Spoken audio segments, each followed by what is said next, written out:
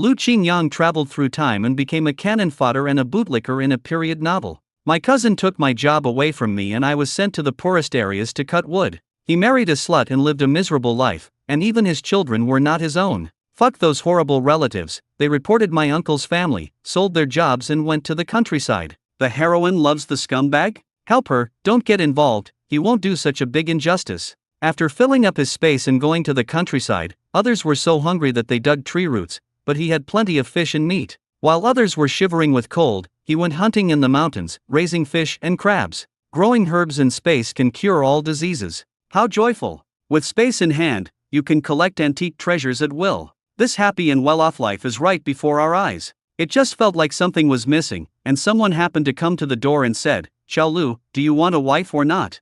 Also known as selling the iron rice bowl in the 1970s, filling up the space and going to the countryside. Brain storage, melon seeds, snacks, and drinks are sold in the front row. Just have fun watching, don't go into details. This is purely fictional and from a fictional era. Qin Jiang's mother ran away a long time ago, and his father is gone too. Look at how desperate he is. I've made the decision. Daji, from now on you will go to work at the National Cotton Mill in place of your cousin.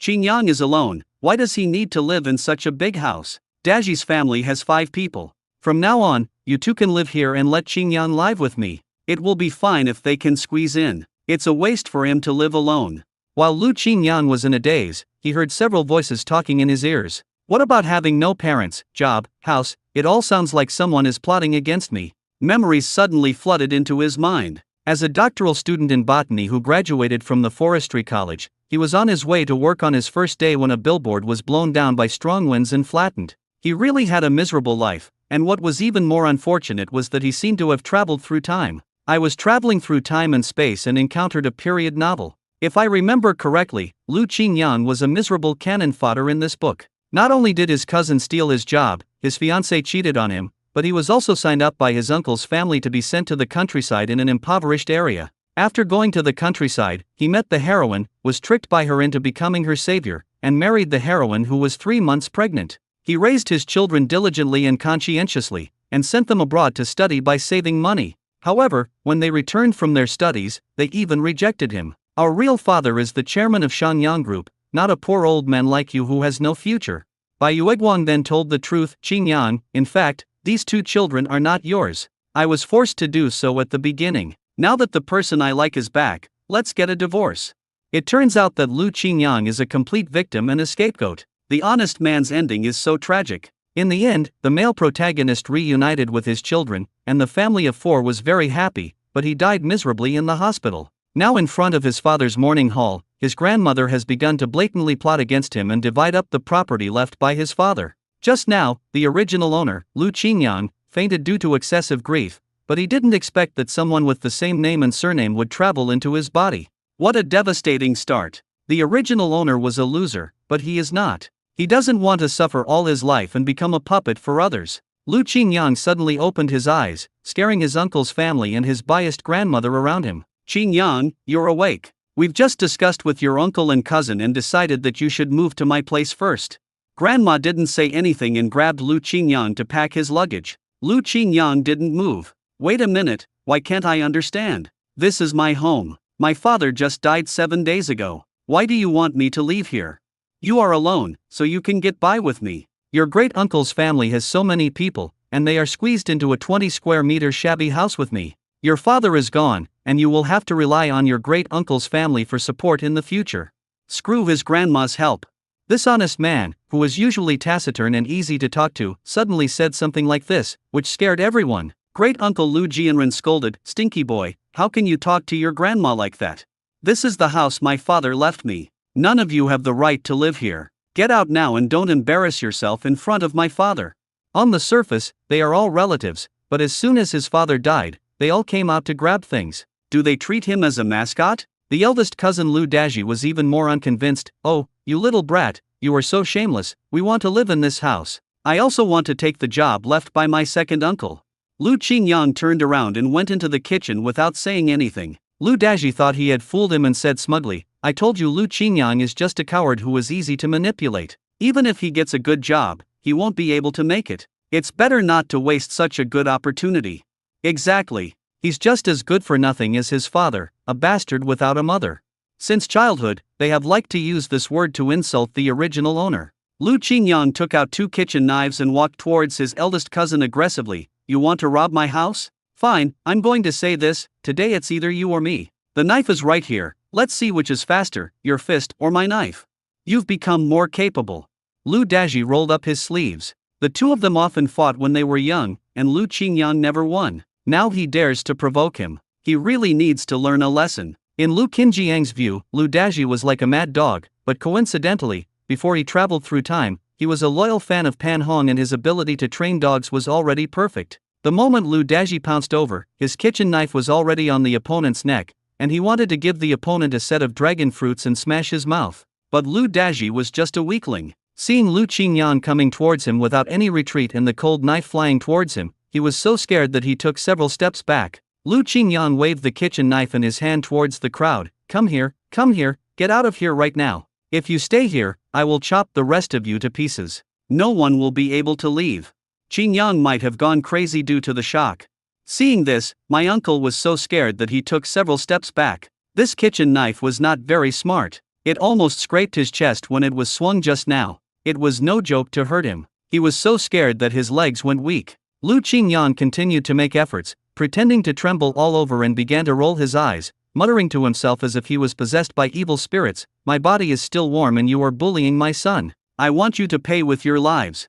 Lu Qingyang is usually an honest person, but he acted so abnormally today. They couldn't think of any other explanation except that he was possessed by a ghost. The eldest uncle was scared. Today is the 7th day after the death of the second son. It's hard to believe that he will come to our house. Let's come back another day. Lu Daji moved cautiously towards the door, saying harshly, Lu Qingyang, just wait and see. Tomorrow I will make you kneel down and beg for my forgiveness. Grandma also stood by and trembled all over, not daring to speak, fearing that Lu Qingyang was possessed by a ghost. Second brother, we are all family. Aren't you partial to your eldest son? Go to your eldest son. Don't bother me, or I'll chop you off. Lu Qingyang raised the kitchen knife. It is because of grandma's favoritism that my uncle's family is so blatant. If you don't have a clear mindset, then don't interfere in his family affairs. When the old woman heard this, she dared not stay any longer and ran away in a hurry. After driving everyone away, Lu Qingyang felt his back was soaked. The original owner neglected exercise. Although he was tall, his physical fitness was not good. It seemed that he needed to strengthen his physique in the future. Lu Qingyang turned around and looked at the tablet of his father Lu Yong, sighed, knelt down and burned some paper money. I'm sorry for taking your son's body. I will definitely avenge your son and take back everything that belongs to him. I will try my best to prevent him from being cuckolded and keep all his property. A gust of cold wind blew over, and a walnut was blown from somewhere and rolled to his feet. Lu Qingyang picked up the walnut, looked at it carefully for a while, and suddenly heard a ding sound. Hello host, your walnut space has been activated and the space has started loading. Lu Qingyang was so scared that he almost threw the walnut in his hand, but he quickly calmed down. Space? If he had space, wouldn't he be able to settle accounts with these relatives? He squatted down and began to study the walnut. It should be an ornamental walnut, which was densely engraved with lifelike patterns and looked quite old. Lu Qingyang rubbed the walnut with his fingers a few times, and suddenly his eyes went dark and he found himself entering a space. A large piece of land appeared in front of me, estimated to be about 6 or 7 acres, but unfortunately it was all wasteland, with no grass growing at all. But it doesn't matter, he has hands and feet, and he will spend time to develop this place in the future. Lu Qingyang heard the sound of gurgling water. He walked closer and found that there was actually a spring.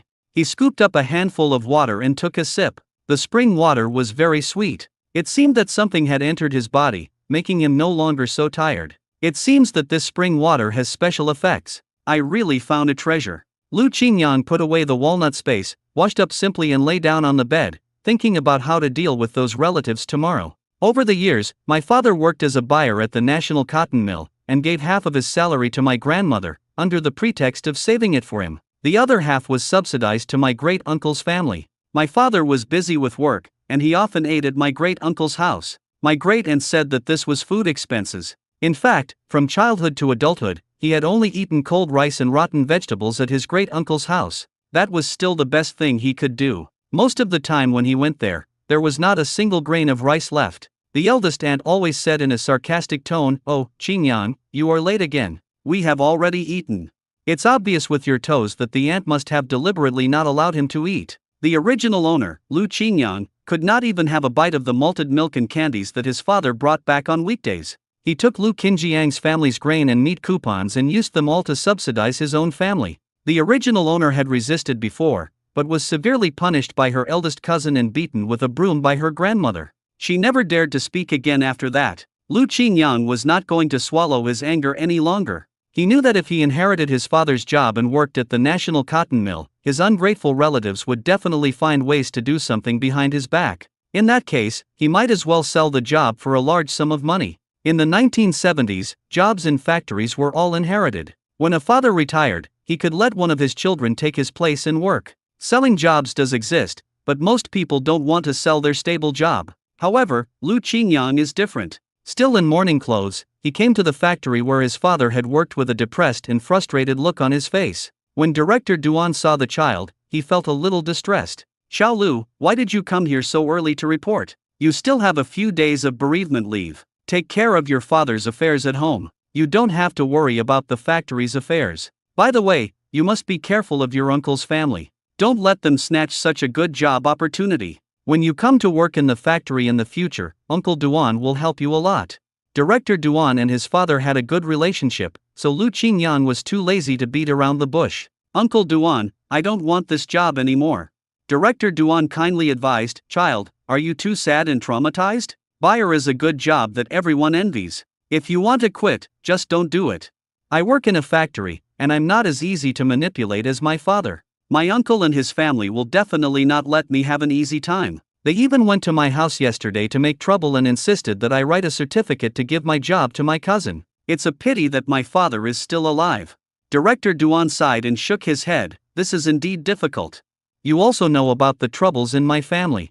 Lu Qingyang wiped his red eyes like a dramatic queen. Don't be sad, Xiao Lu. I'll think of a solution for you. Lu Qingyang didn't come to see Director Duan casually. He knew that Director Duan's nephew was asking him to find a job, but the number of positions in the factory was fixed. Director Duan was worrying about this matter, and Lu Qingyang just happened to come along. But Director Duan couldn't say it directly, so he had to remind him, Xiao Lu, I'll treat you to dinner tonight, and we can talk about this matter. Okay. Thank you, Director Duan. Having settled this matter, he is now ready to find his cheating fiancée and break off the engagement. Before the original owner went to the countryside, his grandmother arranged a marriage for him. The girl was called Tang Li. She was pretty, but had a bad reputation. She was lazy and had a bad temper. This was originally the person my grandmother found for my second cousin Lu Xiaowa, but she discovered that she had bad behavior, and it was not easy to kick her out, so she took the opportunity to introduce her to Lu Qingyang. Tang Li and Lu Xiaowa have similar interests and are attracted to each other, so they have been interacting privately. She often made love in their secret base and teased Lu Qingyang behind their backs. Upon learning that the original owner had lost his job and had to move to the countryside, Tang Li went straight to his house to break off the engagement and humiliated him. What kind of man are you? You can't keep your job, and you can't keep your own woman. I think you are a softie. You don't even dare to touch me. Humph, brother Xiaowa is much more capable than you.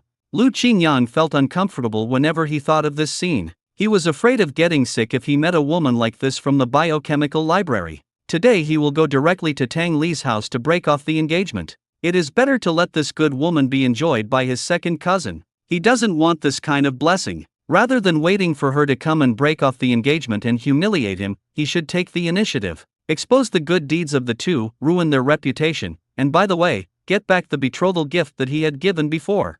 I looked at the time on my watch. In 2 hours, the two of them would go there for their tryst. There was an abandoned granary in the east of the city, and the two men often had sex there for convenience and excitement. It is definitely not enough for him to catch a cheating couple alone, so he should bring a group of people to watch the show. Lu Qingyang had a childhood friend with whom he had a pretty good relationship. Unfortunately, the original owner was blind and believed Tang Li's lies. He didn't believe the friend's explanation at all and thought that the friend had molested Tang Li. In fact, Tang Li tried to seduce Zhou Fang but failed, so she spread rumors that he had molested her. The two broke off their friendship because of this, and they were both very stubborn and never had any contact with each other again. Zhou Fang happened to be on vacation today and did not go to work. As soon as she opened the door, she saw Lu Qingyang squatting at the door. He asked angrily, "What are you doing squatting at my door?" Lu Qingyang said sincerely, let it go, it's my fault, I was blind before and believed Tang Li's nonsense. Zhou Feng turned away and ignored him. Lu Qingyang continued to play the victim. I was wrong. I apologize to you. I shouldn't have quarreled with you. Now I know Tang Li's true face. To show my sincerity, I will take you to the restaurant today. I will treat you to whatever you want to eat. Although Zhou Feng has a sharp tongue, he still remembers their past friendship. You bastard, you finally see the true face of that woman. You seem so sincere. Let's go. Zhou Feng crossed his arms and spoke in a calm tone, but Lu Qingyang knew that he had forgiven him. Zhou Feng knew Lu Qinjiang's current situation and had no intention of letting him treat him. Instead, he took out his own food coupons to pay the bill. Didn't we agree that it's my treat? I don't know your situation yet. You'll treat me next time. Lu Qingyang felt a warm feeling in his heart. Zhou Feng was the only sincere friend around the original owner. It was a pity that this guy didn't cherish him at all. But now it's his turn, and he knows who treats him well. Lu Qingyang exaggerated the story of his second cousin's affair with Tang Li. Zhou Feng was also a person with a hot temper. Damn it, Tang Li is such a bitch. She is too much of a bully. I knew she cheated on me, but I didn't expect that she would not even let your cousin go. So, I have come up with a plan and would like your help.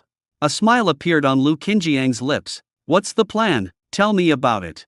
Zhou Feng asked curiously. At this moment, Lu Xiao and Tang Li were working hard on the haystack of the abandoned granary. Tang Li called out, Brother Xiaowu, you are so awesome. Why? Who is better, me or Qingyang? I won't let that wimp touch me. It's disgusting to see him.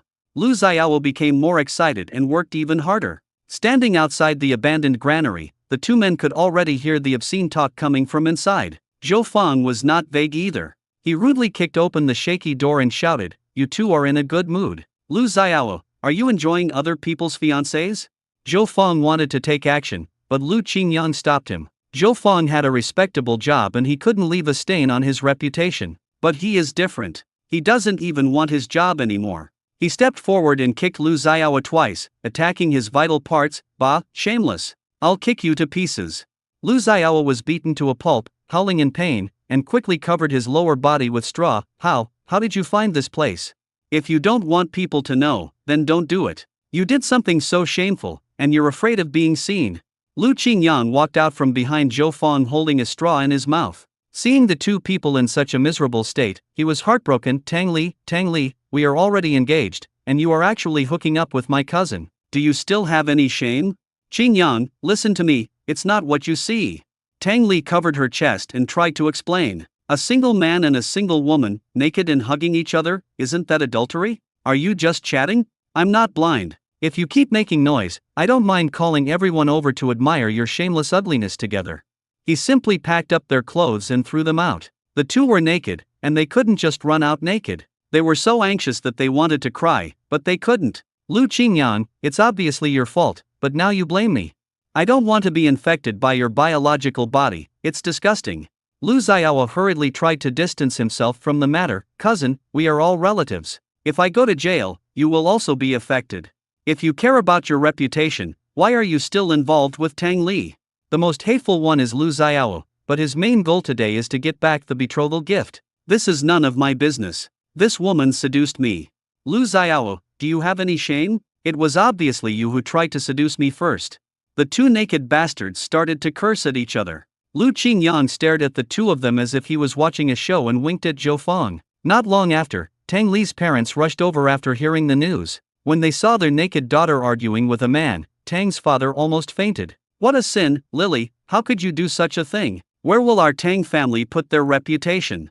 Lu Qingyang said, you have seen it too. I am not the one who wants to cancel the engagement. Your daughter did such a thing with another man. Is it worth me spending so much money to marry her? Do you think I am a cuckold? Tang's mother shook her head and waved her hand to refuse. No, the money has been spent. There is no reason to take back the betrothal gifts that have been given away. The face of an uncivilized savage. Lu Qingyang didn't indulge them either. After all, good people are often bullied. Okay, then I won't pay it back. Then I'll make this matter known to everyone. Tang Li, you can also go to jail for a few years to reform yourself. After saying this, he and Zhou Feng turned around and prepared to leave, muttering, let's go to Tang Li's workplace first to spread the word and let everyone know her true face. Tang Li was scared and begged, Mom, just give the betrothal gifts back to them. You still have the dignity to save. I tell you, we won't give you the betrothal gift, you figure it out yourself. The betrothal money had already been used to subsidize the eldest son, leaving not a penny. Father Tang was not happy. No, if this gets out of hand, my job will be affected. It's just a few hundred yuan of betrothal gift. Return it to him immediately. He has a lucrative job, but women are short-sighted and would rather lose the watermelon than the sesame seeds. Xiao Lu, don't leave yet, come back with me, I will return the betrothal gift to you. We can't be relatives now, and we don't want to make things so awkward. Uncle Tang, you are still far-sighted. He knew that Tang's father valued his reputation the most and was afraid of losing his good job, so he used this trick to get the betrothal gift back. Mother Tang helped her daughter put on her clothes with disdain, leaving only the naked Lu Xiao hiding in the haystack. Cousin, my clothes. Lu Xiao, you better find a way to go back by yourself. I can't control you.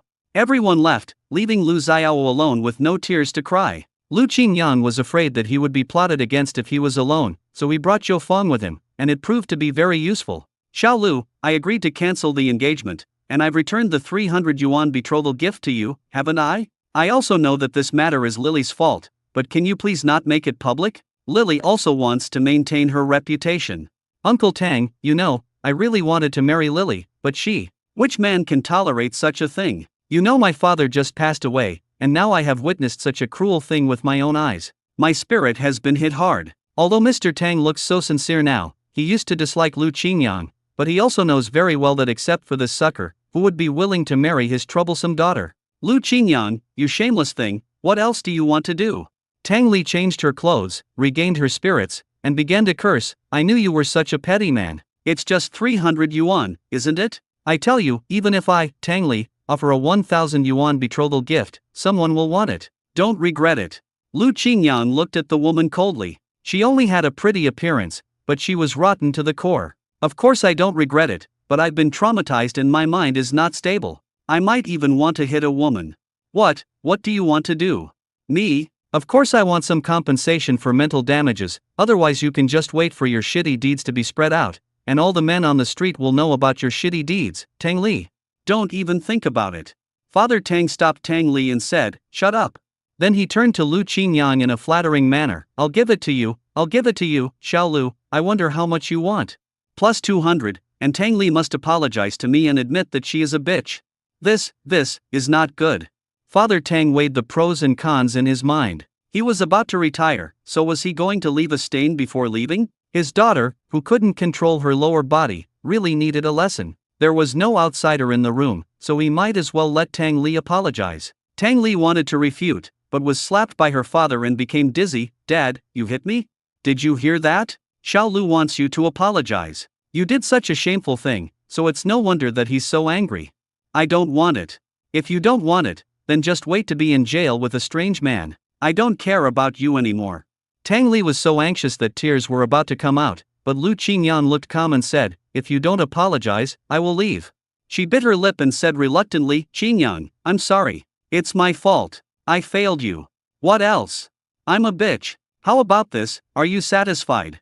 Lu Qingyang would naturally not be satisfied, mainly because he wanted to see her feeling ashamed. Tang Li's face turned red and she didn't dare to look at Lu Qingyang again. I'm telling you, Tang Li, I don't even want a slut like you to pay me. The two received the money and apology, and naturally left the Tang family. Tang Li felt extremely humiliated and complained, Dad, I am your daughter, and you are still helping that loser. Father Tang shouted angrily, don't you see what good things you have done? If you hadn't cheated on me, I wouldn't have to beg him so humbly. You're a waste of money, useless thing. Get back to your room.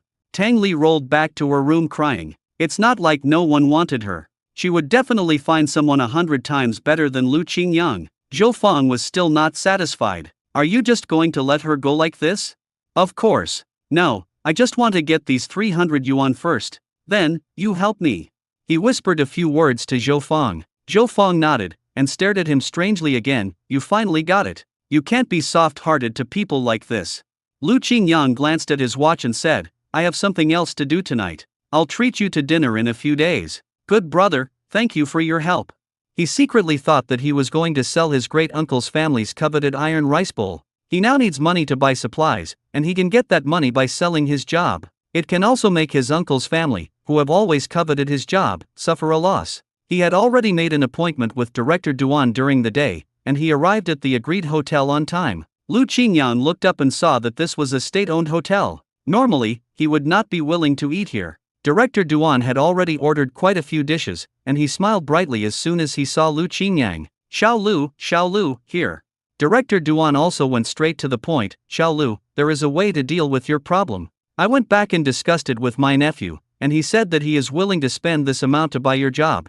He held up 5 fingers. Lu Qingyang put down his chopsticks and said in embarrassment, Director Duan, I know you mean well, but I won't sell my job. I've thought about it carefully. If I don't have a job, how will I make a living? It's hard to find a wife. This is a state-owned factory. Many people are trying their best to get in. That won't do. Doesn't your cousin want to steal your job? You can't handle their whole family by yourself. Director Duan, this family is really shameless. Can you handle them? Director Duan cleared his throat and said, Ahem, don't worry about it. Since my nephew wants to buy your job, he will naturally have a way. Lu Qingyang also made some inquiries and found out that Director Duan's nephew was actually a scoundrel that no one dared to mess with. His family conditions were not bad. He had 3 brothers and sisters, but he was the only one without a decent job, so he asked Director Duan for help. If he helped, he would definitely get some benefits. Lu Qingyang lowered his head, sighed, and seemed to be in a dilemma. Director Duan was afraid that he would suddenly change his mind. Xiao Lu, don't even think about it. I'll give you another 100. What do you think? Lu Qingyang suddenly stood up and said, Director Duan, please pretend that I never said anything about this matter today. I apologize to you. Actually, I met my friend today, and his brother is still eating white rice at home. He is willing to spend this amount to buy my job. He gestured to 7. Director Duan thought that his nephew's family gave him 1,000 yuan to buy a job, so it wouldn't be a problem for him to add another 200 yuan, otherwise today's work would be in vain. Then I'll make the decision. I'll give you 800 yuan, plus 30 kilograms of food coupons. Don't worry about it. Your great-uncle's family is too much for ordinary people to handle. I've watched you grow up, so how could I cheat you? Your father's life was so hard, do you want to follow in his footsteps? Besides, you don't know the ins and outs of this. Even if you don't want this job, it will take a lot of effort to arrange for someone to go in. Your friend doesn't have any connections. There's no other way. Just listen to me. Lu Qingyang seemed to be making the final decision, but no buts, I will personally give you another 20 kilograms of food coupons, which can be regarded as my concern for you as an elder. Lu Qingyang lowered his head, looking grateful and crying, Thank you, Director Duan, thank you for thinking about me. He knew that Director Duan must have some money to gain, otherwise why would he bother to help out? Who would be willing to do something that has no benefits? What he said just now was half true and half false. He had been talking about retreating in order to advance for a long time. Now he has gained a few hundred more. Both of them got the advantage and are very happy. As soon as Director Duan left, he retracted his previous expression and relaxed. Acting was a little tiring. I returned 300 yuan as a betrothal gift and received 200 yuan in compensation, plus the 800 yuan I earned from selling my job, plus the 20 or so yuan I had on me, totaling 1,326.32 yuan. Tomorrow he will go to the supply and marketing cooperative to buy some supplies and prepare to go to the countryside. On the 3rd day after his father's death, his uncle and his family signed him up to go to Daanling, Heilongjiang province to work in the countryside. Calculating the time, he would be leaving in 7 days. Since his uncle could sign him up to go to the countryside, he could also. Well, even if I die,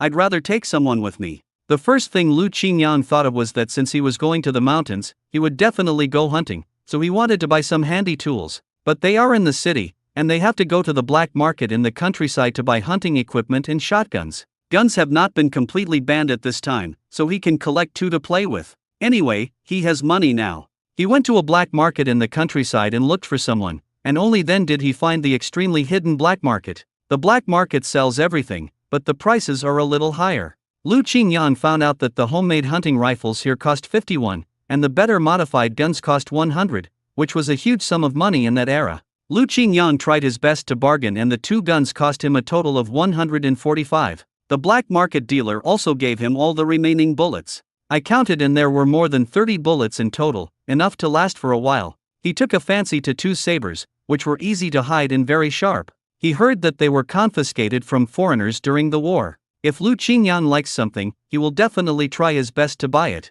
I also bought some fishing lines, fish hooks and other things, but the supplies on the black market were limited and some things were not available, so I had to make them myself when the time came. Fortunately, he also likes to watch some videos about survival in the wild and knows how to make these simple traps. I bought some things on the black market that were not available at the supply and marketing station. Early the next morning, Lu Qingyang came to the supply and marketing cooperative. Looking left and right, the things sold here are definitely not as many as those in their time. But now that I have money in my pocket, I can't treat myself badly. Buy some malted milk, cookies, peach cakes, orange soda, and items that are easy to store. I stocked up on firewood, rice, oil, salt, sauce, vinegar, tea, various spices, and seasonings with a longer shelf life. After all, the food coupons I had could only be used locally and would not be useful in Bayern Commune, so I might as well exchange them all. I also added some pork, chicken, and duck eggs and pickled them so that they can be stored for a longer time. If you stock up too much, the food will go bad easily.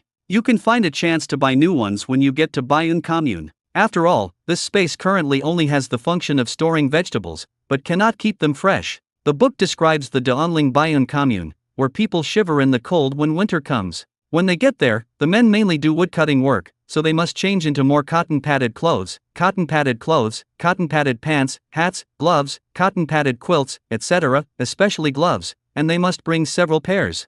In Bayern Commune, people had to rely on shivering to keep warm. Firewood was not easy to burn, so they had to go down to the fields to pick it up and buy some charcoal to keep warm. Lu Qingyang scanned it again and saw a lot of milk candies and fruit candies. "Salesman, please help me pack some candies, all kinds of candies." "Why, young man, is there a wedding at home? Why buy so much candy?" Lu Qingyang thought about it and realized, of course, he was about to get rid of this awful family. Isn't that a happy event? Almost. He also exchanged them for some good cigarettes and good wine. Even if he didn't drink them himself, he could keep them to build good relations. I also bought a few boxes of clam oil and snow cream. If I get frostbite easily, I can apply some of them. I also bought them to appease the little girl. The food, drinks, and daily necessities are all prepared, and you also need to prepare some tools, buy some vegetables and rice seeds, and try to see if you can grow them in the space. After spending a day on purchasing, he specially selected a place in the space to store the purchased materials. With these, he would not be afraid of starving even if he went to a place with the worst environment. Lu Qingyang tried to open up a piece of wasteland and sprinkled some seeds on it. Now it depends on whether these seeds can be planted successfully. After finishing all these, I looked at the time and it was already past 3 in the afternoon, so it was a good time for me to go to the neighborhood committee. Now the neighborhood committee is mobilizing young people to go to the countryside and has set up a table in front of the committee door to hold a mobilization meeting. On the red spokes are written striking characters: "The countryside is a vast world and young people have great potential to achieve great things." Several aunties and uncles from the neighborhood committee are working hard to promote the product. As soon as Lu Qingyang approached, he was pulled over by an old lady from the neighborhood committee. "Young man, I saw you wandering around here for a few times. Are you interested in signing up to go to the countryside?" "Yes, of course I am interested. I also want to contribute to the construction of our motherland." "What's your name? How many people are there in your family? I'll sign you up. We happen to be short of people." Lu Qingyang rolled his eyes, then shouted at the top of his voice, "My name is Lu Daji. There are 5 people in my family. I want to go to the mountainous area to make some contributions. Auntie, please find me the poorest place." The neighborhood committee lady smiled and patted him on the shoulder. "You are a young man with a very high level of thinking. Our country needs young people with vision like you." Lu Qingyang knew clearly that the poorest and most miserable place was Bayern Commune. Since his uncle's family wanted to send him there to suffer, he would drag his eldest cousin Lu Daji along. "Don't you want him to suffer? Then he will take Lu Daji to the countryside and torture him." Lu Qingyang took out the household registration booklet, thinking back to the time when, in order for Lu Daji to inherit his father's house and job, his grandmother shamelessly put Lu Daji on Lu Qingyang's household registration booklet. "This saves you a lot of trouble. Just sign up directly." After signing up for Lu Daji, Lu Qingyang just returned home and found Lu Jianren and his grandmother waiting at the door. As soon as she saw him, she shouted angrily, "Lu Qingyang, if it weren't for your aunt and I raising you, how could a motherless child like you grow up like this? Tell me, what have you done? How did our Xiao offend you that you have to do this to him?" "Uncle, I was just looking for you to talk, but you came first. My second cousin actually slept with my fiancée." "Listen, is this reasonable? How could it be possible for a cousin to steal his cousin's wife? And I caught it. I was so depressed. Before my father died, he specifically told me not to observe a 3-year mourning period and to bring my wife home as soon as possible. Who would have thought that Xiao Wu would do such a thing? Who can I turn to for justice? As if things weren't lively enough, Lu Qingyang deliberately raised his voice. With this shout, the neighbors around him could hear the noise. What's going on? Didn't you hear that Qin Jiang's second cousin and his fiancée did something? Then how dare his uncle come to visit? Qingyang is so miserable. He just lost his father and now he has to deal with this kind of thing. Anyway, Lu Jianren was not afraid of being embarrassed, and he was even less afraid. He just wanted to make it known to everyone and ruin their reputation. He also asked Zhou Fang to find some friends to spread the news. Before, I only promised Tang Li's father not to talk about Tang Li's affairs, but I didn't say that he was not allowed to talk about Lu Xiao's affairs. As for what these people say, he can't control what others say. Lu Jianren raised his hand high in the air. You little brat, Xiao Wu has been taken away for investigation. Why don't you go and help him explain clearly? How could he do such a thing? Lu Qingyang couldn't help but laugh. Uncle, are you asking for help? Why do I feel like you are ordering me? For the sake of his second son, Lu Jianren had to lower his posture. Qingyang, we are all family, and we should not have different opinions. Please help your brother. I can help you, but I have a condition. Part of his father's salary was saved for his grandmother, and now he wants to take the money back. I want to get back the money my father deposited with my grandmother. Lu Jianren's heart skipped a beat. How could the old woman have any money? He had taken it all away. Why did he suddenly think of this? He lowered his head guiltily and stammered, This, I don't know either. The money is all kept by your grandma.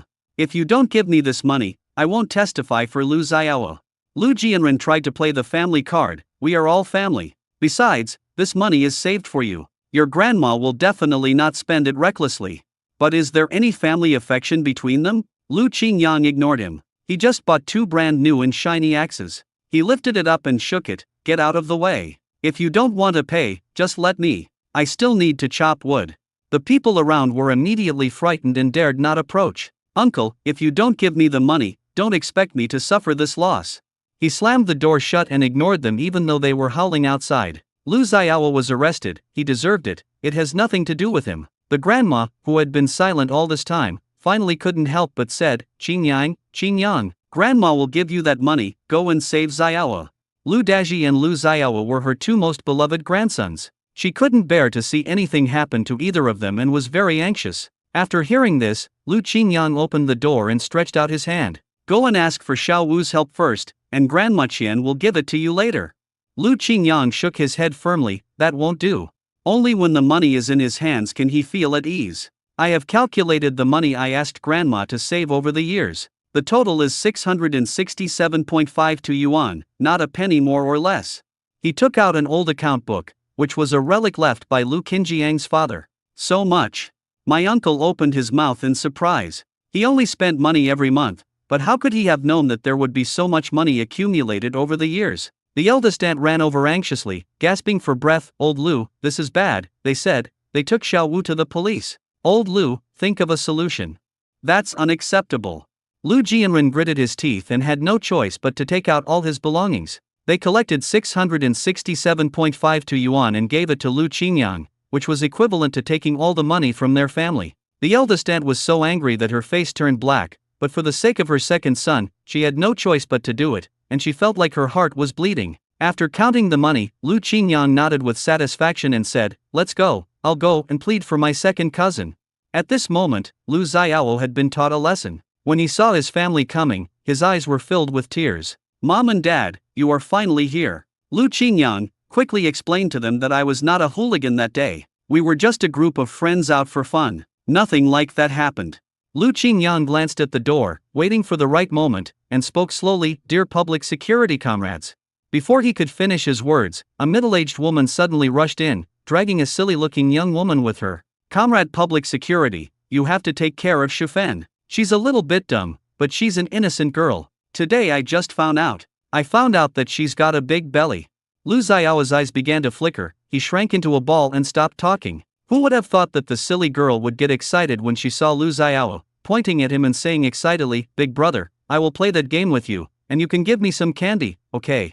After saying that, she was about to lift up her skirt, but Lu Qingyang stopped her. When Shufen's mother saw this scene, her face turned black. You still say it's not that beast Lu Xiao? Fine, I'll be your good neighbor. your son bullied my daughter. God damn it, I'm going to fight you to the death. Everyone reacted immediately and realized that Lu Xiao didn't even let fools go. Shufen's mother rushed forward yelling, and if the police hadn't stopped her, Lu Xiao would have been severely beaten. I didn't touch your daughter. I don't want a crazy woman. I don't like a slut. I don't like a virgin. I want any woman. Lu Xiao suddenly realized that he had said something wrong again. No, I mean. Shufen's mother no longer wanted to listen to his explanation. Comrade, why are you listening to him? You have to make the decision for my daughter. There was chaos inside, and Lu Qingyang took the opportunity to slip out. He had already clarified the situation according to his uncle's wishes. It's just a pity that it's no use clarifying it now. Lu Xiao has made other mistakes again. Now that things have become like this, even gods can't help him. He had traveled through time, so naturally he knew everything about this kind of thing clearly in advance. Lu Xiao usually likes to mess around with women. He deceived a mentally retarded woman and even got her pregnant. He deserved to be arrested and interrogated. Lu Qingyang was in a good mood. Not only did he get his father's salary back today, but he also saw Lu Xiao get into trouble with his own eyes. He should celebrate. I bought some delicious dishes and carried a bottle of wine waiting for Zhou to get off work. Lu Qingyang asked Zhou Fang to report this matter, and Zhou Fang was commended by the institute for it. Thank you, Zhou Fang. Why are you being so polite? Is what Lu Xiao did humane? He deserves it. He should be arrested. Come on, I'll treat you to a good meal. The two of them ate and chatted, and Zhou Fang asked worriedly, Qingyang, I heard that you are going to the countryside. Life in Baiyun commune is not easy there. You are well informed, but you don't have to worry about me. Instead, you. The original owner's good brother was later framed and not only lost his job but also missed a good marriage. This time he had to be reminded. If someone in your office wants to switch shifts with you the day after tomorrow, you must not agree to it. Why do you say that? You will know when the time comes. Remember, you must stay in the station. Lu Qingyang said mysteriously. The director's daughter was originally interested in Zhou Fang, but the second male lead in the book deliberately switched shifts with Zhou Fang and sent Zhou Fang away. Such a good marriage was snatched away by the second male lead. The second male lead has been promoted with the help of the director's connections, and this time he can't let others take advantage of him for nothing. He has given enough reminders, now it all depends on how Zhou Fang performs. Oh, okay.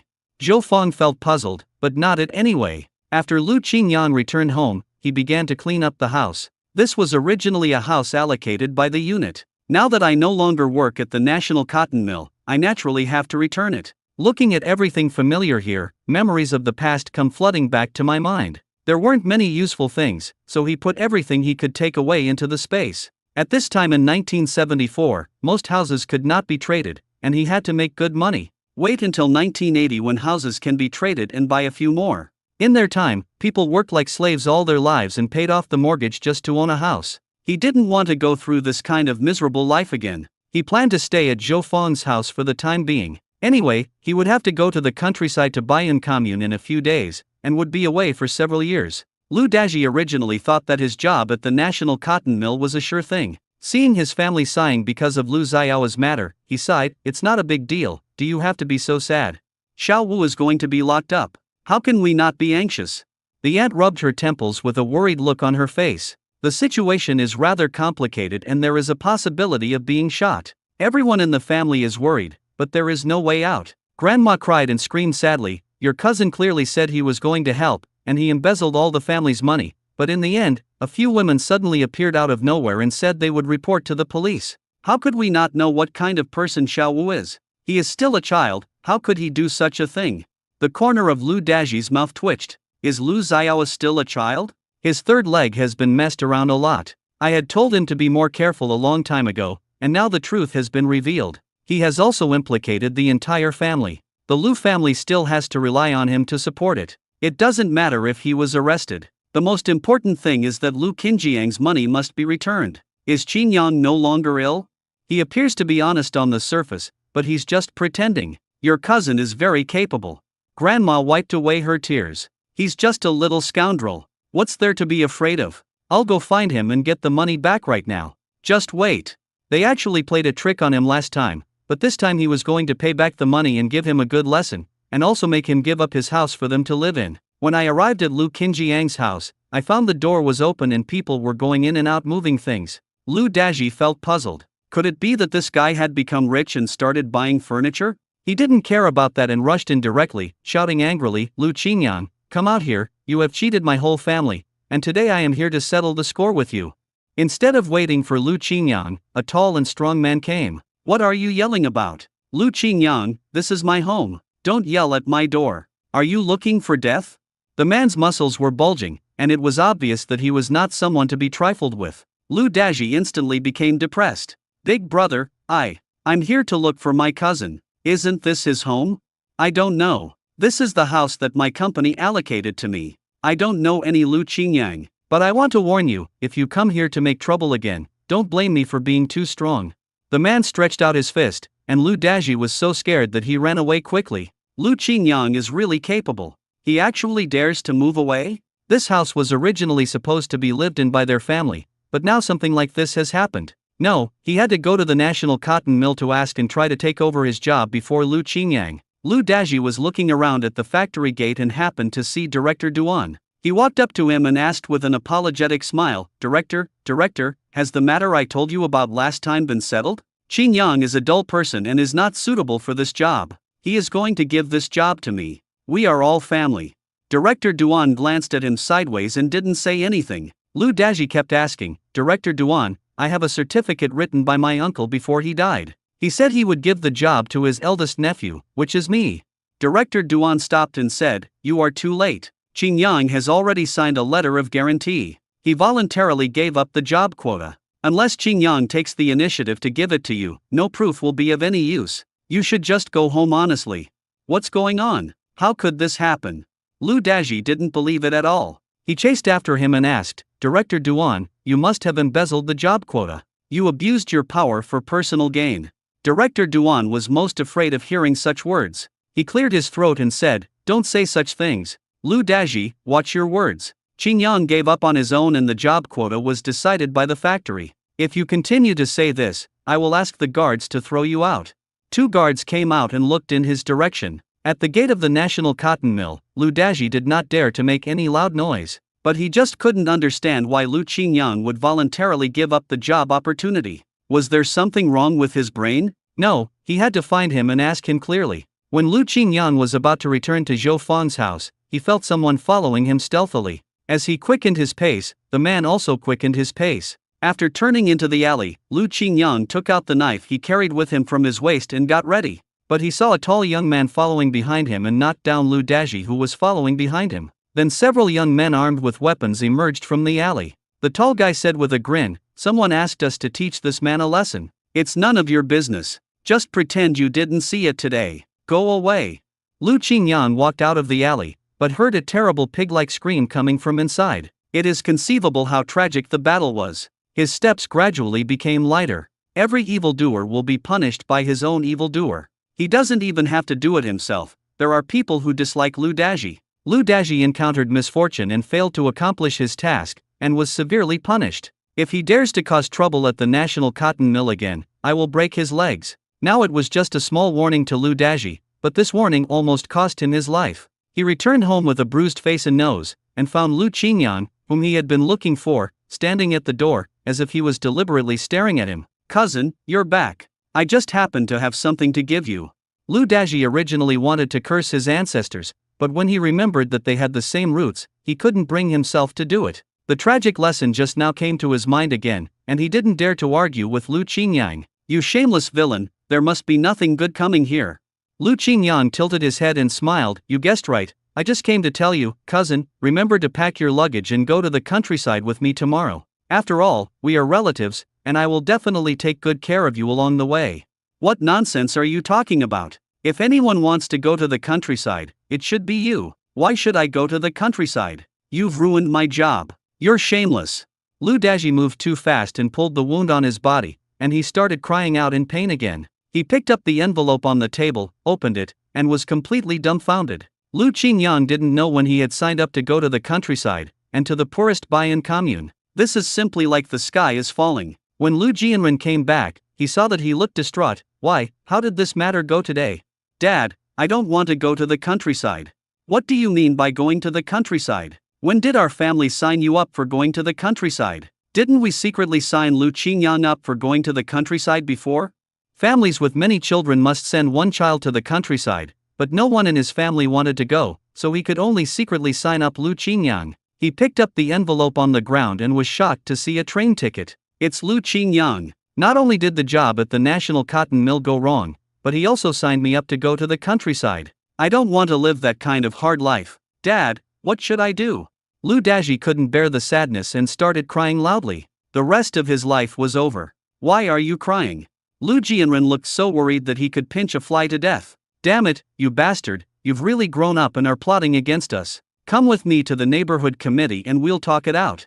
How could he bear to let his two sons go? One was about to go to jail and the other was going to work in the countryside. Lu Xiaoshuang on the side snorted coldly. Dad, I advise you to give up, because of my second brother's matter. My original good marriage has been ruined. Now if my eldest brother doesn't go to the countryside, think about how everyone will look at our family. Besides, can you avoid going to the countryside by talking or making connections? I think you should not embarrass yourself by going there. Dad, don't ruin your own work.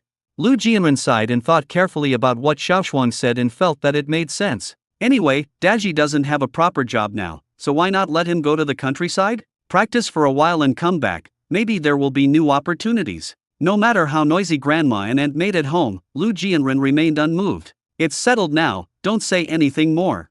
It's a complete loss of both the wife and the army. I'm covered in injuries and haven't had time to prepare yet. I have to take a long and tiring train ride tomorrow. My aunt picked up the envelope and muttered, "Where are the food coupons inside? Don't we need to subsidize food coupons and cloth coupons when we go to the countryside?" Lu Daji looked puzzled. I don't know. But he soon realized, fuck Lu Qingyang, he must have taken it away. At that time, I was just feeling uncomfortable and didn't think about this matter at all. What do you think your nephew is up to? He has swindled all our money away and now he doesn't even have any food coupons or cloth coupons left for Dezhuang. I have such a miserable life. Grandma was also looking worried and wanted to go talk to Lu Qingyang. Lu Daji cried, Grandma, please don't make trouble. Someone else has moved into that house. I don't know where that damn Lu Qingyang has gone. I can't find him at all. My beating must be related to that incident. Why would someone change? I don't know what that bastard did behind the scenes. He gave up his job at the National Cotton Mill, so naturally he won't be able to live in the house that was allocated to him by the mill. Grandma staggered to her seat, looking frustrated. I originally wanted to get some benefits, but I didn't expect that not only did I not get any benefits, but I also lost my eldest grandson. It's really bad luck. Lu Qingyang was humming a little tune and carrying a bottle of liquor, when he saw Zhou Fang coming back with a happy face. Lu Qingyang teased, "What's that expression? Are you horny? What are you talking about? Someone asked me to change my shift before, but I didn't agree. Today, a good thing happened. Our director's daughter accidentally sprained her foot when she came to the institute to deliver something. I carried her to the clinic." Zhou Fang said halfway, with a silly smile on his face. "She smells so good and soft. To express her gratitude, she said, to treat me to dinner." Hee hee, Qingyang is thanks to you, but how did you know this? Don't be unbelieving. It was my dead father who told me this in my dream. I thought you were my good brother, so I had to remind you not to miss this good marriage. Zhou Fang touched his head and said, "Is this true? Whether it's true or not, do you think it helped you?" I helped. Zhou Fang turned around and took out some food coupons and money from the cabinet. You are going to the countryside tomorrow. I give you these. You will have a hard life wherever you go. You will definitely need these. Lu Qingyang waved his hand. No, I have money. You know I will get the betrothal gift back, and the money my father saved with Grandma will also be returned. This money is enough. As for you, you will get married in the future, so save it for yourself. You take it. I said no.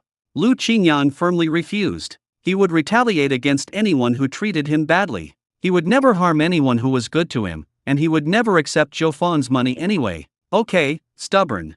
The two of them drank until they were completely drunk, and Zhou Fang was already lying on the bed, snoring. Lu Qingyang pretended to be drunk. He took out the hidden walnuts and entered the space. Only then did he find that the seeds he had sown a few days ago had already sprouted green sprouts. It seems that this piece of land can really be used to grow vegetables, and he walked around happily. The planting has already begun. Rice will be planted on this piece of land, wheat on that piece of land, and vegetables on that piece of land. Once the crops are planted, this space will become like a paradise. If you build a house and live here, it would be very comfortable. Lu Qingyang drank a few more sips of the spiritual spring water, and the drowsy feeling after being drunk disappeared immediately. He has been drinking it consistently these past few days and feels that his previously weak body has improved to a certain extent. Long-term drinking will definitely have unexpected effects. After working for a while, he came out of the space and was so tired that he fell asleep.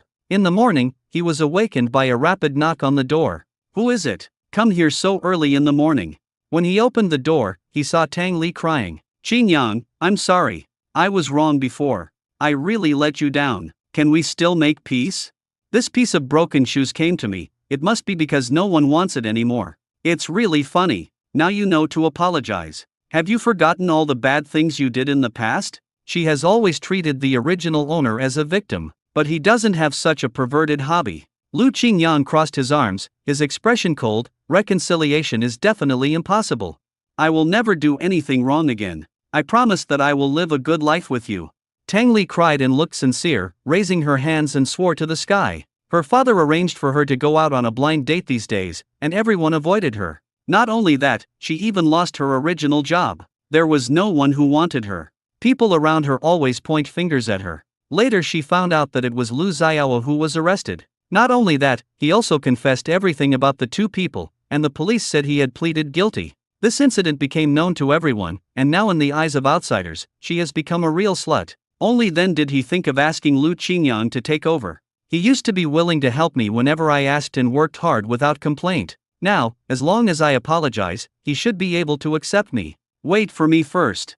Lu Qingyang touched his chin, turned around, and asked her to wait and not move. A raging fire burned in Tang Li's heart. Sure enough, her guess was correct. Lu Qingyang was going to forgive her. It was worth it that she waited for 2 days before finding him in Zhou Fang's place. Who would have thought that Lu Qingyang would take the foot-washing water that he had not had time to pour out last night and pour it directly onto Tang Li? Tang Li, open your eyes and look at yourself. You are a slut who only deserves to drink foot-washing water. Go where it's cooler. No one wants you, so you come to me, an honest man, to take over? You don't mind being dirty, but I'm afraid of getting a dirty disease. Get out of here, I'm disgusted by your dirty eyes even standing at the door. You regret it now. You will suffer in the future. Lu Qingyang kept cursing at him, and Tang Li felt so ashamed that she had no power to fight back. She covered her face and ran away. You kid, at least you didn't do anything stupid. Zhou Fang patted his shoulder and praised him sincerely. I never thought Lu Qingyang was so tough before. He finally has some brains. How can one make the same mistake again? There was no way the core had already been changed, and he didn't want this woman to stab him in the back. In order to prevent Tang Li from living too well, he also reported her father for embezzling food, so that she would have a hard time in the future. As for his uncle's family, he would not let them have an easy time either. My uncle works in a steel factory. Recently, he often finds that the scrap metal in the factory has disappeared. As soon as he left here, he asked Zhou Fang to deliver the letter of complaint to the steel plant on his behalf. In any case, my uncle's family will suffer. After packing his few belongings and taking his bedding, he took his train ticket and prepared to go to the train station. As soon as he arrived at the train station, he found many young people of about his age were reluctantly saying goodbye to their families. Lu Qingyang had no real relatives anymore. Only Zhou Fang waved goodbye to him and bought him a bag of oranges to eat on the road. But the more Lu Qingyang thought about it, the more awkward he felt. This situation seemed familiar, as if he had been taken advantage of. Outside the green train, a familiar family appeared. Lu Daji had a sad face and was sent to the train by Lu Jianren and others. Dad, I really don't want to go. Now that the time has come, you still dare to say such things. Remember, behave well. If they escape back, their whole family will be implicated. People with armbands are not to be trifled with. Lu Daji wanted to escape, but was barely forced onto the train by Lu Jianren. I'm telling you, if you dare to escape, I won't acknowledge you as my son. Lu Jianren is a selfish person and always puts himself first in everything. With so many eyes watching, he didn't want his son to be embarrassed. Following behind him were the crying grandmother and aunt. Grandma didn't even care about his life or death, but she gave Lu Daji a lot of advice. Daji, when you get there, you must work hard and strive to be rated as an outstanding educated youth. Don't be like that ungrateful little bastard with a black heart. Lu Qingyang knew that grandma was referring to him, and muttered to himself that his father and he had never been unfilial, and if anyone were to talk about ungrateful people, his grandma was more like a biased ungrateful person. Is his father not his biological father? They do look alike. Grandma gave birth to several children, but his father was the most miserable. He contributed his whole life and died of overwork. He did not receive any gratitude from his family, and was even plotted against after his death. I remember that in the original book, old Lu was just a supporting character, but Lu Daji had a good ending. He got a job at the National Cotton Mill, married a beautiful wife, had 3 sons in succession, and was finally promoted to director. After middle age, he cheated on his wife with a female worker, abandoned his wife, and married a young woman. He lived a very carefree life. Lu Xiaowa was not arrested, and the evil things he did were not exposed. He was still a playboy, and thanks to Lu Daji's connections, he became a driver and later started a freight business. There were countless wildflowers outside. When he was tired of playing, he found a girl from an honest family to take over his business and they lived a stable and well-off life. Instead, it was the original owner, that is, himself, who had the most miserable life. After 6 months of marriage, he returned with his wife who was 9 months pregnant. This daughter-in-law is a person with high expectations but poor skills. She is arrogant and unwilling to do any housework. She feels that she has married down by marrying Lu Qingyang, and she also despises him for being incompetent. Lu Qingyang has to go to work, do housework when he comes home, and help take care of 2 children who are not his own when he has free time. He has to look to her for directions in everything, and he can't help her at all. He makes a lot of sarcastic remarks and is good at smoothing things over. His grandmother at home was never interested in him as a grandson. Instead, she despised him and called him a bastard all day long. Lu Qingyang felt that there must be something fishy going on. But now, his uncle's family will have no good days in the future, and he smiled gloatingly. When Lu Daji got on the train, he saw his most hated cousin at first sight. Lu Qingyang, you bastard, I'm not done with you. Just as Lu Daji was about to rush to Lu Qingyang, he was tripped by other educated youth and fell flat on his face. Lu Qingyang held back his laughter and quickly took the opportunity to slip into another carriage. Lu Daji is a noisy guy with brute force but no brains. There is no point in arguing with him, and he didn't want to cause any trouble on the train. He glanced and found a very beautiful female educated youth sitting not far away. Her beauty is the kind that makes people's eyes bright and unforgettable. Fair skin and a delicate and upright small nose are perfectly set in the center of the beautiful face, and the lips are like cherries, red without any makeup. Her long black hair was tied into 2 braids and she wore a military green hat. Surrounded by the enthusiastic male educated youth, he nodded reluctantly, looking very aloof. At first glance, it is Jiang Wanwan, the heroine of the original book, otherwise who else could have such outstanding looks? His memory told him that he must stay away from such a woman. Not only does she have the aura of a protagonist, but Lu Qingyang will also be PUA'd by her in the future, becoming a big enemy, being a father, raising children for her, and then being kicked out by them.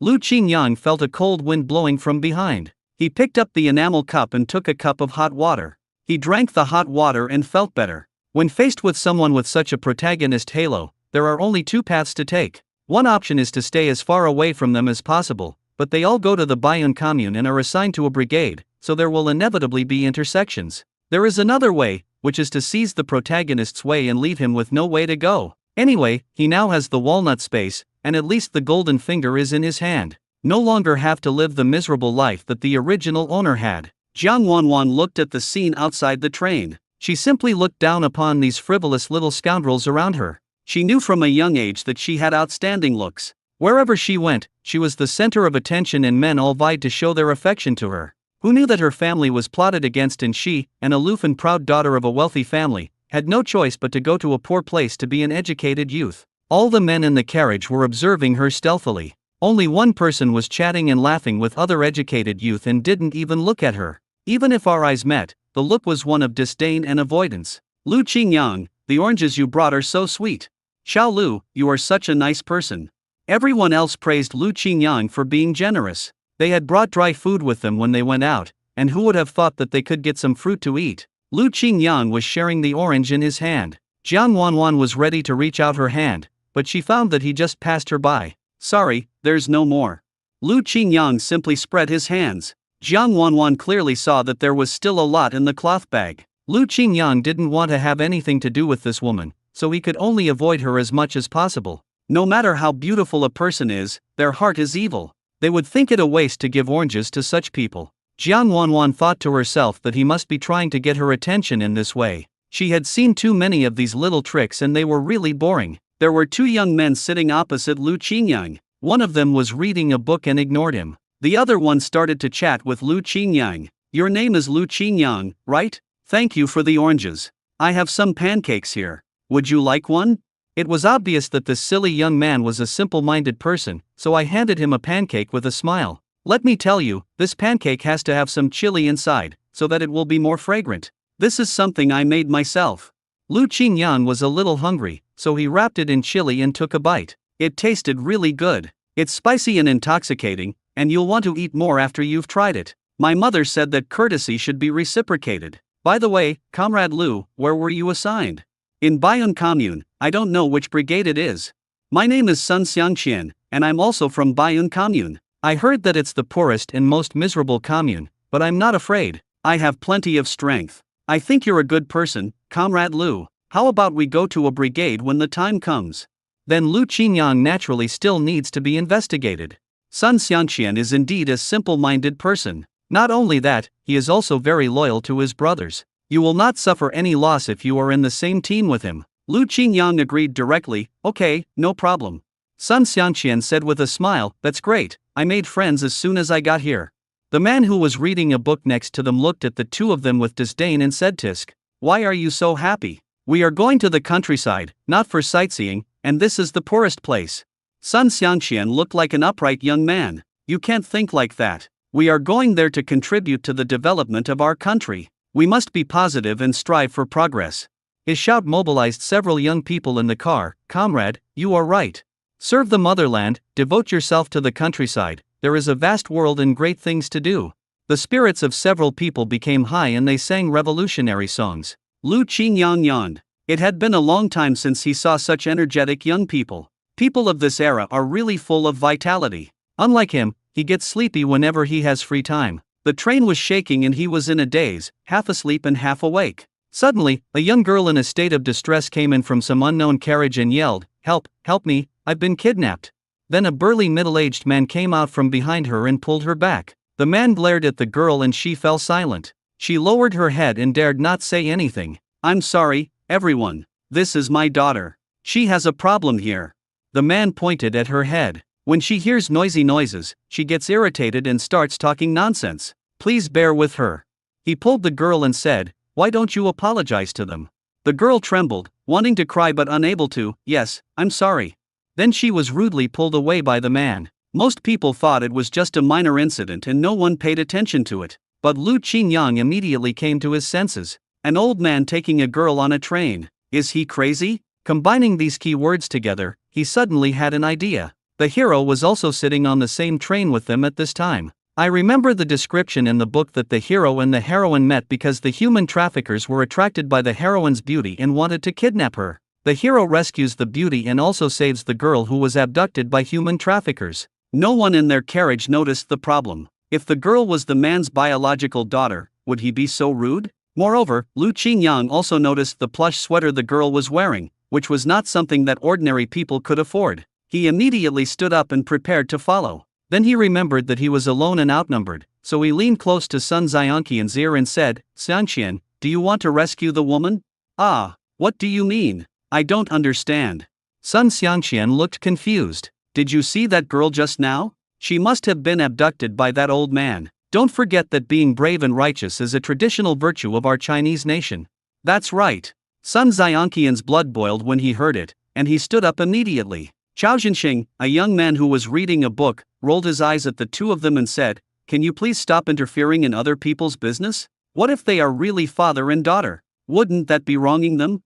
Lu Qingyang was 100% sure that this girl was abducted. The credit for snatching away the male lead is one thing, but the most important thing is that the girl's father is the head of the military region, and he will definitely be of great help in the future. He was determined to grab this ready-made benefit. It is better to kill someone by mistake than to let him go. Xiangqian, who are you listening to?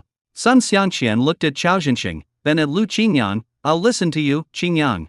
Very good, if you follow him you will have meat to eat, and he will not treat obedient brothers unfairly. The two men had not gone far away and were heading towards the carriage in front. Let's go, follow them.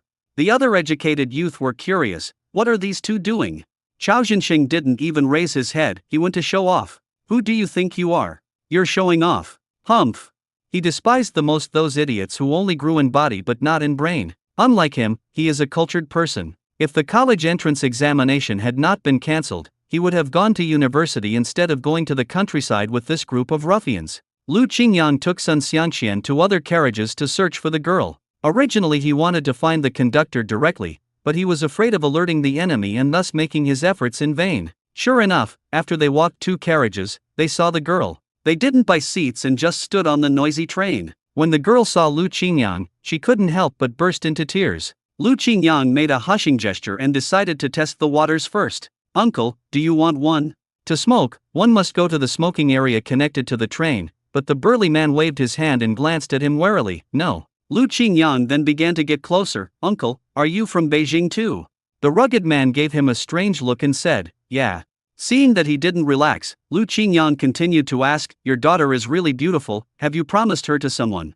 The burly man then became interested. "Why, you like my girl?" "Let me tell you, although she is not smart, there are still many people who like her, but I don't like you."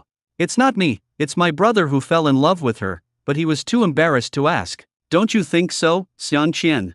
He pulled Sun Xianqian over. Sun nodded forward, "Yes, yes, yes.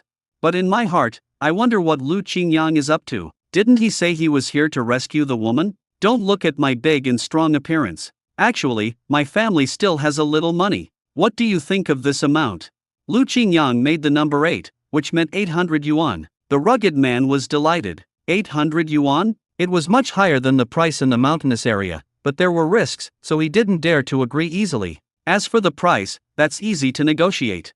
Lu Qingyang had a smile on his face, which immediately lowered the other party's guard. "If we can come to an agreement, this number is not impossible." He opened his pocket and revealed a thick stack of big Unity banknotes. $1,000? The rugged man began to be tempted. "Let me think about it. Is it a chick?" "Definitely a chick." "Do you have a scar on your face?" "I can't tell from your dirty face." The burly man pulled the girl over and said, "She's so beautiful. If you don't believe me, check it out." Lu Qingyang was overjoyed, knowing that the other party had taken the bait. He looked here and there, and asked Sun Xianqian to look him up and down. "Xianqian, look, is this handsome?" The girl had red eyes and looked to be about 18 or 19 years old. Her rosy little face was full of grievances. She had a pretty face and I felt pity for her. Sun Xianqian nodded and said foolishly, "June, June." Lu Qingyang suddenly showed a look of fear and shouted, "Why is the conductor here?" The burly man was startled and looked back. Taking advantage of this opportunity, he pushed the girl directly into Sun Xianqian's arms and said, "Take her away." Lu Qingyang directly blocked the burly man's way. He delayed time just to wait for this opportunity. He raised his foot and kicked the trafficker hard in the stomach, shouting, "Catch the thief, catch the thief." The people on the train suddenly gathered together and there was chaos. The conductor yelled, "Thief, where is the thief?" The trafficker saw that he was exposed, so he stopped hiding and showed a ferocious face. He took out a knife and said, "You lied to me, you little bastard. I will kill you." This kind of desperate criminal is the most terrifying. Once he becomes ruthless, he can directly take people's lives. Lu Qingyang was quick-witted and kicked the knife out of his hand. Together with Sun Xianqian, he came over in time and strangled the trafficker from behind. The two of them worked together to prevent him from continuing his actions. Not only that, several old men nearby heard that there was a thief and also stepped forward to help. The human traffickers obviously didn't expect that the two young men could be so fierce. He was pinned to the ground by several people and couldn't move, still cursing. "What are you doing? You have wrongly accused the wrong person. Anyone can admit their mistakes, but you definitely can't." Two train attendants rushed over, listened to their description, and found forged documents from the traffickers. The rescued girl testified, "Uncle, that man wanted to kidnap me to the mountains and sell me, but these two brothers saved me." The conductor praised him, "Good boy, you did a great job. You have done a great job. This is a wanted kidnapper who is good at disguise. I will send a commendation letter to your commune." "Thank you." Sun Xianqian smiled happily at the praise and scratched his head embarrassedly. The girl stared at the two lifesavers with tears in her eyes. "Thank you, big brothers. I will never forget you. My name is Yun Xiao. If I have the chance, I will definitely repay you." Sun Xianqian was so moved by her crying that he answered like a fool, "My name is Sun Xianqian, and this is my friend Lu Qingyang. We'll meet again next time if we have the chance." Lu Qingyang just responded politely, "It's just a small favor, but you have to be more careful in the future and don't let strangers abduct you." He was waiting for Yun Xiao to say this. He had spent a lot of effort to save the captain's daughter, and he would definitely get benefits in the future. Yunxiao got off the train at the next stop, waved to them reluctantly, and was taken away by the police. After they came back, everyone in the carriage looked at them differently. Chao Jinxing muttered, "A blind cat has caught a dead mouse." Lu Qingyang folded his arms and crossed his legs. Even if it's a blind cat, you have to be lucky to see it. Some people don't even have luck and can only be jealous. What do you mean by that? It doesn't mean anything, Comrade Chao. I'm not talking about you. Don't take it personally. Lu Qingyang lived to be 30 years old in his previous life and had met all kinds of people. It can only be said that Chao Jinsheng was still of a low level. Okay, we are all from the same commune, so stop quarreling and help each other. There are always some peacemakers who come out to mediate the fight, and Lu Qingyang naturally doesn't want to argue anymore. As it was almost time for dinner, some educated youth took out the dry food they had brought from home, including steamed buns, cakes, salted duck eggs, biscuits, etc., and started eating. Lu Qingyang took out a porcelain cup with a lid, which he had prepared last night. As soon as the lid of the porcelain cup was opened, Sun Xianqian came forward and shouted, "This is the first time I see more meat than snow vegetables. Qingyang, can I have a taste?" Lu Qingyang was very generous. "Eat it, don't be polite." His dishes were very rich, including braised pork with pickled mustard greens, green peppers and potatoes, all eaten with white steamed buns. He could eat several in one go. Lu Qingyang ate with relish, which made people around him envious. He really thought it smelled delicious. It turned out that he often ordered takeout and ate pre-prepared meals. The food in this area is, at the very least, all natural and pollution-free, without the addition of technology or hard work. Chao Jinsheng couldn't help but swallow his saliva, but he had just had a conflict with Lu Qingyang, so he didn't dare to talk to him again. Lu Qingyang exchanged the rest with other educated youth for sesame seed cakes, tea eggs, steamed cakes and some other miscellaneous snacks. Chao Jinsheng felt distressed. In this day and age, meat is so precious. How could he exchange it for these? This guy must be a fool. There was never a shortage of people courting Jiang Wanwan. Whenever she took a fancy to any food, a male educated youth would naturally pass it to her. Only Lu Qingyang was noticed by Jiang Wanwan after he caught the human traffickers and received praise.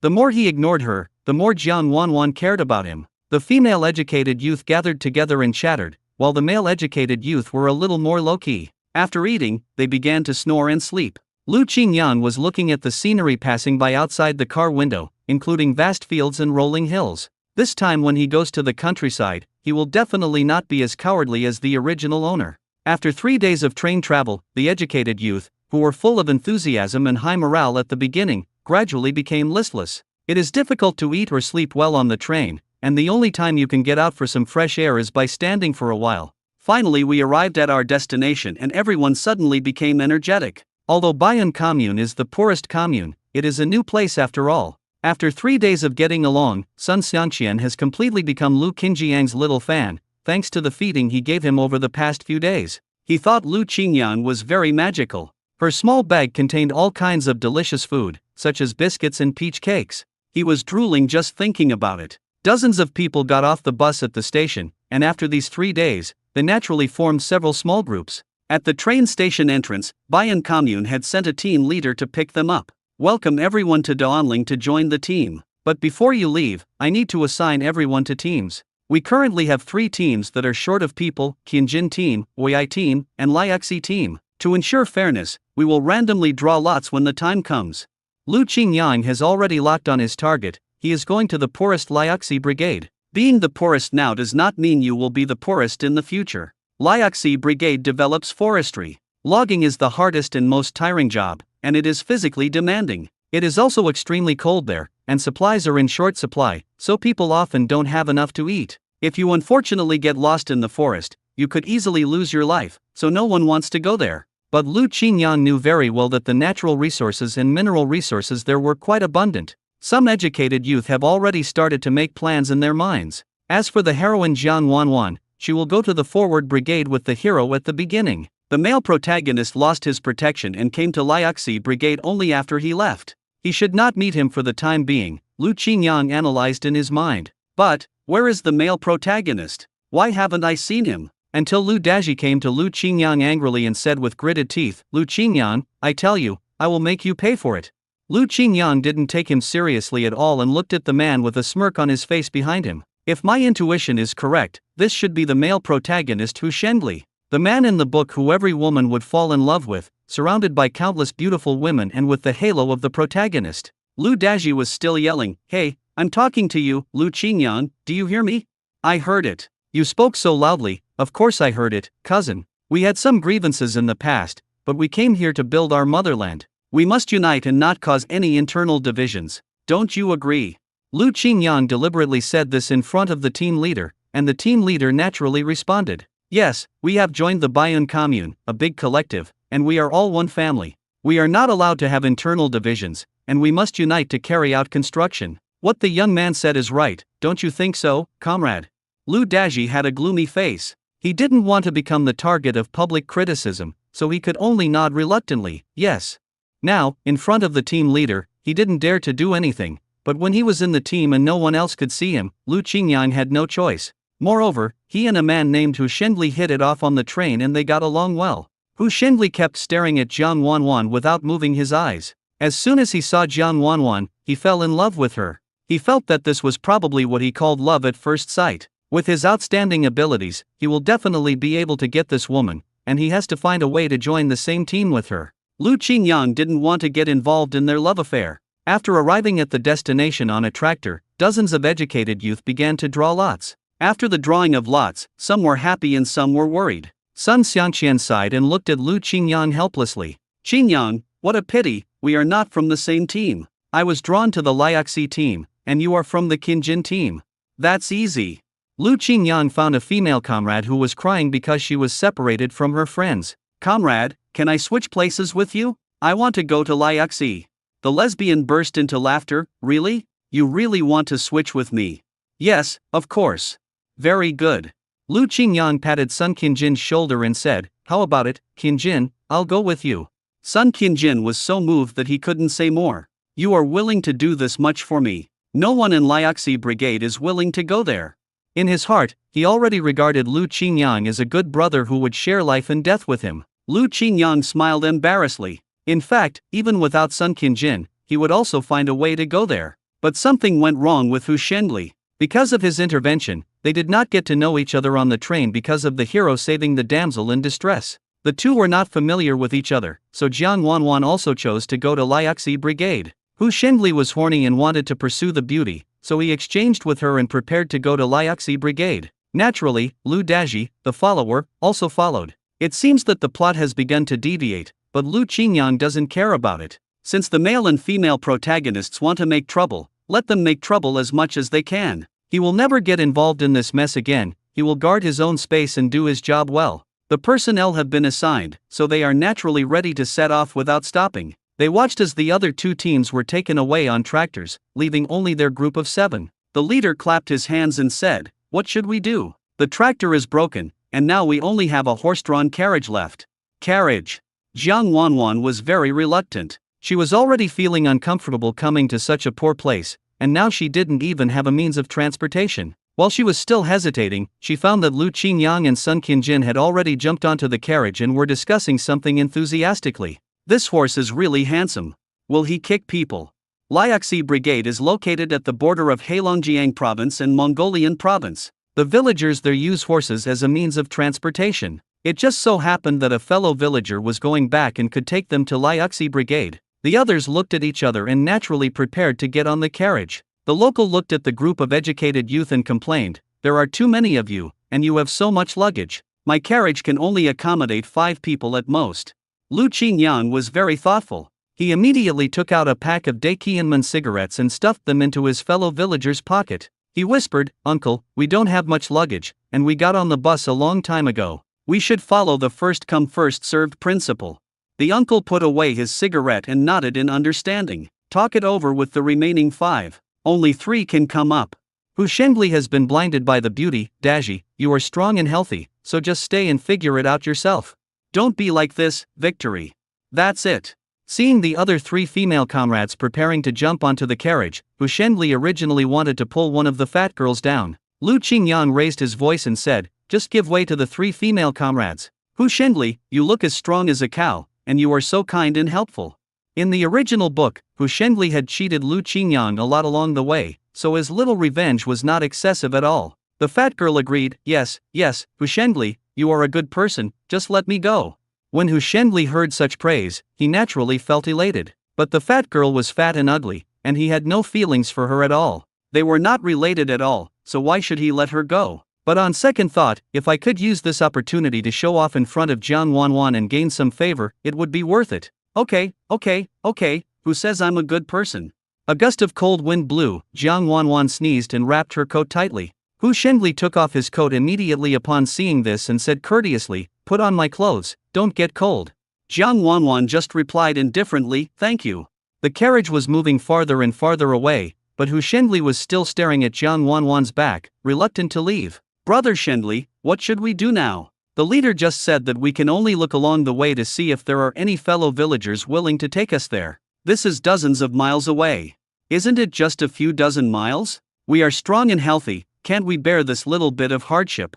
Lu Daji felt his eyes go dark. "We still have so much luggage to carry, and it's getting dark soon. After dark, it will be even colder than it is now."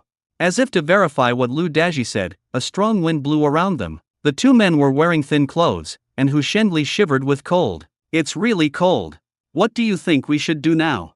What else can we do? Can we see if there is anyone who can take us there? Otherwise, we can go ask the leader if there are any more tractors coming." At this moment, there was no sign of the team leader. He had disappeared long ago. The staff of Bayun Commune had also gone home from get-off work long ago, and the doors were locked. Lu Qingyang felt cold. This place was really cold. It's only October, and it's still autumn in the capital. Fortunately, this military coat is filled with a lot of cotton. It is a bit heavy, but at least it keeps me warm. He was also smart enough to wear a hat, gloves and scarf to cover himself tightly. The female educated youth sitting next to Jiang Wanwan, who had a good relationship with her, was named Lu Chunyua. She looked at Lu Qingyang with disdain. "How can a grown man be so afraid of the cold? We women didn't even say we were cold." But she soon learned a lesson. The biting cold wind blew on her face, and her little face was chapped by the cold. Lu Chunyua shook her body and leaned closely against Jiang Wanwan, trying to absorb some warmth. Seeing this, Lu Qingyang did not intend to help them. He just threw the gloves to Sun Xiangqian and said, "Xiangqian, cover your hands. They are warm." As the carriage moves, you can also see the surrounding scenery. At dusk, the setting sun shines on the reddish-brown larch forest. As the wind blows, the leaves are scattered on the path, which is quite artistic. When reaching a steep slope, Lu Qingyang and Sun Xiangqian would take the initiative to jump down and help push the cart. Along the way, he kept chatting with the uncle and talking about all sorts of things. "You are all children from the city. How can you bear the hardships in the mountains? When the last batch of educated youth came here, they couldn't even hold a saw steadily. In our Liaxi brigade, the living conditions are the most difficult, and the work is the most strenuous. Few people who come here can stand it. They all want to run away. Young men, you have to hold on. Don't worry, uncle. We firmly believe in the direction our motherland is leading us. No matter how bad the environment is, we will not back down." Sun Xiangqian was still thinking, how bad could living conditions be? They were all pretty much the same. The ideas of several female educated youth were even more naive. "Uncle, I think the scenery and environment here are pretty good, but it's a little cold. I think we can handle it if we wear more clothes. You'll know when you get there. It's not the coldest time yet. This is just the beginning."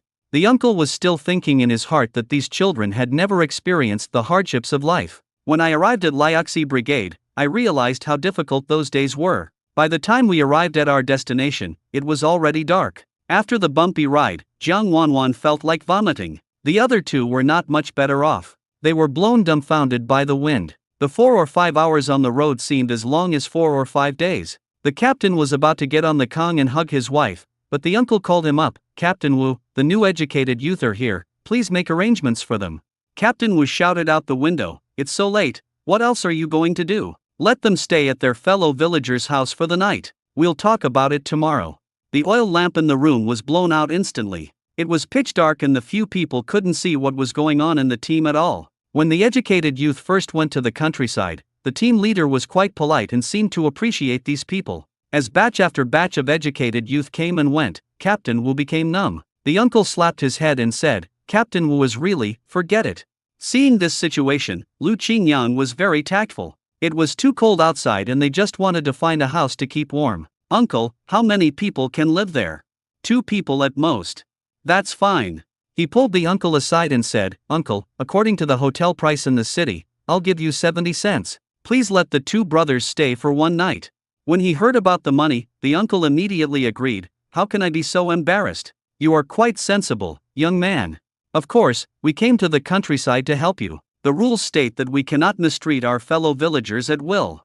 The uncle was smiling happily. It was something that could be done easily, so he wanted to take them into the house first, but then he remembered that there were 3 girls outside. Jiang Wanwan was a proud person to begin with. As soon as she arrived here, she felt extremely disgusted, but she didn't say it out loud. What should they do then? Yes, Lu Qingyang, you are a man, you should give in to us women. Look, we are all freezing to death. Look at Wanwan, such a pretty face is getting frostbitten. Lu Chunyua deliberately pushed Jiang Wanwan out in order to win the man's sympathy. Lu Qingyang yawned, when nothing happens, you hold up half the sky. But when something goes wrong, I have to pity you. I'm sleepy and I'm going to rest first. You guys should solve your own problems. Obviously, judging from Lu Qinjiang's attitude, he would not help them. Even Jiang Wanwan frowned. She was obviously used to men doing what she wanted, and couldn't understand why Lu Qingyang said such things. She hesitated for a while before speaking. Her voice was naturally pleasant. Lu Qingyang, please help us. If other men heard what she said, they would definitely go through fire and water for her. But Lu Qingyang had already seen her character and had long been immune to her attitude of begging for help. Lu Qingyang still looked indifferent. The atmosphere between the few people began to become tense. The uncle couldn't bear it. My sister's house has an empty room, you can live there. Thank you, uncle. Uncle, you are so nice. Jiang Wanwan smiled and nodded to express her gratitude, then turned around and gave Lu Qingyang a blank look. How could there be such a man who didn't know how to be gentle with women and wasn't smart? When she smiled, Sun Xianqian's legs almost went limp, and it was Lu Qingyang who helped him up. There's no way around it. Jiang Wanwan is set up in the book as a charmer. Probably, except for myself, no man can resist her temptation. Sun Xianqian lowered his head and leaned close to Lu Qinjiang's ear. Qingyang, why don't we help them? Have you ever heard the story of the farmer and the snake? Sun Xianqian shook his head. No. It seems that when he has time in the future, he will explain such stories to Sun Xianqian, so that he won't be foolishly fooled by others. They came to the uncle's house and stayed for one night. The uncle's surname was Tai. Uncle Tai is a hunter and he lives alone in the house. Originally he had a spouse and a son, but a few years ago his son had an accident in the mountains. His spouse died of excessive grief, and his daughter-in-law also left him. This room hasn't been cleaned for a long time, so you guys just have to make do with it. Uncle Tai had already burned some firewood and lit the stove. The original owner had no connection with this Uncle Tai. Lu Qingyang only knew that he was quite similar to the protagonist in the book To Live. There's nothing to eat at home, but here are some corn cobs. How about I steam them for you? Lu Qingyang put down the sack, which was his luggage, and looked at his uncle's house, which was bare and there was indeed nothing good in it. By the way, I hunted a wild rabbit earlier. I might as well cook it for you to warm up. Uncle Tai stood up slowly and prepared to get the rabbit. Lu Qingyang was tall, so he helped him get it down from the beam, but he said, Uncle, this is so embarrassing. Uncle Tai thought of his son. If he were still alive, he would definitely be the same as Lu Qingyang. He couldn't help but feel more intimate with him and started chatting with them again. When the weather gets cold, the animals in the mountains will hide. When it's warm, if you're lucky, you can hunt 3 wild rabbits a day.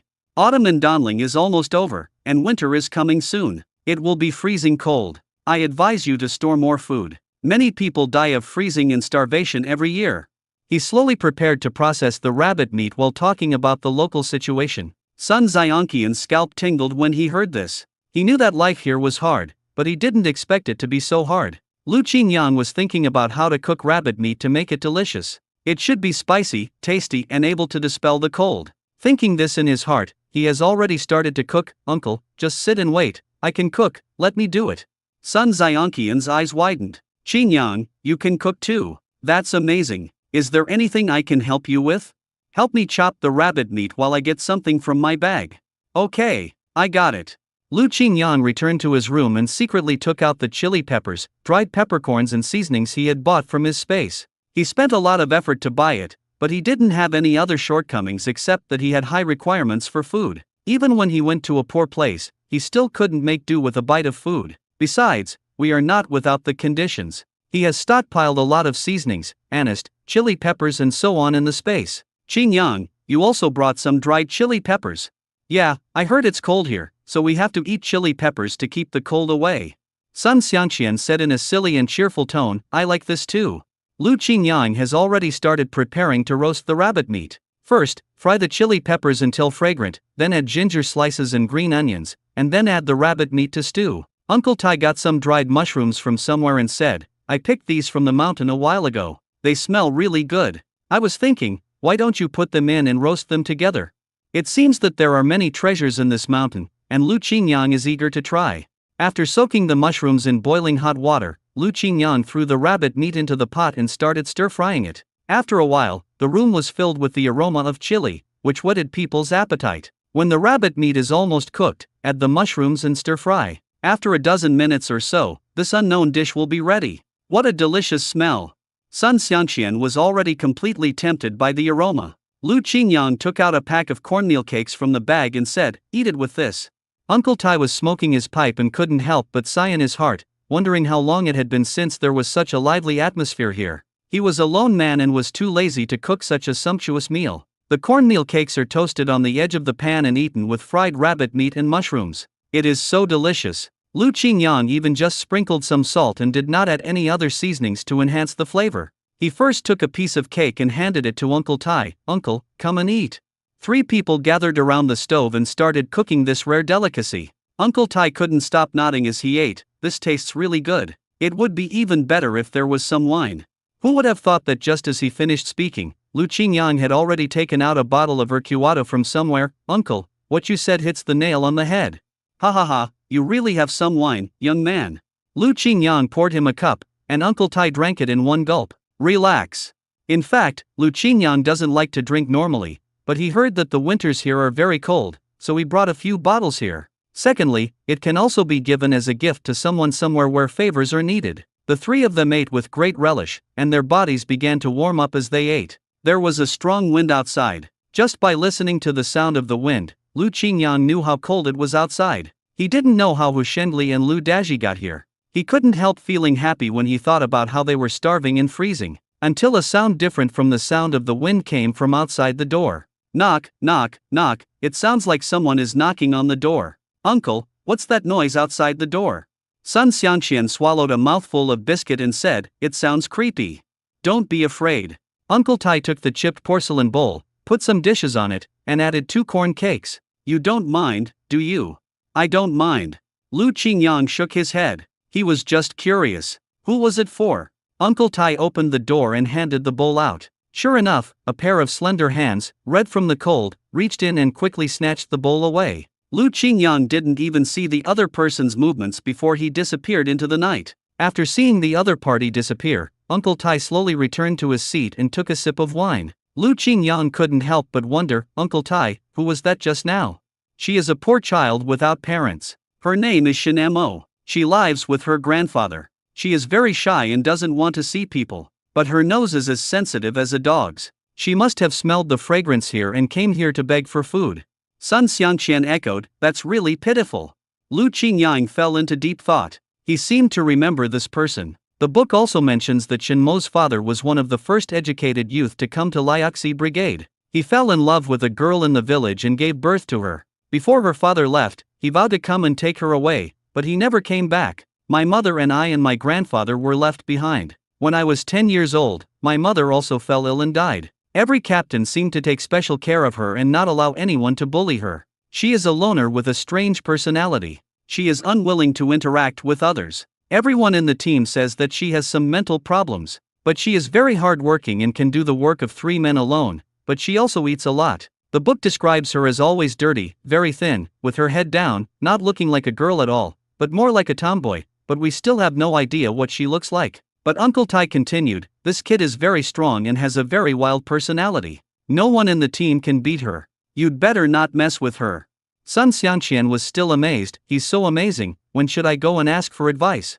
Lu Qingyang remembered the ending of the book. She fell into an icy lake and drowned, so she just gave it a casual and sloppy ending. Speaking of which, he is also a cannon fodder with the same tragic fate as him. After dinner, Lu Qingyang took out some money and wanted to give Uncle Tai some accommodation fees. Who knew he waved his hand and refused? Why do I need your money?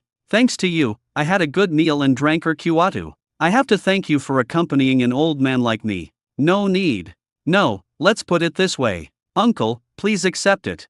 He could see that the old man didn't have a good life and was all alone at his old age. This money means nothing to him. After eating and drinking, the two of them tidied up and made the bed. Uncle Tai shouted, I've already heated up the kong for you. It won't be cold at night. Have a good sleep.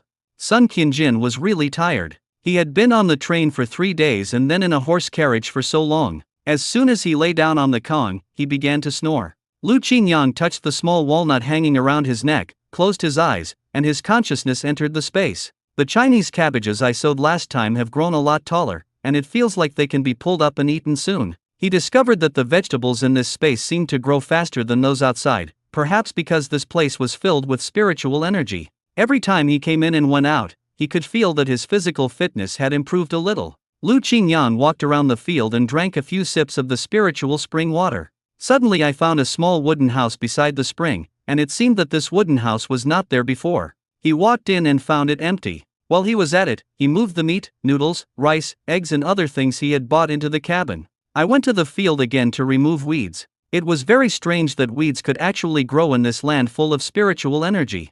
I loosened the soil and sprinkled some seeds of other vegetables, such as radishes and tomatoes. After finishing his work, he left the space, and outside was still filled with the deafening cheers of Sun Xianqian. Lu Qingyang also felt tired. The kong was very warm, which was much better than the conditions on the train. He soon fell into a drowsy sleep. It was already daytime of the next day when Hu Shenli and Lu Daji arrived at Liaoxi Brigade. They stayed in a cowshed owned by a fellow villager on the roadside and were driven out early in the morning. My legs were almost frozen and numb from walking all the way, but we finally arrived at Liaoxi Brigade. I can't take it anymore. Let me rest for a while. Before Lu Daji's but even touched the ground, he was called out by Captain Wu. Are you new educated youth? Why are you here only now? Come with me to the educated youth compound and gather there. The two complained, we just got here, can we rest for a while? Captain Wu was blunt. He had seen many such cunning people. You didn't come to the countryside to enjoy yourself. Don't dawdle and waste everyone's time. You look tall and strong, but why are you acting like women?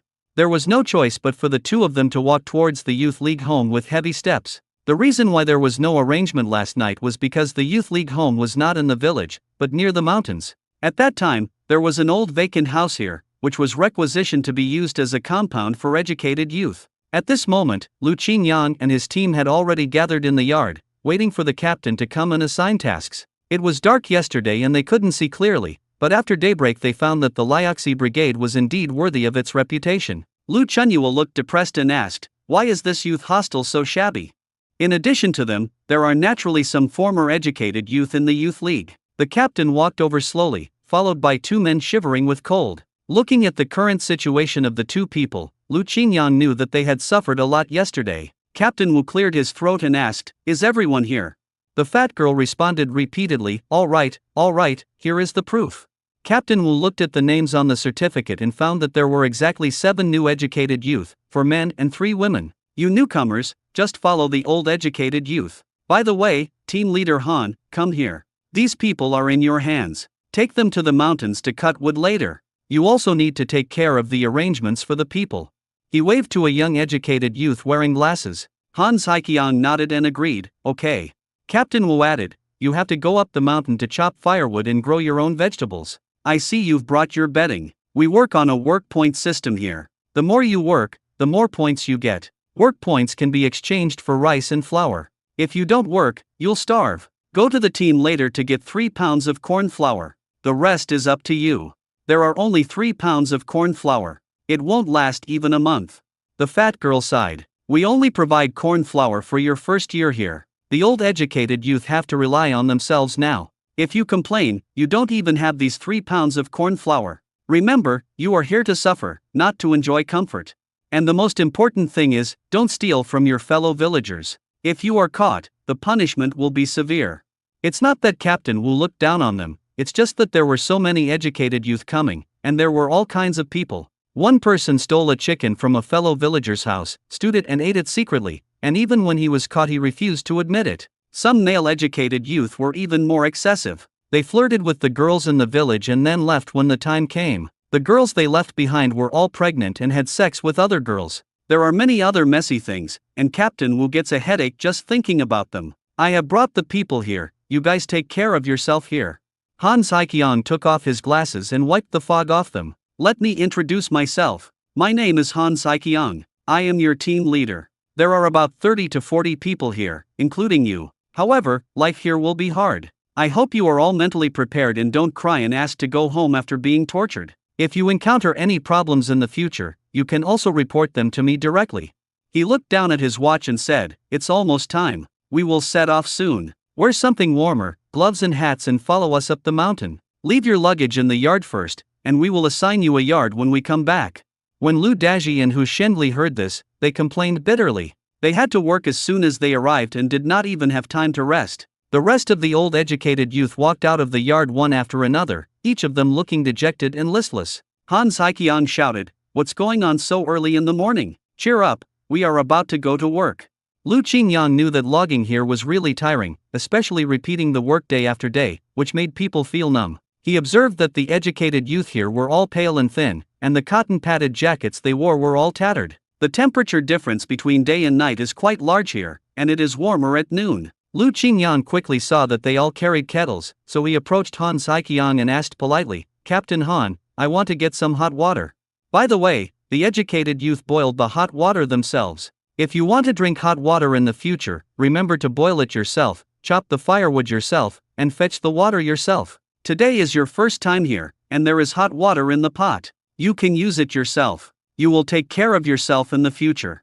Jiang Wanwan, a girl who had been spoiled since childhood, looked at such backward living conditions, where she had to be responsible for even her own water use, and she suddenly felt worried about her future. She felt a little regretful for her impulsive decision. At that time, she thought that since Lu Qingyang took the initiative to come to Liaxi Brigade, this place should not be a bad place. Look at this youth league home. To put it nicely, it's a yard. What's the difference between it and a pigsty? Thinking of this, she turned her head away in grievance. But soon her action attracted the attention of other male educated youths. This new female educated youth is so beautiful. She is more than beautiful, she looks like a fairy. Look at her little face. What's your name, comrade? Let me help you get your stuff. You're welcome. Seeing the person he liked surrounded by men trying to please him, Hu Shenli squeezed himself in and said, "Wanwan, let me help you get your things." "Wanwan, let me get you some hot water. Have you had breakfast? I have some steamed buns here. Do you want to have a bite?" Hu Shenli took out a flattened bun from his pocket, which looked hard. Jiang Wanwan politely declined, "No, I'm not hungry." She was actually cold and hungry, but looking at the steamed bun in those dirty hands, how could she have an appetite to eat it? Lu Qingyang ignored them and filled a kettle with hot water. When he came out of Uncle Tai's place in the morning, he steamed a few corn cobs. He and Sun Qinjin each had 3, which should be enough for their meals for the day. In fact, there was more than that. In his pocket, he also had a bag of peach cakes with sesame seeds, a bag of golden rooster biscuits, and a handful of candies, which was enough for him to eat. Han Saikyong reminded, "Hurry up, the time is almost up." Lu Qingyang quickly caught up with the team carrying a thermos. Qingshan Forest Farm in Daanling is a forest farm that has just been prepared for development. The transportation facilities have not yet been built and the transport trucks have not been allocated, so for the time being we can only walk up the mountain. The road up the mountain was steep and it took a lot of effort for everyone to climb up to the forest farm. When we arrived at the forest farm, we saw a completely different scene. The view in front of me suddenly opened up, and tall pine trees stood before me. There were tall trees next to each other, stretching as far as the eye could see. Occasionally you can hear the sound of wind blowing in the woods, and it is indeed colder in the mountains. A simple shed has been built on the mountain, which should be a camp for rest on weekdays. The old educated youth who were familiar with the process took the assigned tools and were ready to start working. Han Saikyong pointed to a road not far away and said, "A railway is being built there to transport timber. When it's finished, we won't have to walk up here. I'm giving you these tools. Since you're new here, watch how others do it. Do some simple work first, like trimming and pruning. Remember, don't get close to a tree when it's about to fall. It can cost lives if you're not careful." Everyone was stunned by what happened. Only Lu Qingyang looked at the endless green and yellow mountains and forests. Standing on a high place and looking out, I can't help but sigh at the beautiful rivers and mountains of my motherland, how magnificent they are. In the past, I was so busy with school and postgraduate preparation that I had no time to go out. The cold air seems to be filled with the fragrance of leaves, which is a unique smell belonging to nature. He originally studied botany, but now his occupational disease struck him, so he squatted down and observed the wild plants on the ground. The time they came was quite a coincidence. In 10 days or half a month, the mountains would completely enter winter. Therefore, you can still see some green plants now. Not far away, there are felled trees that have been classified and are waiting to be transported down after the railway into the mountains is built. In addition to logging, Han Saiqiang reminded them, we have to eat lunch in the mountains. If you can hunt some game during your break, you can give it to the brigade's hunting team and it will count as work points. You can also keep it for yourself. However, there are no people living in this forest, so you can just hunt in this area. Don't go too far away, otherwise it will be dangerous. What's the danger? Hu Shenli patted his chest. I'm here. I've been practicing marksmanship with my father since I was a child. I can hit the target every time I shoot. Han Saiqiang has seen many young intellectuals who like to show off. There are blind bears and wolves in there, the kind that eat people. Hu Shenli didn't care at all. He glanced at Jiang Wanwan who was cutting branches nearby. Captain Han, lend me some tools later. I will definitely catch the wild rabbit and we will have a good meal tonight. It's in that shed, look for it yourself. Hu Shenli searched around and found only a few tattered hunting traps, some rotten bows and arrows, a few slingshots, and even a homemade gun that fired sand bullets. This homemade gun was actually quite useful. Hu Shenli was about to pick it up but was stopped by Han Saiqiang. The homemade gun is very dangerous. Use it with caution and don't shoot your own people. Hu Shenli patted his chest and said, that's impossible. Just wait and see.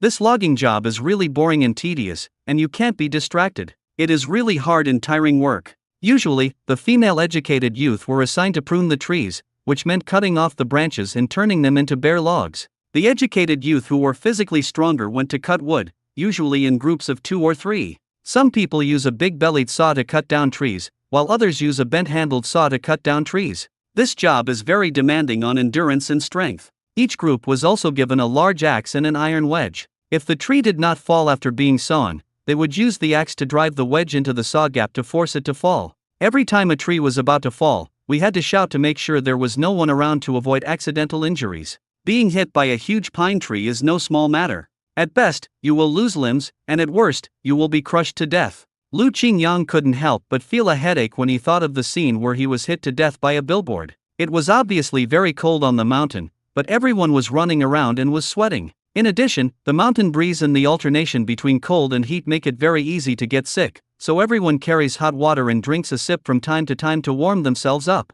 There is also a simple stove in the shed, which can be used to boil water and cook. After working for a whole morning, it's finally time for lunch. Several female educated youth planned to find some wild walnuts in the mountains. Hu Shenli wanted to take this opportunity to show off his marksmanship. Just wait, I'll go hunt some rabbits and pine trees and bring them back for you to feast on. Lu Daji was so tired that he didn't dare to say a word, but at Hu Shenli's command, he could only follow happily. Lu Qingyang was not going to join in the fun. He was not familiar with the place yet. He would go hunting after he had figured out the terrain. Now he and Sun Xianqian sat together and munched on corn cobs. Lu Qingyang poured him a cup of water from the thermos. Sun Qianjin took a look and found it was white and looked turbid. Qingyang, this water is not right. Just drink it, don't worry about it.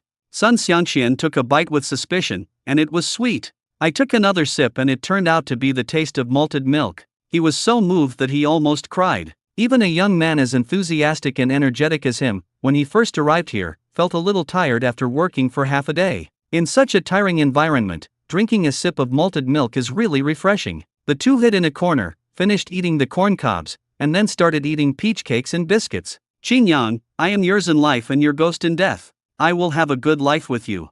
Fuck you.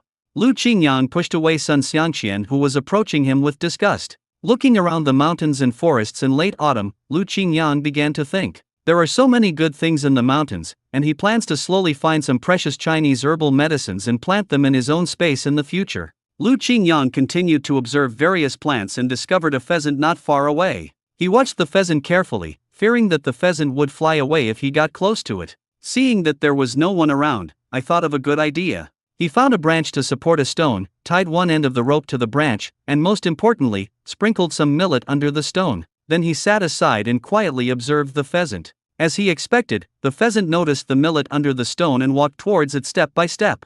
Lu Qingyang was not in a hurry to take advantage of this time. He leaned against the tree branch and waited patiently. Until the pheasant began to peck at the millet with confidence, he quickly pulled the branch, and it fell down, pinning the pheasant underneath. It seems simple, but it really tests your reaction ability. The pheasant is not fat, but it has meat. Lu Qingyang plans to have a small bite first and then go to the team to exchange it for work points later. But there were many greedy people, and it was not easy to deal with it here, so he just stuffed the pheasant into the bag and pretended nothing had happened. Han Saiqian on the other side also began to remind, "Okay, everyone, the lunch break is over, let's get back to work."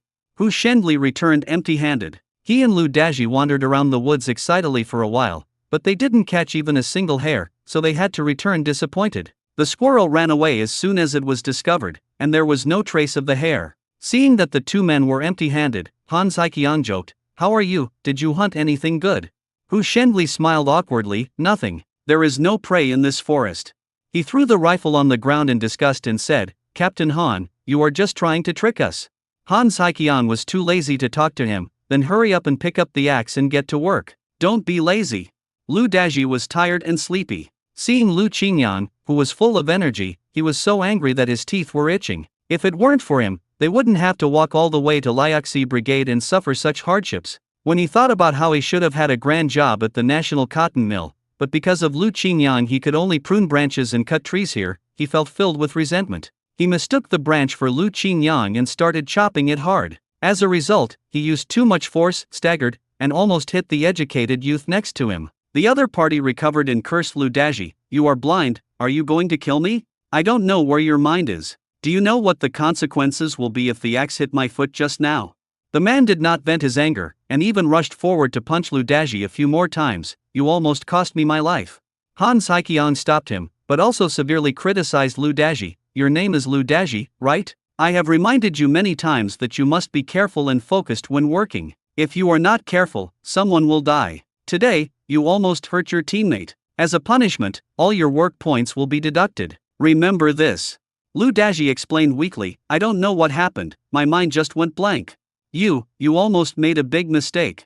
Lu Qingyang shook his head. He thought Lu Daji was a man of brute force and a capable worker. It seems that he has no brains and can't even do the work of logging. He didn't know what was going on today, he just felt like he had endless energy. "Maybe it's because I drank a few sips of spiritual spring water last night that I haven't felt tired." For some reason, he always felt that there was something moving in the woods behind him, as if staring at him. "I turned around and saw nothing." Jiang Wanwan's hands were covered with blisters from holding the scissors. It was not until she took off her gloves that she was shocked to find that her once delicate and tender palms had several shallow scars. Her nose unconsciously felt sour. If it weren't for the sudden change in her family, how could she have embarked on this journey to the countryside, away from her former comfortable life? But the other female educated youth around did not complain. Even Lu Chunyua, who was complaining at the beginning, was doing her job seriously. She was the only one who was a little spoiled. Hu Shengli, who was standing by, was originally observing her graceful waist,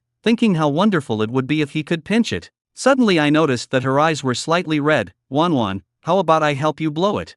At this moment, she, who once disliked Hu Shengli, felt a ripple in her heart. In this unfamiliar place, the only thing she can rely on is her beauty, so she might as well make good use of it. Lu Qingyang has discovered everything that happened between the two people, but he will not be like the original owner, who rushes up to act as a bootlicker. She looks weak on the surface, but in fact she is very good at taking advantage of men's psychology. Whether it's a scumbag or a bitch, he wouldn't even want the two of them to be together. The setting sun, like a shy orange beauty, slowly sank behind the mountains, reminding them of the urgency of their journey home. The temperature difference between day and night is huge in the mountains. It is possible for the temperature to be -30 or 40 degrees Celsius at night. If people stay here for a night, they will probably be frozen into popsicles. The afterglow of the setting sun shone on the group of educated youth, illuminating their hurried steps as they returned home. After working all day, everyone was so tired that they couldn't even lift their arms when they returned to the youth league home. Han Saiqian called the newcomers over and prepared to assign them a yard.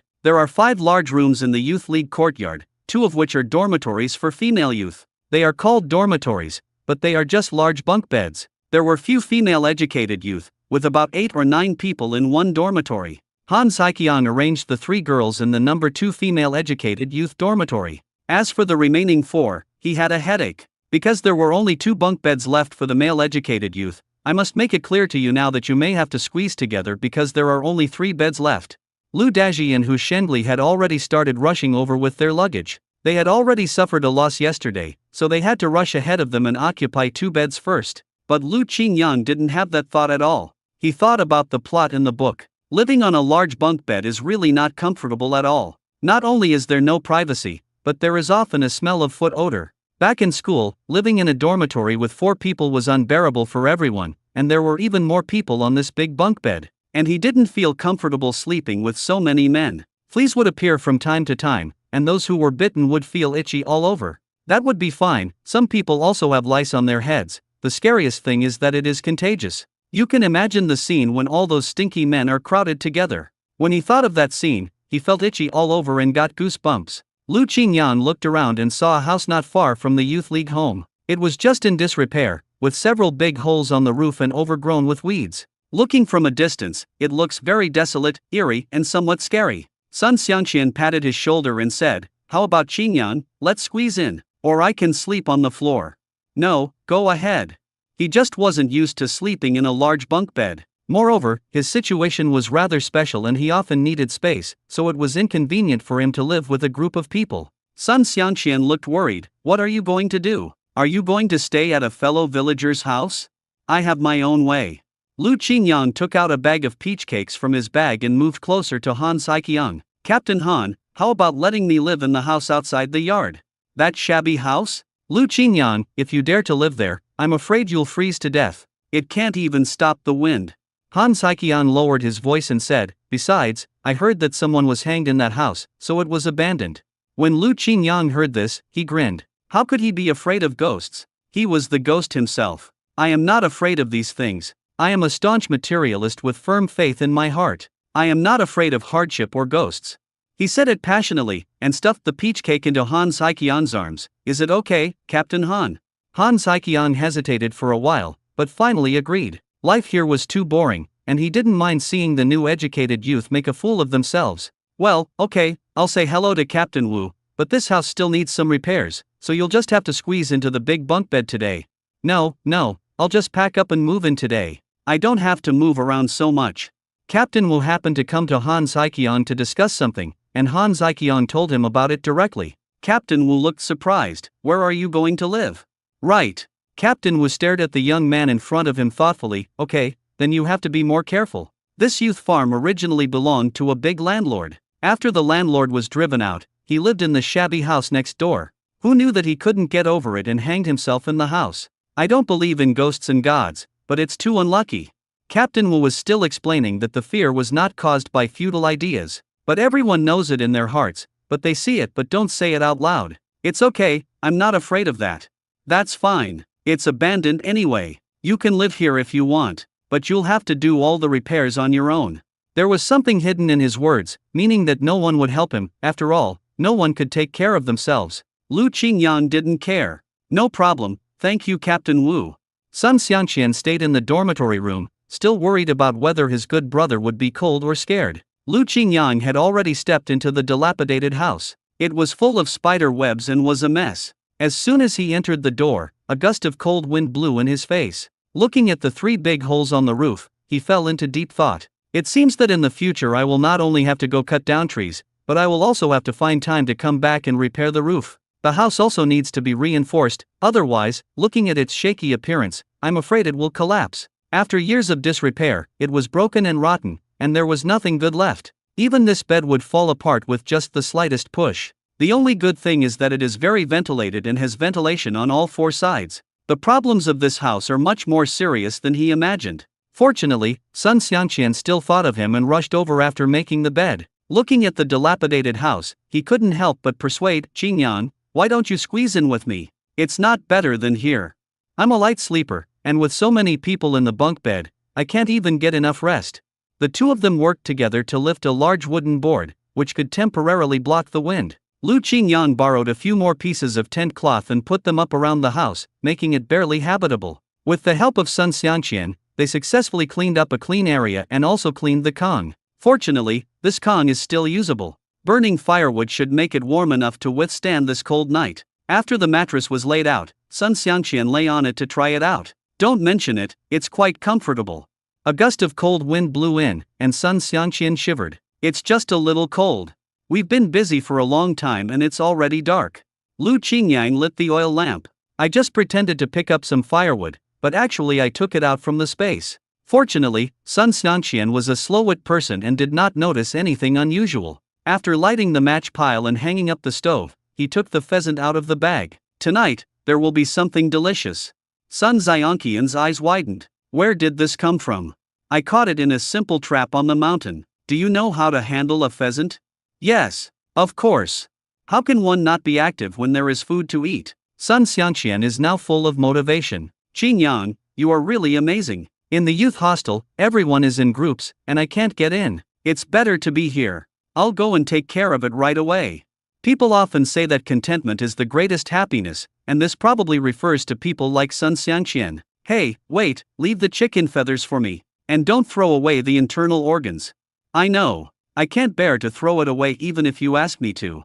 Lu Qingyang started picking vegetables and went to the river to wash them. While washing vegetables, he met several female educated youth, all of whom were staring at Lu Qingyang with curiosity. A female educated youth with a round face shouted, "Are you new here? You seem to have adapted to life here very well, and you don't look like someone from the city at all." Another female educated youth with a melon seed face threw him a washed sweet potato. "Don't be hungry tonight. This is for you." Lu Qingyang reacted very quickly and caught it. These girls had no ill will towards him. On the contrary, they smiled at him. "Thank you." Several female educated youth came to wash vegetables. They had just picked radishes from the fields, and some wild vegetables they had picked from the mountains for fun. They were going to wash them and take them back to add to the dishes. Lu Qingyang noticed with his sharp eyes that there were a few wild celery mixed in with the wild vegetables. Since they were friendly to him, he naturally had to remind them, "Wait a minute, among these wild vegetables, there are a few wild celery with white flowers. Throw them away quickly. Eating them will cause poisoning." The round-faced female educated youth exclaimed, "Really? Of course it's true. After eating it, you will experience chest tightness, headache, nausea, and vomiting. Don't eat it by mistake. Throw it away immediately." "Thanks for reminding me. I'll throw it away now. What's your name? If you look closely, he's quite handsome." Lu Qinjiang's face almost turned red because of their chattering. Although he was thick-skinned, he still felt uncomfortable being teased by so many girls. "My name is Lu Qingyang. Don't pick this kind of wild vegetables in the future. If you come across something you don't recognize, you can ask me. Also, the wild vegetables nowadays are all old and may not taste very good." "Okay, thank you, Lu Qingyang." The girl with the oval face looked at him from afar, her cheeks flushed. "You know so much, you really deserve to be from Beijing." After washing the vegetables, Lu Qingyang did not stay. He said hello to the female educated youth and returned to the shabby house. He drew a bucket of water. The water in the well had not frozen yet, but if the temperature dropped any lower, it would probably freeze. However, he did not have the worry of drinking water. After all, there was spiritual spring water available in the space. Lu Qingyang scooped some flour from the bag he brought and kneaded the dough with water. Uncle Tai knew that they had just arrived and had not yet planted their own vegetables, so he brought them a few cabbages and some potatoes. The cabbages chopped, blanched, and minced, and some seasonings, salt, and sesame oil are added, and then the vegetables are wrapped with dough. This is a southern cooking method. But he is not very good at making such dumplings, and the shape of the dumplings is not very round. But appearance is not important. What is important is that it is edible. Sun Xiangqian also came back with the processed pheasant, his mouth shivering. "It's really cold outside. I don't know how to survive the winter." "There is always a way. Everyone is here." "That's true. Pheasant meat is not suitable for stewing, but is more suitable for braising or roasting." There was no time to marinate the roast chicken, so Lu Qingyang chose braised chicken nuggets. Stew it for a little longer so it becomes softer and more flavorful. Once the spices are fried, the aroma immediately becomes intoxicating. The food was bubbling in the pot, and Sun Xiangqian was warming his hands with the fire. "It smells so good. I'm starving." After serving, Sun Xiangqian couldn't wait to put a piece into his mouth and couldn't help but praise, "It's delicious, so delicious." Lu Qingyang added another pot of water and started to cook vegetable dumplings. "Let's eat vegetable dumplings as the staple food today." Sun Xiangqian ate one in one go, breathing heavily from the heat in his mouth. "So delicious." The two of them ate half a pot of chicken with the hot vegetable dumplings in no time. Lu Qingyang had very sensitive ears and suddenly heard a slight noise outside. He stuck his head out and saw a thin figure. Although her clothes were tattered, she was wrapped tightly all over. Only a pair of bright eyes were revealed, staring straight at the vegetable dumplings in his enamel cup. This is probably the Shen Emo that Uncle Tai mentioned. This was the first time he met her, and he found that the child was thin and short. In front of my 1.80 meter tall self, I look like a little pumpkin, and don't look like a northerner at all. He really doubted Uncle Tai, saying that she was so strong that she could fight 3 men at once was a lie. When Lu Qingyang saw her holding the broken bowl in her hand, he knew what she was going to do. You want to eat this? Shen Emo took a step back cautiously, nodded like a little chicken pecking at rice, and whispered, I want to eat. Her voice was very soft, but one could tell she was extremely alert. Lu Qingyang said with a smile, give me the bowl and I'll serve you one. The girl's eyes lit up instantly and she stared at Lu Qinjiang's hand eagerly. Lu Qingyang filled her bowl with vegetable dumplings and found an enamel cup to serve her some pheasant meat. His tone softened involuntarily, eat more. If it's not enough, have more. Shen Emo carefully took the bowl and enamel cup, and said 2 words with difficulty, thank you, thank you. Then he ran away and his figure disappeared into the night. I run faster than a rabbit. Am I scary? Sun Xiangqian was still swallowing the wild vegetable dumplings. Qingyan, you are not only good at cooking, but also kind-hearted. I really hate you now. What do you hate? I hate that I don't have a daughter, otherwise I would definitely have you as my son-in-law. Come on, you're just trying to take advantage of me. After Sun Xiangqian had eaten and drunk his fill, he fetched a pot of water and prepared to go back. From now on, I'll help you collect firewood and fetch water from you. Okay, all is fine.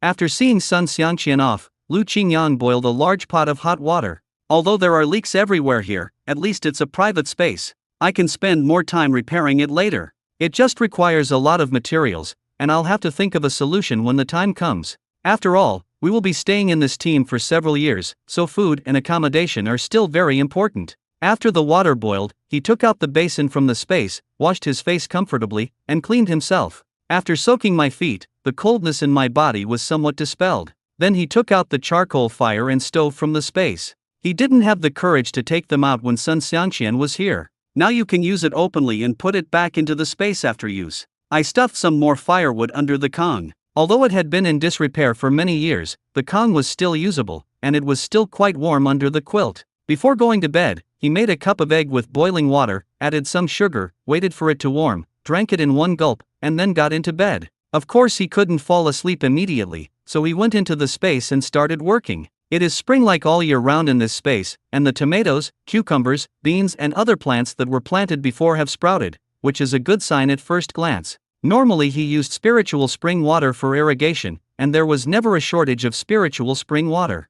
He thought about finding a large water tank and storing the spiritual spring water in it for daily use without arousing suspicion. This spiritual spring water must have the effect of strengthening the body. He is now much stronger than when he first arrived, and he doesn't have to work hard when he works. When he went to wash the vegetables today, he also observed the river. When he has free time, he plans to go and see if there are any fish in the river to add to his meal. Since life here is so boring, I have to find some fun to do. After finishing the work, Lu Qingyang suddenly found Shen Mo's eyes in his mind. Shen Mo's eyes are so beautiful and unforgettable. It can be said that among all the women he has seen, her eyes are the most beautiful and lively. Perhaps he was tired, and before he knew it, Lu Qingyang fell asleep. He slept extremely soundly in this shabby house. No ghosts came to visit him and he had no dreams all night. The next morning, it was Sun Xiangqian who woke him up again. Qingyang, get up. We have to go to work. Lu Qingyang rubbed his eyes dazedly, then brushed his teeth and washed his face quickly. Han Saiqiang was in a good mood today because 2 tractors allocated by the commune to transport wood had arrived. Everyone looked at the brand new tractor decorated with red flowers and couldn't wait to get on and sit on it. What's going on? We've applied for it many times but were not approved. How come we were suddenly given 2 cars this time? I heard that the province is planning to build something and they are in urgent need of wood. The brigade next door has allocated 4 trucks. That's great. Bullock carts and horse carriages are too hard to pull. It should be much easier to have a tractor. Oxen and horses are usually requisitioned from the villagers, but usually these oxen and horses also have to do farm work and pull wood, so their efficiency is very low. Han Saiqiang cleared his throat. Okay, stop talking. No matter what, having 2 tractors is already very good for us. Xiao Wang, Lao Li, don't you 2 know how to drive a tractor? You are responsible for driving. Hey, okay, Captain Han. The 2 of them couldn't wait to jump on the tractor, eager to try it out. As soon as Lao Li got on the tractor, he was in a dilemma. Captain Han, this tractor is new and I don't know how to operate it. Just now, the technician drove the tractor over and ran away, and we didn't have time to ask. Xiao Wang also echoed, yes, I'm afraid of this. Don't drive into the ravine. Team leader Han frowned and jumped onto the tractor. Let me take a look. He was also completely confused and couldn't figure out how to start the tractor. Lu Daji yawned. He couldn't sleep at all last night because of the stench from the big bunk bed. Hearing their discussions, he quickly pushed to Shenli and said, Shenli, can't you drive a car? You should be able to drive a tractor too. That must be a breeze.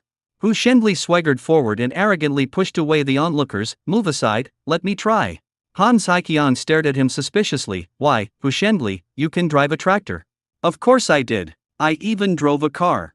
He thought driving a tractor was as easy as driving a car. Then go up and give it a try.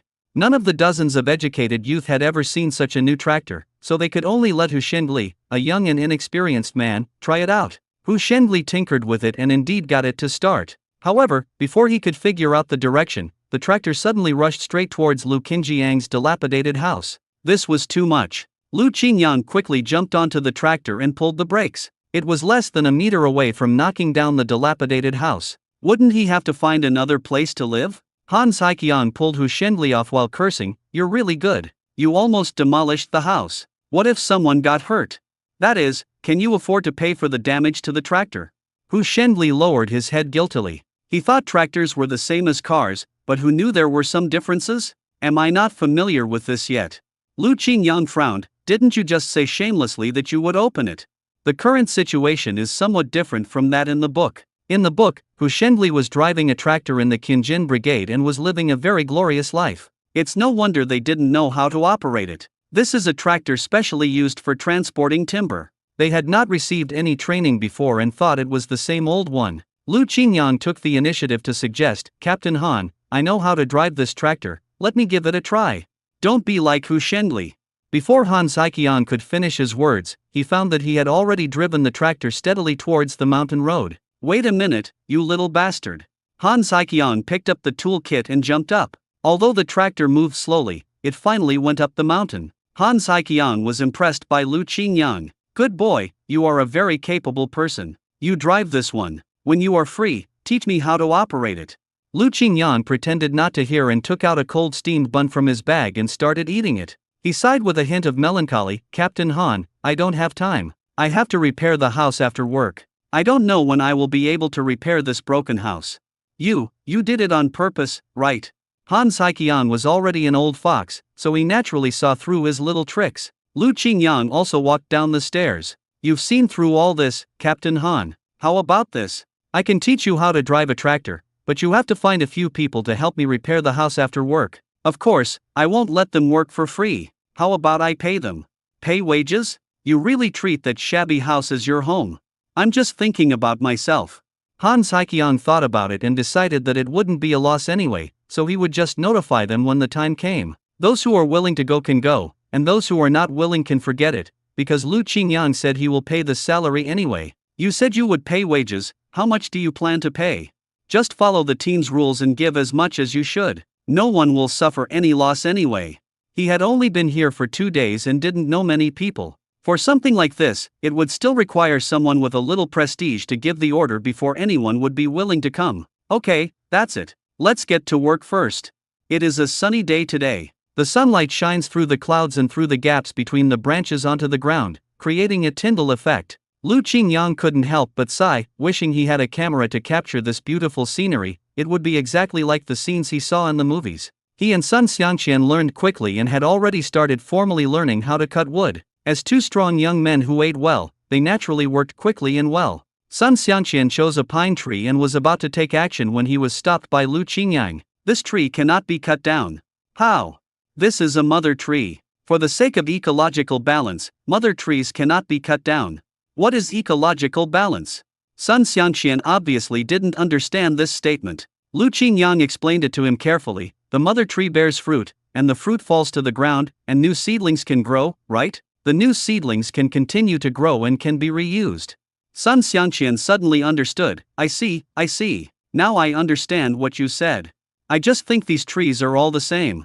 The oval-faced female educated youth next to them heard the two people's discussion and came over. Lu Qingyang, you really know a lot. When I first came here, I didn't know these things either. It was the old educated youth who told me. You see, there are marks on the mother trees. These trees cannot be cut down.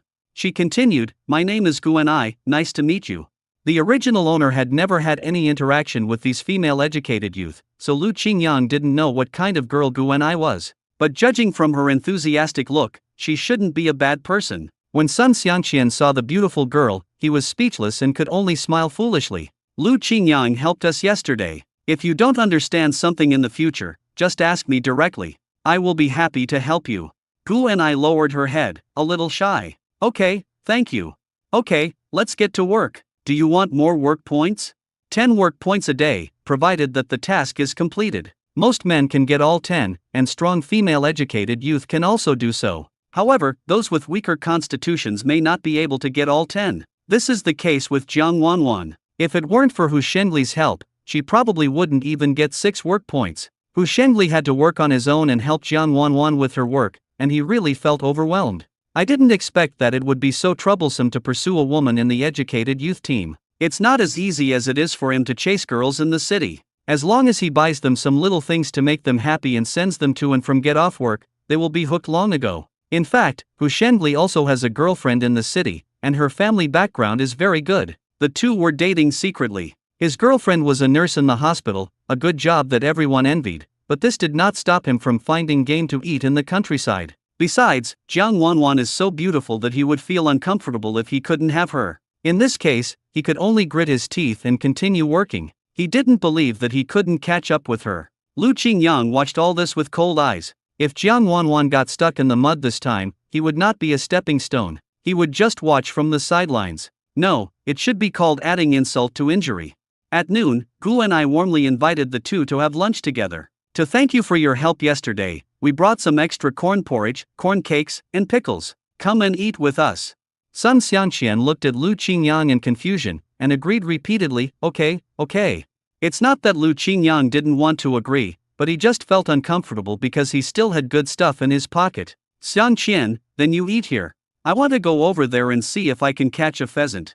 He politely declined. The weather was getting colder and colder, and most plants were going to freeze to death. He planned to see if there were any rare plants in the forest. There was disappointment in Guanai's eyes. She originally wanted to spend more time with Lu Qingyang, but she didn't expect him to run away. Lu Qingyang turned around and went into the woods without saying a word. He didn't take out the food from the space until he could no longer see them. I soaked a cup of sanzi in an enamel cup and paired it with 2 salted duck eggs. It was very delicious. After eating, he searched the ground for wild plants. I also found some glossy-leaved hawthorns. This kind of hawthorn can be used as medicine, and has the effects of being sweet and warm, eliminating food accumulation, and nourishing the spleen. The glossy-leaved hawthorns can be planted in the space, and Lu Qingyang happily pulled out a few of them. There were actually a few Polygonatum sibericum seedlings hidden among the inconspicuous weeds, and his eyes lit up. This is a good thing. It can replenish qi, strengthen the spleen and moisten the lungs. The most important thing is that it can nourish the kidneys and strengthen the yang. This is still a wild seedling. If it were in their era, it would be worth a lot of money. Sure enough, there are good things hidden in the mountains. Lu Qingyang carefully dug out all the Polygonatum sibericum seedlings and put them into the space. Not far away, a wild boar suddenly jumped out. It was quite big. The man and the pig stared at each other. Lu Qingyang knew that he could not catch it by brute force. He couldn't shoot at wolf for the time being as the sound of a gunshot would be too conspicuous, and although he had bought 2 guns, he didn't have enough experience in hunting. At this time, he thought it would be nice to have a fierce and strong dog. In the moment of thinking, the wild boar turned around and went deep into the forest. It was such a pity. In his eyes, the delicious pork had run away. Lu Qingyang knew that the deeper he went, the more dangerous it would be. He did not have the ability to do so now, so he had to give up. However, a simple trap can be set. Maybe with good luck, the wild boar will be fooled. A few fresh wild fruits were placed in the trap as bait. I looked at the time and it was almost time, so I had to go back to work. Along the way, he also found honeycombs in the trees, which must have contained a lot of wild honey. But eating honey is not an easy thing, it might even cost you your life. Lu Qingyang just took a look and left with regret. I passed by the trap I set yesterday and found a surprise inside. There was actually a wild rabbit. It seems that I have a meal for tonight. They continued logging in the afternoon. He and Sun Xiangqian cooperated better and better, and their efficiency increased a lot. It was during lunchtime, when the female educated youth was chatting with him. He couldn't help but ask Lu Qingyang, "Do you think I can find a partner here?" Lu Qingyang gave an affirmative answer, "Sure." Sun Xiangqian immediately smiled happily. "I knew that, Qingyang, you support me the most. After all, if you work hard enough, you can grind an iron rod into a needle." Grind an iron rod into a needle? How long will that take?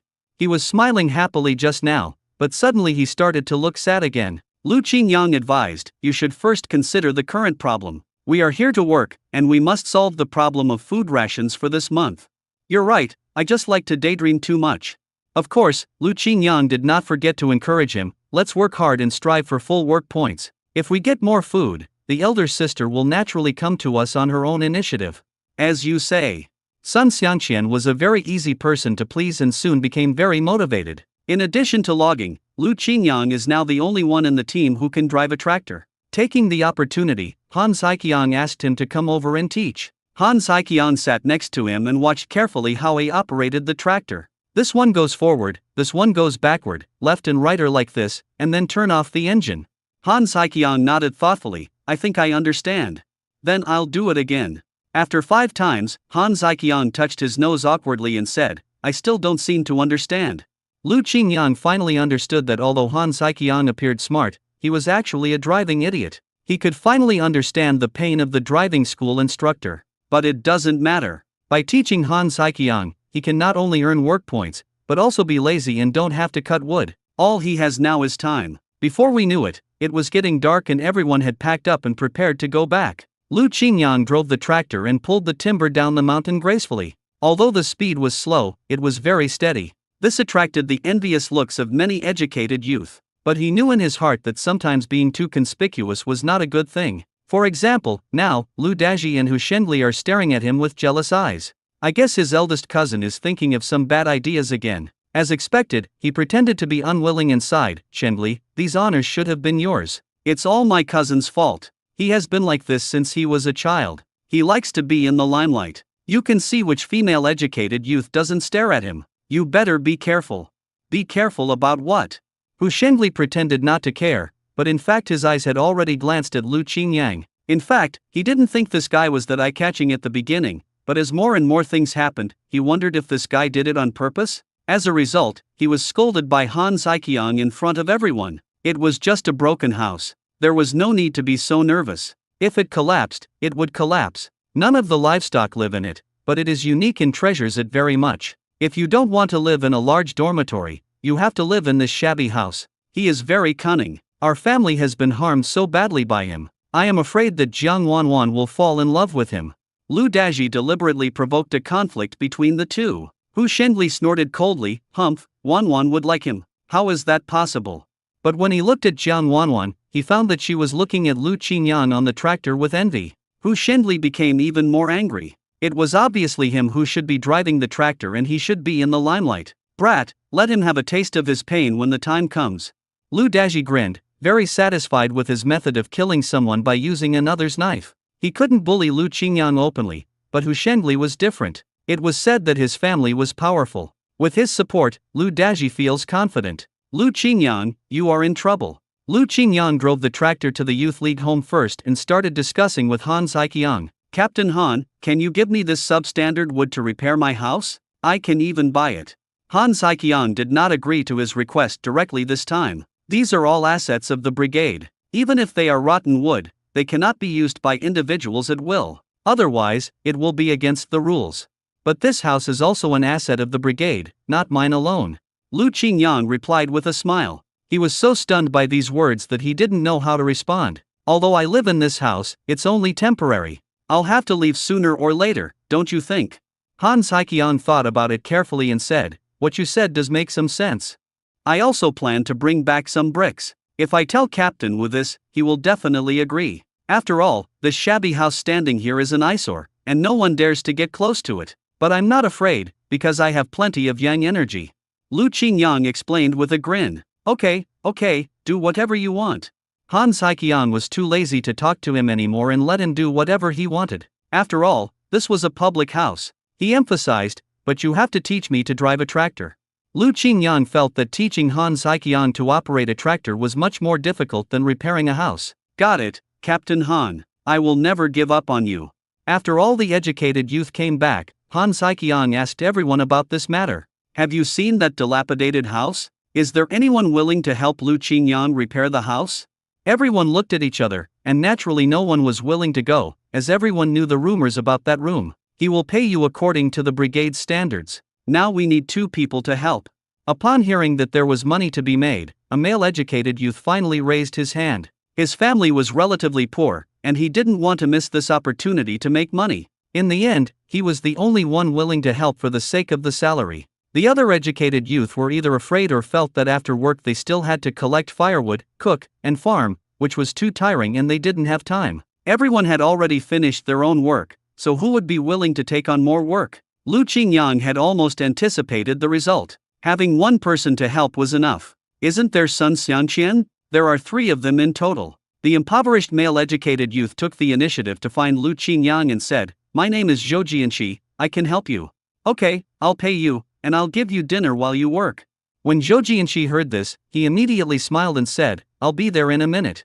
He is not afraid of ghosts. What is scarier than ghosts is being poor and not having enough food to eat. Lu Qinjiang's plan was to repair the 3 big holes on the roof of the house first. It has been sunny these days. If it rained, this place would not be like the water curtain cave. The first thing they had to do was to repair the beams with wood. They had ready-made tools at hand, so they used saws to cut up the remaining wood. It was sawed into strips according to the length of the roof. The beams are easy to deal with, as the main thing is the tiles on the house. He mainly needed tiles to keep out the rain, so he asked Zhou Jianqi, "Is there a brick and tile factory nearby?"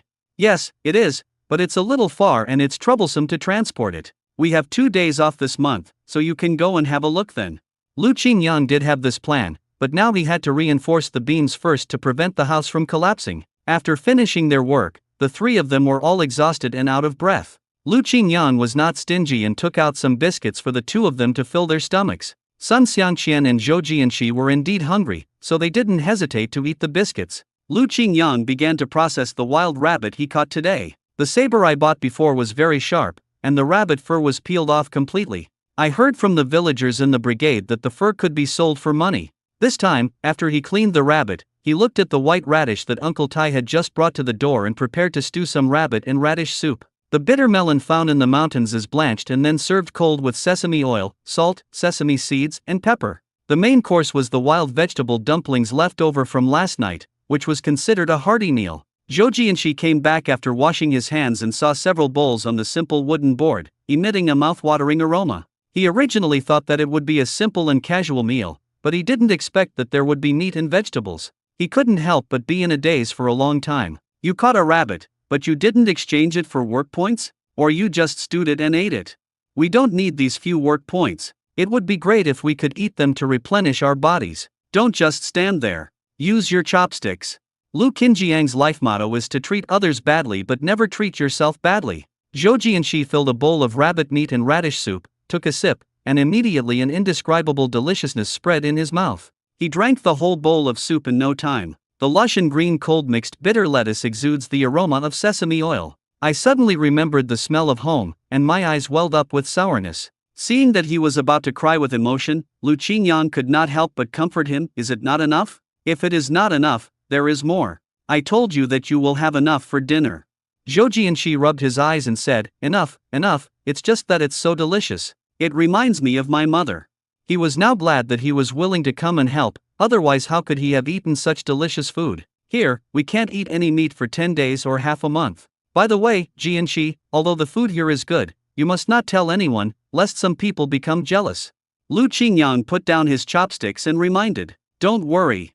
He is not a heartless person since people take out meat to treat him." After Zhou Jianqi and Sun Xiangqian left, Lu Qingyang squatted at the door with a bowl of carrot soup. "I was thinking, why hasn't Shinemo come to beg for food today? After waiting for a long time, she didn't show up. It seems that she will not come today." Lu Qingyang could only bring the bowl in. Perhaps she was full today. Forget it, she is just an orphan. Is she worth his concern? Maybe he felt sorry for her, with such a frail body that would collapse if the wind blew. It's better to wash up early, work in the space for a while, and rest early. Lu Qingyang closed the door, but suddenly heard some noises coming from outside. At first he thought Shinemo had come, but later he realized that was not the case. He heard 2 footsteps echoing outside the house. Then he discovered 2 snakes had crawled in through the gap in the door panel. At first, Lu Qingyan was a little panicked, but as a botanist, he had been in the wild for many years and had seen this kind of snake before. This black snake is a common snake in the countryside and is non-venomous. But in this weather, snakes usually hibernate. How could a snake crawl into his house out of the blue? He thought for a moment and then realized that it must be the 2 people outside who were causing trouble. They must have taken out the hibernating snake from somewhere, woke it up, and deliberately threw it into his house. It was warm inside his house, and the cold-fearing snakes would definitely crawl into the warm place. Moreover, the 2 snakes were hibernating and their stomachs were empty. If they came in, they would probably bite him. Lu Qingyang opened the shaky door and was about to drive the 2 snakes out. However, he found that a figure quickly appeared in front of his eyes and grabbed the approaching black snake with bare hands. The snake, which was pinched by 7 inches, twisted and turned but could not bite the owner of those hands.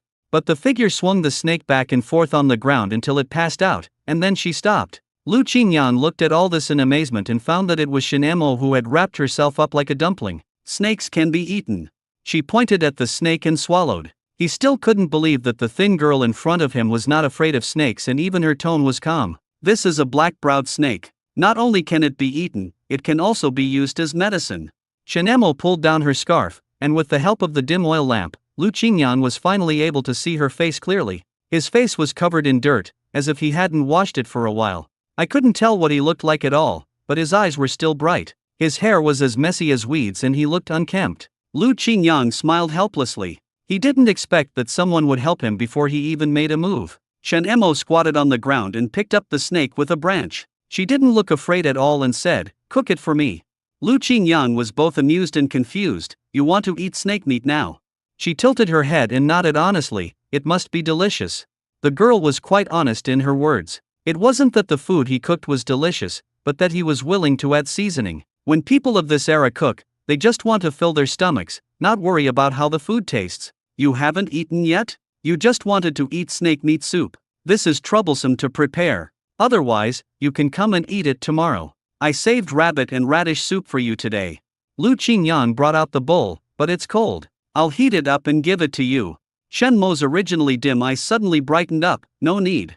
She took out the cleaned enamel cup and said, "It's yours. I'll give it back to you." He took the soup bowl again and immediately stepped back several steps, keeping a distance from Lu Qingyang. "I'll go back and eat." She didn't seem to want to have too much communication with him. Lu Qingyan stopped her. "Wait, I just want to say thank you, Shinemo. You helped me kill the snake. I will give you a reward." Shinemo stopped, turned around, and stretched out her hand. "I want something delicious." Lu Qingyan took a few candies and put them into her small palm. "This is candy. Eat it." Shinemo showed a puzzled expression, smelled the scent of the candy, showed a hint of surprise, immediately stuffed the candy into her pocket, picked up the bowl, and ran away again. Lu Qingyang couldn't help but shook his head. At least he had spoken a few more words to this little girl today. Lu Qingyang looked at the 2 snakes on the ground. He could tell who did it just by thinking with his butt. But this is a good tonic, so the 2 of them took some effort to find a hibernating snake just to present it to him. He should thank the 2 of them for bringing him a delicious dish for tomorrow. However, Lu Qingyang is not someone who is easy to bully, so they naturally have to give them some good things. After Lu Daji and Hu Shengli put the snake in, they were afraid of being discovered by Lu Qingyang, so they slipped away immediately. Hu Shengli was still gloating. "What a pity, I didn't see him jumping up and down in fear. He's my cousin. I know he's been afraid of snakes since he was a kid. He must have been scared to death and ran away. Now he might be crying in his bed. I just want to teach him a lesson.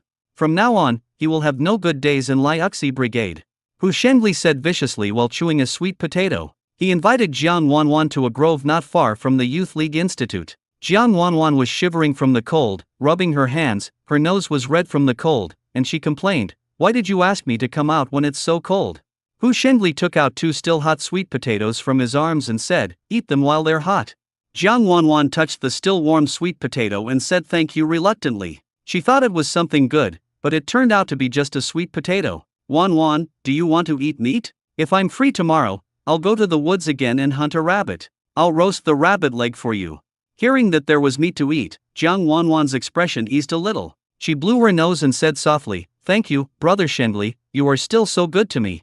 The call of brother has reached his heart and made him intoxicated involuntarily. It would be even better if he could call him like that under her. Seeing her watery eyes under the dim moonlight is really fascinating. But what Jiang Wanwan is best at is keeping men hanging. She took the sweet potatoes and turned around and went back to the female-educated youth dormitory. She has not had a comfortable day since coming here. She was not at all used to seeing so many female-educated youth squeezed into a large dormitory. But there was no way out. She had no choice but to live here. She probably couldn't even live like this if she stayed at home. How she wished there was a man who could save her from the dire straits, and then she would be willing to give herself to him. But looking at these male-educated youth, it was obvious that there was no one who made her 100% satisfied. She heard that Hu Shengli's family was well off, but she had no idea what the real situation was. Now she could only keep this man hanging and take advantage of him as much as possible. Early the next morning, Lu Daji and Hu Shengli were still waiting to see Lu Qingyang make a fool of himself.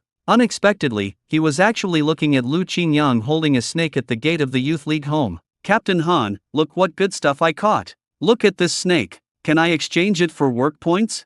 Lu Qingyang twisted his snake-like body back and forth in front of Han Saiqian's door. Han Saiqian was startled and quickly took several steps back. Wow, this snake was quite big and was actually caught by Lu Qingyang. "Take it far away. It looks creepy, but judging by its size, it should be worth 3 work points. You can deliver it to the team later."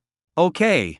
Lu Daji and Hu Shengli were both stunned. Instead of being scared by him, they were actually fooled by him. Several educated youths came up to him and praised him. "Lu Qingyang, you are really amazing. You can even catch a snake." "No, I can't sleep peacefully unless I kill the one who broke into my room yesterday."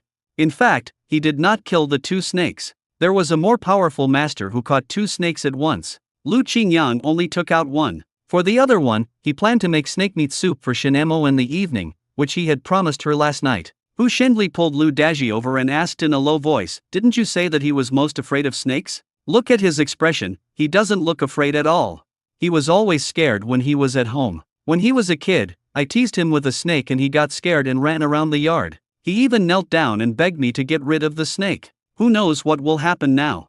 Not only did Lu Qingyang not get a lesson, but he also became famous again. Hu Shengli gnashed his teeth and said, "This is the snake I found." He got all the credit for nothing. 1 snake is worth 3 work points, but we caught 2.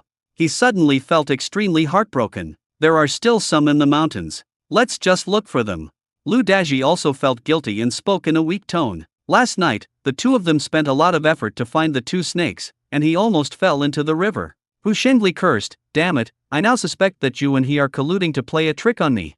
How is this possible? He and I are incompatible. How can I help him?" Lu Daji wished he was dead. Lu Qingyang watched the 2 people arguing from afar, with a sneer on his face. "Go ahead and make a scene, have an internal quarrel. You will be in trouble later." Lu Qingyang carried the snake and walked briskly towards the team, and actually exchanged it for 3 work points. In this labor-based era, villagers in the brigade would often go into the mountains to hunt, and the size and value of the prey would be converted into corresponding work points. When he was carrying the snake to exchange, he saw Uncle Tai carrying a wild rabbit to exchange for work points. As soon as he saw Lu Qingyang, he greeted him, "Little Lu, I didn't expect you to have this skill. You can even subdue a snake. You are really a young man to be feared." Lu Qingyang felt a little embarrassed by the praise. After all, the achievement of catching the snake was not done by him. "You once said that Shen Emo lived with her grandfather? Their life must not be easy, right?" "Yes, but she is also very capable, and the work points she earns are enough to exchange for food. But her grandfather, old Shen, is old and not as healthy as before, so he can't work. It's pitiful to say that the 2 of them depend on each other for survival." Lu Qingyang probably understood that every time she took the bowl back, she must be taking it back for her grandfather to eat. Indeed, at such a young age, you have to shoulder such a heavy responsibility. She's almost 17 or 18 years old now, and she can get married, but I'm afraid no one would dare to marry her.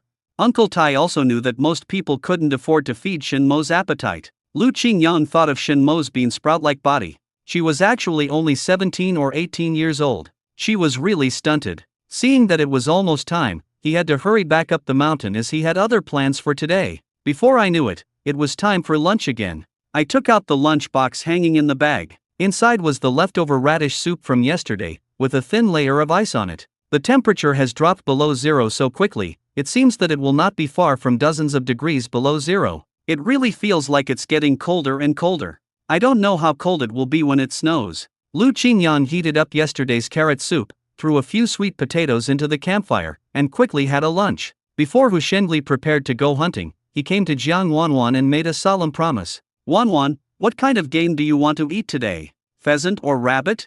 I promise to hunt one for you. Jiang Wanwan nodded shyly, waiting for your good news. Lu Chunyua said enviously, Wanwan, Hu Shenli is so good to you. When will I be able to meet someone who is so good to me? You will definitely encounter it. Jiang Wanwan said this, but she felt disgusted in her heart. With her looks, if she wants to win the favor of men, she should just work honestly. After all, she only needs to beg for men to work for her. Many educated youth had already taken their homemade guns to shoot squirrels. Sun Xiangqian also grabbed one. Seeing that several older educated youth had caught prey, he also became eager to try. Qingyang, let's go hunt pine trees, shall we? I always eat the prey I catch, but this time I'll let you see how powerful I am. Okay. Lu Qingyang just happened to think of a plan. He checked the traps he had set yesterday and found a little squirrel had fallen into one of the small traps, still alive and kicking. He walked to the tree where the hornet's nest hung and looked at it thoughtfully for a while. Qingyang, why are you in a daze? Come on, go a little further inside. Unexpectedly, Sun Xiangqian's shooting skills were quite good. He shot a squirrel. He excitedly picked up the squirrel and said, "It's just too small. It's not big enough to fill my teeth. Come on, it's good enough that we can achieve it." Unlike my cousins, they claim to have good marksmanship, but in the end they can't hit anything.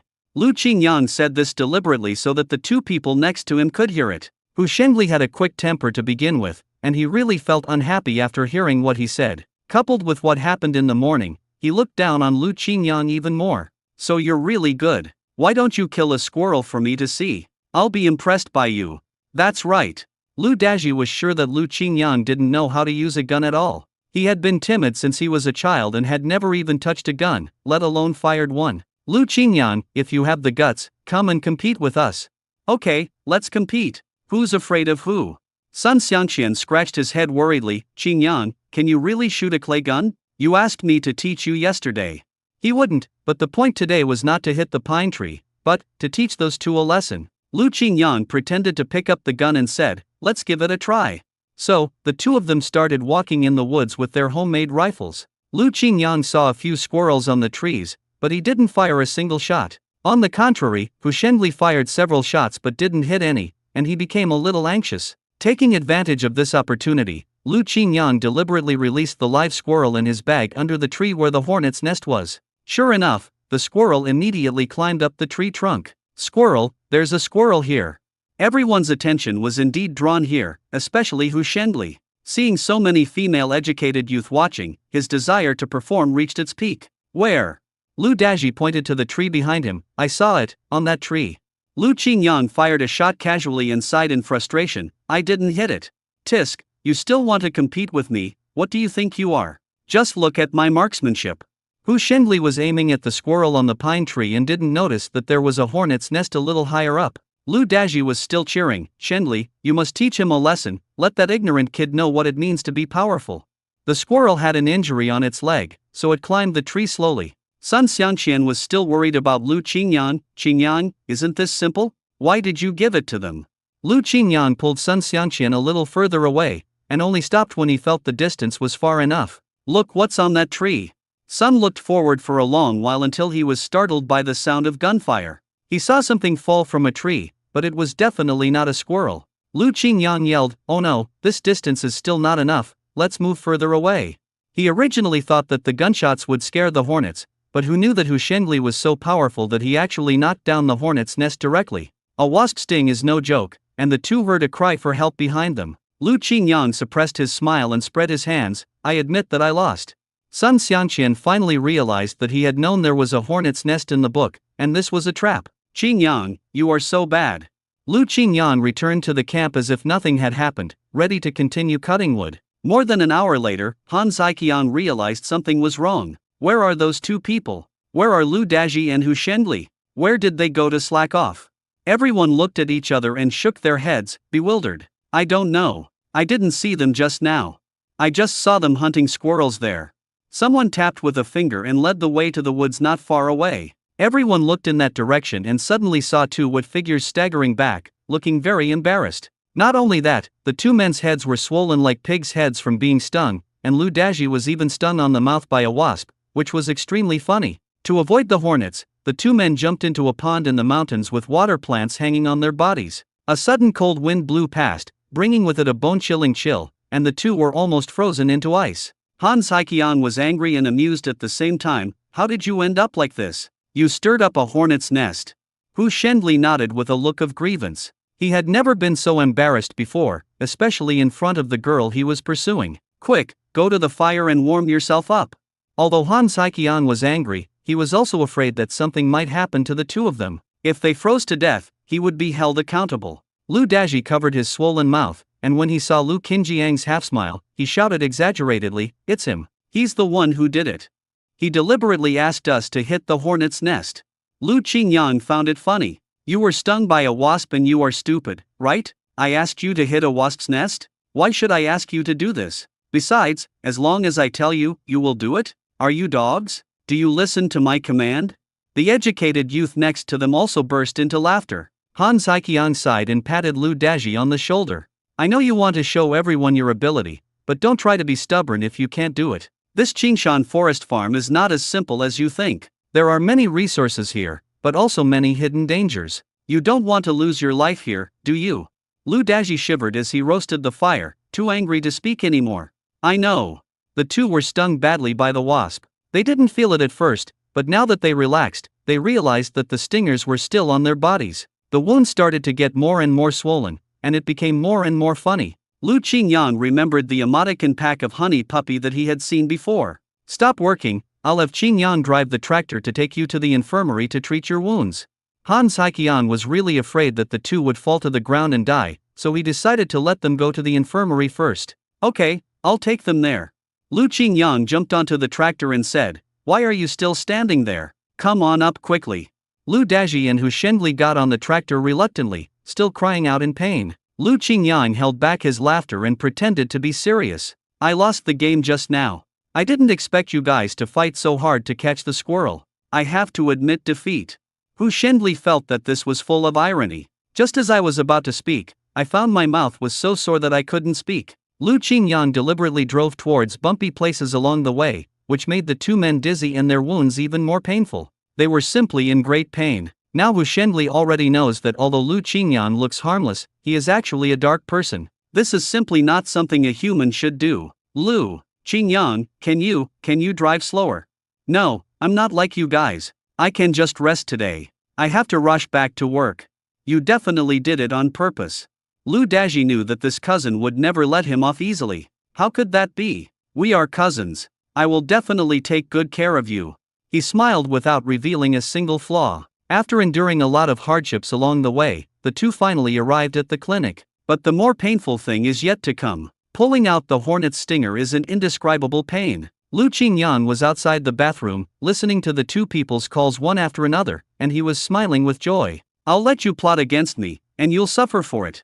He is a vengeful person. If anyone provokes him, he will not let them have an easy time. After work, Han Saiqian brought Lu Qingyang and the other four to a piece of wasteland. Hu Shendli and Lu Daji were injured, so they naturally could not come. You have been in Liaxi Brigade for several days. Each educated youth here is responsible for a piece of land to grow vegetables. You should make reasonable allocations of what to grow. This way, you will be able to eat vegetables during your stay here.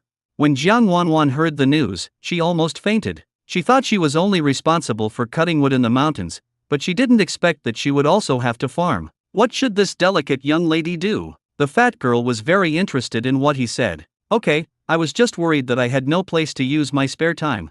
Lu Chunyua felt the same as Jiang Wanwan. She felt upset, but she couldn't always be digging wild vegetables in the mountains. Not only that, in the spring, you have to go to the fields to plant crops with the villagers in the brigade. This is a collective activity and you must participate. Otherwise, you won't even get any food. You came here in this season, and the temperature is getting lower and lower. It's no longer suitable for planting vegetables. You will have a hard time this winter. Lu Qingyang was not afraid of these. After all, he still had several acres of land in his space. The temperature there is constant, so you can grow anything. As for the small vegetable garden, he can also make use of it. After all, he can't always pick vegetables from the space blatantly. He planned to till the soil, spread some fertilizer, and then sow seeds when the weather got warmer. After all, his winter was not difficult. Sun Xiangqian began to worry. Team leader Han is right. We can't always eat wild vegetables. Qingyang, what do you think we should do? Will the seeds survive in winter? Don't worry, there will always be a way out when you get to the mountain. If I have something to eat, I will definitely not let you go hungry.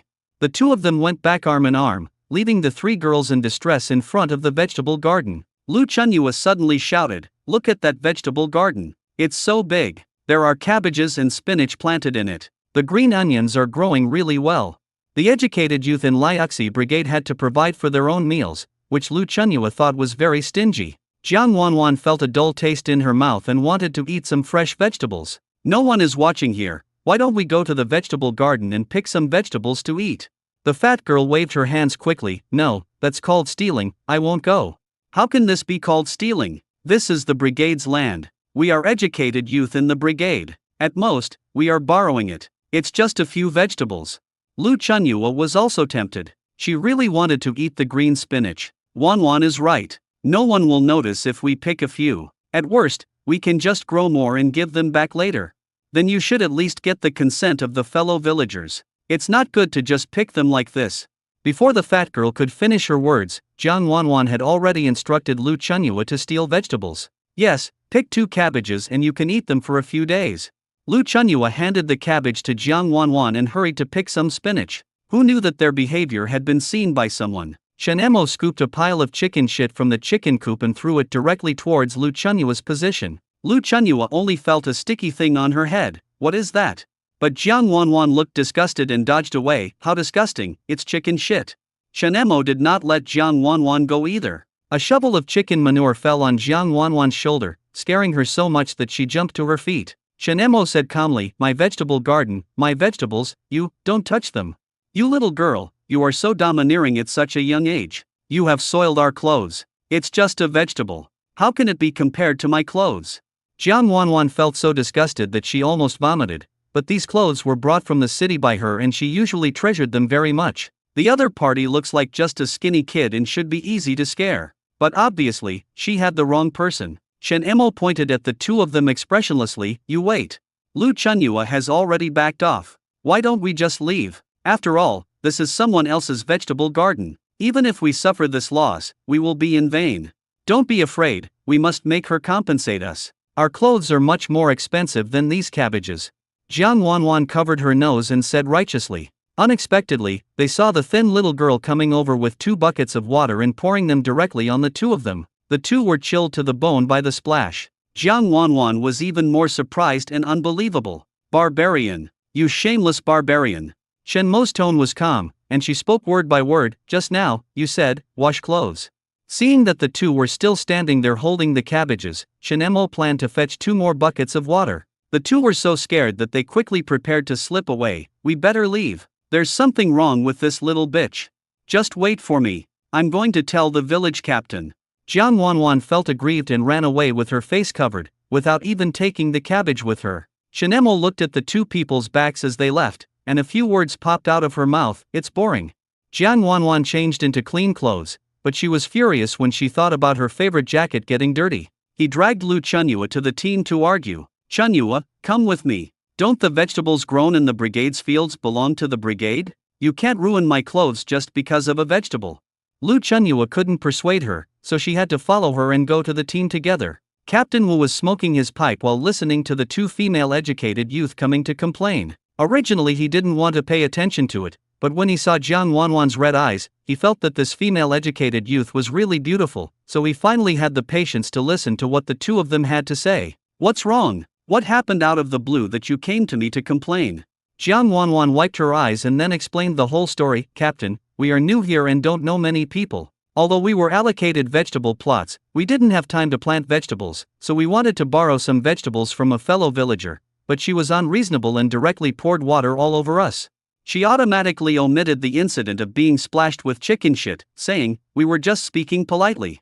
As she spoke, Jiang Wanwan sneezed twice, and the tip of her nose turned red, as if she felt very aggrieved. Captain Wu guessed that she was seduced by the beauty trap, and he couldn't help but agree. "Who is it? Which fellow villager? I'll go to her house and teach her a lesson." It's right there. Jiang Wanwan raised her hand and pointed to the house not far away. Are you sure whose vegetable garden it is? Yes, the little girl in their family is too wild. She is so wild at such a young age. What will she be like when she grows up? Captain Wu felt guilty. It was easy to deal with other families, but Shen Emo from the Shen family was really not easy to deal with. Forget it, Jiang Ziking, don't get angry with that girl. Let's both take a step back and forget it. Jiang Wanwan was very confused as to why he suddenly changed his attitude since he had clearly agreed just now. Captain Wu has already remembered what happened before. The newly arrived educated youth was just like Jiang Wanwan. They stole vegetables from Shen Mo's house and refused to admit it. He also thought that it was just a few vegetables and he just wanted to keep the peace. But Shen Mo actually beat up the two male educated youth severely and threw them out. In the next few days, they came to smash the windows of the youth league home every day. Old Shen already had some kung fu skills, and he brought up his granddaughter since she was a child, so she is even better than him. Don't be fooled by her thinness, her martial arts skills are very skilled. Several tall and strong men in the village fought with her, but none of them could beat her. Moreover, when the little girl fights, she is very ruthless and won't stop until she sees blood. Nowadays, who would want to mess with such a reckless person? Captain Wu, but she has soiled my clothes. We can't just let this go. Please, help us. Jiang Wanwan had no choice but to resort to the method of acting like a spoiled child, a tactic that men were least able to resist. But Captain Wu was more afraid of getting into trouble. If your clothes are dirty, just wash them. If you want vegetables, I have cabbage in my field. Go pick them. As for that little girl, don't mess with her. Captain Wu shuddered, turned around and left with his hands in his pockets. Lu Chenyua advised, I said forget it, let's go to Captain Wu's place and pick some vegetables. Jiang Wanwan was feeling very depressed. Ever since she came here, things had been really strange. She had not had a single day of good luck. Captain Wu is such a coward that he is actually afraid of a little girl. It was a wasted trip, and I have to deal with clothes covered in chicken shit when I go back. It makes me feel wrong just thinking about it. How could her delicate hands touch such dirty things? Hu Shenli and Lu Daji were stung again and couldn't help her wash clothes. It seems that she can only ask other men for help. After all, men are the easiest to fool. As long as she gives them a little benefit, they will follow her. The three big men did their work efficiently. The beams have been basically reinforced and now they need to repair the roof. While the two men were tinkering with it, Lu Qingyan prepared to cook and he processed the snake meat. The snake gallbladder and snake gallbladder are left behind. The snake gallbladder has the effects of dispelling wind and dampness, cooling and improving eyesight, detoxifying and removing prickly heat. The snake skin can dispel wind and calm nerves, eliminate insects and treat ringworms, and calm convulsions.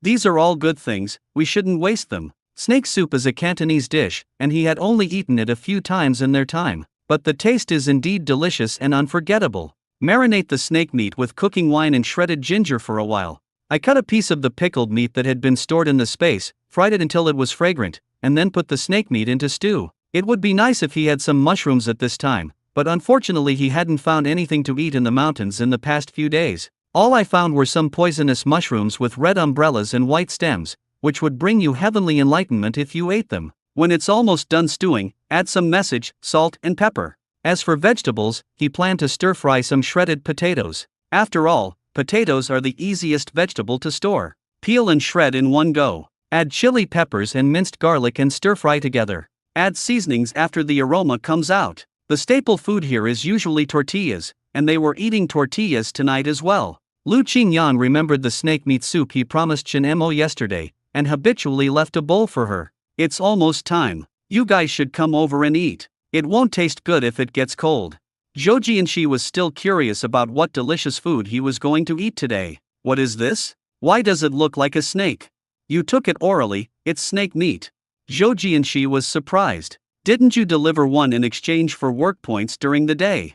There are two. I kept one for myself. Let me try it and see how it tastes. Zhou Jianxi was originally a little resistant to it, as he had never eaten snake meat and had no idea what it tasted like. Under Lu Qingjiang's urging, he could only carefully sip the soup. This tastes so delicious. I heard that snake meat is the most nutritious for men. Sun Xianxian said in a mean way. So what if it's nutritious? You don't have a woman, what nonsense are you talking about? Eat quickly. Lu Qingyan felt uncomfortable when he heard them talking about women. None of the women around him are good. Shen Mo should not be counted, she is just a little girl. Lu Qingyan automatically eliminated her, she looks silly. but at least her actions are consistent with her words. However, after eating the snake meat soup, I did feel hot all over. This era is also troublesome, and there is no way to relieve it, no videos, no pictures, not even a book, only. After Sun Xiangqian helped wash the dishes, he saw a figure hanging around outside the door. But this time, she seemed to be holding something in her hands. As soon as Lu Qingyang opened the door, he found Shen Mo holding 2 large cabbages in her arms. He was also carrying a basket filled with vegetables. She was about to take the snake meat soup away without hesitation, but hesitated for a moment, as if waiting for Lu Qingyang to appear. As soon as she saw Lu Qingyang, she stretched out her hand and asked directly, "Candy? You're welcome." Lu Qingyang felt in his pocket, took out 2 candies and placed them in her palm. Shen Mo originally looked depressed, but she finally showed a little bit of relaxation. "It's very sweet and delicious." Then he pointed at the pile of vegetables and said, "Grandpa said that we can't accept other people's things for free."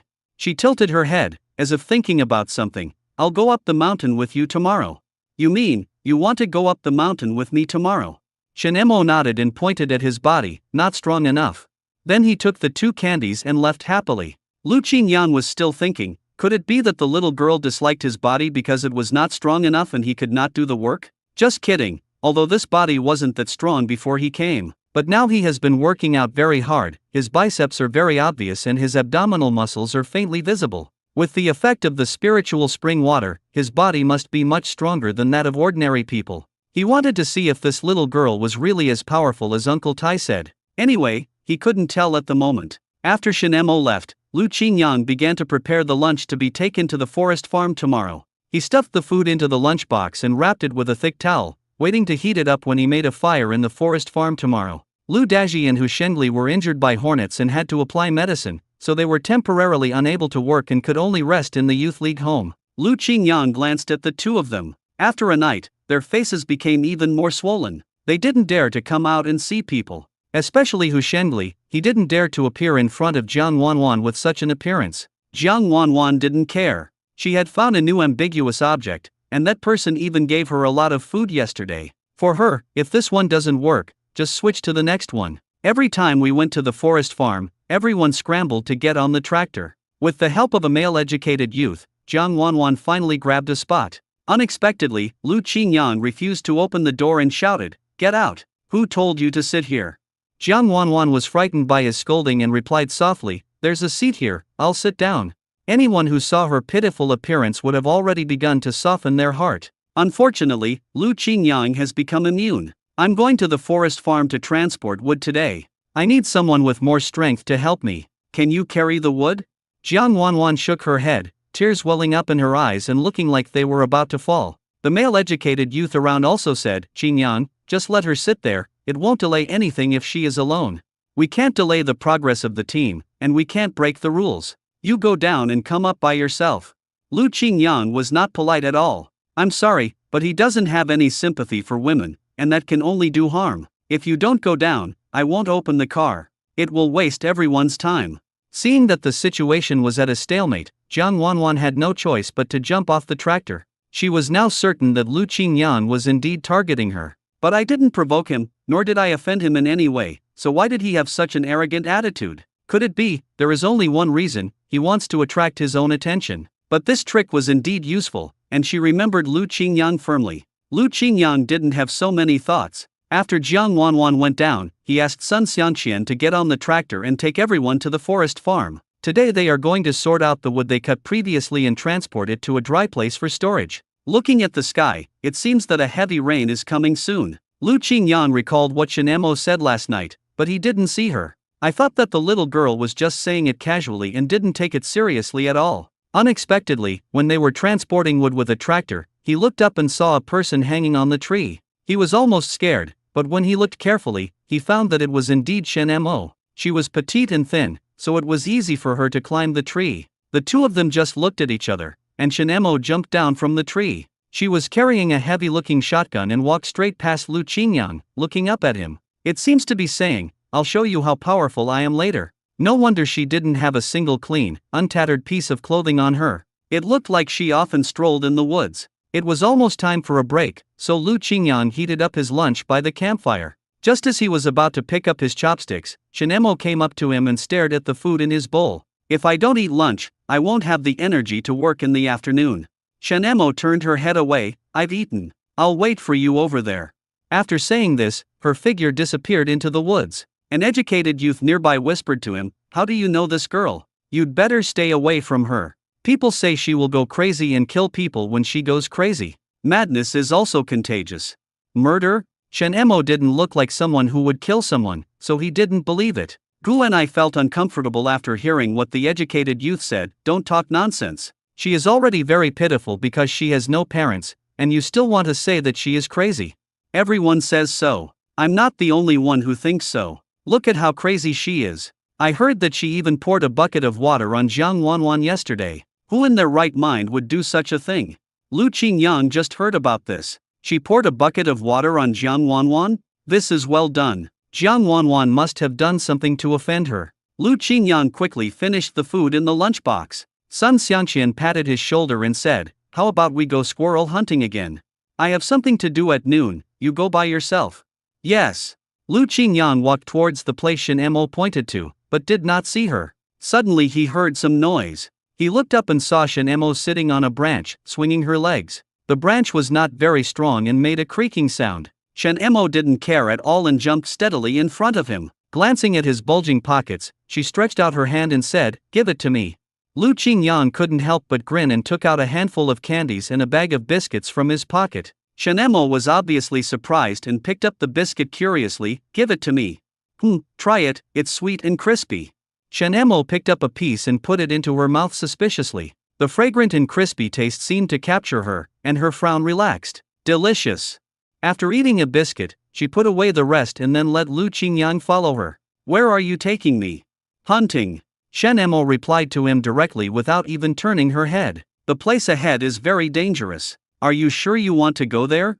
Lu Qingyang remembered that Han Ziqiang had reminded him many times before that it would be very dangerous to leave Qingshan Forest Farm. Shen Emo did not answer, but motioned for him to continue following behind. After walking for a while, Lu Qingyang heard the roar of wild beasts coming from the woods. It seems that what Han Ziqiang said was right. There are indeed blind bears in there, and they are quite creepy. Shen Emo, however, moved nimbly between the mountains and forests, and seemed to be very familiar with the place. Not far away, 2 wild boars were eating fruit. Lu Qingyang has wanted to catch wild boars for a long time, but these wild boars are very smart and will not be fooled, so the traps cannot catch them. Shen Emo took out a homemade hunting rifle and was still some distance away from the wild boar. Lu Qingyang didn't want to disturb her hunting at the moment, so he stayed quietly aside, wanting to see how good Shen Mo's shooting skills were. The little girl fired the gun. The recoil of the shotgun was quite strong, and her whole body trembled. The earth bullet was then fired out. The wild boar let out a hissing sound and lay on the ground, while the other one ran away immediately after hearing the noise. Just in case, she fired again until the boar was motionless. A hint of pride appeared on Shen Mo's face. Lu Qingyang also gave her face and praised her directly. I didn't expect that your shooting skills are very accurate, Xiao Moli. Shen Emo put down the gun and felt very strange about his address, Little Jasmine. Yes, you are called Shen Emo. The person who named you must like Jasmine very much. Isn't Little Jasmine very nice? A trace of loneliness flashed in Shen Mo's eyes. She pointed at the wild boar's corpse and motioned him to drag it over. You want me to get it?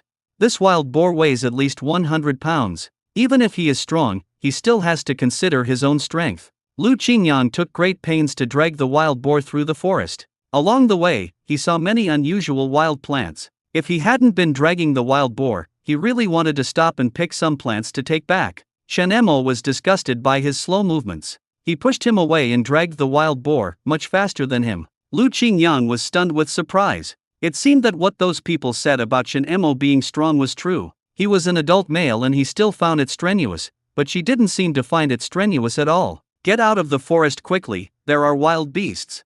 Shen Emo was afraid that he didn't understand, so she explained. Lu Qingyang understood what she meant. The smell of blood would attract other wild animals to steal food. It seemed better for them to leave here as soon as possible. These wild plants will have to wait for him to explore next time. You're pretty good at shooting. When are you going to teach me how to shoot with the air? Shen Emo raised her head and scratched it. Okay, but I want candy and cookies. Want to exchange it for candy and cookies? And the dishes you cooked.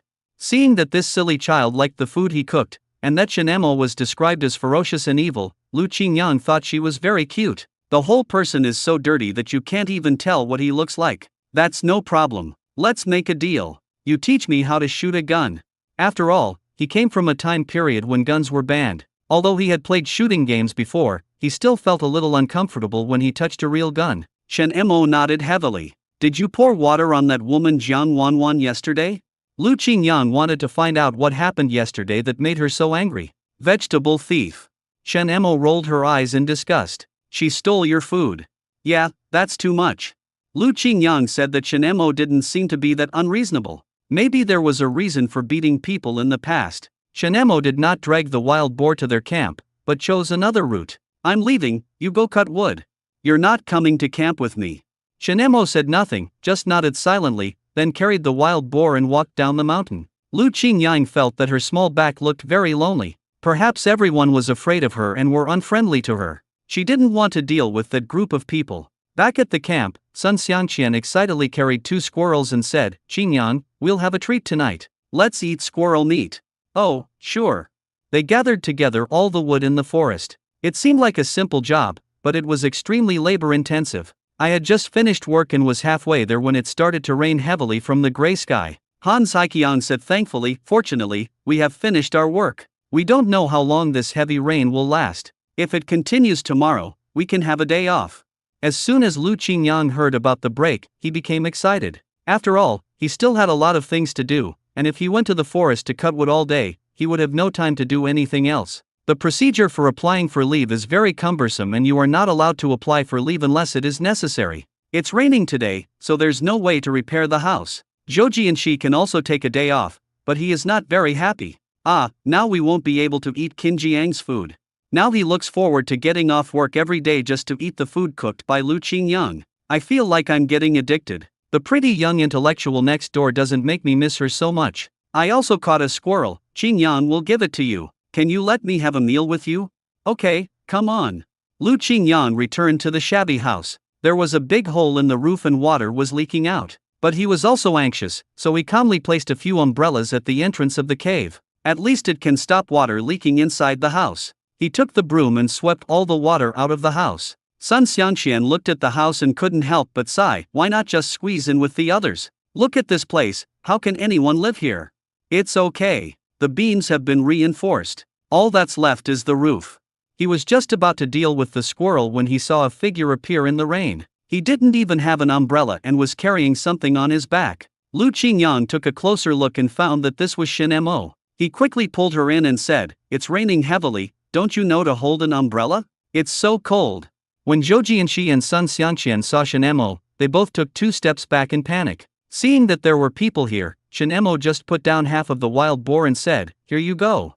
Then he turned around and disappeared into the rain. Lu Qingyang didn't have time to thank him. The 2 men looked at the wild boar meat on the ground, stunned with surprise. "She brought you half a wild boar. The wild boars in this forest are very wild and difficult to fight. This girl is really amazing."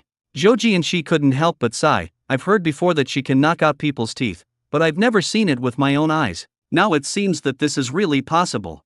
Usually a wild boar weighs at least several dozen kilograms. She carried it here like this. I was really amazed."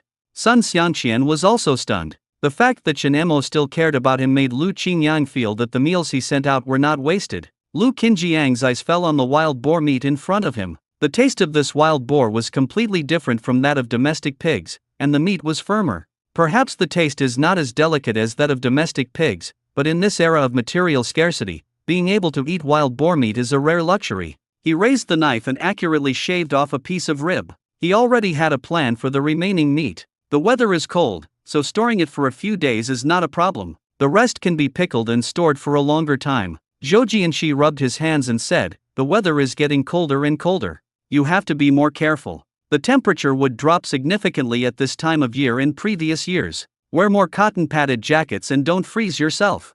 Sun Xiangqian added some firewood to the kong, then sat down on the warm kong edge and said with a smile, "Qingyang, it would be much more convenient if you had a stove in your room. When the sun comes out one day, I will build one for you. How about that?" When Lu Qingyang heard this, his eyes lit up. "You can also build a stove. Hey, this is a piece of cake. I just don't have enough bricks." Sun Xiangqian patted his thigh, looking confident. I'm going to town to buy tiles in a few days, so I'll take a look and see if there are any bricks. I'll buy some at the same time.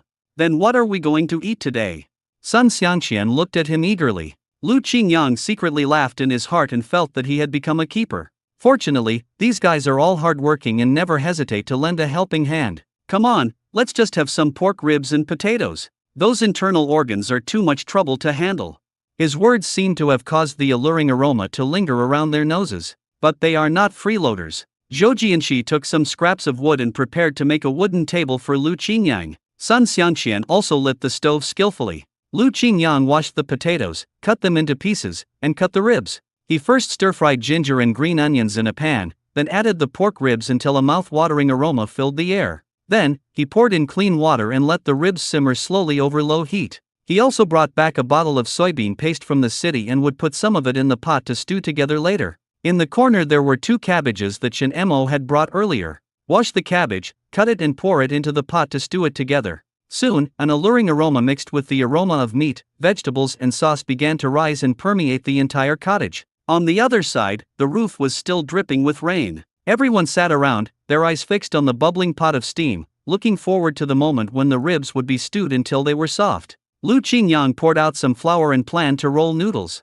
He would add it in when he had almost finished eating so that the noodles would be more flavorful. The most important things in life are eating and drinking, everything else can be compromised. Although the conditions are a bit simple, the food is not simple at all. Finally, the ribs were stewed to perfection, the meat was tender and fragrant, attracting the 3 of them to pick up their chopsticks and taste it impatiently. Even the potatoes and cabbage stewed together have absorbed the gravy, giving it a rich flavor that is very memorable. Qingyang, seriously, you should be a chef in a state-owned restaurant. The food you cook is so delicious.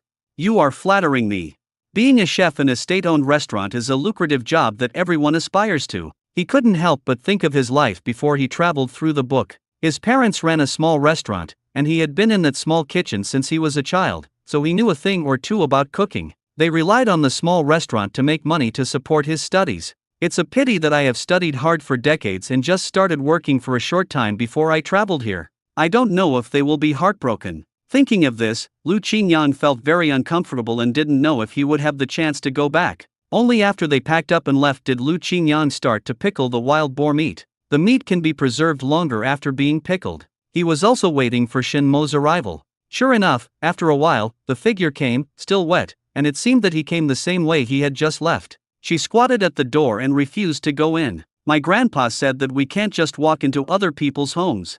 It's good to have this awareness, but ordinary people can't get close to her at all. Lu Qingyang squatted down and patiently explained to her, I cook for you, so we should be friends, right? A trace of thought flashed across Shen Mo's eyes, and then she nodded slightly. Yeah, that's fair enough. If we are friends, we won't hurt you. Come here, eat here today and then go back. Pack the rest and bring it to your grandfather. Shen Mo sniffed the fragrance in the house and couldn't resist the temptation of wild boar ribs stewed with potatoes, so she involuntarily stepped over the threshold. As soon as I entered the door, I looked up and saw 3 holes where rain was leaking. Lu Qingyang, why is your house even more shabby than mine? She couldn't help but frowned. Oh, I'll patch it up in a few days. Lu Qingyang didn't care about that. He got her a bowl and put some potatoes, pork ribs and noodles in it. Shen Mo stared at the bowl and was immediately drawn to it. When Lu Qingyang caught a glimpse of her tattered, rain-soaked cotton jacket, he felt a headache again. Suddenly I remembered the clothes the original owner had bought for Tang Li, but I hadn't had time to give them to her. Now that everything has been stuffed into the space, Shen Mo should be able to wear it. It may be a little big, but it should be okay. Shen Mo picked up the chopsticks and started to eat up the food. While she was immersed in the delicious food, Lu Qingyang went around to the inner room and took out a complete set of clothes from the space. It was not enough for Shen Mo to just eat from the bowl, so she simply picked up the whole pot and started to devour the steaming noodles. Tasty. She was eating with a happy look on her face. When she raised her head, even her mouth was covered with soup. Shen Mo didn't waste any of it. She licked it clean and still felt unsatisfied. Lu Qingyang really didn't expect that this little girl was not only strong, but also had an amazing appetite. The remaining portion was enough for 3 big men, but she ate it all up, and at the end she even said she was not full. You've finished eating, what about Grandpa? Shen Mo burped and frowned in annoyance. It's so delicious, I forgot about it. He touched his stomach again and said, I'm not full yet. Lu Qingyang sighed, go change these clothes. Shen Emo had never seen a brightly colored cotton jacket before. She stared at it curiously, but quickly shook her head, seeming a little unhappy. Don't wear this color. Lu Qingyang chuckled and said with a hint of persuasion, but your clothes are already soaked. If you don't change them, you might get sick. How can you teach me how to hunt if you are sick? Shen Emo raised her head slightly and fell into deep thought for a moment. This way you won't be able to hunt prey and eat meat. That's right. And being sick is very uncomfortable. You will have no strength. When you are well, I will reward you with something delicious. Lu Qingyang felt like he was just coaxing a child. Think about it, this girl is just a child. When Shen Emo heard about the delicious food, she suddenly stood up, reached out to take the clothes, and began to unbutton them in front of Lu Qingyang. What do you want to do? Lu Qingyang couldn't help but protect his chest, and then he realized that she was the one who should be afraid, so why should he be afraid? By the way, he was afraid of being reported for hooliganism. Change clothes. Shen Emo answered calmly and started to take off her clothes. Although Lu Qingyang is not a gentleman, he still understands basic benevolence, righteousness, and morality. He hurriedly covered his eyes with his hands and shouted, "Go to the inner room and change quickly. You are a little girl, please pay attention to your manners." Didn't this little girl's family teach her this? Shen Emo blinked her eyes. Lu Qingyang, you said you are my friend, do friends also care about these things? Lu Qingyang turned his back to her and asked, have you always changed clothes in front of your friends? Shen Emo thought about it carefully before answering truthfully, yes, I exchanged them in front of De Huang and his 3 children. They are my friends. Lu Qingyang was nervous from the beginning, but the more he thought about it, the more he felt something was wrong. De Huang and his children? Yes. Don't you want to tell me they are dogs? It's a dog, and it's also my friend. Lu Qingyang felt speechless, but also relieved. He was really scared just now and thought Shen Emo was so lacking in common sense. During the conversation, Shen Emo had already changed her clothes and walked in front of Lu Qingyang. Then I'm telling you now, even if you're friends, you can't take off your clothes in front of others, do you understand? Lu Qingyang now felt that his earnest advice and sincere teachings made him just like an old father. When he saw Shen Emo changing her clothes, he couldn't help but be stunned again. After wiping her face clean, she no longer looked like a dirty wild girl. On the contrary, her face looked very delicate. Her face is small and well-proportioned, with a straight and delicate nose. Only her skin is not as white as snow due to long-term labor, but this does not affect her appearance at all. The wet pigtails had been loosened, and her hair was casually draped over her shoulders, slightly curled. The pink jacket makes her look even more beautiful. Lu Qingyang couldn't help but stare in amazement, but then he turned his head away. Shen Emo nodded thoughtfully, no one will bully me. If anyone bullies me, I will beat him to death. She looked around, where is the food?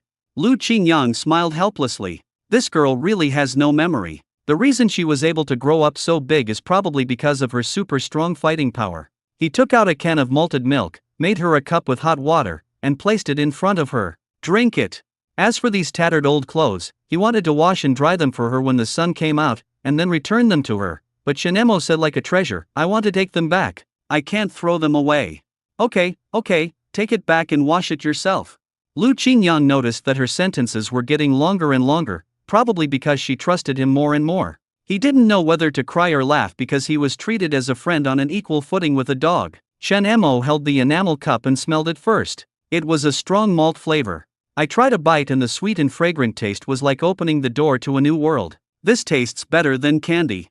Shen Emo drank it all in one breath and placed the empty cup in front of him. I want more. Lu Qingyang could only sigh. How could he refuse her? He could only obediently make another cup for her. Shen Emo drank 3 large cups before licking the corners of her mouth in satisfaction. With such an appetite, it's no wonder that she is so powerful but still can't get enough to eat at home. I'm full.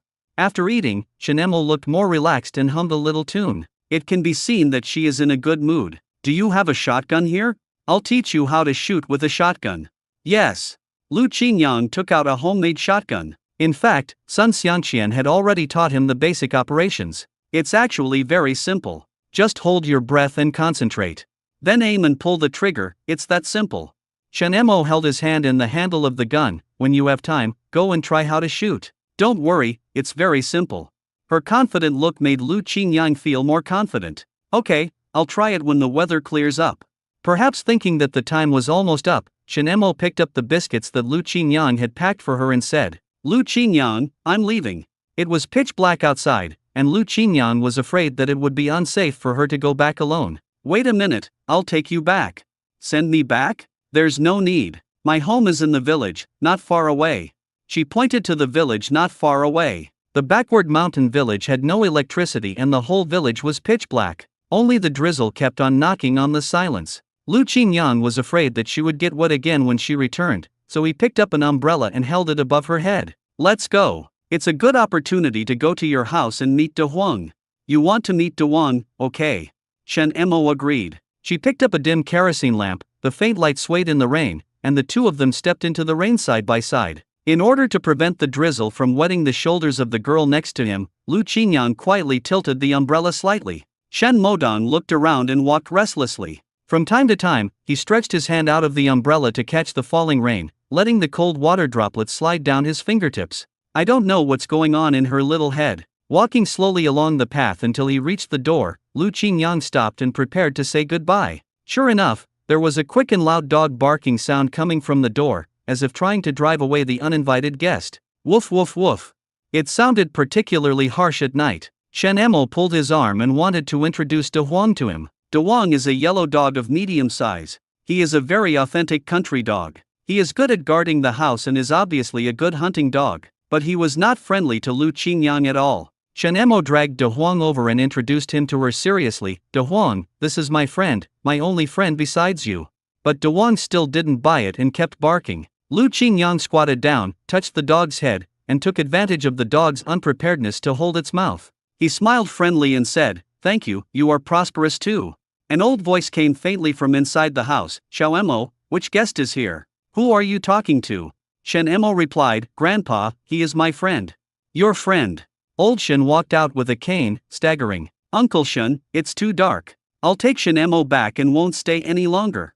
In order to avoid misunderstanding, Lu Qingyang took the initiative to explain. When Old Shen heard this, he was touched and let out a long sigh. Lu Qingyang was about to leave when he discovered that 3 little yellow dogs followed De Huang, shaking their chubby butts, which was very cute. "Now that you're here, come in and have some tea. I'd like to thank you for taking care of Shen Mo." Only then did Lu Qingyang realize that the grandfather Shen Mo mentioned was actually a blind man. His eyes were dull and he needed to rely on the crutches in his hands to avoid obstacles. "Xiao Mo, boil some water and make some tea for the guests." Shen Mo picked up a puppy and said, "Lu Qingyang is a friend, not a guest, so there is no need to pour tea." Lu Qingyang also politely refused. "No need to pour tea, Mr. Shen, excuse me, but can't you see?" "Yes." Old Shen fumbled and sat on the stool. "I am getting old and gradually going blind. I only have this one granddaughter left. It is really worrying. As we age, we are more likely to develop cataracts, and the current medical environment is not good. Without timely treatment, we will gradually become blind." Lu Qingyang felt that the grandfather and grandson were even more pitiful. No wonder Shen Mo always asked for food to bring back for grandpa. It turned out that it was because he was blind, couldn't cook, and couldn't leave anyone alone for a long time. "Shen Mo always receives your care. I'm sorry. Wait a moment. I'll get you something." Old Shen fumbled for a long time, opened a cabinet, and took out a package. "This is good tea from the mountains. I have kept it hidden away and never drank it. I will give it to you to express my gratitude." Lu Qingyang naturally didn't want it. He refused for a long time, but couldn't get rid of Old Shen, so he could only take the tea leaves and said, "Thank you, Uncle Shen." When he left home with an umbrella, he felt something strange, but he couldn't put his finger on it. Only after hearing the footsteps gradually fade away did Old Shen scold Shen Mo. "What did I tell you? Don't go looking for those educated youths anymore. Did you take my words to heart?" "But Lu Qingyang is a friend." Shen Mo lowered her head in grievance. "What friend? Your mother was deceived by the educated youth who went to the countryside. She was still thinking about that man when she died. What happened?" Shen Mo did not respond, but replied dejectedly, "I know. I taught you self-defense skills so that you won't be bullied by others. Don't be fooled by those stinky men." Old Shen said earnestly, "Grandpa is also afraid that you will suffer.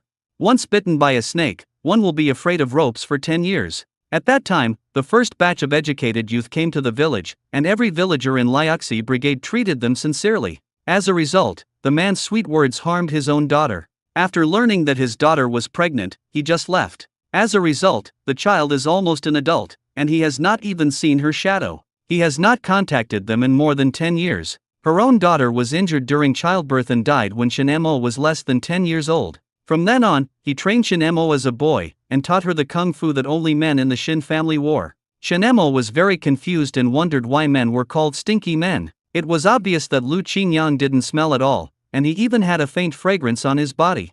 He seemed different from the stinky men that Grandpa described. No matter what, you can't be fooled by men. Don't trust them easily just because they give you a little benefit. If they make a move, just kick them away. You must remember your grandfather's teachings to you. Yes, I remember that.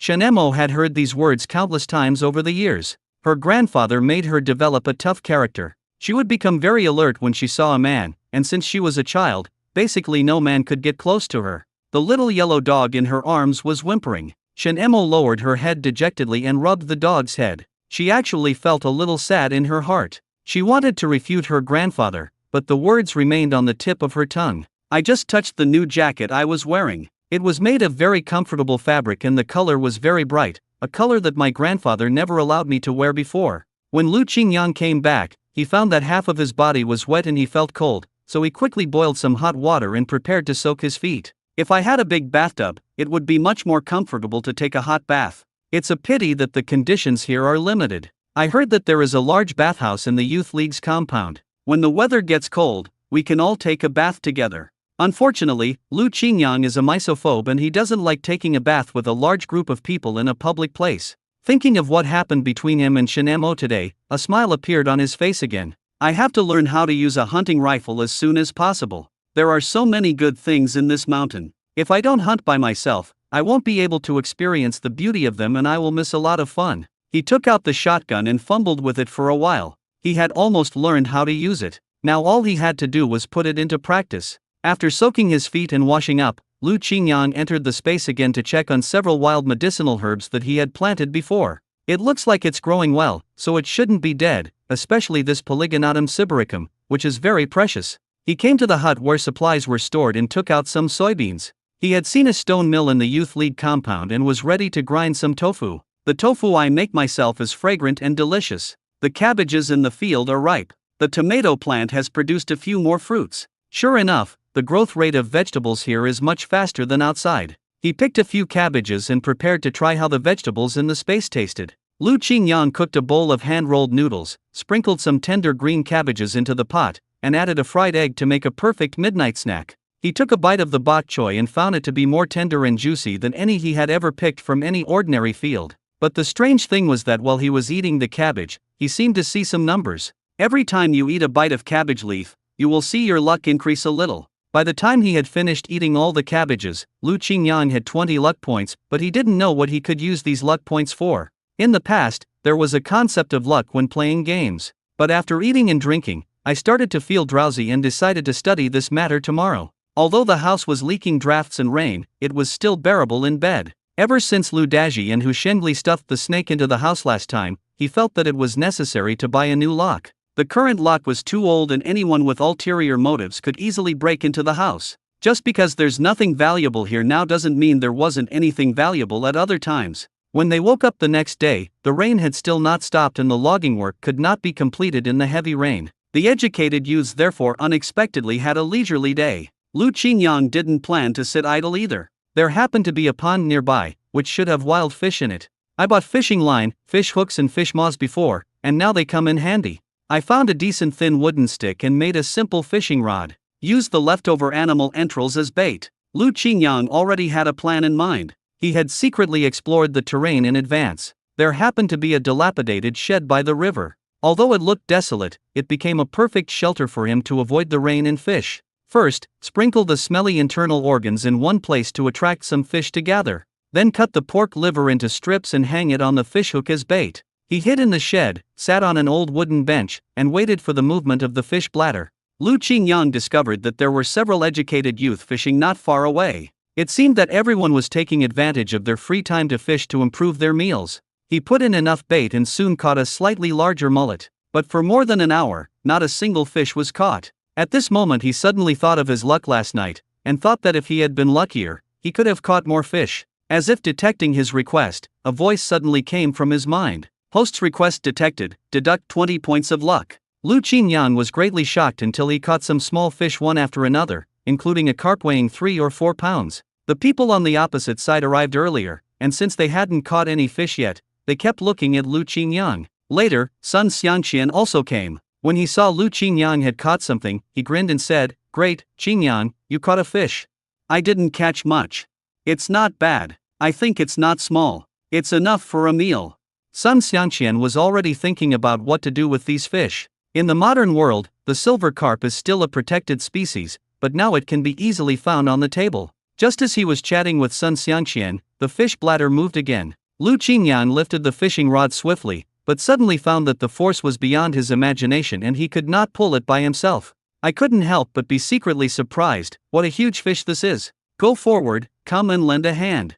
It took two strong adult men working together, and after considerable effort they managed to slowly pull the taut fishing line out of the water. Lu Qingyang secretly felt lucky. If the fish had struggled a little more, the fishing rods in their hands might not have been able to bear it. When they caught the fish, they found that it was a species that neither of them had ever seen before. "This is a pike. It's so big."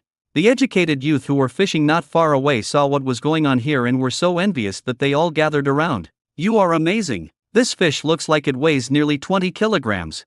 I've been fishing at this location for more than a year and have only caught some small fish, never a pike."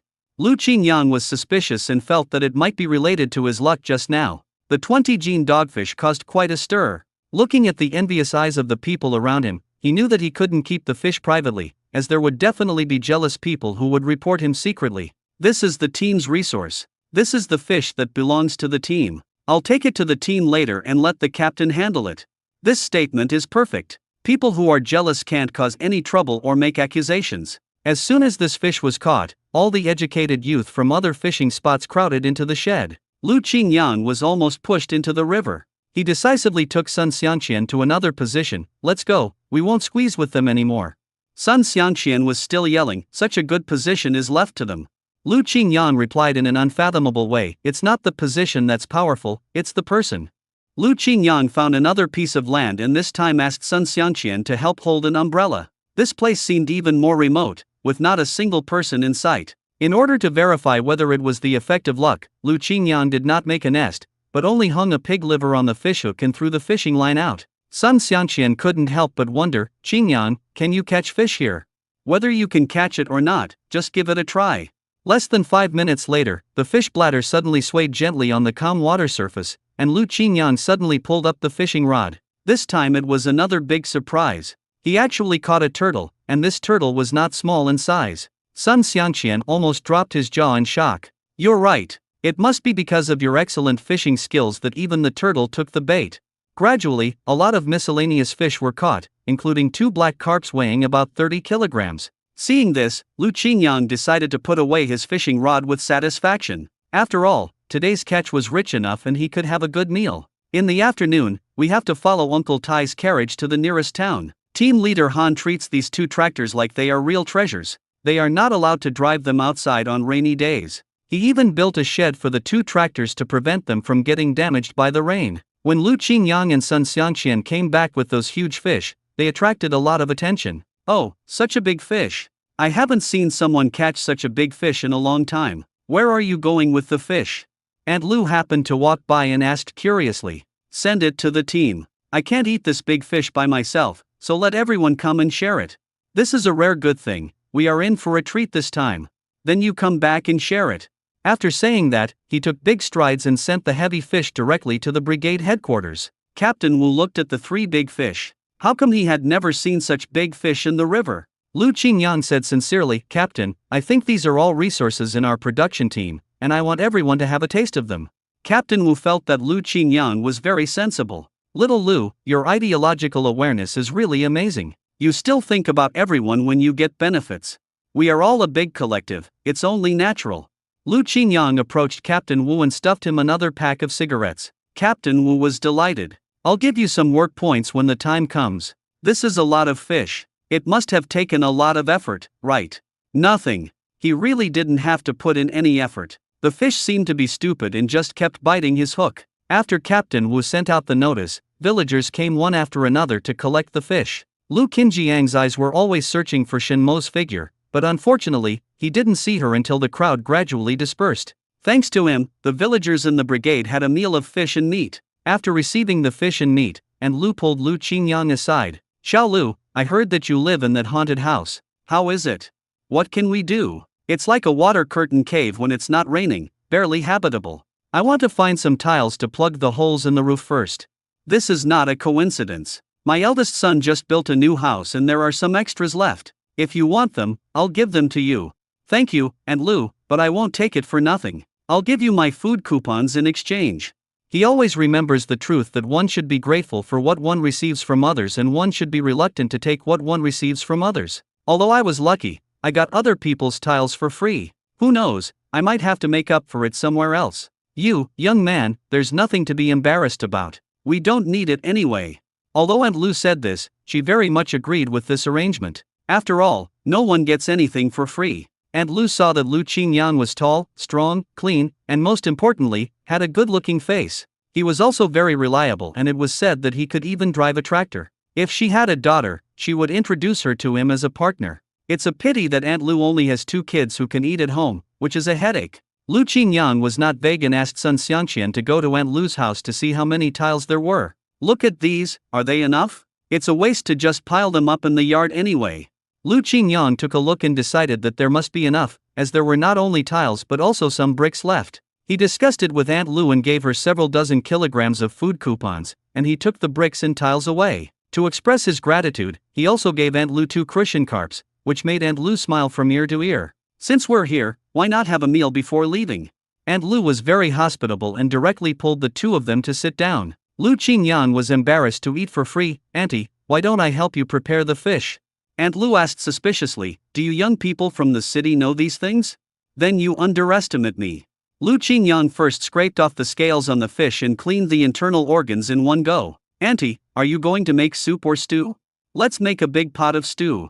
This is a common way of cooking here in the Northeast, stewing in one pot. Lu Qingyang saw that there were quite a few people in Aunt Lu's family, an elderly couple and 2 sons. The eldest son is married, the eldest child is 5 years old, and the youngest child is still not weaned. No wonder we have to rebuild the house. This room can no longer accommodate so many people. When the steaming pot of stew was served, Big Boy's saliva started to flow with greed and he wanted to grab some with his hands. Aunt Lou hit him lightly with chopsticks. Go wah, this is hot. The dog boy cried out, I'm hungry. I'm hungry. Only then did Lu Qingyan realize that this puppy seemed to be unable to speak. Auntie, the child is 5 years old, and he still can't speak much. Aunt Lou felt guilty when she thought of this incident. We all had to work in the brigade. When we were picking corn, I took Go Wah with me. Who knew that the child was playful and fell down when he was 3 years old and hit a big rock? As a result. After saying that, he wiped away his tears and said, I'm really sorry to have embarrassed you. It was a rare occasion for Go Wah to eat meat, so he ate the fish soup mixed with steamed buns with great relish. He even licked his fingers clean and smiled a silly smile of satisfaction as he ate. Lu Qingyang just felt sad, and thought about sending some fish to Aunt Lu's family when he caught them in the future. After eating, he and Sun Xiangqian pushed the cart back. These tiles and bricks are more than enough for this house. Sun Xiangqian muttered, Qingyang, your cooking is still delicious. Let's make a big pot of stew tonight.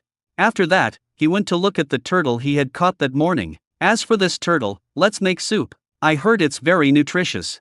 Suddenly, he exclaimed, where's the turtle? Where did the turtle go? I saw that the bucket that was supposed to contain the turtle was empty. Sun Xiangqian casually placed the bucket outside without locking it in the house, so he was afraid that someone might have taken it away directly. Sun Xiangqian said with a sad face, I was hoping to improve the food. Don't worry, there are still some miscellaneous fish. We can use this to stew in the iron pot tonight. After saying that, Lu Qingyang picked up the last big fish and went directly to the youth league home. Jiang Wanwan had never seen such a big grass carp. She never expected that it was caught by Lu Qingyang with that broken fishing rod. What was even more unexpected was that he did not exchange it for work points, nor did he keep it for himself, but directly had everyone stew it and eat it. Qingyang, how can you say this? This is the fish you caught. What's the big deal? We all came here to fight together, and we should share good things together. I just had better luck. The jealousy of those educated youth who did not catch any fish was much subsided. Lu Qingyang didn't want to make the situation too difficult. After all, this was a large group. Logging is also a collective labor, and maintaining good relationships is also very important in interpersonal relationships. Besides, he doesn't lack such a big fish. Team leader Han nodded in appreciation. Lu Qingyang is right. Just now, a few educated youth came to him to complain, saying that Lu Qingyang was extravagant and wasteful, and was doing capitalist things. Just after he made the complaint, he came over with the fish and slapped those petty-minded people in the face. Several male educated youth volunteered to process the fish. Thinking that they would have a fish dinner in the evening, they were all eager to get started and full of motivation. Lu Qingyang suddenly sighed with a sad face. "I'm sorry, Captain Han." Hans Haiqiang was still confused. "What have you done to me?" "Actually, I caught an old turtle and wanted to give it to you to nourish your body, but..." Hans Haiqiang is the most senior and oldest person in the Youth League Institute. He arrived at Liaoxi Brigade when he was 20 years old. He is 30 years old now. He has been here for 10 years and finally became a mother-in-law. What happened? Where's the turtle? It was stolen. Lu Qingyang pretended to cover his chest. "I'm sorry, Captain Han. Maybe he ran away on his own. There's a wooden board on top of that barrel. Could it be that this old turtle has become a spirit?" Hans Haiqiang was both amused and confused. He didn't want to give Lao Bi a gift at all. Something had been stolen and they were looking for him to make the decision. But stealing is definitely wrong. Lu Qingyang deliberately said it in front of everyone just to see their reactions. Although the old turtle was stolen, the person definitely didn't have time to deal with it. Who knows where it might be hidden? Hans Haiqiang said righteously, "Whoever stole the old turtle, hand it over immediately, or if I find out, I will deduct cents from you." Complete silence. Admitting that you stole something in front of everyone is such a shameful thing. Naturally, no one is willing to admit it, and no one is willing to speak up and arouse suspicion. Seeing that no one reacted, Hans Haiqiang cleared his throat and said, "You can come to me privately later. If I find out, it won't be as simple as deducting work points." Jiang Wanwan looked left and right, biting her lower lip, extremely nervous. She also went to join in the fun in the afternoon and saw a group of people fishing, and Lu Qingyang caught the most fish. When he saw Lu Qingyang catch the old turtle, he remembered the dish he ate when his family was well off, and he muttered a few words about it to his lackey Ma Dalong beside him. "It would be great if I could drink old turtle soup. It's nourishing and delicious." In order to please her, Ma Dalong said confidently, "This is easy, just wait and I'll catch it for you." "Can you catch it? It's so cold, where can you catch it?" "This is easy. If Lu Qingyang can catch it, I can definitely catch it." Not long after, Ma Dalong brought her an old turtle and said he wanted to give her a snack. It never occurred to her that the old turtle was actually a thief. "If I take it out and stew it and eat it now, wouldn't I be suspected of being a turtle thief?" She even let Ma Dalong take advantage of her and touch her hand. She felt extremely disgusted now. Now the old turtle is hiding in her basin. If someone finds it, she would be wrongly accused of being a thief. Jiang Wanwan was so anxious that she was running around in circles, and suddenly she came up with an idea. The last time Shen Mo threw chicken shit on her was still fresh in her mind, and she was even more resentful. Captain Wu was actually afraid of a little girl like her. Since Captain Wu was not going to teach her a lesson, he let her think of a solution. At this moment, Lu Chunyua also came over in a hurry. "Wanwan, your old turtle, could it be?" "No, you know this was given to me by someone else." But once Ma Dalong's problems are discovered, she will definitely not be able to escape the blame and will be suspected of having problems with her sexual conduct. "I've thought of a way, you have to cooperate with me." Lu Chunyua moved closer to her and asked curiously, "What's the solution?" Jiang Wanwan whispered into her ear, "Wait a moment, I'll cover you. You put this old turtle in the Shin family's yard, just in time to avenge last time."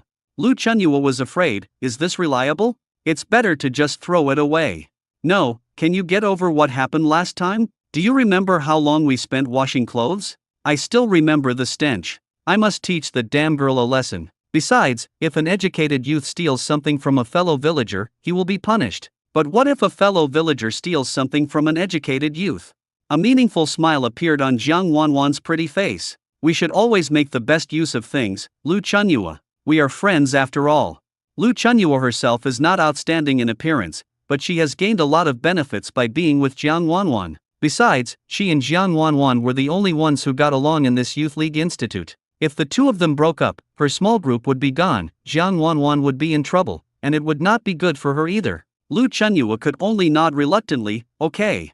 The two of them sneaked around secretly and took the turtle out when no one was paying attention. Lu Chunyua was cheated by the girl named Shin last time, and now she is still a little afraid of her. But she didn't seem to be at home today, and Mr. Shin was blind and couldn't see anything, which was just right for them to implement their plan. Under Jiang Wanwan's command, Lu Chunyua tied the old turtle directly in front of the Shin family's door. When leaving, Lu Chunyua was in too much of a hurry and was bitten, but she didn't dare make a sound and could only endure the pain and slip away. She was so nervous about handling this matter that Jiang Wanwan even complained that she was not quick enough. I was almost discovered by that blind man. Luckily it rained today. Lu Chunyua muttered to herself, "It's so powerful, why don't you go?" causing her to run around in fear. After finishing this matter, Jiang Wanwan came directly to Team Leader Han with a proud and arrogant attitude, not feeling guilty at all. "Team Leader Han, I know who stole the old turtle." "Jiang Ziking, do you know who took that old turtle?" Jiang Wanwan moved her lips slightly, her eyes flickering, and finally spoke, "Well, I saw it with my own eyes. I was too embarrassed to say it in front of everyone just now because I wanted to save some face for the little girl. It was that wild little girl from the Shin family who did it." Han Saiqiang was startled, but soon calmed down. "Are you sure it's that little girl?" "I'm sure," Jiang Wanwan said confidently. Han Saiqiang nodded slowly, a trace of deep thought flashing in his eyes. "This matter ends here. Remember, don't make it public. I will handle it properly in private. Jiang Ziking, you can go back first." Jiang Wanwan was filled with indignation. "Captain Han, you can't just let her go just because she's from the same hometown, right? After all, this is stealing. Shen Emo is still young and doesn't understand anything. Anyway, you guys should just stop interfering in this matter.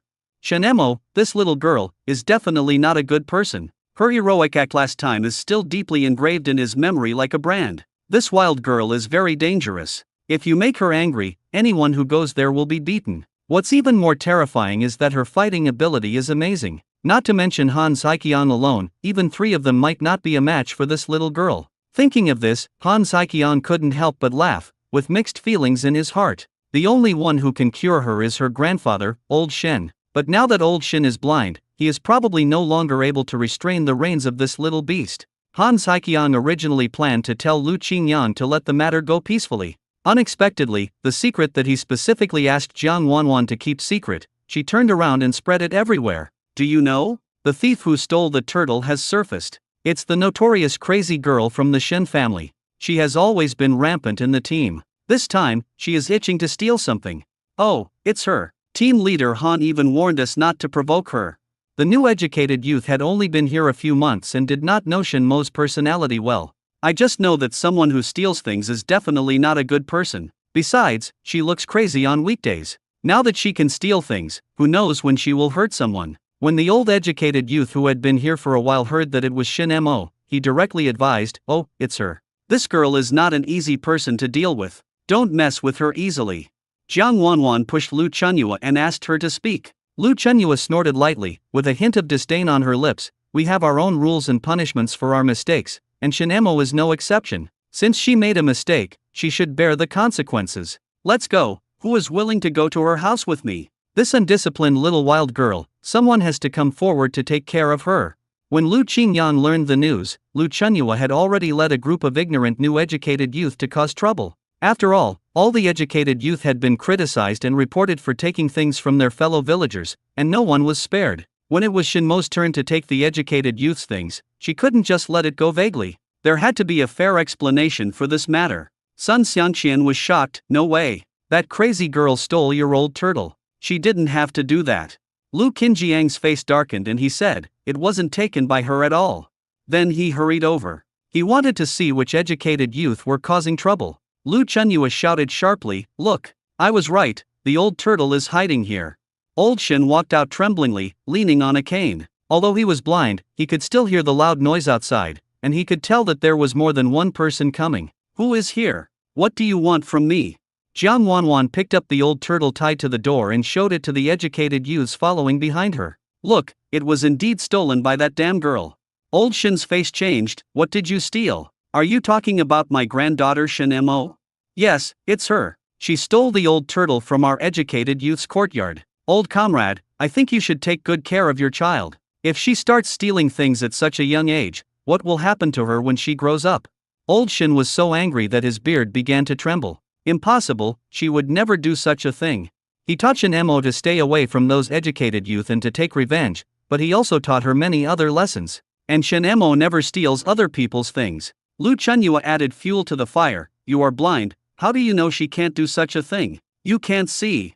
Seeing these two men bullying a blind old man aggressively, Fatty said, "Forget it, don't say anything. He's blind. He's pitiful enough, and you still say that. Fatty, whose side are you on? We are here to catch a thief and get rid of harm to the people. We must teach her a lesson so that she can correct her mistakes. This is for her own good. The fat girl's face became more and more ugly. At this moment, Shinemo just came back carrying 2 wild rabbits, still wearing that conspicuous pink jacket. Seeing a group of people gathered at the door of his house, he couldn't help but frown. She didn't like other people standing on her territory, and the dog she was holding started barking wildly. Old Shin shouted at Shinemo to come over. Come here, little girl, tell me, have you stolen anything from the youth hostel? Shinemo replied directly, no. Lu Chunyua had sharp eyes and noticed the jacket she was wearing, which was a piece of clothing that could not be bought in the countryside. This pattern is obviously something that can only be bought at the supply and marketing stations in Beijing. She said she didn't steal anything, but where did the clothes she was wearing come from? The jacket was a bit too big for Shinemo, and the sleeves and hem were too long. Jiang Wanwan watched all this coldly, letting Lu Chunyua lead the trouble. I see you not only stole the old turtle, but also our clothes. You shameless thief. Shinemo still looked calm, but she was obviously beginning to lose her patience. I didn't. I never steal other people's things. Old Shin picked up his cane and threw it randomly in the direction where Shinemo was talking. Then tell me, where did you get those clothes? Aunt Lu, who was just watching the fun, couldn't stand it anymore. I watched Shinemo grow up. She is a little naughty, but she has never done anything sneaky. She also never lies to anyone. Did you make a mistake? How could we be wrong? I saw it with my own eyes. Lu Qingyang didn't expect that these women, who usually worked so slowly and without strength, now spoke so loudly that the whole team could almost hear them. He just walked to the door and shouted, I gave it to her. I gave her the coat. Please don't wrongly accuse her. Lu Chunyua blushed. Where did you get these women's clothes from, and gave them to this girl? I had a fiancé before, but the marriage broke down. I accidentally brought this dress here when I was packing. I saw that the girl usually wore tattered clothes, so I gave it to her. She didn't steal anything. She didn't steal the old turtle. I gave it to Mr. Shen to nourish his body. I was wrong. I forgot to give the old turtle away at the beginning, so I made all these jokes. Lu Qingyang took all the blame on himself. He knew that it must be someone who disliked Shinemo who framed her. But I don't know how much effort it will take to argue with that group of women. 3 women make a drama. Look, there are more than 3 of them here, like a group of ducks. Jiang Wanwan felt very uncomfortable when she saw that her plan to frame someone had failed. Unconvinced, he shouted, Lu Qingyang, we are doing this to help you.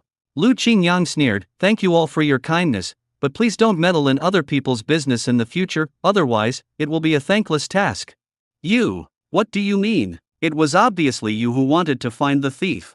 Lu Qinjiang's eyes were frighteningly sharp. This was the first time Jiang Wanwan saw such a look from him. You all know the truth, so go back now and stop causing trouble here.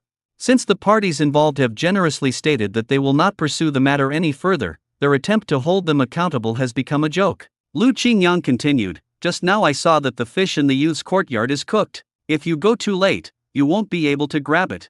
When they heard that the food was ready, the educated youth who had come to join in the fun no longer lingered but immediately dispersed, anxious to grab the meat. Lu Chunyua and Jiang Wanwan lost their confidence instantly when they saw that everyone around them had left. But no matter what, the suspicion on him had been removed, so he followed the others and left. Before leaving, Lu Chunyua gave Lu Qingyang a fierce look to express her dissatisfaction. After the person left, Old Shin was so angry that he picked up his crutch and hit Shinemo, but Shinemo did not dodge. It was Lu Qingyang who pulled her behind him. Mr. Shen, Shinemo didn't steal anything. She is innocent. Don't teach her a lesson.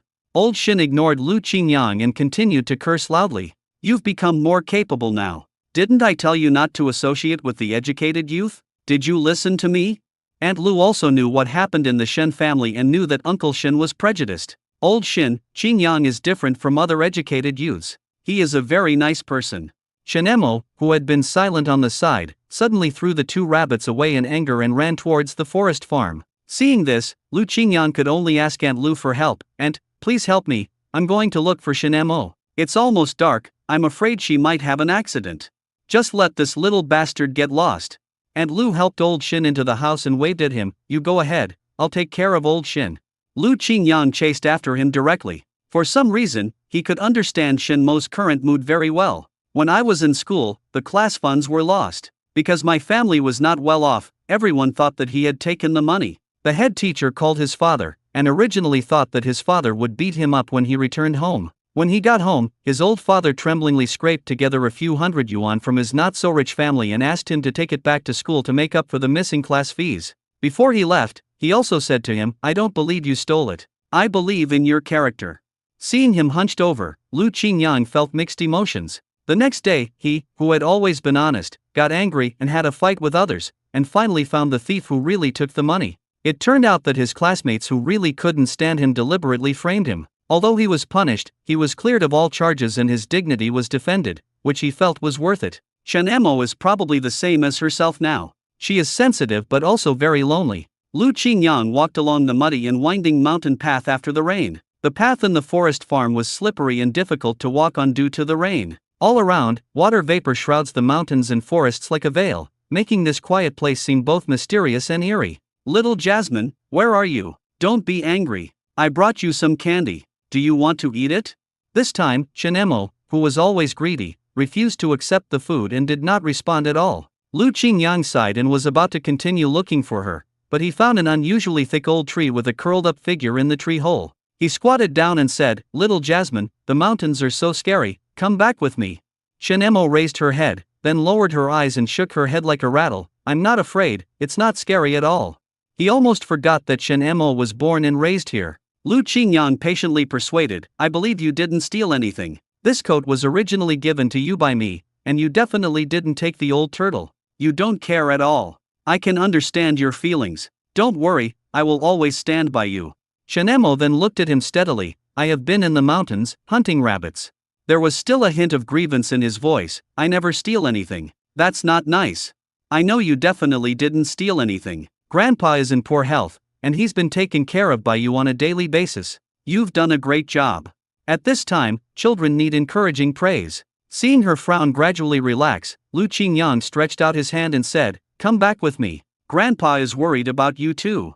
Shen Emo hesitated for a moment, and finally mustered up the courage to lightly touch his warm palm with her fingertips, but then she quickly pulled her finger back like a frightened deer. "I'll get up on my own." Lu Qingyang knew that she was still wary of him, so he kept a deliberate distance from her. She whispered, "Thank you, believe me." Just at this moment, a series of dog barking sounds came from the woods. Shen Emo frowned slightly, with a puzzled look on her face. From the sound, it sounds like De Huang's puppy is barking.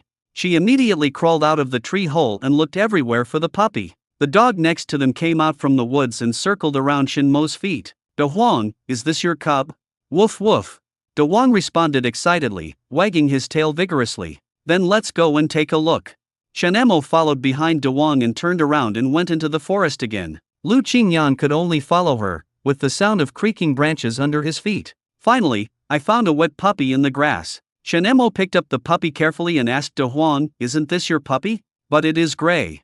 De Huang started barking at the puppy wildly, seemingly with hostility, and even wanted to bite it with his teeth. "Don't hurt it." Helplessly, Shen Emo could only stuff the puppy into Lu Qingyang's arms. "If we don't take it away in this weather, the puppy will become hard by tomorrow morning. You come and take care of it. If you promise me, I will go back with you."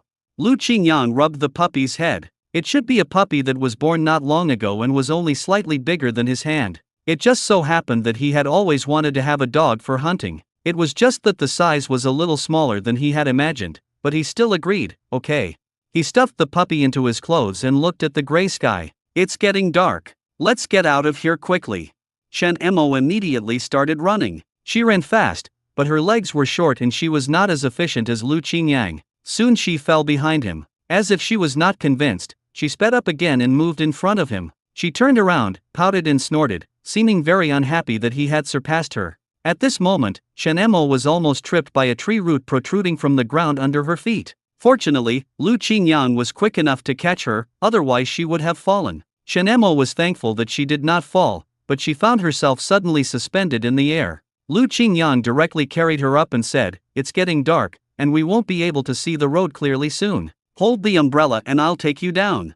Fortunately, the rain has stopped, which can reduce some resistance. This was a very novel experience for Shen Emo. It was the first time she was carried by someone. Although it was a bit bumpy, she felt very safe leaning on Lu Qingyang. Lu Qingyang felt that the child was too thin. He originally thought that she didn't have much meat, but now when he picked her up, she probably weighed only about 70 or 80 kilograms.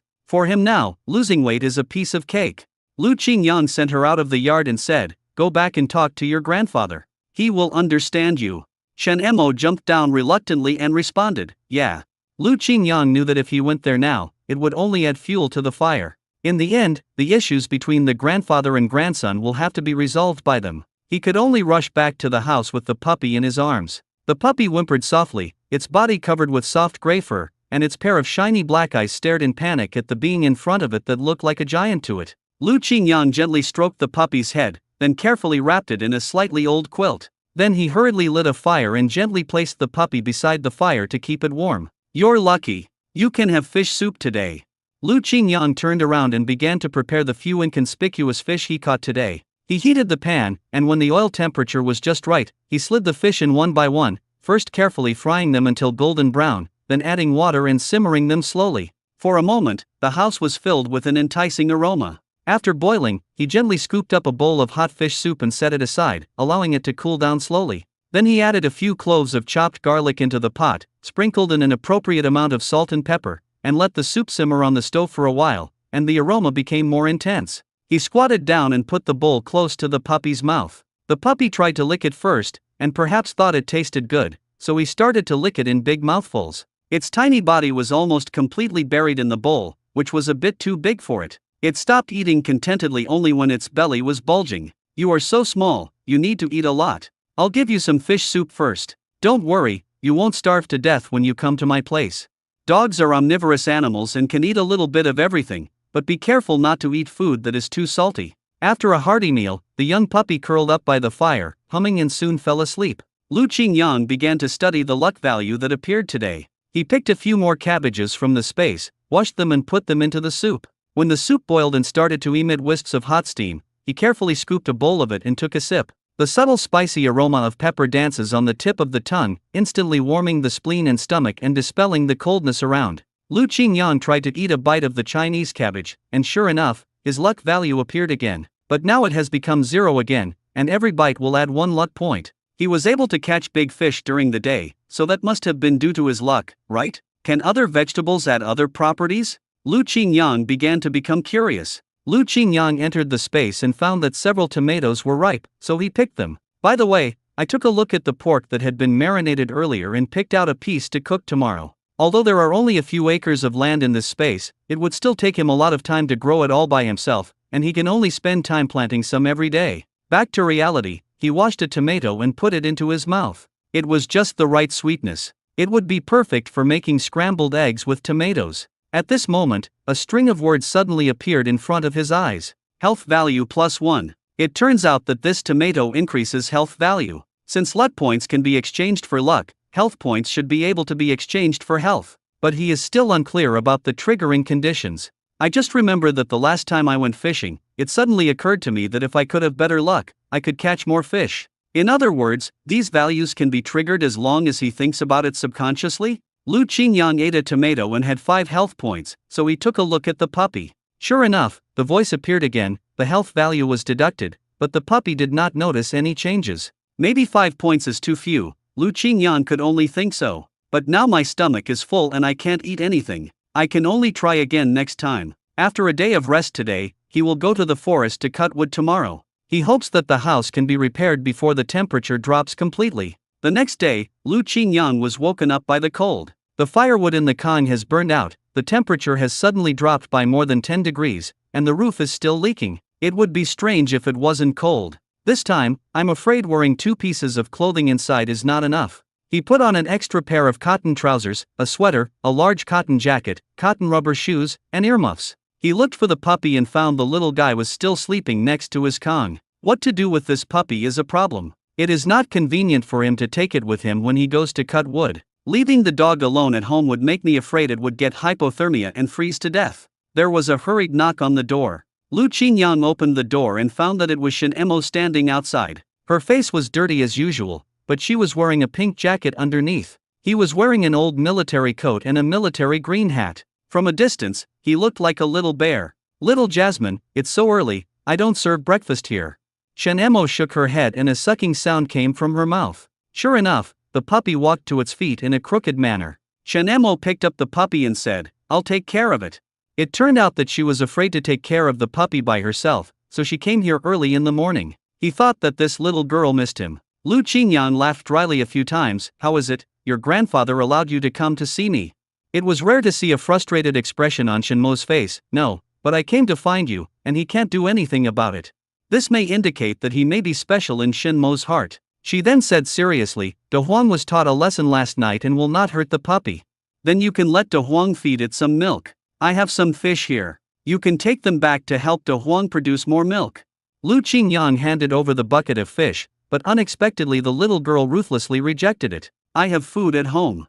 Lu Qingyang gave her another handful of candy. Then you can eat the candy, right? Shenemo was very conflicted, but she still took it and said, I'll exchange something with you. Then he took out 2 corn buns from his pocket and said, here you go. He turned around, picked up the puppy and ran away. Lu Qingyang shook his head helplessly and packed up the cornbread. The fish soup from last night, plus the steamed cornbread, should be enough for him to have lunch. The temperature is dropping so quickly and it has rained for 2 days. I'm afraid the resources in the forest farm will become less. Sure enough, all the educated youth were wrapped like rice dumplings. Lu Daji and Hu Shengli could not delay any longer, otherwise they would not get any work points and would get even less food. Although Hu Shengli had a package sent from the capital, he didn't know when it would arrive, so he had to go to the town to pick it up. After being stung by the hornet, the 2 men became completely obedient and dared not to provoke Lu Qingyang again. He hasn't been out causing any trouble these past 2 days, and has been hiding in the youth league home recuperating from his injuries. The swelling on their faces had not completely gone away, making the 2 of them look incredibly funny. The road to Qingshan Forest Farm was very muddy, and the temperature dropped suddenly, so there were ice chips underfoot all along the way. With Lu Qinjiang's unremitting efforts and teaching, Han Saiqian finally learned to drive a tractor. The female educated youth all had red noses from the cold. Han Saiqian encouraged everyone, get moving, do more work and you will feel warmer. Lu Chunyua muttered, it's easy to talk while standing. He's driving a tractor, and we still have to move wood. The fat girl retorted, if you can drive a tractor, you can drive one. Now you can't even do the job you are doing. After that, she and another male educated youth worked together to move a log. Look at how proud she is. She's already as fat as a pig. If she wasn't a little bit stronger, no one would dare to marry her. Lu Chun said disdainfully, don't you agree, Wanwan? Jiang Wanwan was still thinking that Ma Dalong could no longer be relied upon and she had to find a new man. Otherwise she couldn't imagine living here for a few years. She replied absent-mindedly, oh, yes, Chenyua, we are running out of firewood. Let's pick up some after work today. Thinking of this, Lu Chunyua felt even more miserable. But without firewood, the coming winter will be difficult to survive. The educated youth here are all very smart and want to count exactly how many there are. Got it. When we take a break later, we'll go and pack some to take back.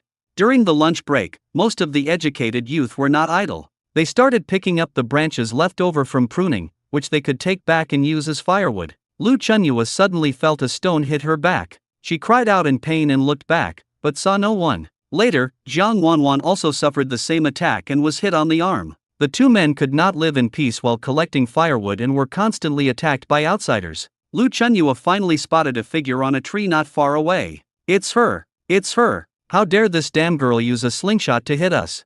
She hurriedly ran to the tree and almost fell flat on her face. However, she didn't know how to climb a tree, so she could only talk nonsense under the tree. You shameless bastard, how dare you bully me? Get down here if you dare. Shenemo sat on a tree branch, coldly looking at Lu Chunyua who was jumping and jumping but could do nothing, and only uttered 2 words, you deserve it, I won't come down. After saying that, he picked up the slingshot again and shot at Lu Chunyua on the back. At this moment, Lu Chunyua actually smelled a foul odor. What did you put on your body? Why does it stink so bad? What are you hitting? Of course it's a dung ball. This thing suits you best. All the educated youth who bullied her yesterday were beaten up. What's even more infuriating is that she was so agile that no one could catch her, and they could only curse at her in frustration. What do you mean she doesn't care at all? What's the difference between scolding her and hitting cotton? She just listens in one ear and out the other. But Lu Chunyua, Jiang Wanwan and others were tortured badly by themselves. She would never let anyone who messed with her off have an easy time. Lu Qingyang didn't know what was happening here. He was hunting in the woods, and he planned to try to see if he could hunt any animals. Not far away, an old pine tree stood tall, and a little squirrel was sticking its butt out to hide something. Lu Qingyang carefully raised his shotgun, muttering to himself, I'm sorry, but this is how the world works, the strong prey on the weak. His heart was beating violently. After all, it was the first time he had to fire a gun. As the gunshot rang out, his hand was shaken violently and the squirrel fell from the tree. Lu Qingyang felt delighted. Compared to the feeling of shooting, he preferred the satisfaction of catching prey. Although it is just a small squirrel, it has taken the first step after all. He looked up and saw what looked like a squirrel's nest in the tree. Lu Qingyang tried to climb up. If he had less clothes on, he would be more flexible. After some effort, I finally climbed up and finally found something good. Squirrels are accustomed to storing food before winter comes, and he just found such a hiding place. What's even more surprising is that in addition to pine cones, there are also quite a few black pine nuts. This is really eating and taking at the same time. Lu Qingyang could only mourn silently for this poor squirrel in his heart. He picked out a handful of black pine nuts, stuffed them into his pocket, and prepared to go back and fry the pine nuts. This thing costs more than 100 yuan per pound in the supermarket, so he can be considered to have gotten a bargain today. After mastering the correct method, Lu Qingyang followed the same method and found several squirrels' hiding places, and got a lot of pine nuts without any effort. But he was very moral, so he left the pine cones there and also gave the squirrel some more pine cones. After all, resources need to be developed sustainably. There are many pine trees in the forest farm, and pine cones can be seen everywhere, and pine cones also have medicinal value. It has antitussive, expectorant, and anti-asthmatic effects. Take some home and boil it into medicine to drink. Lu Qingyang came back happily. This time the feeling of shooting was pretty good. After the first time, the second time will be much easier. There is still a long time to go, so he is not in a hurry. He just couldn't find any prey, so there was no room for him to show his skills. Next time, if he used his luck, he might be able to hunt more good things. Seeing that he was not doing his job properly, Sun Xianqian couldn't help but sigh. Qingyang, why don't you collect firewood? It's so cold where you are. If you don't burn firewood on the Kang, you will freeze to death. Sun Xianqian didn't know that his good brother's space was not only filled with firewood, but also coal. But Lu Qingyang still pretended, I forgot about it. Fortunately, I picked up some extra. I'll share these with you. Sun Xianqian pointed to 2 piles of firewood not far away as if to seek credit. Good brother, you still think of me. Lu Qingyang patted his shoulder with satisfaction, feeling a little touched. Who knew that Sun Xianqian touched his hat and said shamelessly, can I go to your place for a meal today? Okay, come over. Come if you want. But this feeling of being touched can't last long. Okay. Sun Xianqian was easily satisfied and a smile immediately broke out on his face. Oh, you don't know how funny it was just now. Shen Emo is too amazing. A little girl actually caused a dozen educated youths to chase her from behind. None of them could catch her, and she even tricked them. Lu Qingyang couldn't help but smile. He knew that Shen Emo was a vengeful person just like him. As long as the little girl can calm down, I have no objection to what she does. After returning, the 3 of them immediately started repairing the roof. After the 3 big holes were repaired, there were still a lot of tiles left. Lu Qingyang also repaired the undamaged parts to prevent further damage. He also used bricks to repair the damaged parts of the house. Lu Qingyang looked at the renovated house. Although it still looked old on the surface, it was enough for him. All that was missing was a broken door, a decent table, and the stove that Sun Xianqian had promised him. Zhou Jianxi felt a little reluctant when he thought that he would not be able to eat the meals cooked by Lu Qingyang in the future. Even though he only helped for 4 days, Lu Qingyang gave him 5 days' salary. Zhou Jianxi refused. Qingyang, you gave too much. 4 days is unlucky, I'll give you 5. People here have an aversion to the number 4, probably because it sounds the same as death. But life and death cannot be controlled by a number, it's just a good omen. That's too embarrassing. Zhou Jianxi knew that the other party meant well. There's nothing to be embarrassed about. Didn't you make a table for me? All you need is a table leg. I'll make it for you tomorrow. Zhou Jianxi scratched his head embarrassedly. He was a loner by nature, and here, he seemed to have a better relationship with Lu Qingyang and Sun Xianqian. Qingyang, I want to tell you something. Zhou Jianxi hesitated for a long time and finally spoke. What's the matter? I saw you had something to say just now. Just say it. It's okay.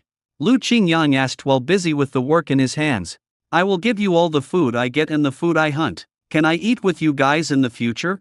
Lu Qingyang didn't know whether to laugh or cry. It turned out that his place had become a small canteen. Okay, we all have to cook anyway, so you can just make do here from now on. Well, thank you. What are you thanking me for? You're welcome. Lu Qingyang took out the goodies from the squirrel's nest from his pocket. Sun Xiangxian looked at the black pine nuts and didn't know what they could be used for. Qingyang, what are you looking for this for? It's so small, it doesn't look like it can be full. Although it won't fill you up, you can eat it as a snack. The black pine nuts are very fragrant after being fried. Really? I don't see any meat on this. It's not even as big as a sunflower seed. Just wait and see. I'll make it soon. Don't come and steal some.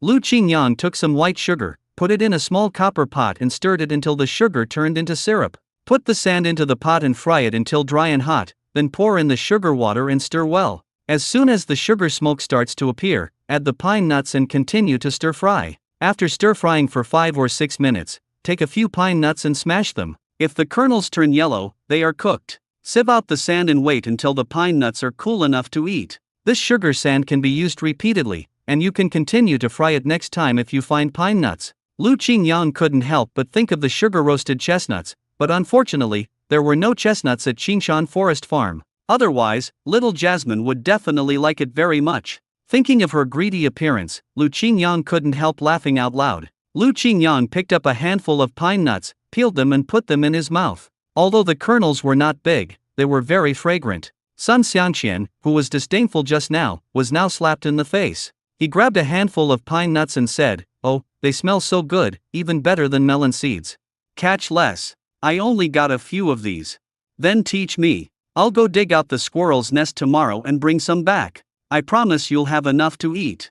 After eating and drinking and seeing them off, Lu Qingyang was about to go out fishing when he saw Captain Wu on his way to the Youth League Institute. When Captain Wu saw him, his eyes suddenly lit up. "Xiao Lu, you came at the right time. I just wanted to ask you for help. It rained a few days ago and the cowshed in the brigade suddenly collapsed. I see that you can repair houses, so you should be able to repair cowsheets too." Captain Wu stood with his hands behind his back, looking smiling. Lu Qingyang already knew what kind of abacus beads he was counting on. It's going to snow here next month, so it's a good time to reinforce the cowshed to prevent it from collapsing during the snow and causing loss of life. Human life.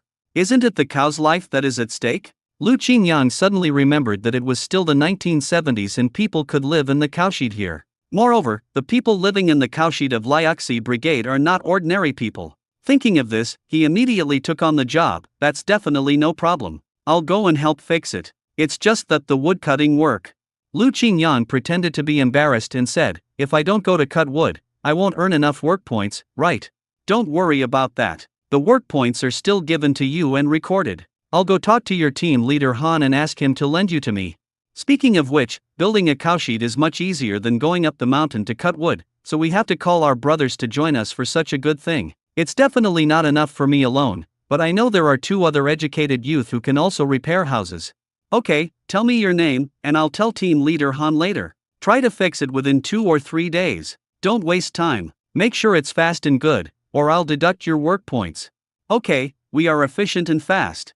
This means that the 3 of them don't have to go to the forest farm tomorrow. And tomorrow I can take the opportunity to get to know the big guy who lives in the bullpen. Although he is unlucky now, he will be a successful person in the future. Of course, this kind of good luck in unlocking key characters usually only happens to the protagonist. Originally, the person sent to repair the cowshed should have been the tall and strong Hu Shengli, but he has been suppressed by Lu Qingyang recently and has no chance to show his ability. Now it is not his turn to have such a good thing, and he will snatch it away by himself. Lu Qingyang was feeling very happy, but he found Shen Emo peeking at his door, looking a little flustered. As soon as she saw Lu Qingyang, Shen Emo immediately trotted to his side. "Lu Qingyang, the little bastard won't eat."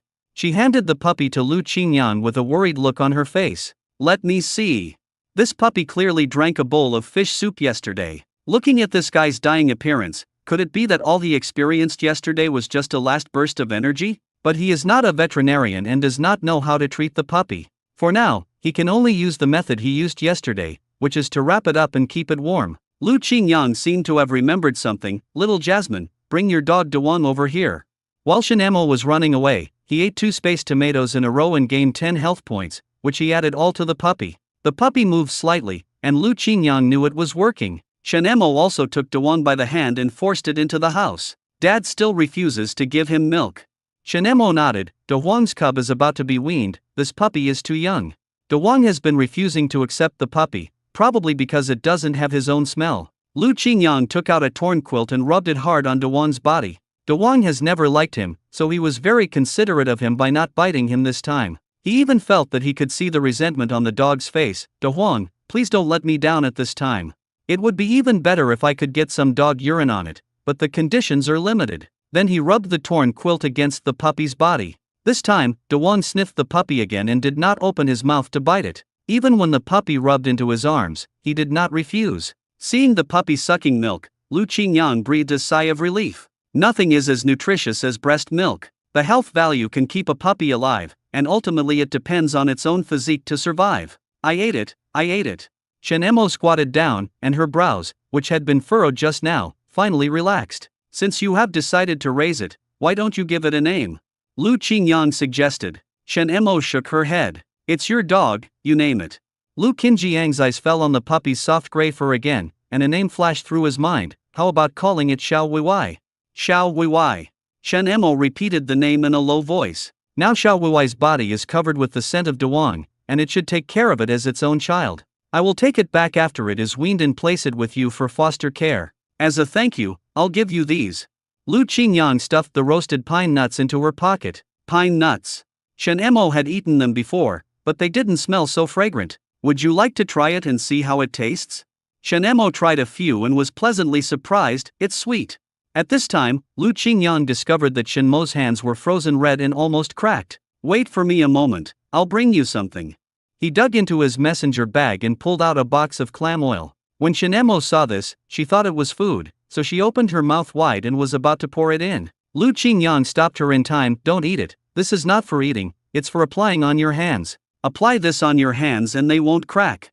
He scooped out a piece from the clam and smeared it on Shen Mo's hand, motioning her to spread it evenly. Sure enough, the back of my hand, which was chapped and swollen just now, suddenly felt cool and not as painful anymore. It's amazing. It's no wonder that she has never seen clam oil. Young girls in big cities all buy it. But she lived in a poor countryside and was raised by her grandfather, so Uncle Shen certainly didn't teach her these things. This is for you. Remember to apply some before going to bed every day. Okay. Shen Emo nodded thoughtfully and hid the clam oil in her pocket. Although her grandfather had expressly forbidden her to come see Lu Qingyang, she would still sneak over every day. Lu Qingyang is completely different from other educated youth. He has no ill will towards me. Shen Emo sent the puppy back home and started peeling pine nuts at the door, one by one, eating them with relish. They were fragrant and sweet. Suddenly he turned around and went inside to bring out a bucket filled with pecans, muttering, "Let Lu Qingyang do the same. It must taste good."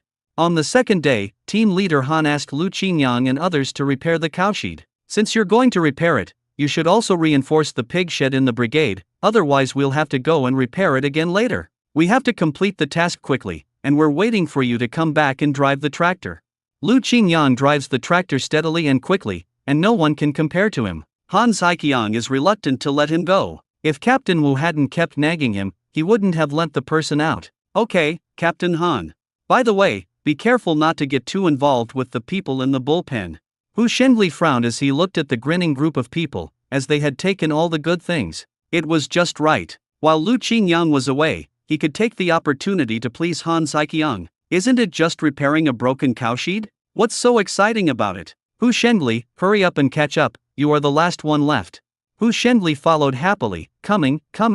He didn't realize at all that his destiny had been snatched away from him. The three men carried tools to renovate the cowshed. The cowshed has been in disrepair for many years and is in a dilapidated state. It is said to be repaired, but in fact it should be rebuilt. In addition to the three yaks, there was also a skinny couple living in the cowshed. Due to doing too much physical work and lack of nutrition for a long time, the two of them became so thin that only skeletons were left. Among them, the woman, who was about 30 years old, was still coughing. The couple were only related to the landlord, but they were driven to live in the cowshed. Lu Qingyang remembered the plot in the original text. About a couple, the man was named Zhang Zongwen and the woman was named Wei Yixiu. Although Zhang Zongwen is now in a very poor state, after the 1980s, he became one of the first entrepreneurs in China through his own efforts and proactive vision. It's a pity that his wife Wei Yixiu did not survive the winter of 1974. After a heavy snowfall, the cowshed directly crushed Wei Yixiu and the baby in her belly to death. Hu Shenli helped him move the body and found a grave for him.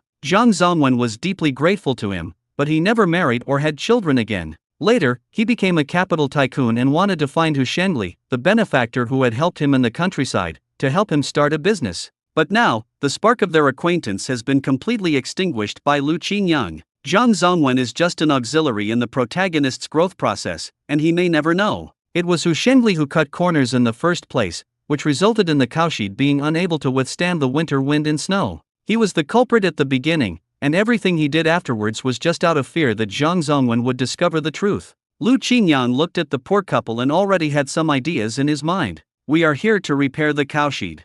Zhang Zongwen had a bitter face. Few people were so friendly to him and would even say hello when they came in. "Then you guys repair it, we'll go herd the cattle first."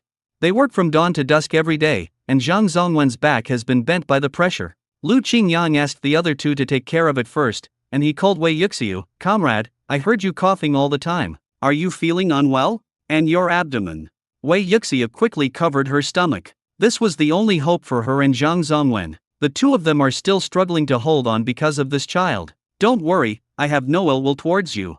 Instead, Lu Qingyang took out 2 eggs that he had prepared in the morning and stuffed them into Zhang Zongwen's hands. "Your wife is pregnant, give her some good nourishment." Zhang Zongwen was used to a repressed life, and when someone suddenly treated him so well, he obviously suspected that he had other motives. "I've said everything I need to say. I really don't know anything anymore."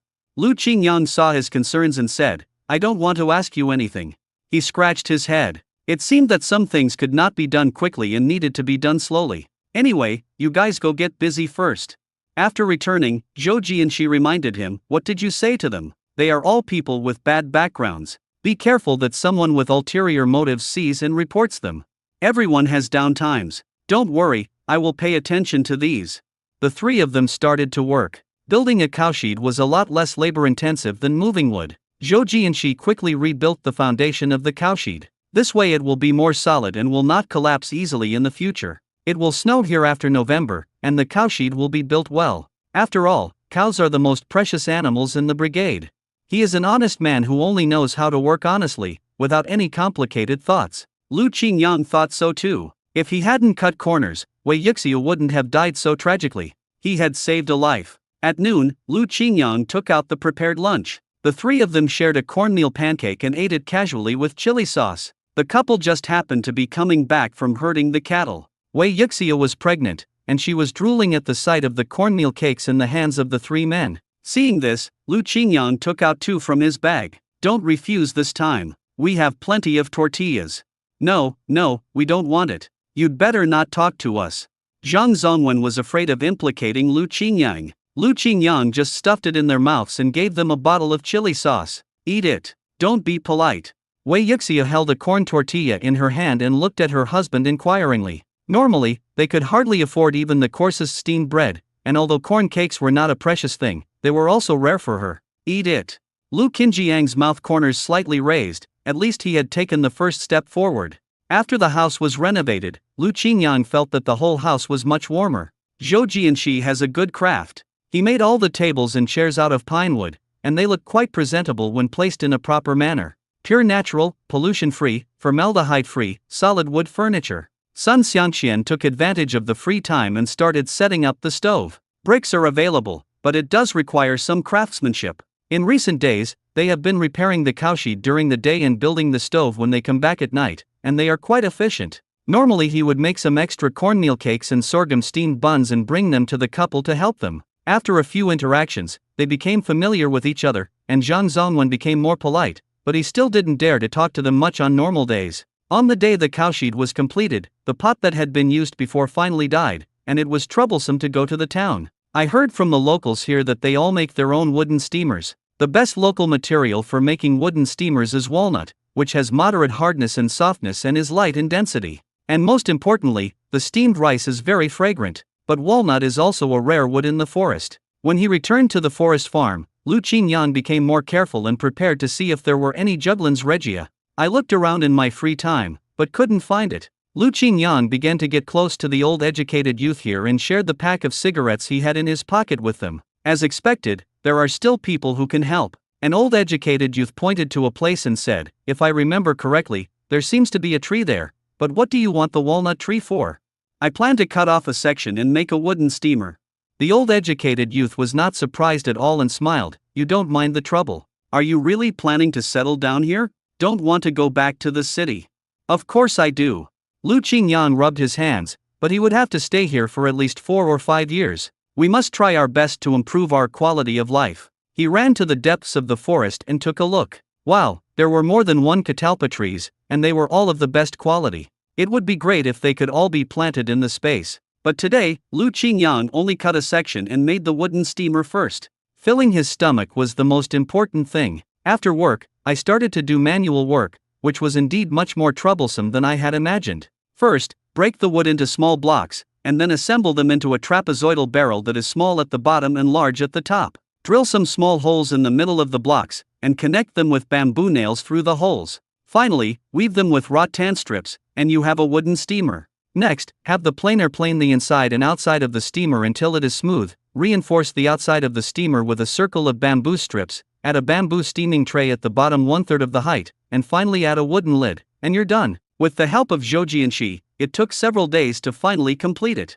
He couldn't wait to try out the new wooden steamer. Before use, I cleaned it with a wooden brush, then simply disinfected it with boiling water and salt, and then prepared to steam some rice. Sure enough, the steamed rice is much more fragrant than that cooked in modern electric rice cookers. The rice is crystal clear, with distinct grains, not mushy or undercooked, and has the pure aroma of the original wood. It is fragrant and soft, with a soft texture and rich aroma. It's worth it after spending so much effort. I used the previously pickled wild boar ribs to stew a salty ribs hot pot and added various vegetables to it. The three of them ate together. Lu Qingyang observed whether there would be any changes after they ate the food in the space. Finally, he came to the conclusion that only he could add attributes to the food in the space after eating it, while for others, it would be the same as eating ordinary food, with no additional effects. But if you think about it carefully, this is normal. After all, he was a time traveler, and they were all natives of the book. Qingyang, you spent so much effort to make this wooden steamer, it's absolutely amazing. The rice cooked in it is so delicious. I can eat 5 bowls. Lu Qingyang smiled dryly. You are exaggerating. He poured 2 bowls of rice soup for the two of them. Do you want some rice soup? Drink. You made it, even if it's shit. I want to taste the saltiness. Sun Xianxian took a sip of the rice soup and sighed. The rice soup is more fragrant than usual. When I go back, I will also make a wooden steamer to cook. After they left, Lu Qingyang washed some soybeans and soaked them there. When he has some free time, he plans to borrow the stone mill tomorrow to grind some soybeans and make some tofu and bean curd skin. Having accumulated enough luck, he will go fishing tomorrow. This time, he wanted to find a more remote place, avoid these people, and catch more fish. The remaining food can be pickled and stored, so that when the cold winter comes, the food can be stored for a while. He suddenly realized a problem. He hadn't seen Shinemo for several days and didn't know what she was busy with. In the original book, she fell into the river and drowned this winter, so he had to remind her to stay away from the river. Just when I was about to look for her, I saw Shinemo coming over with 2 buckets. Lu Qingyang, hickory nuts, pine cones. Lu Qingyang squatted down and looked at the full hickory nuts in the bucket. These nuts are very full. You have been so busy these days. Did you go to the mountains to look for these? 1 bucket of walnuts and 1 bucket of pine cones, split in half. Lu Qingyang couldn't help but find it funny that he was also involved. Fry it for me. Thinking of the pine nuts she ate that day, she felt an endless aftertaste. People here are reluctant to fry pine nuts like Lu Qingyang, so the taste is a bit bland. Shinemo didn't know how many squirrel nests she had dug before she found these. Okay, I'll cook it for you right away. Have you had dinner yet? Do you want to stay for more? Shinemo curled her lips and said, I've eaten it, but it's still edible. Fortunately, he had foresight and cooked another pot of rice. It's just right, you can try the rice I cooked in the new wooden steamer. As soon as Shinemo sat down, she ate 2 bowls of rice with the salted spare ribs. But 2 bowls of rice were clearly not enough for her. Lu Qingyang couldn't help but wonder, did she really come here after dinner? After eating more than half a bucket of rice, Shinemo touched her stomach with satisfaction, but her mouth was still full of unsatisfying taste. Malt. So this is a snack after dinner? Lu Qingyang made him 2 cups of tea, feeling both amused and helpless. After you finish drinking, come and work. The 2 men picked and chose, picking out the dead leaves and small branches from the walnuts and pine nuts. Now Lu Qingyang discovered another problem. The pot he had was not enough for frying, so he had to divide it into several pots. Shinemo has a big appetite, so these are probably just a drop in the bucket for her as snacks. Pecans need to be fried twice, and Shinemo ate them while frying them. Shinemo carefully cracked the pecans that had just come out of the pot to get the flesh inside, and ate it with a satisfied look on her face. After frying for a while, a crisp cracking sound was heard, and a large crack appeared on the iron pan. Lu Qingyang was at a loss whether to laugh or cry. "Look at you, little foodie. Now my pot has been sacrificed in your hands. You have to compensate me." Shen Emo looked up in confusion, and when she realized what was happening, she agreed immediately. "Pot. I'll compensate you. I'll go buy you the best pot in town. You go buy it. Do you have money and tickets?" "I should have, right." Shen Emo herself was not sure, because she often saw her grandfather taking the furs from hunting to exchange for other things or money. "But after my grandfather went blind, he never went out again." Lu Qingyang sighed silently. He was just joking just now. "Since this pot is broken, I must buy a new one, otherwise how will I cook in the future?" It just so happened that he had never been to the town, so he went for a walk around the town to see what the situation was. "I'll take a day off the day after tomorrow and go to the supply and marketing station in town." Shen Mo's eyes lit up. "I want to go too, I want to go too." "That's fine. You should be familiar with Songling Town, right?" Shen Mo's expression dimmed a little, and she shook her head gently. "I'm not familiar with it. Grandpa never lets me go to town." He suddenly felt that Shen Mo was a little pitiful, and was about to comfort her, but he saw that Shen Mo had quickly adjusted her mood, and was glowing again. Her little hand happily reached out to the plate of pine nuts and tasted them with relish. Now she looks more like a little squirrel. It seems that she is easily satisfied, as long as she has food to eat. After work the next day, Lu Qingyang first took the soybeans and prepared to grind some tofu. "I originally wanted to use the stone mill in the youth league home, but after thinking it over, I turned around and went to find Uncle Tai. Uncle Tai has a small stone mill at home, which is convenient for grinding by hand." This arduous task was given to Sun Xiangqian. After all, if you want to eat, you have to pay a price. Sun Xiangqian had no complaints, as he had been wanting to take advantage of her for a long time. "Once you've ground it, put it in this basin until I come back to process it." "How long will you be gone?" "An hour at most." Lu Qingyang found a remote place and started fishing. He had just accumulated 30 points of luck, and he used 20 points of luck to exchange for good luck in fishing. It is most difficult to catch fish in open water without any cover, so it is impossible for ordinary people to catch fish here. As the temperature gradually drops, a thin layer of ice has begun to form on the surface of the river. Lu Qingyang was fully armed, wearing a scarf, gloves and a hat, with only a pair of eyes exposed. "I used stones to smash a few holes on the river's surface, sat on a small stool and started fishing seriously." In order not to attract attention this time, he did not invite anyone. The bait is still some animal viscera. As the weather gets cold, the mud is frozen hard and it is difficult to dig earthworms. At the beginning, I caught more than 10 boat nail fish in a row. This kind of fish is not big, weighing a few taels each, and it takes about 10 of them to fill a plate. Then I caught 3 Nile fish weighing 3 or 4 pounds. This is a species of carp and should be good for making sweet and sour dishes. But the taste is very delicious and it is perfect for stewing in a big pot. As time went on, the fish became bigger and bigger. After catching a few dogfish weighing more than 10 kilograms, he was ready to call it a day and go home. Unexpectedly, I finally caught a catfish weighing more than 30 kilograms. It took a lot of effort to pull it up. Looking at the 2 buckets he brought, he felt that they were not enough. I wanted to put the fish weighing dozens of kilograms into the space and take it back, but Shen Mo emerged from the grass. "What are you doing here? I usually like to come here." When Shen Mo saw Lu Qingyang carrying 2 buckets of fish, with one fish on his shoulder and another at his feet, she directly took the big fish from his shoulder. When the big fish was carried on her shoulders, Lu Qingyang was really afraid that her small body would be crushed. Shen Mo seemed to think it was not enough. "Lu Qingyang, bring me the other 2. "No, let me do it."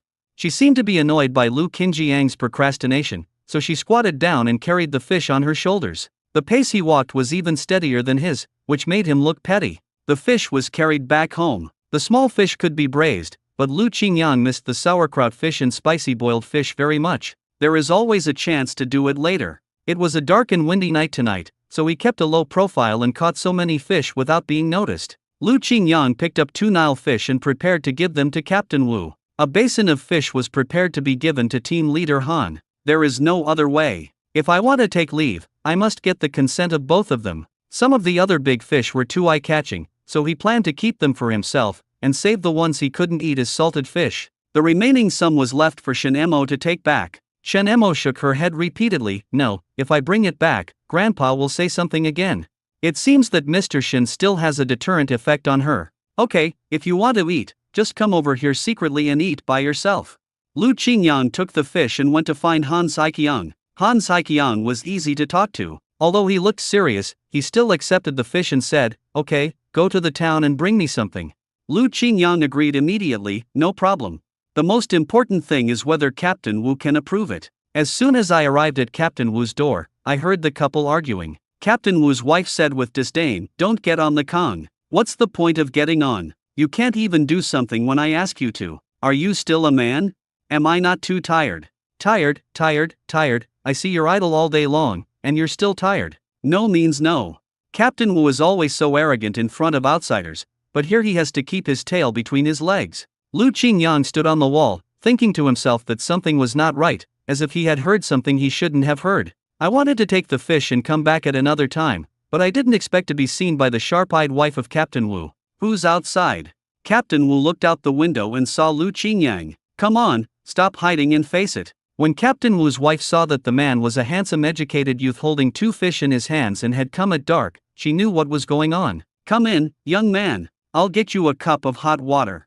Captain Wu was smoking a cigarette with a sad look on his face, staring at Lu Qingyang. "Did you hear us talking just now?"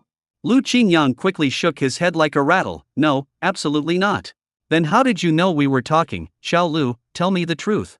Lu Qingyang had some thoughts in mind, and immediately moved to the side of Captain Wu and whispered, "Actually, there is a way to treat this for men. Isn't it just kidney deficiency? There is a way to treat it." Captain Wu had a look of helplessness on his face. "What do you mean by kidney deficiency? I'm in good health." There was some deep meaning in Lu Qingyang's eyes, as if he could see through Captain Wu's thoughts. Captain Wu sighed softly, "Is there really a way to cure it?" Lu Qingyang lowered his voice and said mysteriously, "My ancestors passed down a secret recipe that can easily cure this disease. I guarantee that once you take the medicine, the root of the disease will be cured immediately." "Then can you let me try?" As soon as she finished speaking, Aunt Wu came over with an enamel cup in her hand. "What are you two whispering about?" "Nothing, Aunt Wu. I was just talking to Uncle Wu. I want to take a day off tomorrow to go to town to exchange some things. You see, my shoes are already worn out. Living alone here, there are so many inconveniences. It's really hard to cope with the lack of this and that." Aunt Wu didn't get suspicious when she heard this. "Okay, let's get on with business. By the way, I have to thank you for the fresh fish." After Aunt Wu turned and left, Captain Wu dared to speak again. "What exactly happened?" "Then you have to agree to my request and grant me this leave first." Captain Wu readily agreed. "Okay, I agree. I'll send you the medicine in a few days. I guarantee it will be effective." When Captain Wu heard this, ripples began to form in his heart. When people reach middle age, they have to accept the fact that they are old, and they are always powerless when facing the tigress at home. Lu Qingyang had already taken the leave note and left. Captain Wu was still shouting from behind, "Don't forget it." When he returned, Sun Xiangqian was already carrying a bowl of ground soy milk. "Qingyang, I have completed the task you assigned to me. Don't forget me when you eat. Good things will definitely not forget you." He first needs to cook the ground raw soy milk into cooked soy milk. During the cooking process, the layer on the top is the bean skin, which can be scooped out and used in cooking later. Take out the gauze and pour the cooked soy milk into it, then you can filter out the bean dregs, and what remains is pure soy milk. The bean dregs can also be kept to make a dish. Lu Qingyang saved some of the remaining pure soy milk for tomorrow's breakfast. Add some brine to the remaining half of the basin, stirring while adding, and the soy milk will solidify into tofu pudding. Leave some of the tofu pudding to make tofu pudding. He didn't know how people here like to eat, but he always liked to eat salty tofu pudding. The remaining tofu pudding can be made into tofu after being squeezed, drained, and pressed with heavy objects. After finishing all this, it was already very late. Lu Qingyang felt a little tired, so he quickly drank a sip of spiritual spring water to replenish his strength. His tofu is also made with spiritual spring water, so it must taste tender and delicious. Lu Qingyang fell asleep immediately. He was woken up by Shen Mo knocking on his window in the morning. Shen Mo usually doesn't need to ask for leave. In the team, she always works when she wants to, and no one dares to stop her if she doesn't work. After all, 1 day's work is equivalent to 3 days' work of an ordinary person. Lu Qingyang changed his clothes quickly, brushed his teeth with a toothbrush dipped in some tooth powder, and washed his face. Shen Mo looked at him eagerly with her hands in her pockets. Lu Qingyang also wiped her face, then took out a bottle of snow cream and applied it on her face. "This smells so good." After wiping it clean, Shen Mo regained her original beauty. Like a newly blossoming peach blossom, her face is pink with a healthy blush. When she smiles, her dimples on both sides are deep and her eyelashes are long and curled. I'm giving this to you as well. Keep it well and don't let anyone else snatch it away. Shen Emo replied proudly, no one can take my things. They can't beat me. Okay, you're awesome. Lu Qingyang couldn't help but shook his head. He clearly bought these things to please the girls he liked, but now he was using them to coax children. Shen Emo is very strong, so it is convenient to carry her with us. There was still steaming soy milk in the pot. Lu Qingyang filled a bowl with it and put a spoonful of sugar in it. Drink soy milk.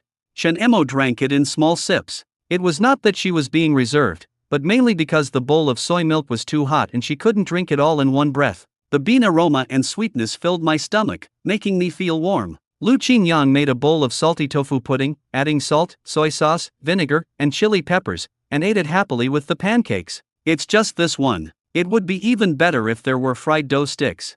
His favorite breakfast is tofu pudding with fried dough sticks. Seeing this, Shen Emo also looked at him eagerly, but she didn't like salty food, she liked to add sugar to her tofu pudding. He sprinkled some white sugar into it, gulped down 2 more bowls, and then touched his round belly. After drinking, the two rushed to Uncle Tai's house, and Lu Qingyang even brought a piece of prepared tofu. Uncle Tai stroked his beard thoughtfully. You are quite a difficult kid. You can actually make tofu by yourself.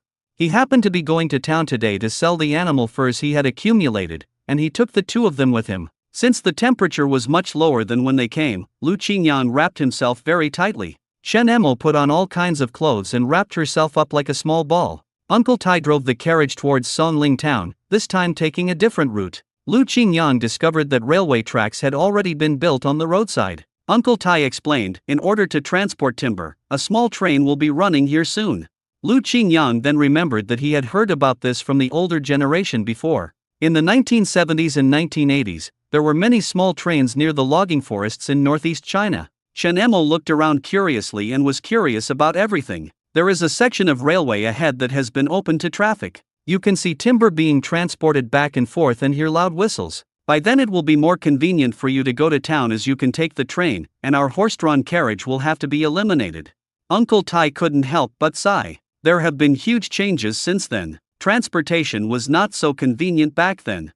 We talked and ate along the way, and after 2 or 3 hours, we finally arrived at Songling town. Thanks to the influx of educated youth over the past decade or so, Songling town is now a relatively prosperous town. Free trade is not allowed in the market, so Uncle Tai plans to sell these furs on the black market. So they agreed to meet at the entrance of the supply and marketing station in 2 hours. Lu Qingyang took Shen Emo to visit the supply and marketing station. There were so many kinds of goods here that Shen Emo was almost dazzled. Most of the things required tickets to exchange. Shen Emo stared at the red hairband, then looked at her own messy braids and fell silent. Lu Qingyang still had a lot of tickets brought from Beijing, which were valid throughout the country. He bought some things that could be used in the house and saw Shen Emo stop in front of the hairband, then walked away silently. The main purpose of their trip was to buy pots. There were only a few pots at the supply and marketing station, and Lu Qingyang was not satisfied with any of them, big or small. Otherwise, you can go to the black market to see if there are any pots that you like.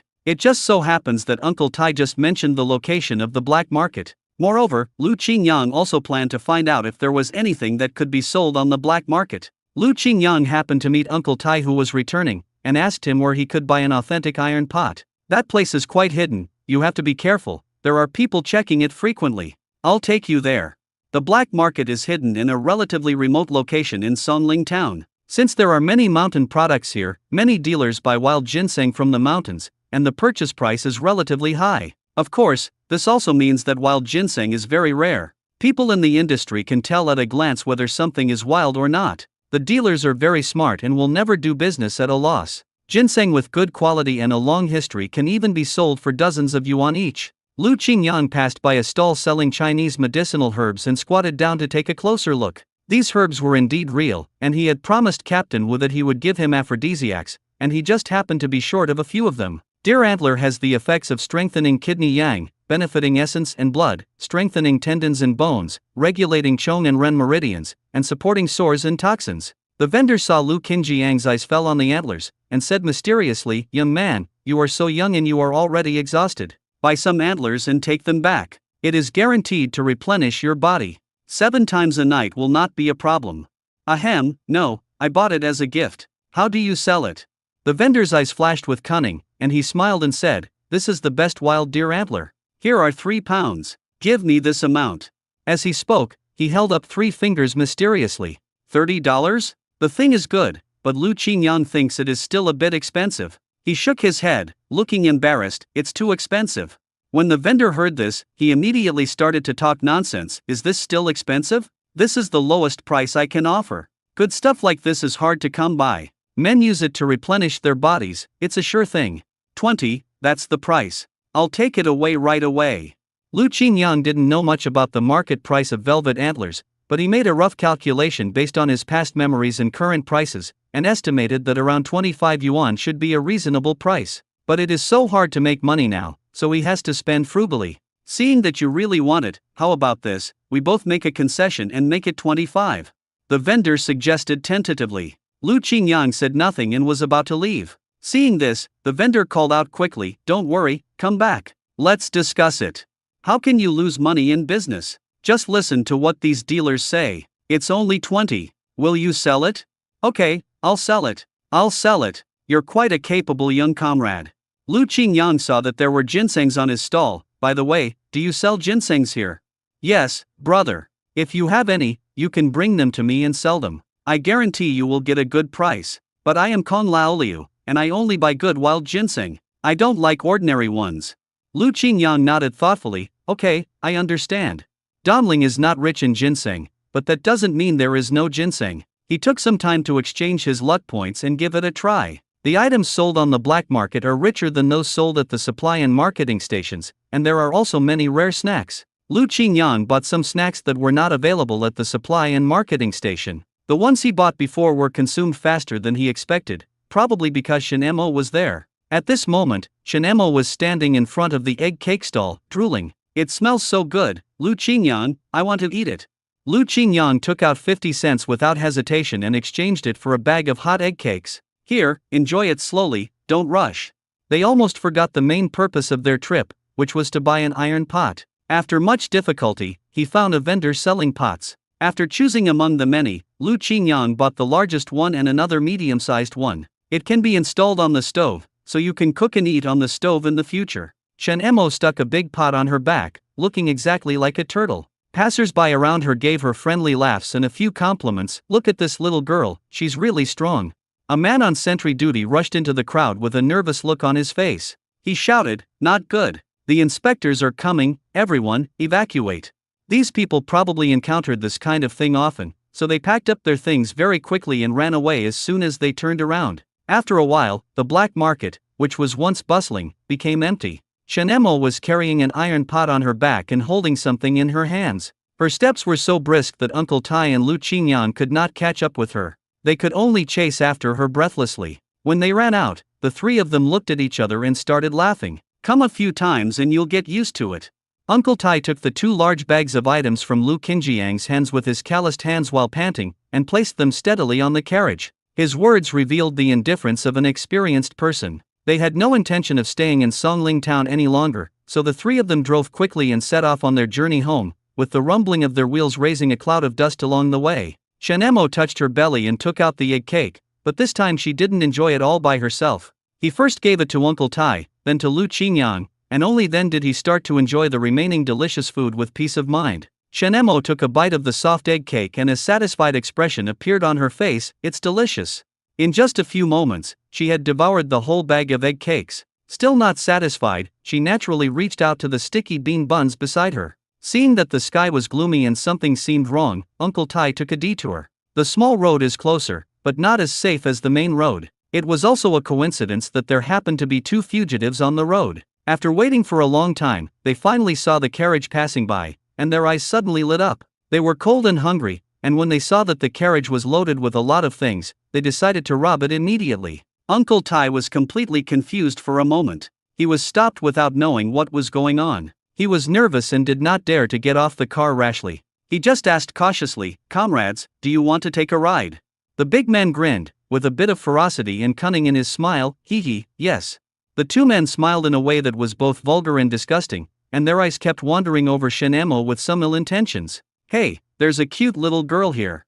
Lu Qingyang and Uncle Tai also immediately became alert, and suddenly one of the big men pounced towards Uncle Tai. The other big man quietly came around behind Lu Qingyang, ready to subdue him. From the beginning to the end, they just thought that Shen Mo was a weak little girl, so they simply ignored her and did not take her seriously. Lu Qingyang was quick-eyed and quick-handed. He instantly drew out the sharp saber he carried with him and engaged in a fight with his opponent. The machete in the guy's hand flashed with cold light and was almost touching Lu Qingyang's cheek. Shen Mo also reacted immediately, picked up the cauldron, and hit the big man's head a few times viciously. The big man turned around, his eyes sparkling. You hit me. Shen Mo hit the man's head a few more times, smashing it into pieces with an expressionless face. The big man turned around a few times and fell to the ground. The other big man originally wanted to save some bullets, so when he saw this, he took off the iron shotgun on his back and prepared to get rid of Uncle Tai first. Lu Qingyang couldn't care less and exchanged all the 30 luck points he had saved up, just hoping that the gun would not hit Uncle Tai. The big men pulled the trigger, and bang, but no one was hit. The shotgun exploded from behind, directly injuring his eye. My eyes can't see. The big man covered his eyes and rolled on the ground, wailing. Shen Mo stepped forward, snatched the gun from his hand, and hit him several times with the gun handle. Don't scream, if it hurts, just die. It won't hurt when you die. Uncle Tai and Lu Qingyang looked at each other. There are robberies in broad daylight. Lu Qingyang gently patted the dust off his body, while Shen Mo beside him seemed to be still immersed in the fight just now, muttering in a low voice with unsatisfied feeling, "You are so useless, you haven't had enough fights yet." She was just about to pick up the sticky rice dumpling that had fallen on the ground and continue enjoying it, but Lu Qingyang gently patted the back of her hand. "Don't eat dirty ones. Wash your hands before getting new ones." Not far away, the militia team from the brigade had heard the noise and rushed over. "Did you subdue these criminals?" "Yes, they were going to rob our carriage, so we just dealt with them." The militia fell silent. This was the fugitive they had been chasing for a long time, but he was finally subdued by these people. After realizing what was happening, the militia captain excitedly shook hands with Lu Qingyang and Uncle Tai. "Thank you, comrades, for getting rid of harm to the people." These two were wanted criminals who escaped from the Black Soil Commune. They hurt many innocent villagers along the way and are very dangerous.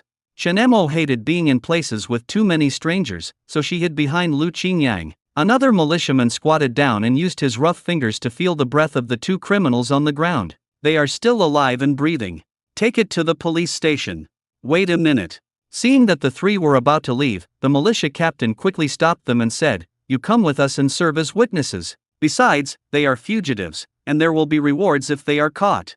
In this way, the group was led to the gate of the Public Security Bureau half-heartedly. What's even more coincidental is that at this time a publicity officer happened to come to the Public Security Bureau to capture footage and record the style of the public security. After learning about this sudden incident, the interviewer became interested and decided to include it in the report for the readers. When Shen Mo saw the camera flashing with cold light, she felt an inexplicable fear surge in her heart and she hid behind Lu Qingyang involuntarily. This looks like a weapon." Lu Qingyang gently comforted him. "This is not a weapon, it's just a camera, don't be afraid." The interviewer said, "Just smile, catching the bad guys is a great achievement." Lu Qingyang tried hard to force a smile, but it seemed a little stiff. Shen Mo half leaned out, with a hint of curiosity in her smile. Uncle Tai opened his mouth wide, revealing a row of uneven teeth, and his smile was quite bold and unrestrained. Just like that, a photo recording the different expressions of three people was forever frozen at that moment. Before leaving, the interviewer turned back and reminded us, "Maybe one day you will see your heroic deeds in the newspaper." Afterwards, Lu Qingyang learned from others that the two fugitives were actually notorious vagrants who had been rampant in several communes, committing murder and robbery, and had killed 5 or 6 innocent lives. They were lucky this time. I didn't expect that these numbers could actually be used as a tool for self-defense. Thinking of this, Lu Qingyang was very grateful for these lucky points and planned to eat more vegetables in the space after returning. It was a good thing to catch a few fugitives who committed murder for money. Not only that, they were also rewarded. 100 kilograms of food coupons and 16 feet of cloth coupons meant the trip was not in vain. The public security comrade shook his hand and praised him repeatedly. "So you are an educated youth from Liuxi Brigade. It's not easy. Good deeds like bravery should be rewarded. When the time comes, I will write a letter to your commune and brigade. I hope that Comrade Lu will continue to uphold such noble virtues and continue to shine for us." This is a very official statement. Actually, this is not my sole credit. It was Uncle Tai and Shen Mo who worked together to subdue those bad guys. Lu Qingyang naturally would not take all the credit, so he hurriedly explained. We know. Don't worry. They all have awards. You don't have to be modest. Lu Qingyang was not being modest. After all, the person who contributed the most to subduing the bad guys should be Shen Mo. But no matter how he explained it now, how could they believe that such a seemingly weak little girl could subdue two big men with her bare hands? At the same time, he secretly felt fortunate that he had established a good relationship with Shen Mo from the very beginning. Now she is a powerful fighter in disguise. Shen Mo didn't care about these trivial matters at all. She found a corner to wash her hands, and then buried her head in the soft, sweet and fragrant sticky rice dumplings, enjoying her simple happiness. On this day, all his original plans were shattered due to a series of accidents. Shen Mo finally couldn't resist the invasion of sleepiness and became drowsy after eating. Lu Qingyang wrapped her in a thick cotton jacket. She snuggled in the warmth of her cotton-padded jacket, curled up into a small ball, as peaceful as a sleeping cat. Lu Qingyang felt a warm feeling in his heart. Uncle Tai steered the carriage steadily with one hand and gently placed his other hand on the edge of the carriage. Qingyang, let me discuss something with you. Why don't you give this reward of cloth coupons to Shen Mo? This little girl is quite pitiful. It's rare for her to wear new clothes. When the time comes, buy her a piece of brightly colored cloth and make her a set of clothes. What do you think? Okay, that's what I thought. Lu Qingyang himself had no shortage of clothes. When he came out of the capital, he had stockpiled a lot of cotton-padded jackets in his space, so he had no worries about clothes at all. As for the food coupons, give 50 kilograms to Shen Mo, and leave 50 kilograms for us to split equally. Uncle Tai was quite happy, for he knew that Shen Mo was the most capable person in subduing the fugitive this time, so he gave the lion's share to her. No, you two can share it. I don't need it.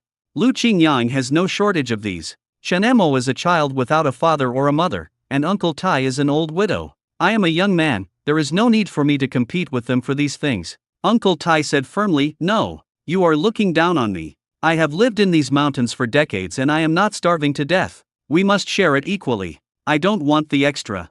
Lu Qingyang no longer argued with him, but just planned to take better care of Uncle Tai in the future in the team. Okay, let's divide it according to your idea, Uncle. Isn't that right? Today was a close call. I've lived for so many years, and the only time I encountered such a dangerous situation was when I encountered a blind bear in the mountains. I'm really lucky to have saved my life. Otherwise, I would have been shot in the head. Of course he will never know that it was Lu Qingyang who saved him. Shen Mo was sleeping soundly with her head resting on Lu Qingyang's legs, still mumbling something to herself. Lu Qingyang lowered his head and could hear her talking in her sleep. Mom, don't die, Mom won't die, don't leave me. She held Lu Qingyang's hand tightly and did not let go, as if that was her support. The sky gradually darkened and snowflakes began to float in the sky. On the last day of October, it started snowing. When we returned to the team, it was already completely dark. Uncle Shen hadn't seen Shen Mo come back for a long time, so he went to the brigade to ask someone to help find her. Shen Mo is our only child left. Nothing can happen to this child. Please help us. Shen Mo is more like the continuation of his Shen Ro. Having lost his daughter, he cannot lose his granddaughter again. Don't worry, Shen Mo will be fine. Accountant Su knew that Shen Mo was the little bully in the village, and she would never be the one to suffer any harm. Just at this moment, Lu Qingyang and the other three came back. At first, it was just snowing lightly, but when they were about to reach Liaoxi Brigade, it was snowing heavily. It was also the first time that Lu Qingyang saw such large snowflakes, and he also felt the biting cold. He is originally from the south, where it is not so cold even in November, but here, winter starts at the end of October. He quickly woke up Shen Mo and wrapped her tightly to ensure that she was warm. Then he urged her softly, "Little Molly, go home quickly. Otherwise your grandpa will worry." Shen Mo had just woken up and was still confused, so she ran towards her home. At this moment, Uncle Shen was standing outside the door, waiting anxiously. Shen Mo rubbed her eyes and originally planned to slip away back, but Uncle Shen's sharp ears had already caught the sound of her footsteps. "Stop! Why did you come back just now?" There was a hint of reproach in Uncle Shen's voice, but more of it was the worry that he couldn't hide. Shen Mo scratched her head awkwardly, her nose slightly red, and she stammered, just took a walk in the mountains." "You're lying. I raised you, and I don't know you yet." Shen Mo lowered her head and suddenly burped. She was full on the way and slept soundly. "Oh, kid, there's really nothing I can do about you." Uncle Shen sighed helplessly. He was so anxious just now that he thought Shen Mo had really had an accident. He thought to himself that as long as she could return safely, he would not restrict her in the future. He felt that his health was getting worse and worse, and he wondered in his heart, how far can he stay with this girl? When he thought of this, Uncle Shen felt extremely melancholy. Shenmo has the ability to protect herself, but she is a girl after all. Grandpa, don't be angry. I really didn't go to the mountains. I went to the town with Uncle Tai and the others and bought some food. Look, I brought you some big pancakes and sticky bean curd. Eat more. He could feel that the child was trying to please him. His cough has become more and more severe in recent days. We can't accept favors from others for no reason. It's not for nothing. Isn't she teaching Lu Qingyang how to hunt? She also gave him some cabbage. Speaking of cabbage, it was already snowing and there was still cabbage in their fields. She would go and give some to Lu Qingyang later. You have to remember, no matter how good someone is to you, you have to be wary, especially of men. Shen Mo nodded repeatedly. She didn't know how many times her grandfather had told her this, and she had already memorized it in her heart. Besides, she didn't think Lu Qingyang had any intentions towards her. As soon as Lu Qingyang came back, he found Sun Xiangqian and Zhou Jianxi standing at the door with their hands in their pockets. We thought you wouldn't come back today? Zhou Jianxi spoke first, with a hint of sarcasm in his words. The two were obviously waiting for him to come back and take charge of the dinner. Lu Qingyang didn't know whether to laugh or cry. You two, if I don't come back, you're going to starve. Sun Xiangqian smiled innocently and scratched his head in embarrassment. I'm used to your cooking. I always feel that something else is missing when I eat it. Alright, come inside. It's as cold as an ice cellar outside. I've already prepared the tofu, and there's a few fish left. I'll make you some grilled fish. This time, he bought a lot of local specialties from the town and the pot was ready. The pots were placed on the bilk stove, just right, one big and one small. You actually bought it, Qingyang, you really were willing to spend that much. Zhou Jianxi couldn't help but feel envious. It's not a question of whether I'm willing to give it up or not. I just feel that we should live our lives to the best of our ability and eat the best food we can. Otherwise, wouldn't it be a waste of our lives to suffer? If you're hungry, feel free to try these sticky bean buns first. Sun Xiangqian said politely, I'm so sorry. But before he finished speaking, his hand reached out involuntarily, picked up a piece of dessert and began to chew it with relish, praising it as he chewed. It tastes really good, but it's a little cold. Be content. Amidst laughter, Lu Qingyang brought out the tofu that he had carefully prepared last night from the kitchen. After being pressed all night, the tofu had become firm and delicate. He skillfully cut off a few pieces, intending to cook them together with the fish to make a delicious dish. The fish had been carefully marinated last night and was now perfect for grilling. He first placed the fish on the fire and baked it briefly until the skin was slightly charred. He then moved it into an iron pan and added green onions, ginger, garlic and bright red peppers. The various seasonings intertwined to create an enticing aroma. The most important thing is the secret sauce on the grilled fish. This was developed by Lu Qinjiang's modern father. He also knows the recipe. He bought some seasonings today and prepared to make such a sauce. When the pot starts to simmer, add potatoes, tofu and cabbage. It smells good, so good. The two of them were already intoxicated by the fragrance. Then they started to fight for it. It's hot, so hot.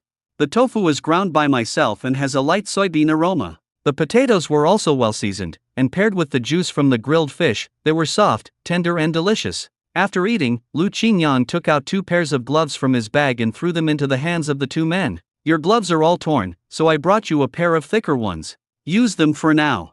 Zhou Jianxi was embarrassed when he heard this. He looked down at his already tattered pair of gloves and said hesitantly, my pair can still be used for a while. Lu Qingyang knew what he was thinking. You guys helped me with the work before, and your gloves are worn out. I'm afraid that it will delay the felling of trees, so this is my compensation for you. Sun Xiangqian accepted it without hesitation. I just accepted it. Thank you, Qingyang.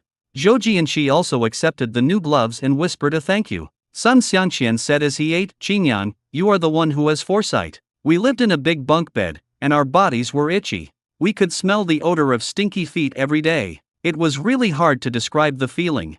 Or, come over to me. Sun Xiangqian still had some self-awareness. No, I'll just stay there for now. It's just that my head has been itching badly these past few days. When Lu Qingyang heard this, his expression became serious. I'm afraid it has lice. It's hard to get rid of them. Come with me later and I'll clean it up for you. Ah.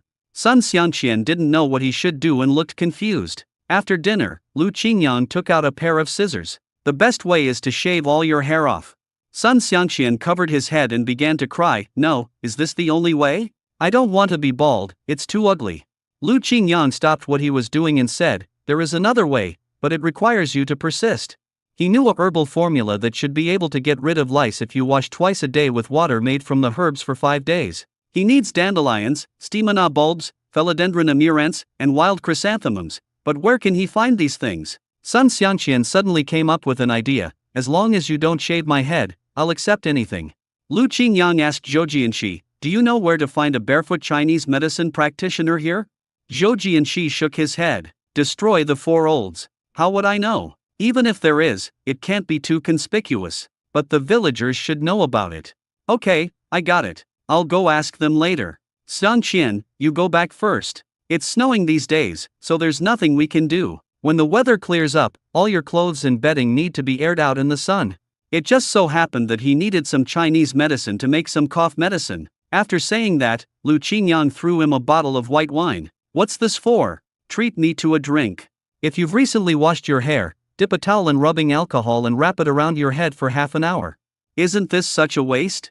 Sun Xiangqian felt reluctant and thought it would be better to drink it secretly. Lu Qingyang seemed to see through his thoughts. "Don't drink secretly, this is related to whether you can get rid of the lice on your head." Okay, I'll listen to you."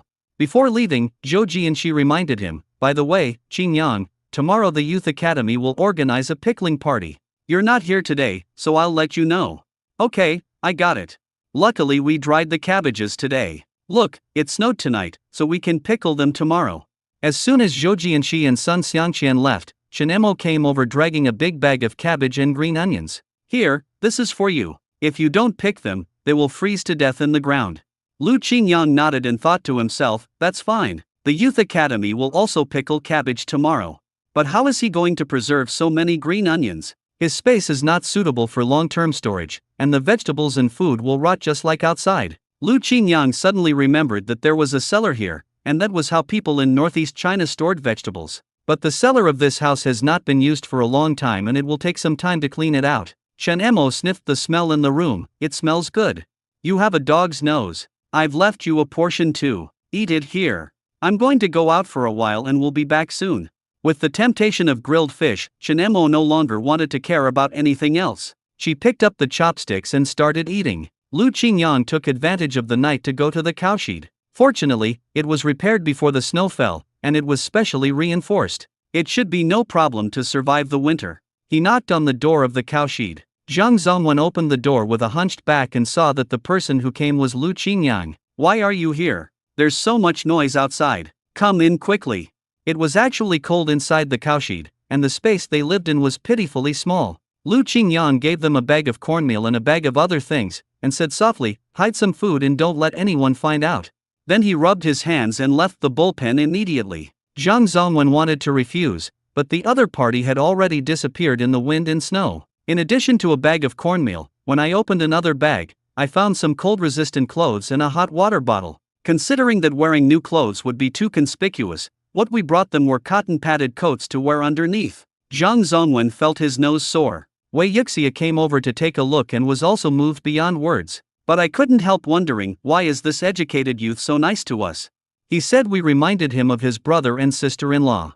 Zhang Zongwen sighed. "When you are in a good position, others will be nice to you because they hope to get some benefits from your kindness. But now that they are in such a miserable state, Lu Qingyang is still so kind to them. I really don't know what he is trying to achieve. Don't think too much, maybe he is just kind-hearted." Wei Yuxia touched the fabric. It had been a long time since she last wore new clothes. "Yes, you are right. They are living a good life and they specially braved the snow to come here. We have no money and no power. If we contact us, we may be suspected."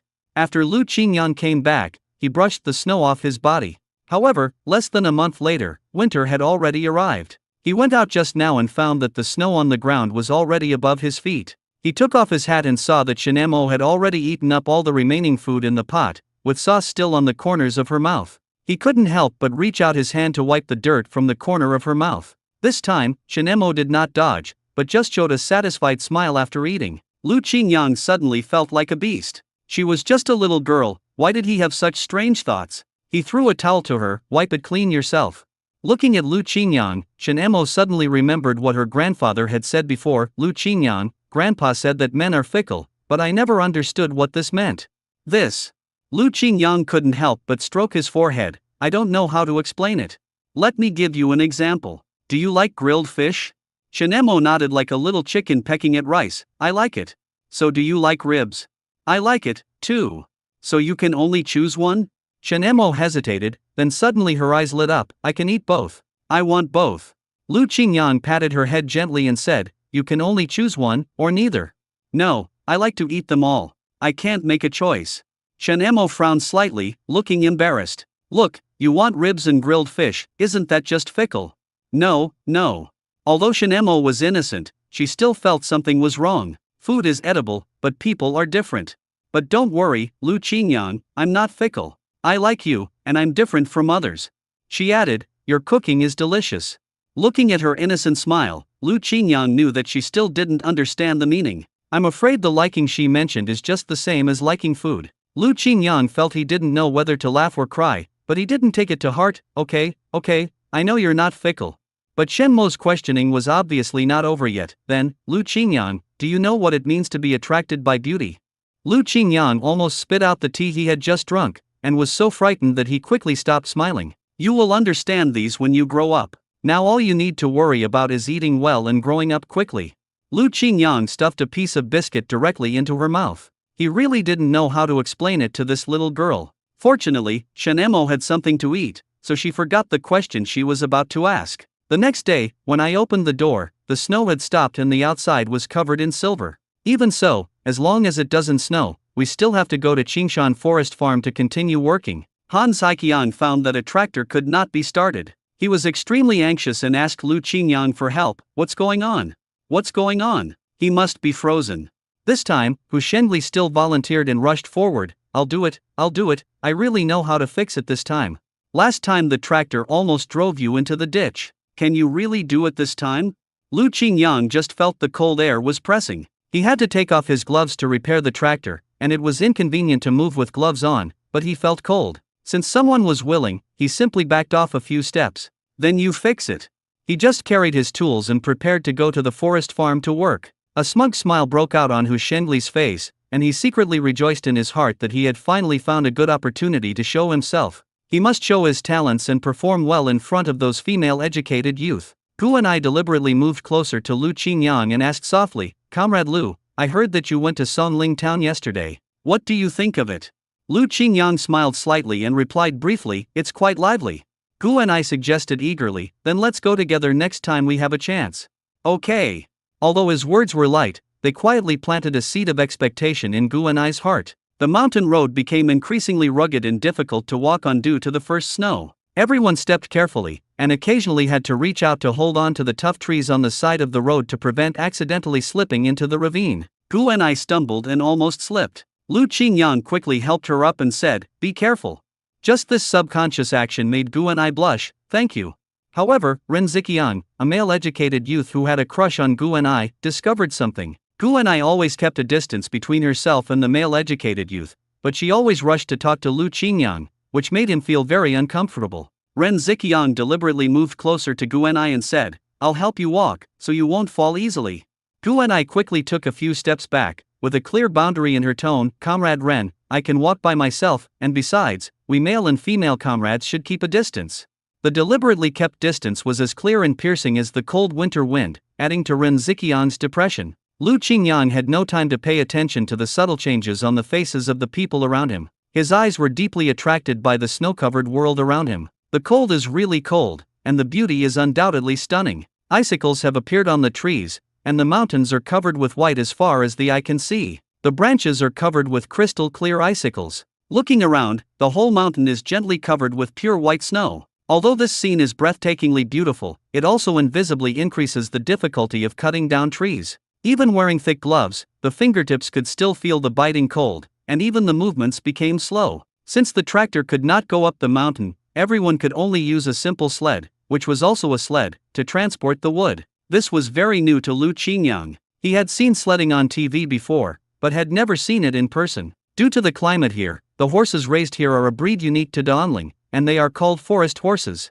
They have handsome appearance, strong physique, firm and plump muscles, are hardworking, are not afraid of severe cold, and have the ability to resist cold and moisture. Therefore, here, horses are also the most loyal companions of the mountain people. There were more than a dozen horses raised in the youth league's compound, and each villager also had 2 or 3 at home. The feed for these dozen or so horses was usually supplied by the educated youth in turns. When the weather is warm, there is plenty of fodder in the forest farm, so there is no need to worry about their food supply. But when it snowed, most of the plants were frozen to death, and they could only eat hay, but the hay was far from enough for the horses to withstand the cold. A proper supply of fresh grass must be provided, and when the weather is cold, some dried meat must be provided from time to time. As luck would have it, November and December were the turn of the newly arrived educated youth to feed. Han Saikyong had already talked to him about this in the morning, and each person was responsible for the food for 2 horses. Lu Qingyang was not worried. Even if there was no fresh grass outside,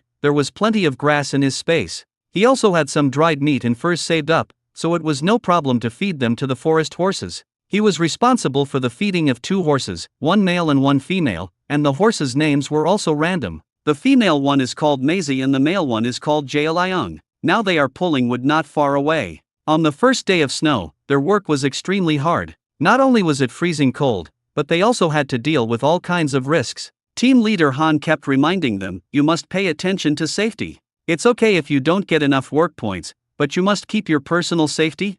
Just as he finished speaking, a tall pine tree fell down. Due to the snow, the angle of its fall was slightly off. Lu Qingyan was quick to pull Han Saikyong aside, otherwise the tree would have really crushed him to death. Han Saikyong was so frightened that it took him a long time to calm down. As soon as he recovered, he started roaring. The educated youth who made the mistake was pale and full of fear, and he kept mumbling an apology. Captain Han, I'm so sorry, I was so careless, I never expected this to happen, I'm sorry, I'm really sorry. What's wrong with you? Can't you be more careful? You are playing with your life. If anything happens to me, you will lose your life, don't you know that? I have emphasized many times that safety comes first, why can't you remember? Can you use your brain a little more? How about this, I will deduct 3 days of work points from you so that you can remember it. Upon hearing this, the educated youth looked frustrated and wanted to plead again, but was interrupted by team leader Han. If you have time to waste on talking nonsense, you might as well get to work. Pay attention and don't make any more mistakes. After that, Han Saikyong nodded towards Lu Qingyan gratefully, your reaction is quite quick. Thank you. You saved my life. It's a piece of cake. Lu Qingyan was also afraid. The forest was beautiful, but it was also full of dangers. Although he has a golden finger, he still has to be careful. This scene was also seen by someone nearby. Han Saikyong's hands trembled slightly as he fumbled for a cigarette, but he couldn't light a match. Lu Qingyan took the match, lightly struck it, and a flame jumped out, lighting the cigarette for Han Saikyong. Captain Han, you should take a break and calm down. No one would feel good if they encountered such a thing. Yeah. Han Saikyong started smoking a cigarette. He couldn't help but look up to Lu Qingyan a little more, and some thoughts began to stir in his mind. Sun Xianqian took his lunchbox and said, I'll heat it up for you. Wait for me. I can't thank you enough for your kindness. After a simple lunch, he wanted to wander around in the forest, but it was obvious that he was too cold to move, so he decided to just take a break today. In the afternoon, the female educated youth had already returned to their residence and were busy preparing to pickle cabbage. They skillfully peel off the old outer layer of the cabbage, preparing for the subsequent pickling work. When pickling this kind of cabbage, there is no need to wash it. Just wash it when you take it out after pickling. This way the sauerkraut will taste better. After the male educated youth came back, he cleaned the jar for pickling cabbage. Sprinkle a handful of salt on the bottom of the jar, then place the cabbage in the jar. With the heads facing inwards and the leaves facing outwards, press down the trees one by one, making sure they are compacted and tight. Sprinkle a handful of salt on every 2 layers, and then sprinkle another handful of salt when they are full. At this time, some male educated youth would take the initiative to step on it with their feet in order to save energy. Lu Qingyang secretly swore in his heart that he would never eat the pickled cabbage here, as he was afraid of getting athlete's foot. Fortunately, he had some cabbage in his house, so he decided to pickle it himself. You guys come and help too. I heard from the older generation that the sauerkraut made from the slender feet of an unmarried girl tastes especially delicious, suggested a male educated youth. Most of the female educated youth were unwilling to do so, and only a few brave ones stepped forward to help. Lu Qingyan didn't understand what was so good about these feet, everyone had them. Jiang Wanwan, however, seemed to intentionally or unintentionally reveal her pair of white and tender jade feet and half of her slender calves. She stepped slowly and leisurely in the sauerkraut jar, and each step revealed a bit of casual charm. The people around her all widened their eyes, their gazes fixed on her feet and legs. Lu Qingyang rolled his eyes helplessly. He originally wanted to take this opportunity to study the traditional method of making sauerkraut, but who would have thought it would turn into a foot fetish carnival? But it's understandable. They are all bachelors. When they see a woman, they pounce on her like hungry wolves and tigers. It is also not like his time, when information was well developed and there were various channels. Jiang Wanwan also seemed to like the feeling of being surrounded by men. The other female educated youths could not help but whisper among themselves, "Look at her, she is so coquettish," afraid that others would not know that she is showing off. That's right, other people only show their feet at most, but she wants to take off her pants. Gu and I looked at the expressions of the male educated youth around her, and only saw Lu Qingyang and Zhou Jianqi who were stacking cabbages seriously. She thought to herself that they were indeed the men she had chosen. She took the initiative to approach Lu Qingyang, helping him while inquiring about his family situation. "I heard, you had a fiancé before." Lu Qingyang frowned slightly. He felt unhappy when Tang Li was mentioned, but this dissolute woman was probably still suffering now. "Yes, but I broke off the engagement before I came here." Broken engagement. Gu and I was secretly delighted. "Why, Comrade Lu, you are such a good person, why did she break off the engagement? She is so short-sighted." "I took the initiative to propose it. It was my family who arranged the marriage. I have no feelings for her." Gu and I was even more delighted after hearing this. "Then you will definitely find a more suitable person." Lu Qingyang didn't have such thoughts at the moment, so he just politely replied, "Thank you." Gu and I felt her heart beating fast. This meant that she had a chance. She must keep trying. After working for a whole day, Hu Shenli finally fixed the tractor. He ran over happily to take credit, but he found that his sweetheart was chatting and laughing with men with half of her calves exposed, and he felt so angry that his lungs were about to explode. He quickly pulled Jiang Wanwan down and said, "What are you doing? Stop stepping on it. I'll help you." "No, I can still do this little bit of work. It's not tiring at all."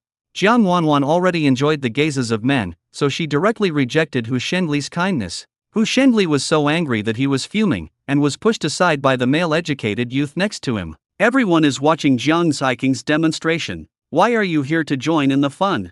Yes, when you have free time, go and arrange the cabbages there, and don't meddle in other people's business."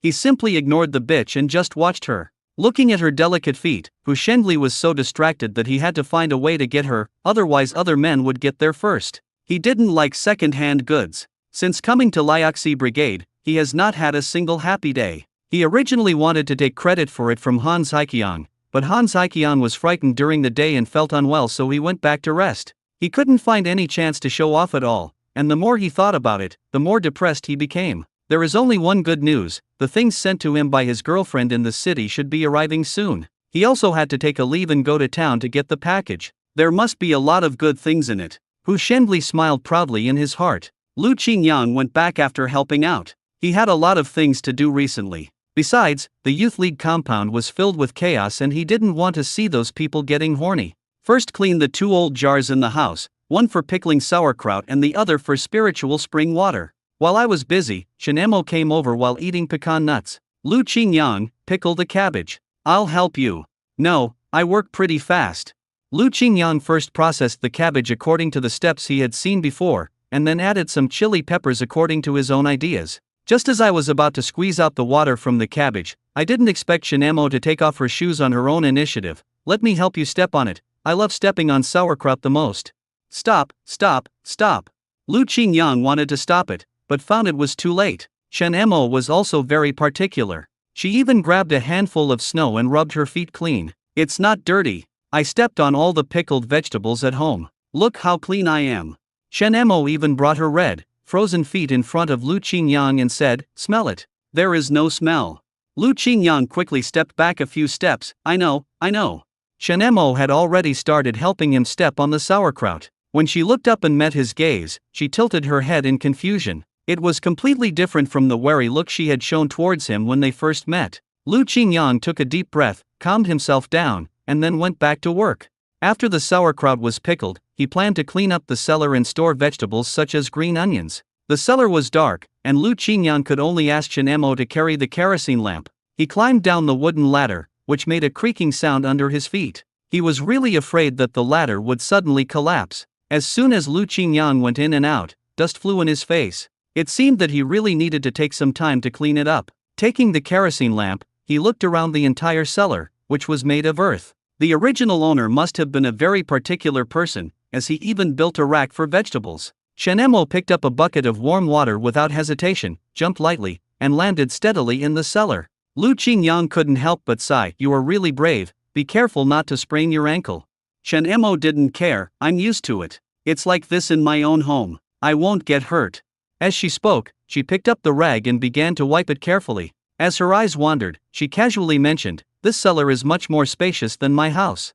Lu Qingyang has already started to think about it. Cabbage can be stored here, radishes and potatoes can be placed here, and green onions can be placed on this layer. There were wooden shelves on 3 sides, which saved him a lot of trouble. The two of them cleaned up briefly and put all the vegetables that Shenemo brought in. There are also some pickled salted fish and bacon, which he originally thought were too eye-catching to leave outside. Now they can be stored in the cellar and can be kept for a long time. The vegetables in the space are almost ripe, and can be stored here after being picked. After arranging everything, Lu Qingyang shaved a piece of bacon and made a simple dish of potatoes stewed with bacon, preparing to invite Shenemo to stay for dinner. Shenemo shook her head repeatedly. "I'll come over later."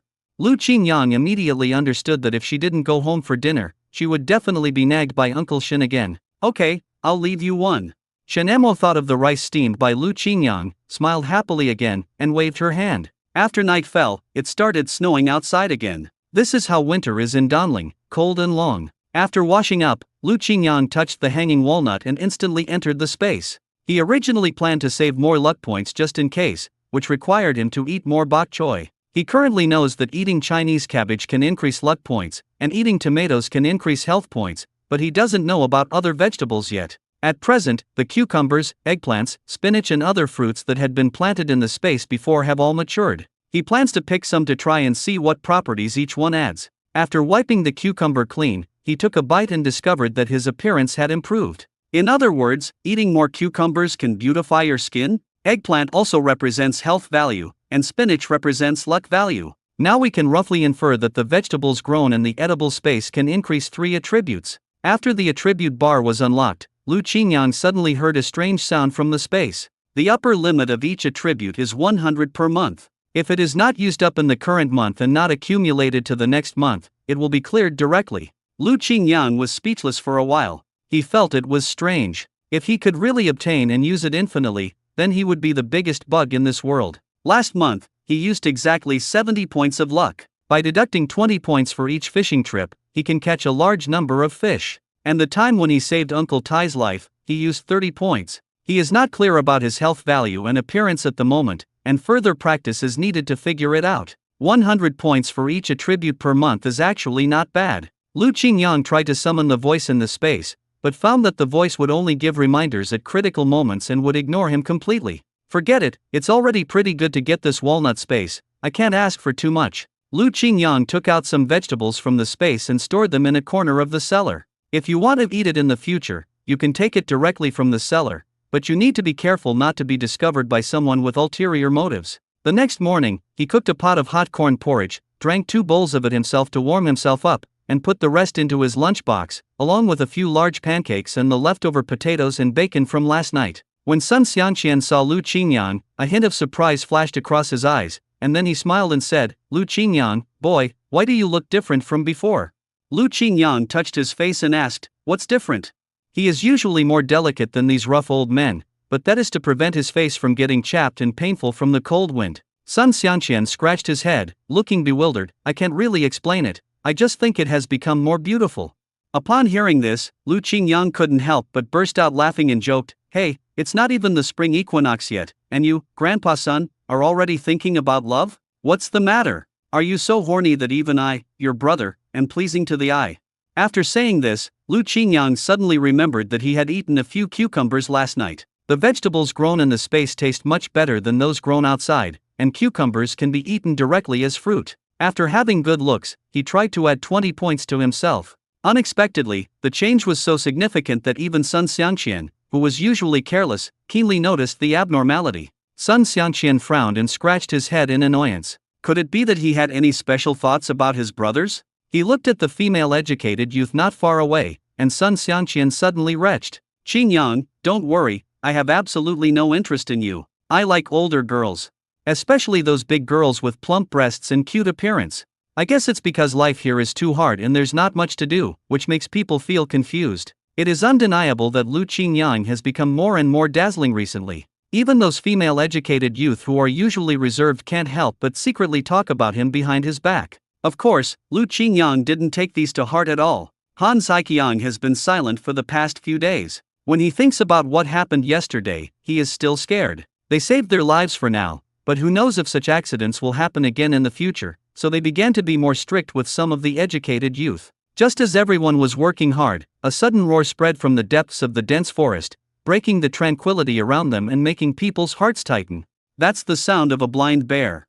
An educated youth shouted. There are noises like this every year at this time. There's nothing to be afraid of. It won't hurt anyone. Lu Qinjiang's heart skipped a beat. He thought that by the time he hurt someone, it would probably be too late. He still remembered the content of this period book. This winter, some villagers in the brigade were attacked by blind bears. Unexpectedly, the blind bear started to move out early. In the mountains and forests, some bears will not hibernate if they are strong enough to hunt enough food. Instead, they will keep wandering around in the mountains and forests, looking for more prey. It is estimated that the bear has regarded the humans who often appear here as its next prey. Lu Qingyang felt that he still needed to take precautions, so he walked to Han Saiqiang's side and said, Captain Han, I think this blind bear roaming around here is causing panic among the people. We still need to find a way to get rid of it. Han Saiqiang was helpless. It's not that easy to catch a blind bear. We are not a professional hunting team, and we don't have enough weapons. Why don't we talk to Captain Wu and ask the hunting team to come along? Han Saiqiang scratched his head and said, Okay, I'll discuss it with him. Now Lu Qinjiang's words have more weight in Han Saiqiang's heart. What's more, he is right. If they are attacked by a blind bear, it will be too late to say anything. Lu Daji muttered, he likes to show off. I'm not going to hunt blind bears. My life is more important. Hu Shengli didn't want to go at first, but he found that there were several male educated youth around Jiang Wanwan. I heard that if you hunt a bear, you can share the bear meat. Jiang Ziking, have you ever eaten bear meat? No, have you ever eaten it? How does it taste? We don't have any either. Who would dare to hunt a blind bear? With that size, one claw could take a life. Don't we have a shotgun? You can specify it. In fact, even if a normal person holds a gun, his legs will go weak when he sees a blind bear, and it is still a question whether he can hit it. Someone joked, Hey, Jiang Ziking, you want to eat bear meat so badly. How about this, whoever of us shoots a blind bear will be your target. If you can really fight, I'll agree. The speaker may not have intended it, but the listener may have taken it to heart. Hu Shenli's restless heart began to get agitated. Han Saiqiang went back to discuss it with Captain Wu, who waved his hands and said, The blind bear won't hurt anyone, let it go. Captain Wu doesn't want to take any risks. Who will be held responsible if someone dies? But this affects our logging efficiency. If this isn't easy, then why not avoid that forest and go somewhere else? Captain Wu was sent away by Jiang Han Zaiqiang, who kept saying, You always do whatever you want, and you're always looking for trouble. Who would have thought that the next day, he changed his mind? The blind bear, which had been wandering in the woods, attacked the pigs raised by the team in the middle of the night. Fortunately, the pig shed had been reinforced before and was not knocked down by the blind bear, but a pig was still lost. This made Captain Wu very distressed, and he immediately found Han Saiqiang and said, Captain Han, you are right. We should find a way to kill this bear. Now we have killed the pig, and next time it will be a human. There are hunting teams in the brigade, and each hunting team has about 10 people. Normally they go hunting in the mountains during the slack season. Now it is winter, so it is easier to gather them together. These people grew up in the mountains and are good hunters. When they heard that they were going to hunt bears together, they were eager to try. Uncle Tai is the oldest and most experienced member of the hunting team. In fact, Lu Qingyang had long wanted to stop cutting wood, as it was boring and tedious. Han Saiqiang said that in winter, the educated youth would send a few people to the hunting team to assist these hunters in hunting. Lu Qingyang thought that it would be better to join the hunting team, which would be much more interesting than logging. But this matter ultimately depends on Captain Wu. Remembering that Captain Wu had not yet been given the medicine he promised him last time, Lu Qingyang started to get busy. He quietly asked Aunt Lu, do you know if there is a barefoot Chinese medicine practitioner nearby? When Aunt Lu heard him asking about this, she pulled him aside and asked in a low voice, What's wrong? Are you feeling unwell? Lu Qingyang rubbed his temples, I am really uncomfortable. I have had a headache for several days. I went to the health center but it didn't work. I was wondering if there is any folk remedy. When people here get sick, we do go to a Chinese doctor, but the brigade doesn't allow him to practice medicine, so we have to go to him secretly. Besides, he doesn't treat the educated youth, and he has a very strange temper. How about I get you some medicine? Lu Qingyang thought about it carefully and decided that he still wanted to get to know this Chinese medicine doctor. After all, there will definitely be many opportunities to need medicinal herbs in the future, otherwise where would he be asked to find herbs in this cold winter? Since he is a Chinese medicine practitioner, he must have stockpiled a lot of herbs. Aunt Lu, please take me to find him. And Lu waved her hand and said, "No, even if I take you there, he won't help you get well. Just take me there, I'll handle the rest myself." Lu Qingyang seemed confident. Aunt Lu was afraid that if she offended Dr. Bao, he would no longer prescribe medicine for their family. "I swear, I won't offend him. Just take me to the door, it won't affect you." Aunt Lu was soft-hearted after all, and she felt that Lu Qingyang was a likable and upright young man. "Okay, I'll take you there." Aunt Lu led him to a remote place in the back mountain. Along the way, Aunt Lu kept talking about her dog's health. "This child can eat, but his brain is not very smart. We can raise him, but what will happen when he gets old? That's what I'm worried about. I'm sorry for him. Medical science is developing now, maybe it can be cured." Aunt Lu just shook her head silently. Lu Qingyang carefully recalled the contents of the original text. Dr. Bao. My impression is that his ending was that he was taken away by people wearing red armbands and his house was smashed. Anyway, he didn't have a good ending. The two walked in the freezing cold wind for less than 20 minutes before finally arriving at Dr. Bao's house. Most houses are built in villages, but this small house stands alone in a corner of the back mountain. The location is very remote and it looks quite artistic when viewed from a distance. "We're here. This is it." "Okay, thank you Aunt Lu, I can go there by myself." His accent was slightly different from that of the locals, so he couldn't pretend to be a local. Taking a deep breath, Lu Qingyang gently pressed the slightly old door handle. "Excuse me, is Lao Bao at home?" He deliberately did not call the other party Dr. Bao. There was no response from inside the room, so Lu Qingyang knocked a few more times. Finally, an angry voice came from inside. "Who is it, disturbing me so late? If you have anything to say, let's talk about it tomorrow. I'm so busy." Lu Qingyang took out a well-growing polygonatum odoratum from the space and said again, "I got a good thing. I want to let you take a look at it." Lao Bao was grinding medicine. When he heard that the patient was not here to see a doctor but to have him examine him, he slowly stood up. As the door hinge turned, there was a long creaking sound, and the door finally opened. Standing at the door was a man wrapped up so tightly that his appearance could hardly be recognized. However, the polygonatum sybaricum in his hand caught his attention. He immediately pulled Lu Qingyang in and said, "Come in and we'll talk." He was not afraid that Lu Qingyang was cold, he was afraid that the polygonatum odoratum would be damaged and lose its medicinal properties. As soon as Lu Qingyang came in, he smelled a faint scent of Chinese medicine. Lao Bao stared at the Huang Jing and said, "This is a good thing, but it is no longer available in the mountains." Lu Qingyang spoke straightforwardly, without any hesitation, "If Dr. Bao is so kind, I will give you this Huang Jing as a token of my appreciation." Lao Bao suddenly raised his head and felt something was wrong. He muttered to himself, "How could there be gifts for no reason in this world? I don't think I've seen you in the team. Could it be that you are a new educated youth?" Old Bao squinted his eyes, looked Lu Qingyang up and down, and there was a hint of caution in his words. Lu Qingyang didn't intend to hide it and nodded, "Yes." Lao Bao wanted to push him out the door. "You are not welcome here, go away." Sure enough, what Aunt Lu said was true. Dr. Bao had a deep prejudice against the educated youth in the brigade. He pretended to drop it, letting the precious turmeric essence slip gently to the ground. Seeing this, Lao Bao's heart tightened, and he quickly bent down and picked it up carefully. Lu Qingyang seized the opportunity, shamelessly sat down on the ground, looking quite a rogue. Lao Bao picked up the polygonatum odoratum with a distressed look on his face, muttering, "What a sin! It's such a waste of natural resources. Wild ones are much more valuable." Lu Qingyang had already walked to the medicine cabinet nearby. The cabinet looked very old and there should be a lot of Chinese medicine stored in it. Seeing that he couldn't get rid of the man, Lao Bao said impatiently, "I don't know how to treat illnesses. If you are sick, go to the health center." Lu Qingyang shook his head. "I'm not here to see a doctor. I want to exchange some medicinal herbs with you." A hint of surprise flashed across Lao Bao's cloudy eyes. "Change the medicine? You actually want to change the medicine? Tell me, which medicine do you want to change?" Lu Qingyang calmly listed them one by one: dandelion, stemana, philodendron, chrysanthemum, these are heat-clearing and detoxifying herbs. In addition, I also need epimedium, cystink, euchemia, cuscuta, and uriale. These are nourishing and health-preserving herbs. Lao Bao was silent for a while, thinking carefully. The first set of medicine is normal, but the second set of medicine is not a male enhancement medicine? It's a pity that it lacks the most important ingredient, deer antler.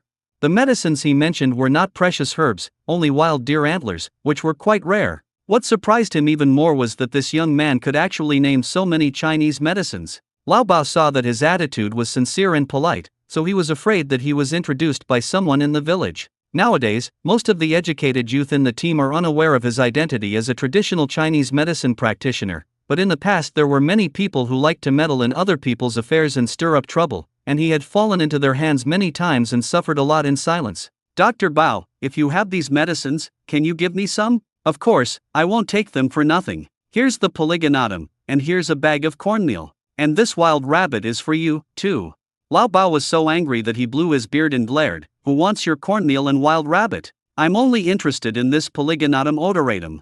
It's not easy to find someone who understands pharmacology, so Lao Bao turned around and started preparing medicine for him. I packed enough for 7 days, which is one course of treatment. Take it. With a smile on his face, Lu Qingyang gently took the medicine bag handed to him by Lao Bao, and then placed the heavy bag of cornmeal and rabbit safely on the ground. Young man, if you feel unwell, you must take care of yourself as soon as possible. Medication alone is not enough. Strengthening your body is the fundamental thing. Lao Bao said lightly. Lu Qingyang clarified with a little embarrassment, ahem, no, not me, I'm not married yet. Not only is he not married, he is still a virgin. This body is only 22 years old, and the original owner was a coward and had never touched a woman. When Lao Bao heard this, a hint of understanding flashed in his eyes and he said nothing more. The wariness he had when they first met seemed to have quietly dissipated in this relaxed atmosphere. He picked up the wild polygonatum again and kept saying, this is a good thing. Just as Lu Qingyang was about to leave, Lao Bao stopped him again. How do you know about these Chinese medicines? Could it be that your family is also a medical family? Lu Qingyang made up an excuse. My grandfather knows a little about it, so I naturally know some Chinese medicine from him. In fact, his grandfather in this world had passed away long ago, and even the original owner had no impression of him, let alone him. Old Bao looked thoughtfully at Lu Qingyang's back as he left in the wind and snow. In fact, Lu Qingyang knew about Chinese medicine because he chose to take a herbal medicine course in college, and he was interested in it, so he learned more about it. After returning home, he ground the aphrodisiac herbs into powder. He had taken the time to make a medicine grinder before, and it came in handy now. Mix the deer antlers in it, add a little spiritual spring water which is good for strengthening the body, and roll them into small balls. The kidney tonifying pills are ready. But he only planned to give Captain Wu 3. Some good things can only be appreciated after a slight taste. Early the next morning, before going to work, he came to Captain Wu's house with a packet of medicine. Captain Wu had just gotten up and saw a figure loitering at the door. He thought it was someone with bad intentions. After a closer look, he found it was Lu Qingyang, so he smiled and said, "You're here so early in the morning." Lu Qingyang exhaled, came up mysteriously, and stuffed the packaged medicine into Captain Wu's hand. "Uncle, I brought you something good." Captain Wu saw that there was no one around and quickly pulled him aside. "Take one pill every night for 3 days, it will definitely work." Captain Wu was bitten by the tigress at home last night. He couldn't help but smile bitterly in his heart. "This pill is like a life-saving straw. If it doesn't work, I'll never let you go." "It will definitely work." Captain Wu saw that he was still standing there with no intention of leaving, and he knew that this guy was probably up to something again. "Why, do you want to take a day off?" "How dare I, Captain Wu, the thing is, I accidentally heard that the hunter team in our village is preparing to deal with that blind bear." "Yes, we are planning to do it in the next few days. That blind bear has made the whole team uneasy and everyone is scared."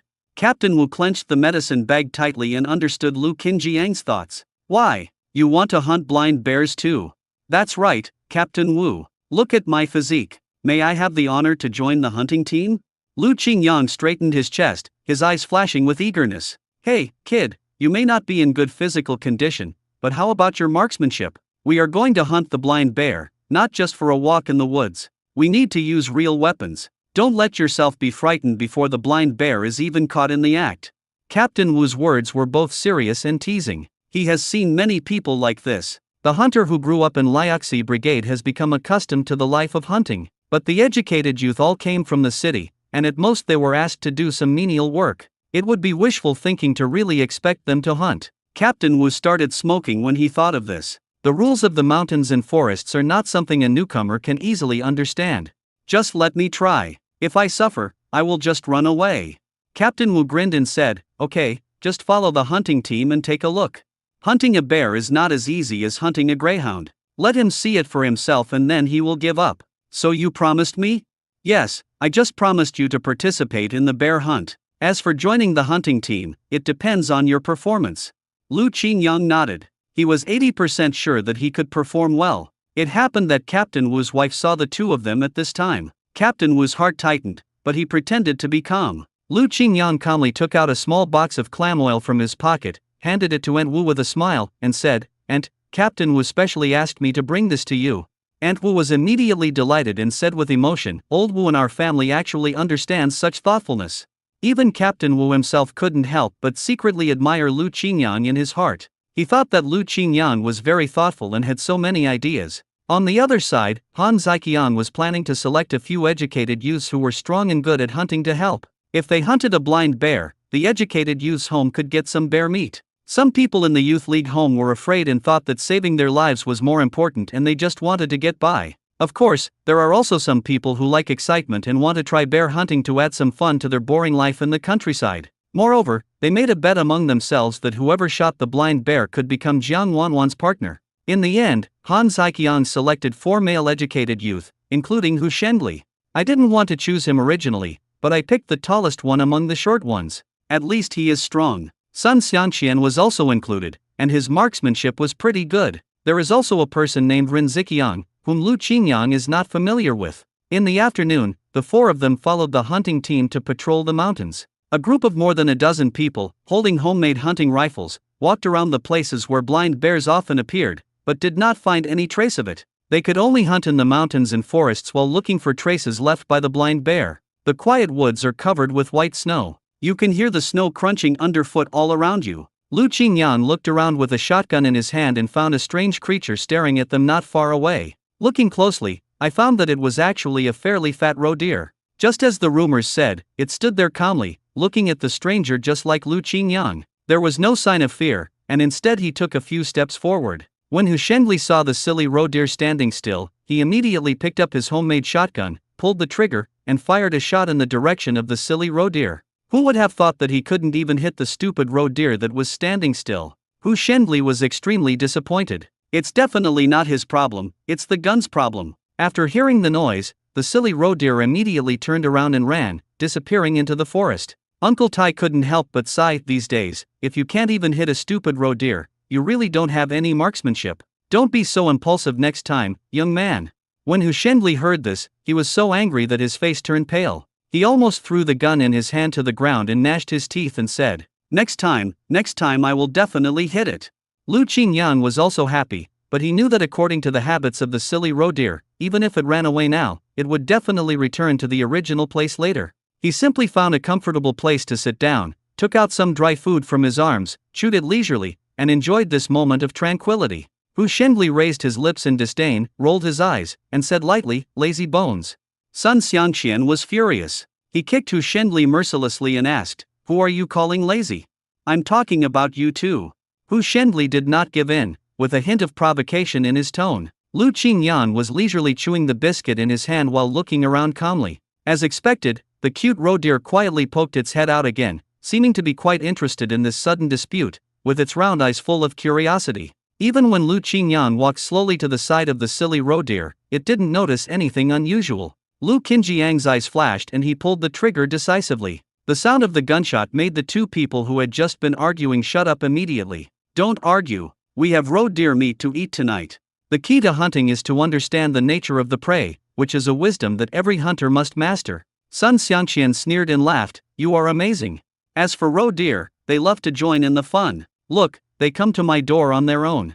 Lu Qingyang smiled faintly. Hu Shenli became more and more jealous. This was clearly the roe deer that he should have hunted, but it was snatched away by Lu Qingyang. Uncle Tai and several other hunters were very calm. After all, roe deer were one of the easiest animals to hunt in the forest. "It's no use keeping looking like this. It's too late today. Let's go back first," Uncle Tai suggested. This night in the mountains is full of dangers, and even those who are experienced need to act with caution. I also hunted a few wild rabbits and 2 roe deer today, which is almost enough. This time, Lu Qingyang got a roe deer leg. It was the first time he had seen roe deer meat, and it smelled a bit fishy. Uncle Tai asked Lu Qingyang and Sun Xianqian to follow him back and threw him another roe deer leg. It would be boring for my old bones to enjoy it alone. Put your leg on the ice first and save it for tomorrow. Let's go to my house today and have a lively meal. In fact, Uncle Tai was greedy. He was craving the taste of Lu Qingyang's cooking. The rabbit meat he had last time had a long-lasting flavor that he still savors today, with the lingering fragrance lingering in his mouth and is unforgettable. Lu Qingyang thought about how to cook roe deer meat to make it delicious, and prepared to stew it into a soup. Wash the roe deer meat and cut it into small pieces. Put water in a pot, add ginger, green onion and wolfberry and bring to a boil. Add the chopped roe deer meat, simmer for more than an hour, and finally add salt to taste. Sun Xianqian was still complaining. I originally thought Hu Shengli was a nice guy. He would often share snacks with everyone. Who knew he was so difficult to get along with? And look at the watch he wears. It's an expensive watch. His family must be well off. Lu Qingyang snorted coldly. It was indeed not bad. His girlfriend in the city comes from a well-off family. Anyway, in the original text, Hu Shengli is a guy who relies on women to get to the top and lives off them. With Lu Qingyang's interference, his aura as the protagonist has become less and less. Sun Xianqian scratched his head hard again. After using alcohol in the past few days, the itching on his head was only relieved a little. But late at night, the itching kept him awake. Seeing this, Lu Qingyang said, I found the herbs. After you finish eating them, you can come to my place to wash your hair. He was afraid that if he used Chinese herbal medicine to wash his hair in the youth league home, someone with ulterior motives would make irresponsible remarks. Great job, Qingyang, you are really efficient. They enjoyed the roe deer meat soup so deliciously that they all felt warm after eating it. After Lu Qingyang returned, he started to boil herbs and asked Sun Xianqian to wash his hair and wrap it with a towel for half an hour. From now on, you have to do this every day. After a few days, you can get rid of lice. Okay. At this moment, at Captain Wu's house, he had been struggling over whether to take the pill Lu Qingyang brought, and finally swallowed it in one gulp. His wife was already calling him, Old Wu, why don't you come over? Captain Wu knew that he was going to be in big trouble again today. The amazing thing is that he actually persisted for a long time today without feeling any back pain. Lu Qingyang clearly said that it would take 3 days to take effect, but he felt the effect as soon as he took it. It was truly a miracle drug. Captain Wu was happy but also a little melancholy. Oh no, Lu Qingyang is completely under my control. The bear hunt on the first day was unsuccessful. The blind bear appeared again at night. Fortunately, the pig shed had been reinforced. The blind bear failed to steal the pigs, so he had to settle for the next best thing. He sneaked into the village and stole a few poor chickens in the village. This situation is worrying. If it is not resolved quickly, someone might really die. The experienced hunters also thought of a way. Since the blind bear wanted food, they would lure it out with food. There was still some roe deer meat left over from yesterday, so Uncle Tai led a group of young men to quietly set up traps. First, he dug a deep hole, then carefully covered the whole entrance with branches and dead leaves,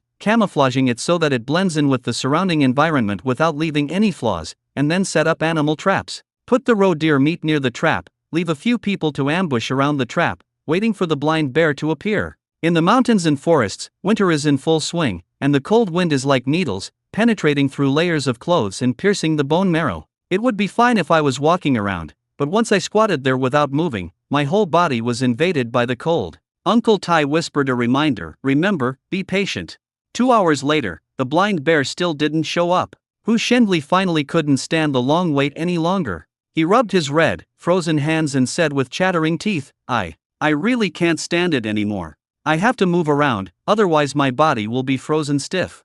Just as he slowly stood up, he found a huge black shadow slowly approaching this side. The hound also started to get agitated, but it was experienced and glanced at its owner beside it without barking. Hu Shengli immediately squatted down, his whole body trembling uncontrollably, and he uttered intermittent words through his teeth, bear, blind bear, it's coming. Lu Qingyang turned sideways and saw that it was true. A huge blind bear was staggering towards the trap.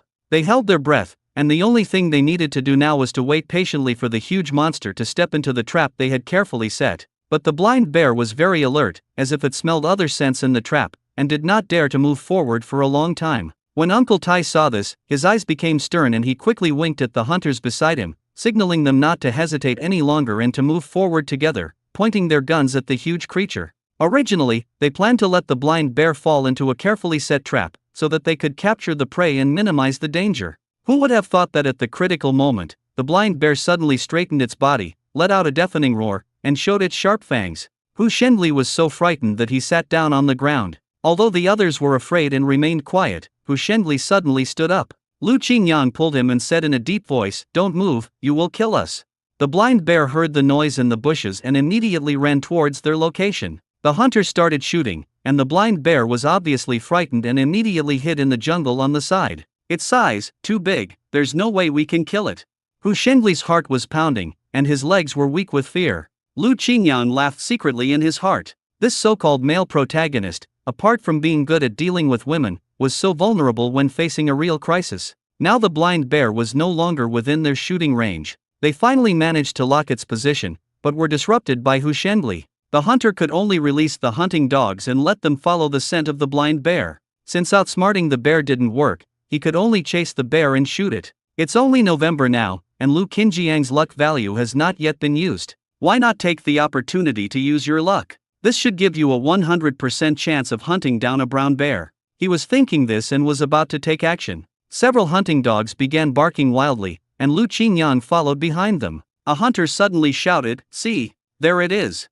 Before he finished speaking, the huge figure of a blind bear flashed among the shadows of the trees. Then, several gunshots broke the silence of the air, and the hunters shot at the vague target one after another. "This beast has become much more cunning," someone cursed. Suddenly, the figure of the blind bear attacked from the side. Lu Qingyang shot directly at the blind bear's head without thinking. It was slightly off target and only hit one of its legs, and the blind bear let out a wail. But this also successfully bought time for the hunters. With a few bang bang bang shots, the ferocious blind bear finally fell powerlessly into a pool of scarlet blood. Its body convulsed a few times and then fell silent. Lu Qingyang hasn't recovered yet. He didn't use the golden finger and actually shot the blind bear. His heart was beating like a drum, and an indescribable excitement surged in his chest. It worked, it worked.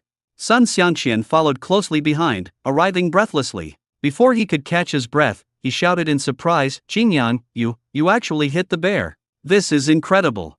When people encounter emergency situations, they sometimes lose the ability to think. But Lu Qinjiang's mind was extremely clear at that time, and although the blind bear's movements were obviously very fast, they seemed extremely slow in his eyes. He breathed a sigh of relief. At least he had hit the bear, otherwise he would have become a ghost under the bear's claws. The other hunters laughed happily, first bled the bear, and then started to skin the bear on the spot. The bear's skin had to be kept as intact as possible, and their knives slid skillfully through the flesh. Lu Qingyang quietly walked aside and just watched their movements. Uncle Tai patted Lu Qinjiang's shoulder vigorously, his eyes full of praise. "Thanks to you, I have already told them that this bear gall is yours. Bear bile has the effects of clearing away heat, calming the liver, and improving eyesight. It is a rare good thing." Lu Qingyang calmed down and a smile appeared on the corner of his mouth. "At least give me a bear paw. Don't worry, you will definitely get some benefits." Uncle Tai said with a hearty smile, "This big fish weighing several hundred kilograms, you have done a great job, so naturally I will give you more. Think about it, the last time I hunted this thing was 2 years ago." Hu Shenli was still in shock, but he didn't expect that Lu Qingyang had already hit the blind bear. He was so scared that he almost wet his pants. This was really not something a human being could do. He wanted to go back now and didn't want to stay here anymore. The hunting team returned happily with the divided bear meat, as if the chillness in their bodies had been dispelled a little. "This way, we defeated the blind bear, got some meat, and also earned a lot of work points." The educated youths in the youth house couldn't help but sigh. "Wow, they really hunted a blind bear. Who killed it?" Sun Xianqian said proudly, "Of course it's our Qingyang, he is so powerful." Hu Shenli, who was standing by, murmured quietly, "You didn't hit me, why are you so proud?" But the envy and jealousy in his eyes could not be hidden. Lu Qingyang waved his hand and said, No, we hunted it together. It's not my credit alone, I just had better luck." "Hey, Lu's hiking, you can't judge a person by his appearance. Your skills are amazing. When you have time, you must teach us a few moves. By the way, how does bear meat taste?"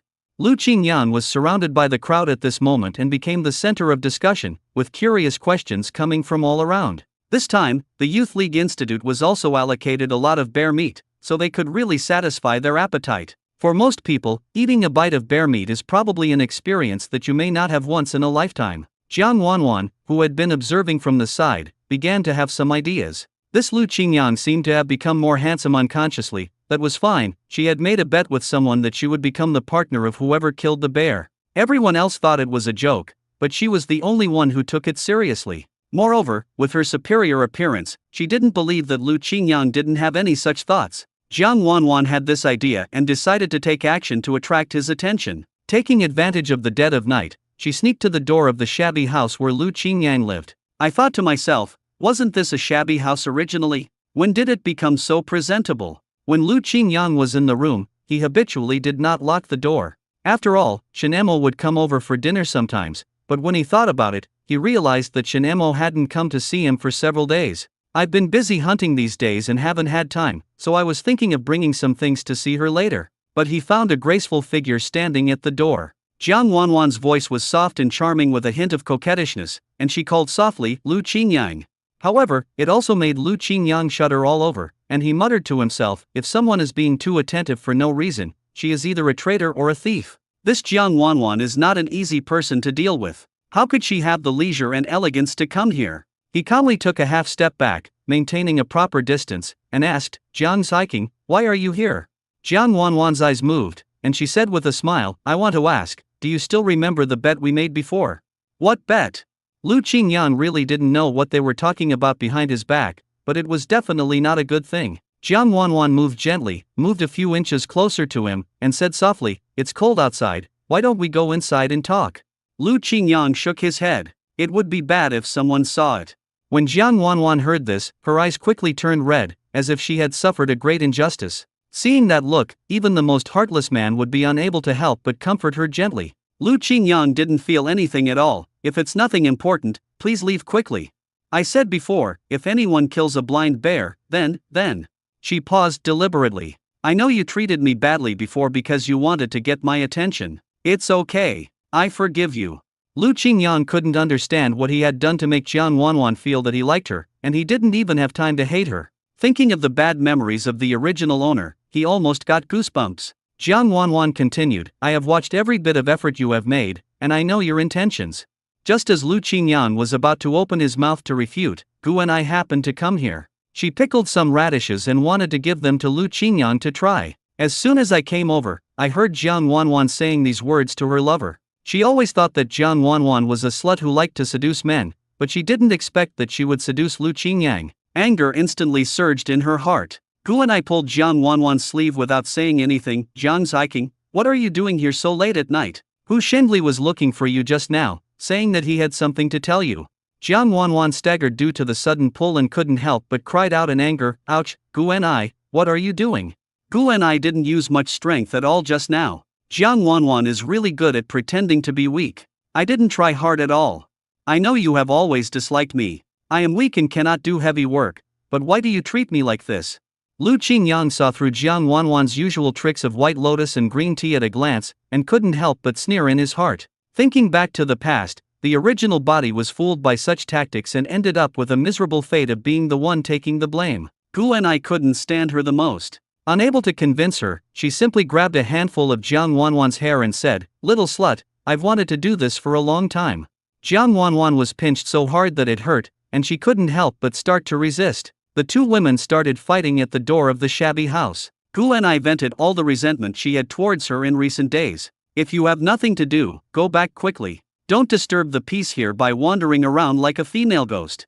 If you are not in good health, you should work hard to improve yourself. Being weak and sickly is not an excuse to avoid hard work. Look at the female educated youth who come here, aren't they all from the city? You are special, you are delicate. You can't live without a man, right? No, I really didn't. Jiang Wanwan didn't expect that Gu and I, who always looked honest, would be so aggressive. I'm going to tear my face off today and let Lu Qingyang see your true face. This was also the first time that Lu Qingyang, the eldest daughter-in-law, encountered two women fighting for her. Stop fighting, stop fighting. After saying a few words, he suddenly felt that this sentence was very familiar, and it started snowing. Lu Qingyang pretended to try to stop the fight, but in fact he stopped Jiang Wanwan's counterattack every time, letting Gu and I vent her anger on her, and he couldn't help feeling secretly happy. After this incident, Jiang Wanwan no longer looked as reserved and gentle as before. Her hair was disheveled, and the bright jacket she had specially changed into was torn. Look at you, you still have the strength to fight back. Later on, Jiang Wanwan also felt something was wrong and could only cover her face. Don't hit my face. This is the look she is proud of and it cannot be ruined. I'm going to slap you in the face. You still have the nerve to do that. Gu and I didn't stop until she found that other educated youth had noticed the situation here. Get out of here now. You are embarrassing yourself. Remember, you can't tell anyone about this. If you do, I will expose all your bad deeds to the public. Jiang Wanwan couldn't stand such humiliation. She looked at the two of them with resentment, covered her face and ran away. Gu and I lowered her head and said, I'm sorry for making you laugh just now. Lu Qingyang didn't think it was funny, but he felt it was quite cool. I just didn't expect that Gu and I, who is usually such an honest person, could be so powerful when she throws a tantrum. Gu and I stuffed the pickled radish into Lu Qinjiang's hand and lowered her head shyly. I heard that the commune cinema will show a movie the day after tomorrow. Do you want to go with me? These were the words she had struggled with for a long time before she dared to say them. Movies are a very rare form of entertainment these days. The types of movies are also limited, and they are basically red movies. But when he thought about having to run dozens of kilometers in the severe cold to watch a movie, Lu Qingyang still felt it was not worth it. He was about to shake his head, but then he thought of Shen Mo. She definitely hasn't seen a movie, so taking the little girl there would be a good opportunity to broaden her horizons. Okay, how many people are going? Gu and I originally wanted to go alone with Lu Qingyang and spend some time alone together. But after hearing him ask this, I had to answer, a lot of people went together. Okay, then I'll call a few more people to go with us, and we'll meet at the cinema in Baiyun Commune. She wanted to continue talking to Lu Qingyang, but he reminded her, your braids are loose and the weather is cold, you should go back early. Gu and I touched her loose braids and blushed, okay, see you then. Lu Qingyang breathed a sigh of relief only after seeing Gu and I off. Thinking of Jiang Wanwan's embarrassed look just now, he couldn't help but laugh a few times. It's already late today. I originally wanted to go find Shen Mo, but it seems I have to wait until tomorrow. Lu Qingyang got some bear bile, a bear paw, and some bear meat today. Bear paws and bear meat can be frozen in a tank first, but the bear bile needs to be processed. After cleaning, remove the fat on it, flatten it with a wooden board, and hang it in a ventilated place to dry. Wait until it is weathered and then ground into powder for easy storage. Bear bile is expensive and has good medicinal effects, so we will store it in the space when the time comes. Since he could shoot a bear, it would be easy for him to join the hunting team. Captain Wu was surprised. You can actually hunt. You should stay with the hunting team this winter. I will tell your leader Han when the time comes. Han Saiqiang naturally disagreed. No, our logging team is also short of talent, and Lu Qingyang can drive a tractor. It's just for one winter. I'll return it to you next spring. The team also needs manpower for hunting in winter. Your youth league consumes a lot of them. This is true. As long as you are diligent, you can grow grain and vegetables and you won't starve to death. But in winter, the most precious thing is a meal of meat. Okay. He agreed reluctantly. In addition to Lu Qingyang, several other male-educated youth also temporarily joined the hunting team, including Sun Xianqian. Han Saiqiang reminded a few people, you should learn more from the hunters about how to hunt with experience. This is beneficial. If you hunt more, you can also earn points. You should keep working hard. Lu Qingyang was even a little impatient. Hunting days are much more interesting than logging days. Normally, the Liaxi brigade did not have a big pot for meals, but because they had hunted a blind bear yesterday, they cooked a rare meal in the brigade, inviting the villagers and educated youth to eat meat together to celebrate the elimination of a pest. The women prepared the dishes, cooked rice and made dishes, while the men moved the tables and chairs and processed the bear meat. The hunters were still bragging about the bear hunt that day, which was a rare and lively scene. There are usually no major events in the team, but once there is some disturbance, everything will spread. Lu Qingyang didn't eat much. The village's big pot meal didn't taste very good. Moreover, bear meat is fishy and has a relatively coarse texture. If you are reluctant to add more ingredients, the taste will not be very good. Lu Qingyang looked around. Almost everyone in the team had arrived, but there was no sign of Shen Mo. Could it be that something happened and her grandfather wouldn't let her out? He packed a portion of bear meat and prepared to send it to Shen Mo's home and check on her condition. At this time, Captain Wu pulled him into the house and asked in a low voice, Xiao Lu, do you still have the pills you gave me before? Uncle, this medicine is 3/4 poison. What you've given me is already a course of treatment. It really works wonders. I want more. Can you help me make some? Lu Qingyang scratched his head. In fact, taking Chinese medicine is a long-term process. But I didn't expect that the medicine with spiritual spring water would be so effective. It took only 1 or 2 days to take effect. It's not just 1 or 2 days. Captain Wu has become more capable after taking the pills these days. Originally his wife scolded him for being useless, but now it was his wife's turn to be fed up with him, so he wanted to ask Lu Qingyang for some more. Uncle, this also requires time and effort. It can't be done in a short time. And most importantly, some things are hard to get. Captain Wu touched his chin suspiciously. You are not trying to trick me, are you? How could I possibly lie to you? I'm counting on you to take good care of me in the future. Uncle, if you have nothing else to do, I'll leave first.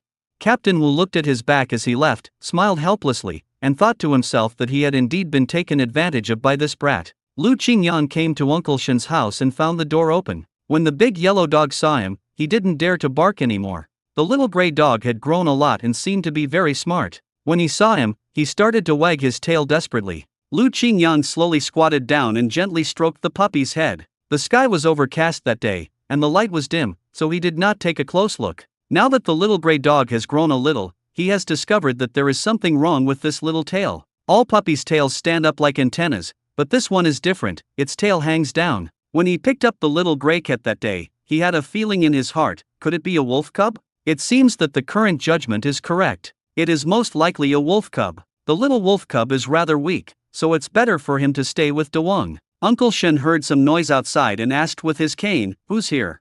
"It's me, Lu Qingyang, Uncle Shen. Why didn't you go to the team today? It's so lively here, and there's bear meat to eat." As he said this, he placed the lunch box he brought on the table. Lu Qingyang looked around the simple house, but didn't see any familiar figures. He couldn't help but ask, "Where's Shen Mo? Isn't she home?" When Mr. Shen heard that it was Lu Qingyang, he couldn't help but feel helpless inside. "She is sick. When I asked her what was wrong with her, she refused to tell me." "Are you sick? If she is sick, go to the health center right away. I'll take her there right away." But this child just locked himself in the room and refused to open the door no matter how much we persuade him. Grandpa Shen's words were filled with helplessness, his eyes fixed on the tightly closed door. Lu Qingyang knocked on the door. "Shen Mo, come out for dinner. I brought you some delicious food." There was no reaction from inside. The room was silent and there was no response at all. This was totally out of character for her. Usually, whenever she heard the temptation of delicious food, she would rush out of the room impatiently and come out to feast on it. Lu Qingyang tried calling her a few more times, but she still didn't respond. He suddenly became nervous, wondering if he had fainted. Grandpa Shen was equally anxious, and his old voice was trembling as he called his granddaughter's name over and over again. "Xiaomo, Xiaomo, Grandpa will no longer stop you from looking for Lu Qingyang. Look, he has come to find you in person. Come out and have a meal with Grandpa." Seeing that she didn't respond when he called her, Lu Qingyang kicked the door open. Grandpa Shen seemed to understand what happened, but he was more worried about his granddaughter. Shen Mo was lying alone on the kong, wrapped in a quilt, and suddenly she started crying. Lu Qingyang was relieved to see that at least she didn't faint. "What's wrong? Are you feeling uncomfortable? Can I take you to see a doctor?"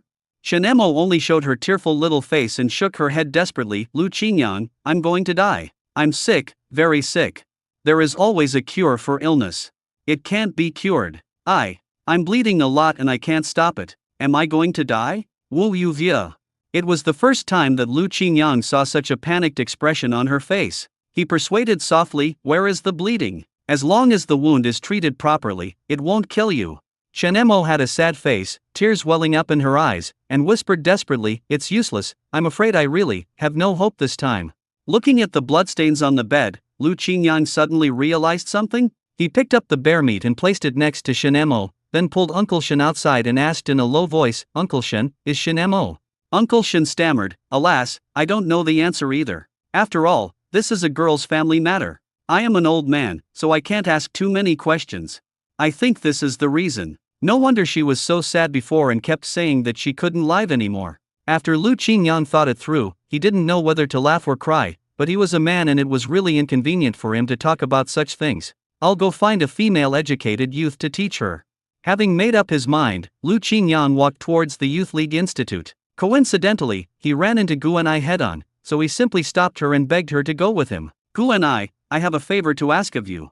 After Guanai came out of the room, she couldn't help but chuckled and nodded. I explained it to her clearly, she should understand. Shen Mo has grown up, so she should pay more attention to her in the future.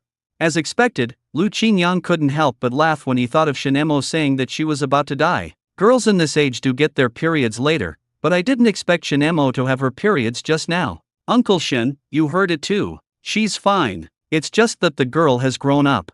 Uncle Shen could only shake his head and smile bitterly, looking helpless. My old bones are becoming increasingly useless, and I can't even help at all. For the first time, he felt helpless. His children had grown up, and he was old. Even after all these twists and turns, he was ultimately able to rely on the help of the educated youth whom he had always looked down upon. Shen devoured 6 bowls of rice like whirlwind, not even leaving a single bit of the bare meat, and then fell into a contented sleep. Lu Qingyang handed over a bag of brown sugar and whispered, Shen still feels uncomfortable, so make some brown sugar water to warm her up. I understand. Uncle Shen nodded repeatedly, but he never liked taking other people's things for free. Uncle Shen groped around to find the pecan nuts he had saved before. After searching for a long time, I only found an empty bucket. Where are the walnuts in it? Lu Qingyang remembered the walnuts that Shen had brought before. It turned out that she had taken these walnuts secretly. Last time, Shen gave him half. Uncle Shen, it's okay, it's just a small favor.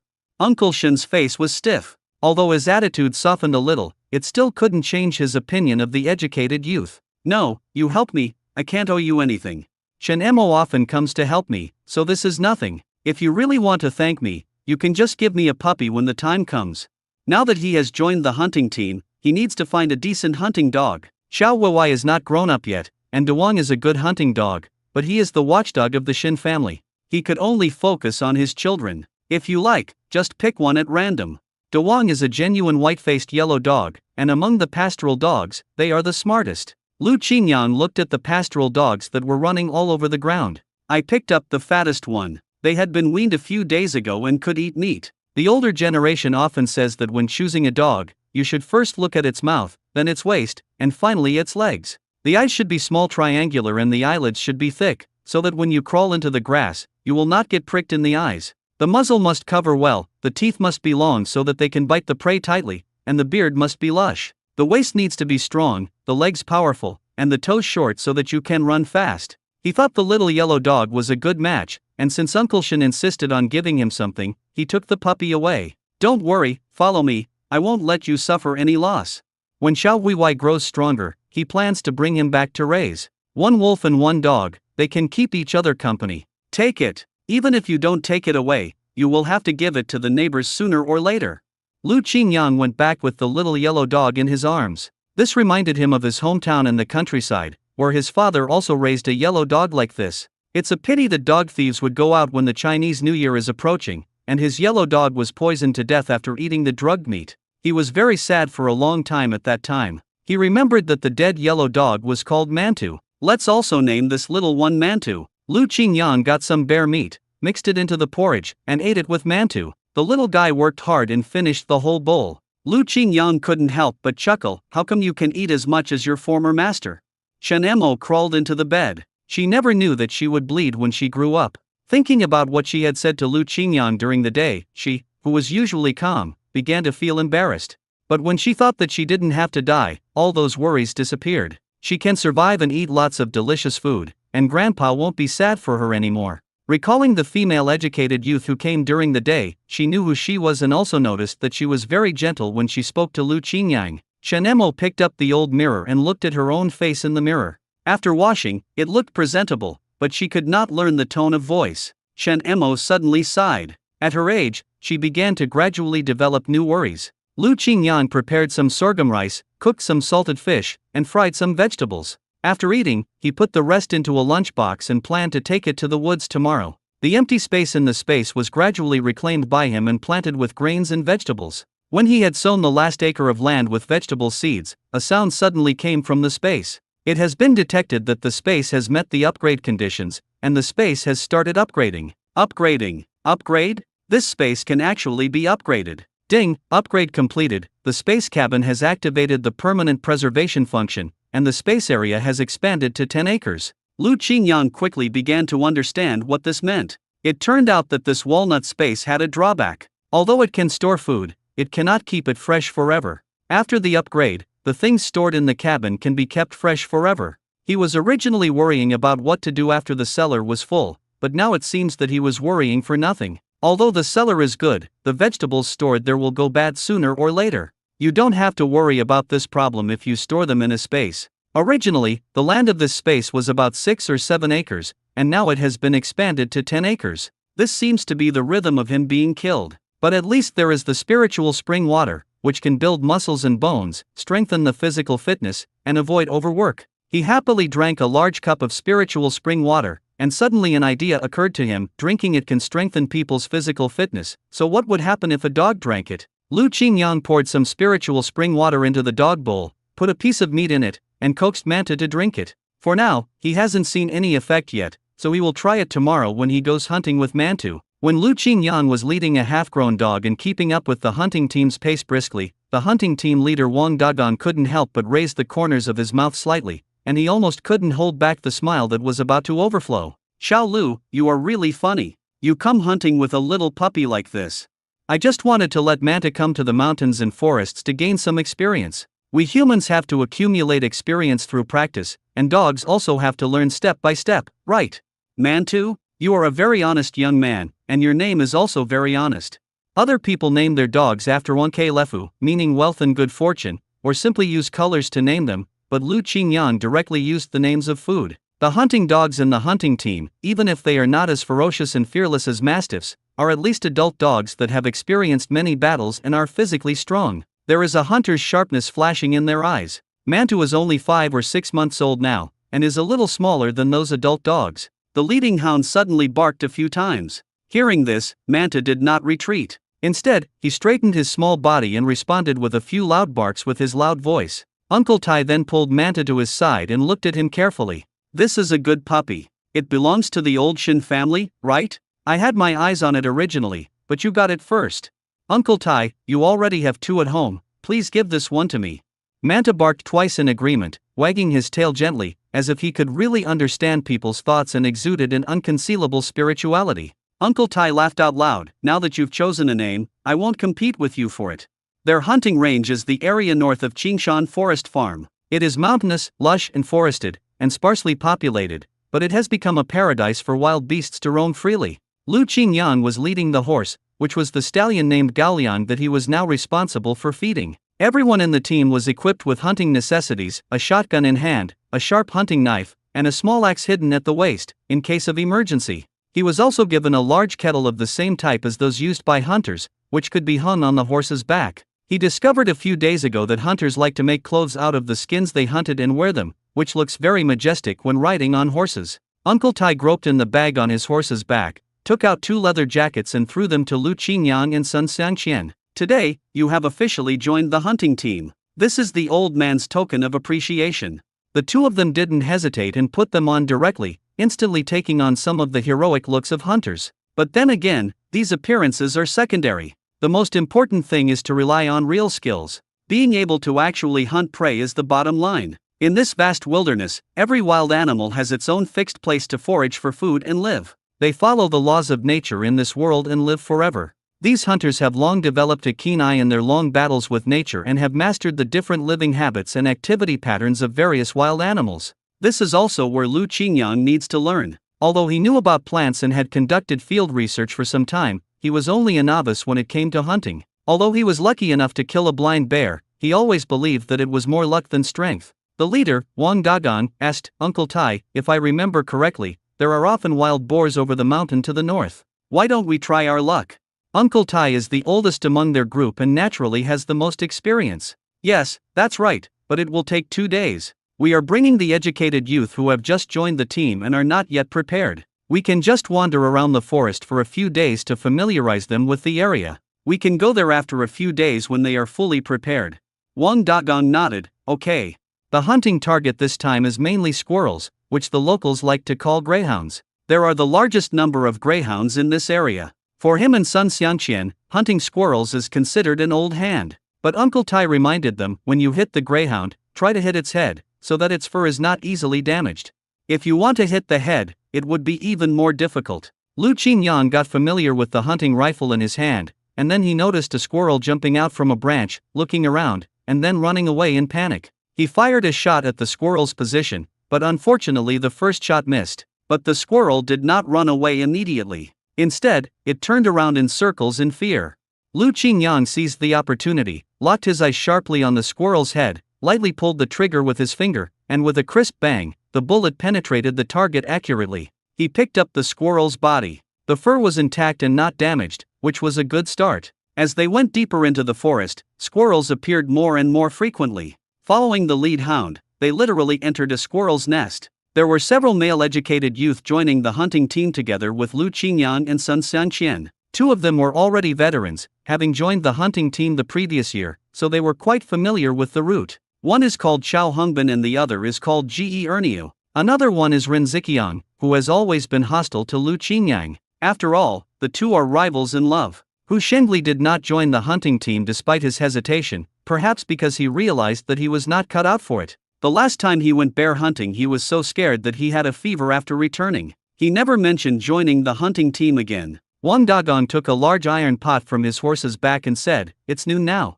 Let's take a break here, eat some hot food, and then continue on our way."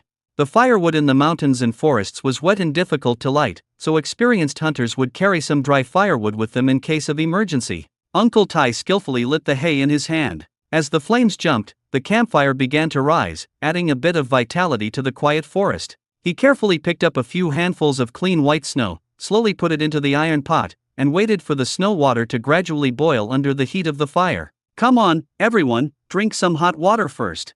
Soon the pot of boiling water was empty, and everyone shared it, enjoying this rare warmth. Lu Qingyang covered his ears with a hat, leaving only a slit for his eyes to observe the surrounding situation. When it was his turn to heat up the rice, the salted fish gave off a fragrant aroma and went really well with the sorghum rice. After finishing the meal, Lu Qingyang stuffed another candy into his mouth. After resting for a while, they continued on their journey. Although Manta's legs are short, it runs fast and is very smart. When a squirrel suddenly jumped out from the woods, Manta chased it without hesitation. After a few jumps, he returned triumphantly with the spoils in his mouth. "Great! I thought this little guy was still very young, but I didn't expect he could even catch a greyhound." Wang Dagong couldn't help but admire him a few words. The leading hound suddenly barked towards the north, and Wang Dagong's face suddenly became serious. "Lefu has smelled something, everyone, get ready, let's see what good stuff this time." Lu Qingyang followed behind Wang Dagong and slowly stuck his head out to peek at what was happening ahead. What came into view was a huge reindeer, its gray fur shining in the snow. Its belly was slightly bulging, as if it was frightened, and it was cautiously observing the situation around it. Winter is the time when reindeer migrate. This reindeer might have delayed and separated from the main group, so it could only keep going north in an attempt to find the migrating group. Ren Ziqiang was about to load his gun, but was stopped by Wang Dagong. "We hunters also have our own rules. This reindeer is pregnant." Ren Ziqiang was puzzled. "This deer has horns, how can it be female?" "Female reindeer have horns. Foraging is a physically demanding job, and female reindeers have no choice but to keep doing it. Over time, they grow horns." Xiao Lu is right. The female reindeer are the leaders. Ren Ziqiang reluctantly put away his gun. Wang Dagong saw his displeasure and said, "Don't have any opinions. Just follow this pregnant reindeer first." Lu Qingyang instantly understood Wang Dagong's idea. He wanted to follow the mother reindeer to find the reindeer herd. They rode their horses that afternoon, following the mother reindeer at a close distance. Lu Qingyang had never ridden a horse before. He started learning after arriving at Liaoxi Brigade. No one expected that he had a talent for this. When we passed a hill, we saw a herd of reindeer at the foot of the mountain. Wang Dagong hid excitedly and whispered, "I found it. I told you there was a way.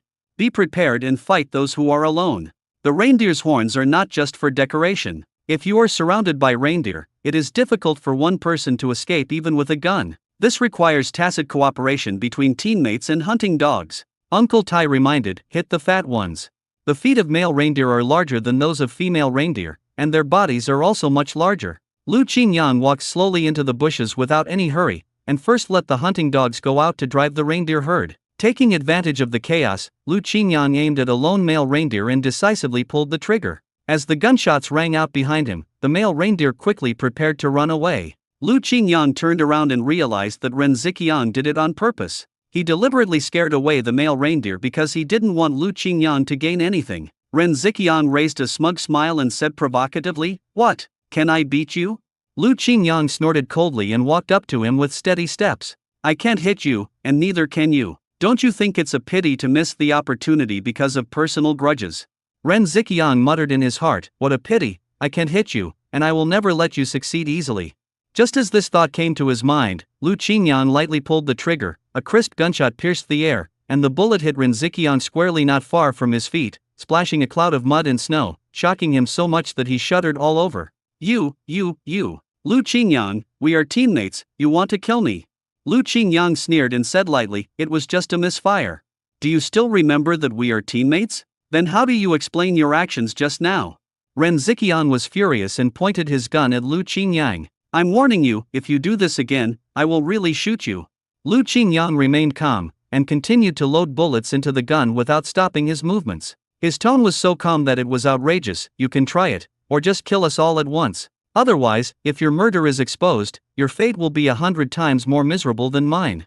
He did this because he was not afraid that Ren Ziqiang could hit him. He still had 100 luck points this month, which he had not used yet, and Ren Ziqiang, after all, was just a cowardly man. He was eventually scared and could only reluctantly lower his hand holding the shotgun and give up. Lu Qingyang felt that the most important thing now was to kill the reindeer. Manta has a very strong learning ability. When he saw other hunting dogs driving reindeer, he immediately imitated them. But the one it was driving was a young reindeer. Lu Qingyang didn't know whether to laugh or cry, but at least something was better than nothing. The little reindeer has no horns and its attack ability is not strong, but that doesn't mean it has no attack ability. It turned around and pushed the steamed bun out. However, his strength was too weak and Manta just rolled a few times in the snow but was not injured. Lu Qingyang heard Sun Xianqian's voice from behind him, Qingyang, behind you.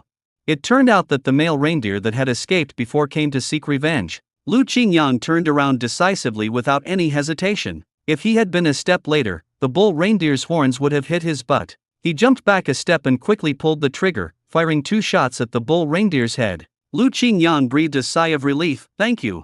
Sun Xianqian's gun was out of bullets, otherwise he would have opened fire long ago. Naturally, they gained a lot from this trip. The entire hunting team hunted 5 or 6 reindeer. If you want to take it back, you have to dismember it directly. Although hunting is a cruel act, in this era, it is the only way for hunters to make a living. After the reindeer herd had completely left, everyone began to dismember the reindeer meat with peace of mind. Lu Qingyang wanted reindeer antlers, which can nourish the kidneys, strengthen the waist, and promote blood circulation and relieve blood stasis. Even if you don't sell it, you can store it in a space and use it later. The furs that are intact should naturally be kept, while the incomplete ones cannot be exchanged for many work points and can be kept for making jackets. Lu Qingyang stared at the deer antlers with his eyes wide open and his butt raised. Uncle Tai also knew his intention. The antlers are valuable, but you hunted them, so I'll give you this pair. Don't even think about the others.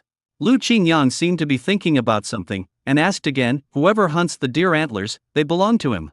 Right. This is already an unwritten rule in the hunting team. Otherwise, where do all those deer antlers on the black market come from? Aren't they sold secretly among hunters? Lu Qingyang smiled. In that case, he was more motivated to hunt reindeer. I really regret not killing a few more just now, but there will be plenty of opportunities in the future, so there is no need to rush now. Mantu and several other hunting dogs chased the little reindeer and drove it directly to Lu Qingyang's feet. Good fellows, did you bring the little reindeer back?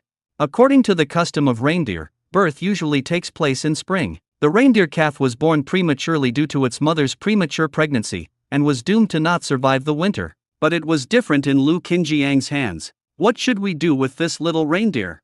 Lu Qingyang came close to Wang Dagang. We have hunted a big reindeer, but the small one doesn't have much meat. Your dog found this, so if you want, just kill it and take it back.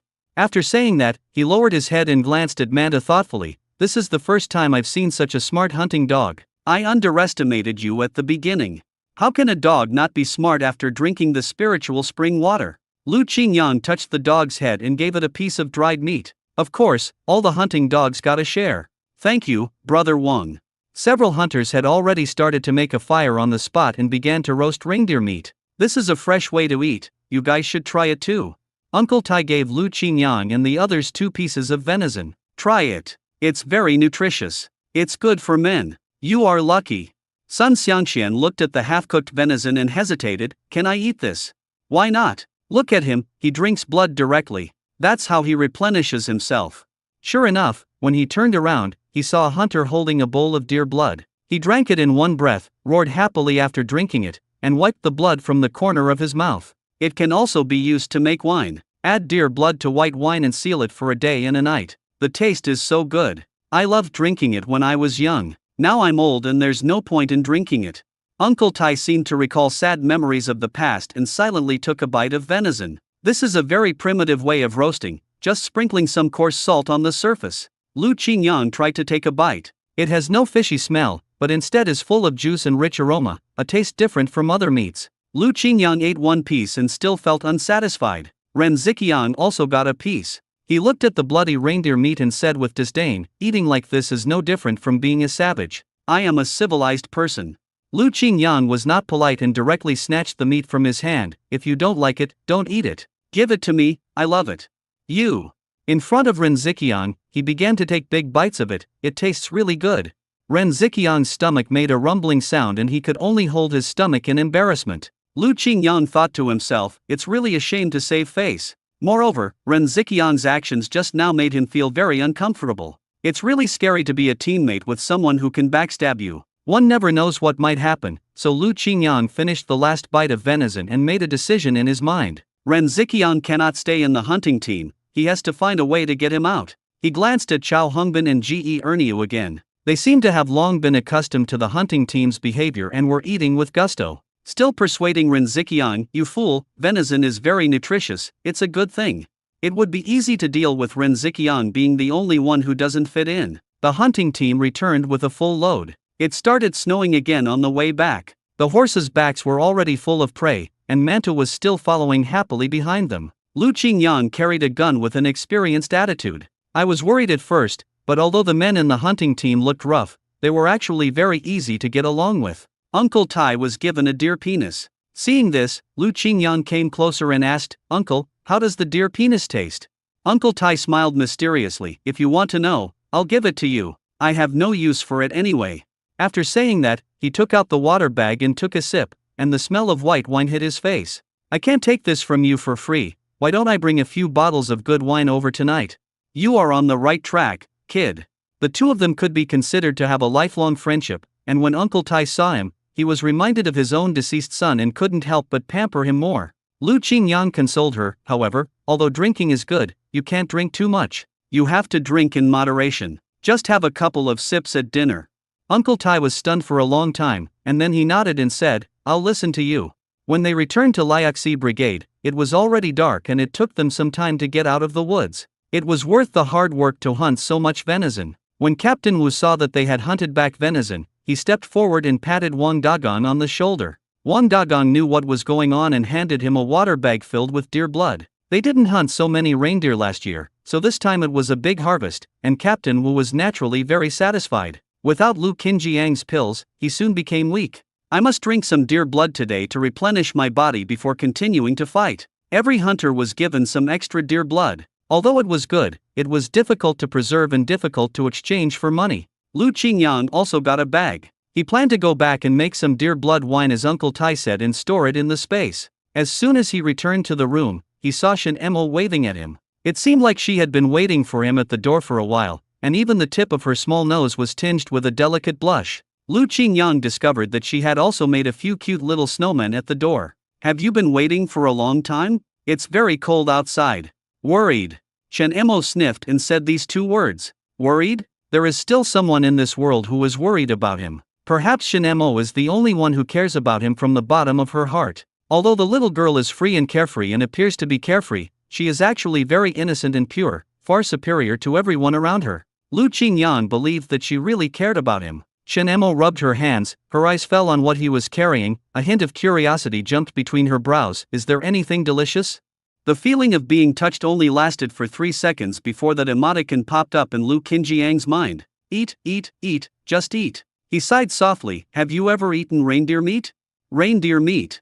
Shen Emo remembered that she had eaten it once before. The taste was really unforgettable. "I've eaten it before. It's delicious. We hunted a lot this time and even brought back a little reindeer. Manta played a big role in that." Manta jumped out of the night, wagging his tail. He became even happier when he saw Shen Emo shaking her head. "You also brought back the little reindeer." "Well, I put it in the stable. It's warm there, but I don't know if it can grow big. I will definitely raise it.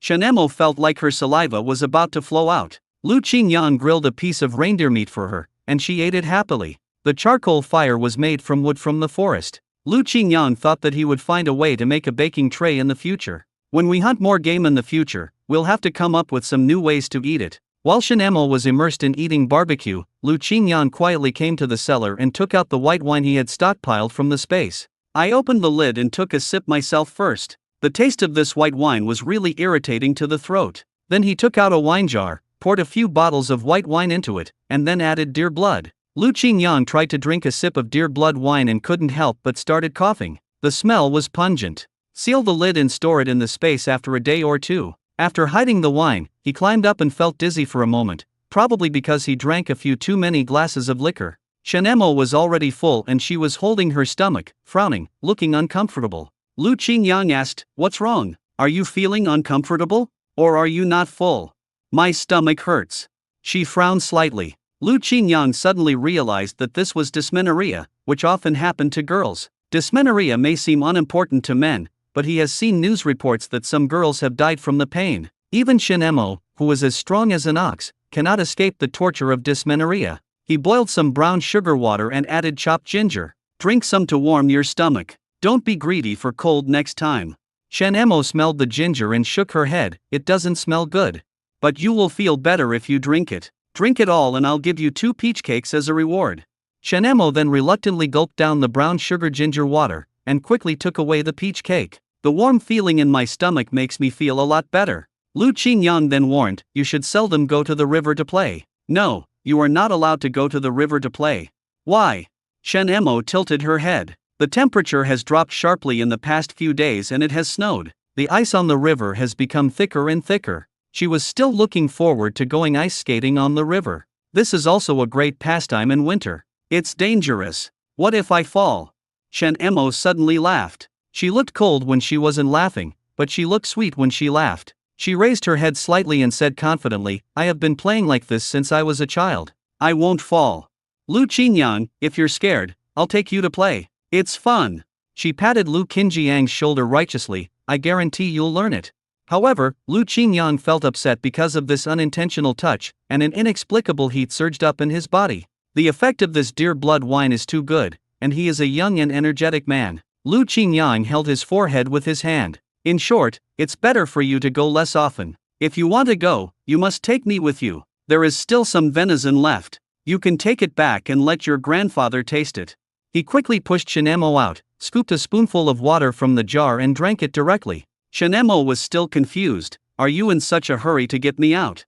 Lu Qingyang drank a spoonful of cold water and was no longer thirsty, but he felt even more uncomfortable and his little brother was not very obedient. Only then did he realize that the spiritual spring water could amplify the effect of the medicine. "Oh my God, he won't be able to sleep well tonight." The next morning, Lu Qingyang came to the stable with dark circles under his eyes. The little reindeer huddled alone in the corner, motionless, and he thought to himself that it was time to expand his shabby house. "We could build a decent shed and raise some small animals, as the stables in the brigade were not very convenient." The 2 horses he raised had shiny fur. In addition to the fresh weeds in the space, he would also feed them dried meat to replenish their energy. When the 2 horses saw him coming, they became very excited and started neighing and wagging their tails. Lu Qingyang usually rides sorghum and wheat alternately. Today he plans to go hunting with wheat. The hunting team gathered early in the morning. Since they had hunted a lot of reindeer meat yesterday, they could take it easier today. Moreover, Lu Qingyang clearly felt that several hunters seemed unable to cope with the situation as they were all married and had wives.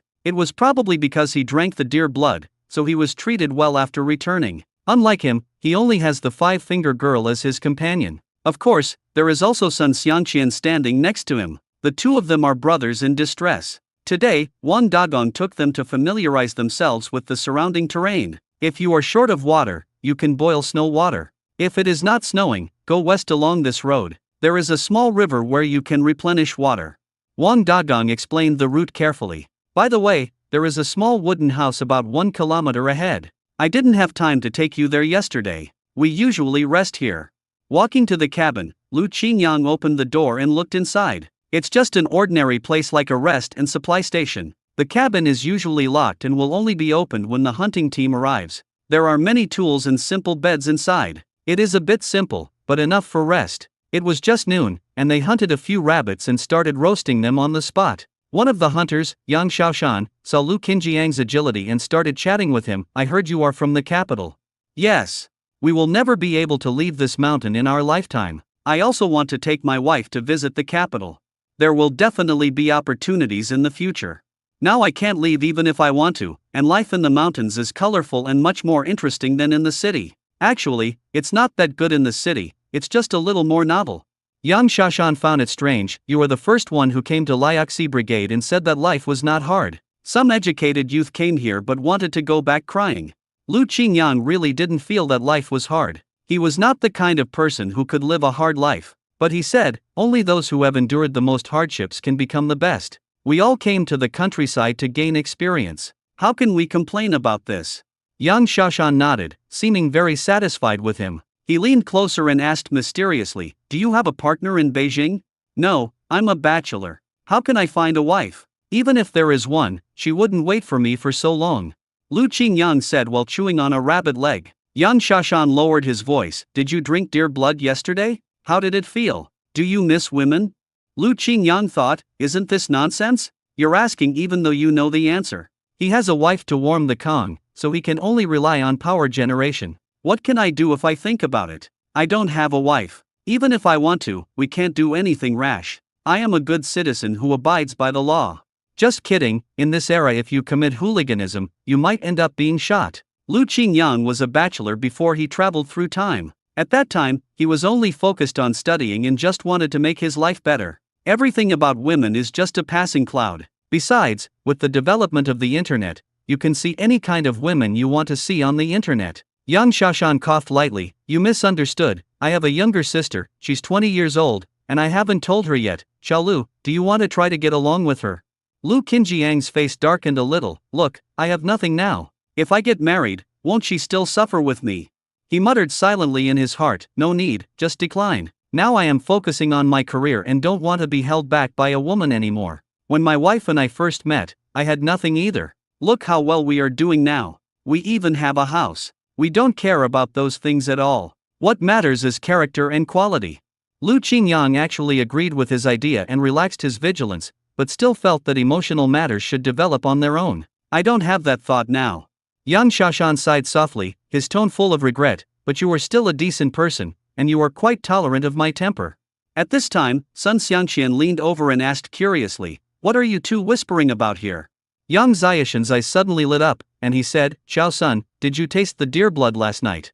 Lu Qingyang shook his head, wondering how troublesome Yang Xiaoshan's sister was. Why does he want to drag someone over to be his brother-in-law as soon as he catches him? Fortunately, I refused just now. Seeing how Sun Xiangqian was enjoying it, Lu Qingyang felt embarrassed to interrupt their conversation. Today I just practiced and returned to the village early. It was still daylight and Lu Qingyang was thinking about going fishing. Then I saw Sun Xiangqian and Yang Xiaoshan arm in arm, and they agreed to meet Yang Xiaoshan's sister tomorrow. Sun Xiangqian said excitedly, Qingyang, did you hear that? Brother Xiaoshan said he wanted to introduce his sister to me. He himself is not bad looking, so his sister must be not bad either, right? I can't say for sure, but have you heard of this saying? Lu Qingyang said slowly. What's that? Sun Xiangqian looked curious. As the old saying goes, sons resemble their mothers and daughters resemble their fathers. Lu Qingyang stopped talking and the implication was self-evident. What do you mean? Are you saying that her sister is ugly? Sun Xiangqian frowned, then relaxed his brows. Hey, why bother about so much? Anyway, I've already promised Brother Xiaoshan. Even if it's really hot potato, we have to bite the bullet and take it, right?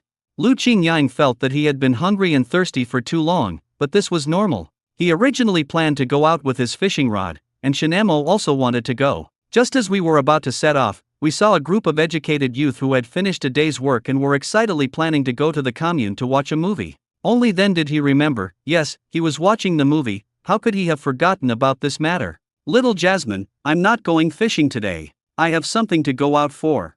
Chen Emo didn't seem very happy. Where are we going? Going to the movies with them. Just at this moment, Gu and I came to see Lu Qingyang wearing her favorite red scarf. Lu's hiking, didn't we agree to go to the commune to watch a movie together? Shall we go together? Chen Emo suddenly felt a sense of crisis. She hid behind Lu Qingyang and asked in a low voice, "Can I go? I want to go too." Lu Qingyang then asked Gu Enai, "Can we take her with us?" Gu Enai bit her lip and seemed unhappy. If Shen Emo went too, Lu Qingyang would definitely be busy taking care of her and would have no time to take care of her. Ren Ziqiang popped up from nowhere and interrupted in a loud voice, "Let's all go. Let's all go, no one left behind." He was here just to disrupt the situation. Gu Enai must be his. How could he give her to Lu Qingyang? Come on, the train is open to traffic. Let's go take a ride on it.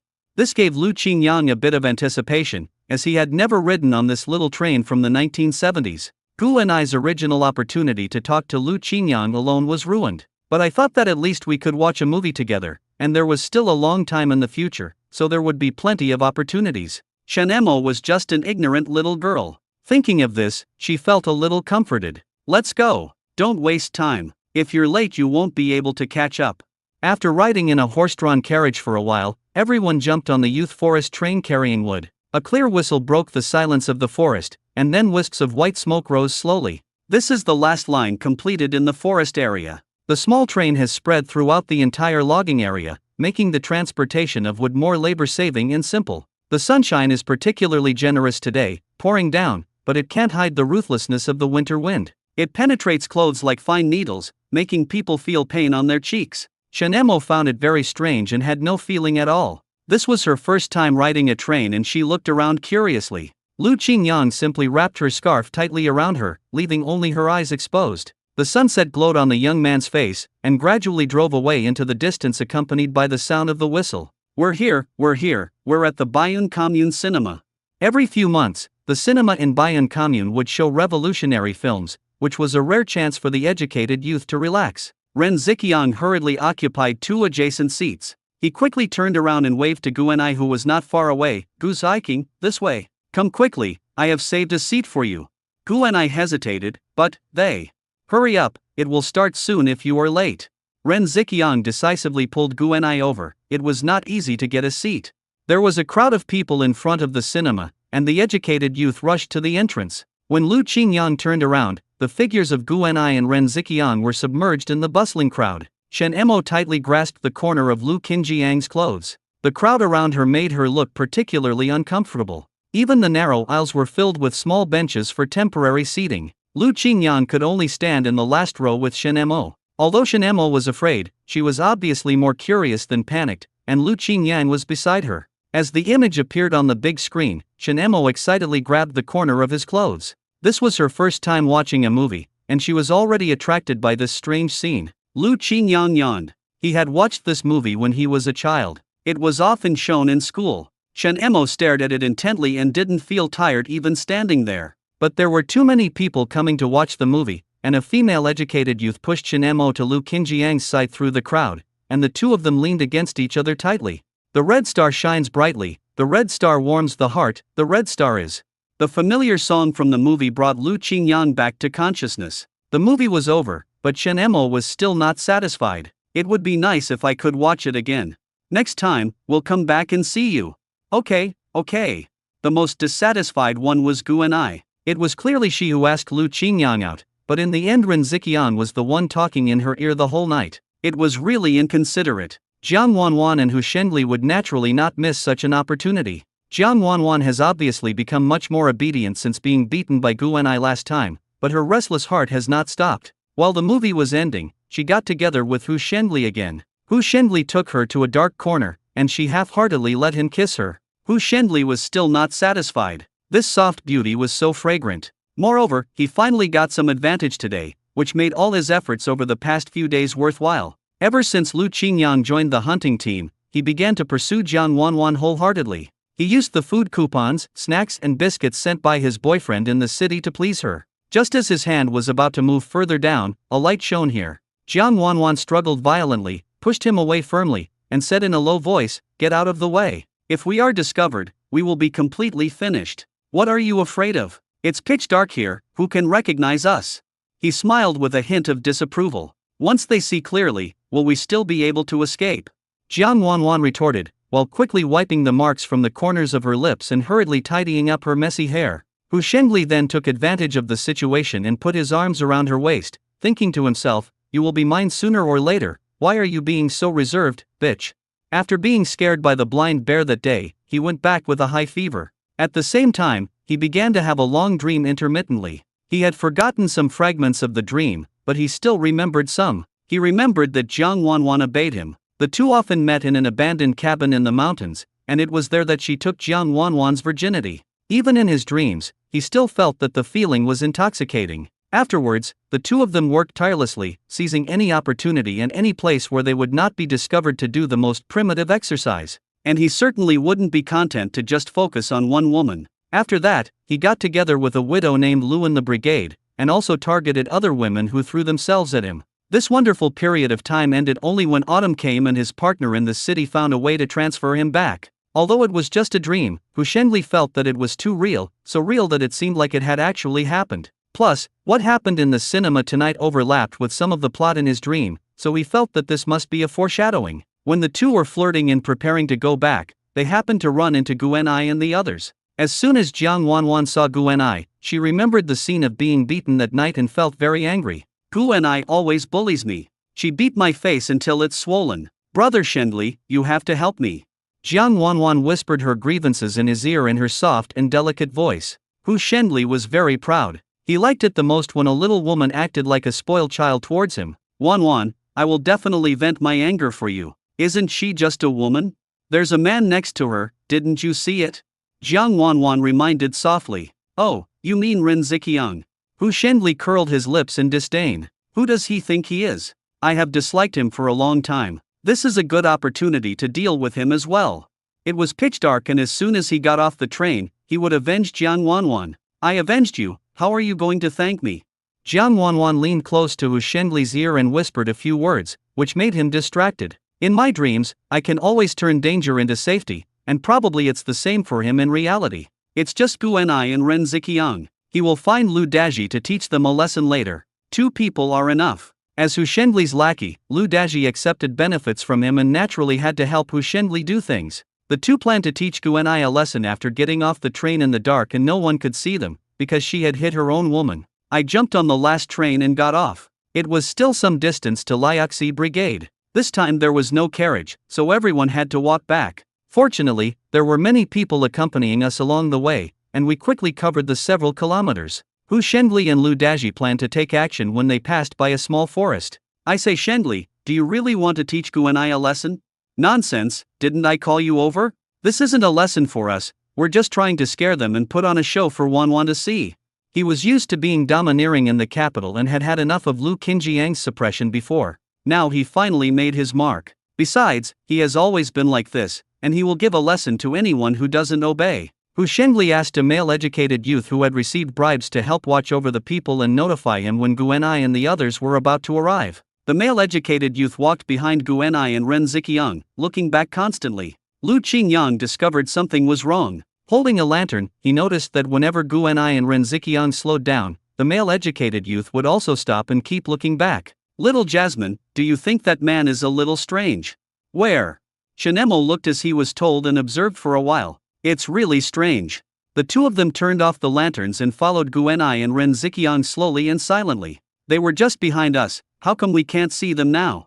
Guanai looked behind her and saw darkness. Lu Qingyang was clearly behind her. And Ren Ziqiang, seemingly intentionally or unintentionally, always led her to places where there were no people. He actually had his own selfish motives. If he wanted to express his friendship to Guanai, he had to find a time when they were alone together. Seeing that the two people behind him had disappeared, he felt secretly delighted. He boldly destroyed Guanai's innocence, so Guanai had only this option left. What's wrong with the male-educated youth in front? He keeps looking back. Even if Ren Ziqiang is stupid, he can notice something is wrong. But after a while, the male-educated youth ran away, and only the two of them were left. Ren Ziqiang breathed a sigh of relief, perhaps it was just an illusion. Seeing that there was no one around, he stopped and pulled Guanai to the grove. Guanai, there's no one here right now, I have something to say to you.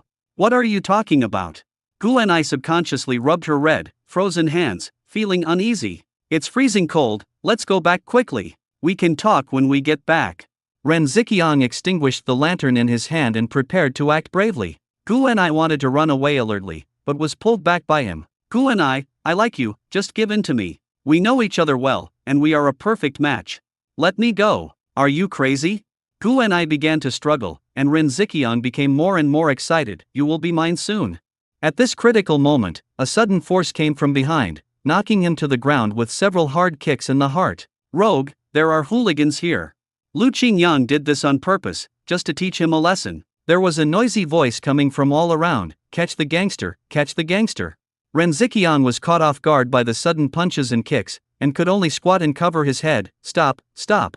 When everyone looked over with lanterns in hand, they discovered that the gangster they had caught was actually Ren Ziqiang. Lu Qingyang had already noticed that something was wrong with Ren Ziqiang. He had gone astray, and this bastard must have had bad intentions. He just disappeared because he was looking for someone to come with him. There are so many people here that Ren Ziqiang can't deny it even if he wants to. This is the right time. You misunderstood. I'm not a gangster. The fat girl snorted coldly. No matter who you are, you brought Gu and I to a place like this. You are plotting something bad. Gu and I was so scared that she almost cried. When she saw Lu Qingyang coming, she quickly hid behind him. Ren Ziqiang, you should know that insulting women is a hooligan crime. Do you want to go to jail?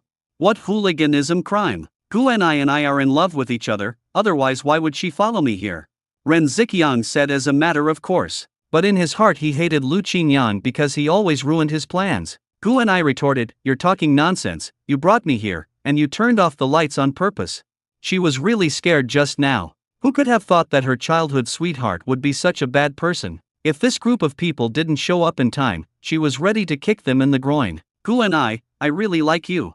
Ren Ziqiang deliberately softened his heart, wanting to soften Gu and I's heart. I was just confused for a moment, please forgive me. He knelt down in front of Gu and I and burst into tears. I am possessed by a ghost. No matter if you are possessed by a ghost or not, let me teach you a lesson today. We women are not easy to bully. Ren Ziqiang was so scared that he was about to run away. The fat girl was about to chase him, but she was tripped by a stone under her feet and fell on Ren Ziqiang. Ren Ziqiang didn't feel despair after being beaten just now, but at this moment, a strong sense of death surged in his heart. He felt like his waist had been broken. You, get up quickly. Fatty was about to stand up, but Lu Qingyang happened to push her down again. Comrade Fatty, keep an eye on him first. Don't let him escape. Ren Ziqiang felt like he was going to vomit blood and heard the sound of bones cracking. Before he lost consciousness, a sentence popped up in his mind. It would be better to die. The fat girl scratched her head in frustration. Am I too fat? You're not fat, you're just swollen with happiness. You caught the gangster, you deserve a first-class merit. The plan of Hu Shenli and Lu Daji fell through. They didn't expect so many people to show up all of a sudden, so they had to give up. It's Lu Qingyang again, always ruining my plans. Hu Shenli gnashed his teeth in hatred. At the same time, a gust of cold wind blew, and the two turned their heads and saw two graves beside them. Fuck, what kind of place did you choose? No wonder it feels so spooky here. Hu Shenli shuddered. Let's get out of here. Lu Daji also felt the same way. There were so many people around before, and they hid in the bushes without being noticed. Now that it has quieted down, the coldness all around surges in like a tide, making people feel frightened. The cold wind blew through the forest, causing the dead leaves to rustle. Suddenly, a figure hanging upside down appeared on the tree. Lu Daji was frightened and pointed at that place, trembling and said, Ghost, ghost. Lu Daji, look at your lack of ability. You are afraid that a falling leaf will break your head. How can there be a ghost? Let her come to me. Hu Shenli sneered disapprovingly, you scare yourself. As he spoke, he turned around, intending to prove his fearlessness with practical actions. The upside-down ghost appeared before his eyes and said faintly, I'm here to find you, aren't you afraid of me? Hu Shenli's legs went limp, and he was scared to death. Ghost, ghost. Lu Daji staggered and couldn't help but utter ouch. And shouted in horror, it really is a ghost, there really is a ghost. Shen Emo laughed hee and then she hung her legs upside down on the tree to see how scared the two men were. She is very agile, small in stature, very strong, and is first-rate at climbing trees. The two men were running around in the forest in panic. Shen Emo deliberately followed closely behind, leading them step by step towards the dry toilet like driving lambs, and she enjoyed it. The two of them rushed into the simple dry toilet and breathed a sigh of relief. A cold and resentful voice penetrated the thin wooden wall and echoed in their ears, my death was so miserable. Why don't you two come down and keep me company? Hu Shenli slipped and was about to fall into the pit. He grabbed one of Lu Daji's legs. The sudden pulling force caused Lu Daji, who was already unstable, to lose his balance and fall into the pit together. Shen Emo heard a dong sound from inside and a smile appeared on her face. The work is done, it's time to call it a day. It's so cold and smelly here. Shenemo, with disheveled hair, went to ask Lu Qingyang for a reward. After the two discovered the abnormality, they split up and acted, one to scare Hu Shenli and Lu Daji, and the other to help Gu Enai. Lu Qingyang has already sent Gu Enai back to the youth league home. As for what to do with Ren Ziqiang, we have to wait until he wakes up tomorrow.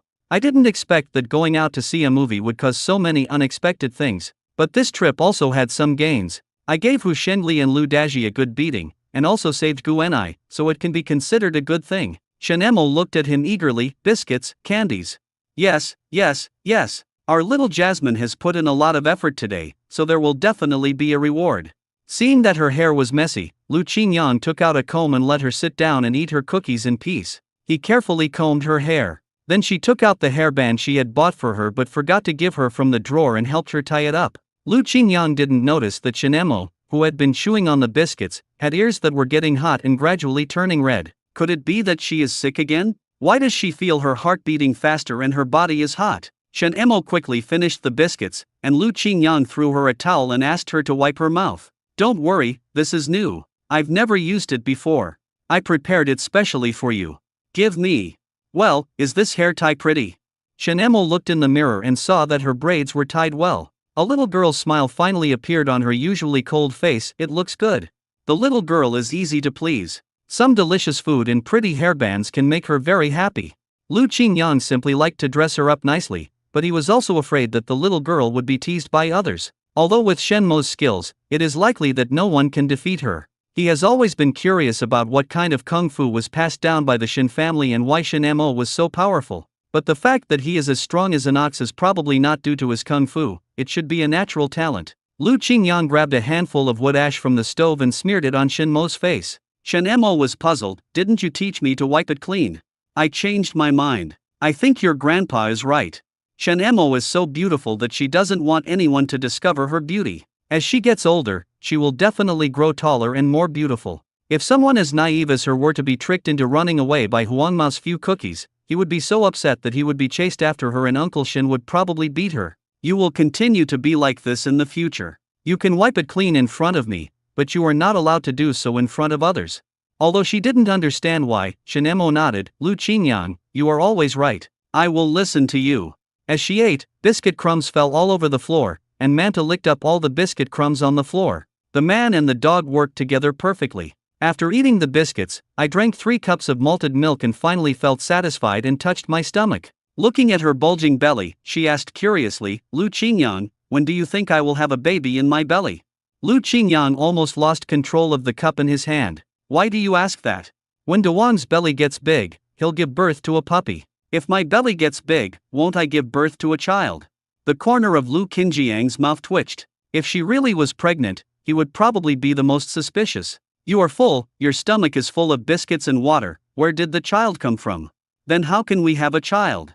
Shenemo felt cold and slowly moved to Lu Qinjiang's Kong. The Kong was a bit high, and her feet were swinging back and forth. She looked up and stared at Lu Qingyang in confusion. Ahem, it's better for children not to know about this kind of thing. I will explain it to you when you are an adult.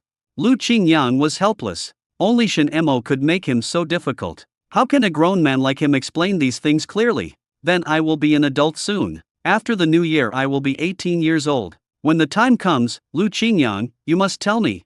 Lu Qingyang originally just wanted to find a random excuse, but he didn't consider that Shenemo was about to become an adult. It's November now, and the Chinese New Year will be here in a few months. Time flies so fast. Okay, I'll explain it to you when the time comes. Lu Qingyang agreed casually. By the way, how are Hu Shenli and the others? Why haven't we seen them come back? Lu Qingyang had just chatted with Han Saiqian for a long time in the Youth League Institute, but he didn't see them coming back. Them? They should have been discovered by now.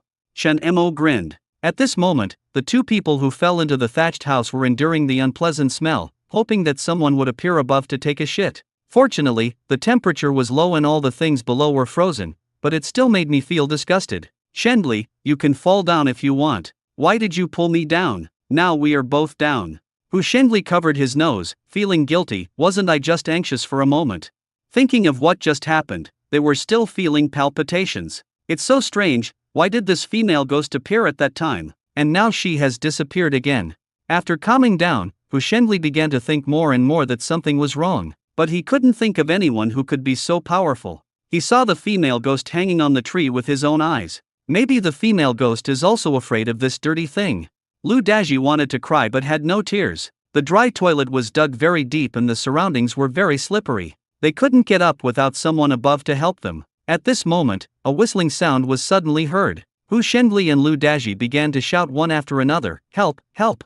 The villager who came to the toilet was startled and looked around but didn't see anyone. Could there be a ghost? He was so scared that he didn't even dare to take off his pants. His stomachache went away and he hurried home. "It's all your fault. Why didn't you explain it clearly just now? Didn't you explain it clearly? When someone comes later, you must explain the situation first and let him see this place." When the two felt they were about to freeze to death, a man finally came. That man was drunk and didn't care about the sounds he heard at all. Instead, he took off his pants and squatted down. Halfway through, he felt something strange. A gust of cold wind blew and he immediately woke up. He lowered his head and saw a hand swinging in the dry toilet. "Help! There's a ghost." He was about to run out with half his butt exposed. "Don't go. We are human beings and we fell down accidentally." Hu Shenli shouted desperately, "Help!" Nothing like this had ever happened in his intermittent precognitive dreams. If it's fake, then it must be fake. An hour later, the two disheveled people finally found themselves. The next day, the news of the two people falling into the thatched house spread throughout the brigade. Although the two tried every means to get rid of the smell on their bodies, people who saw them still covered their noses. Especially Jiang Wanwan. As soon as she saw Hu Shenli, she stood 3 meters away from him. "Don't come over here, I think I smell something bad." "No, I washed it clean. The conditions are nowhere to be found here. Please stay away from me these days. It's so embarrassing." Jiang Wanwan walked over with disgust. Hu Shenli shed tears without any hope. It was strange that every time he was feeling proud of himself, something would happen to ruin it all. And all this seems to be related to Lu Qingyang. According to the vague fragments in the previous dream, he has always been a person with a weak sense of existence. How come he has become so outstanding now, or rather, it makes him feel bored? Hu Shenli couldn't help but clench his palms, not knowing that his current suffering had just begun. After they came back from hunting in the mountains that day, Sun Xiangqian pulled Lu Qingyang over and insisted that he accompany him to the blind date. "You are my best friend in this place. If you don't give me some courage, I'll feel like I have a rabbit in my chest, and I'll be in a state of panic." Although Yang Shashan praised his sister to the skies, Lu Qinjiang's earlier sharp comments were still echoing in Sun Xiangqian's ears, making him feel uneasy. Lu Qingyang has always been smart, and bringing him along can help give advice and lend a hand at critical moments. Yang Shashan readily agreed and said mysteriously, "You guys should come. I can treat you to a good meal. It's really good food. Want something delicious? Is there anyone in Liaxi Brigade who can cook better food than him?" Lu Qingyang wanted to try it out to see what good stuff it was. Yang Xiaoshan's home was not far from here. The two put down their things and thought that they couldn't go to someone's house for dinner without bringing anything. Sun Xiangqian brought 2 bottles of chili sauce, and Lu Qingyang carried a salted fish, which was quite appropriate. As soon as Yang Shashan saw them coming, he immediately greeted them. "You're here early, come and sit down." He put his hands in his pockets and asked his wife to pour water. "Fener, guests are coming, go and pour water." "Hey, here it comes." Lu Qingyang held a bowl of hot water and took a few sips. Although the sun was out that day, it was still bitterly cold outside. Sun Xiangqian was ready to go, but he, who was usually carefree, actually felt a little restrained and restless. "Xiaotang, why don't you come out quickly? What are you doing hiding in there? The person I want to introduce to you is here." A young woman with disheveled hair, a face as big as a plate, and a big mole on her face walked out from the inner room. She was picking her nose. Sun Xiangqian's originally expectant heart fell to the bottom. Qingyang was right. How could such a good thing possibly happen to him? Just as he was thinking dejectedly, "Forget it, it's acceptable anyway, why not try to get along with her, maybe the girl has a good personality." Who knew that the young woman suddenly opened her mouth and started yelling, "Brother, can you be more steady? Don't be so careless all day and make people worry. And don't just bring someone home casually."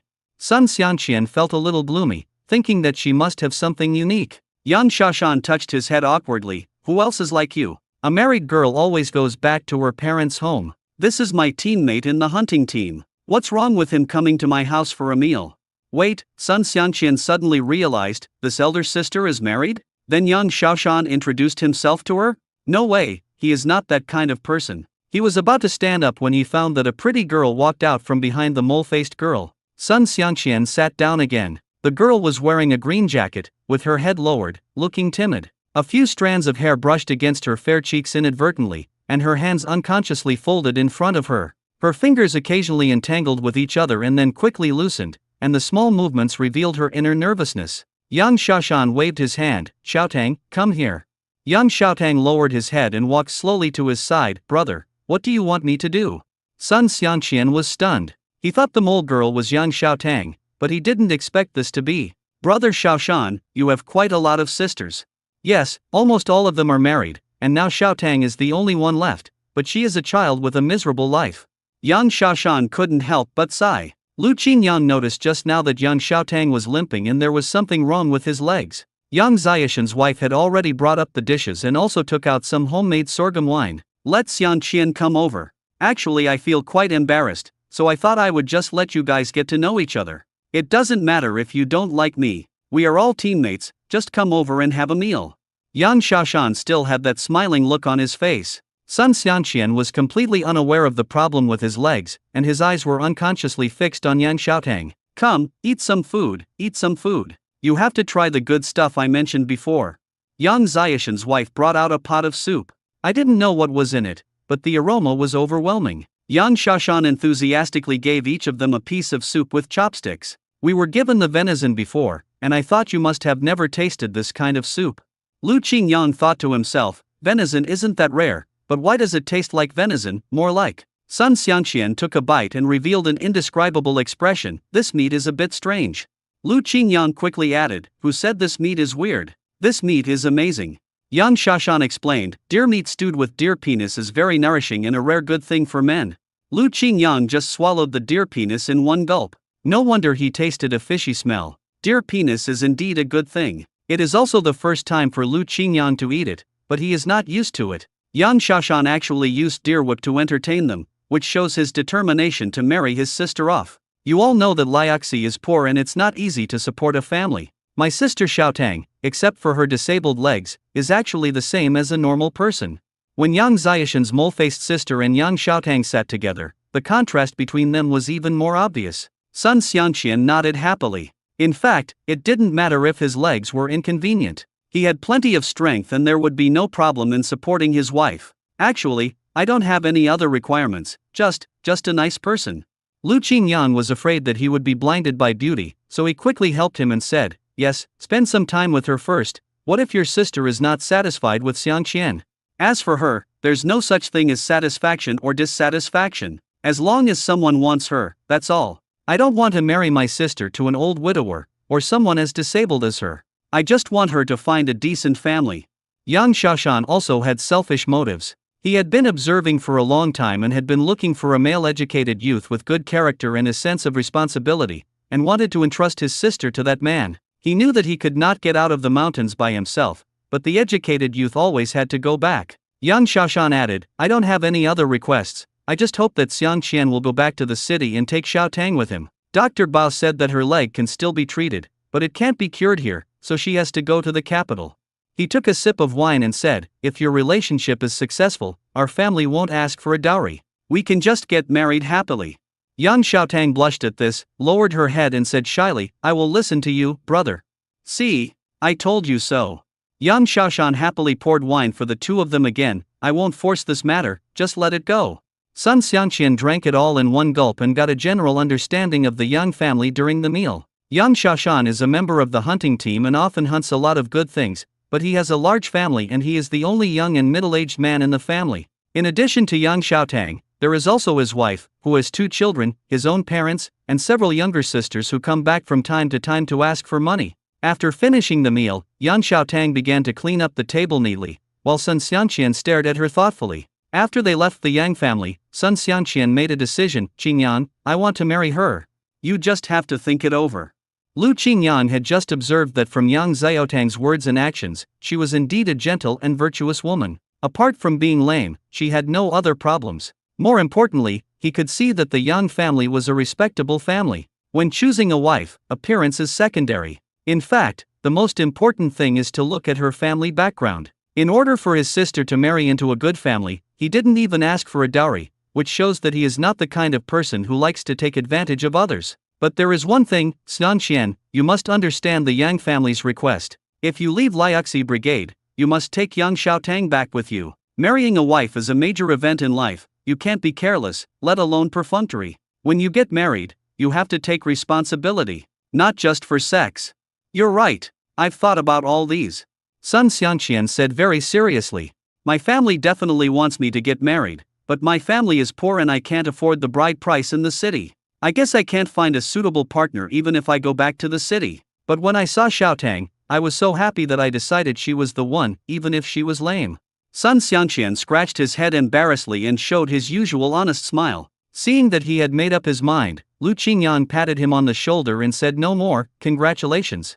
Marriage these days is not like it was in his time. You can try love before marriage, live together before marriage, break up if it's not suitable, and find the next one when the novelty wears off. Nowadays, most people are still relatively reserved and long-lasting, and most of the choices they make are for life. Lu Qingyang thought carefully about the plot in the original book. The Yang family was not bad people, and Yang Xiaotang was not a demon-like woman. Moreover, there are countless examples of educated youth living with the local people after going to the countryside. Just hold a wedding banquet and give notice and you're considered married. You don't even need to get a marriage certificate. Lu Qingyang thought it was a good idea. Xianxian had always lived an honest life, so he should find someone who was also honest. Qingyang, you think she's pretty good too, right? Well, what matters is that you like it. Of course I like it very much. Sun Xianxian scratched his head embarrassedly. As they were talking, they walked to the gate of the youth league home, and Han Zaiqian was just about to go out to look for him. Xiao Lu, you're just in time. Don't leave yet. I have something to ask you. What's the matter, Captain Han? Han Zaiqian frowned and said, as you know, there is something tricky going on among our group of educated youth. Regarding the Renziqiang incident, I want to ask you, what exactly happened that day? Captain Han, Renziqiang was a hooligan. We all saw it with our own eyes. That day I saw him taking goose hiking to the grove and I thought it was strange, so I called a few people to help. Who would have thought? Lu Qingyang was speaking the truth. If others didn't believe him when he said it alone, he could call others to go with him. Well, I understand. We must not allow such people to appear in our youth academy. Don't worry. I know how to deal with it.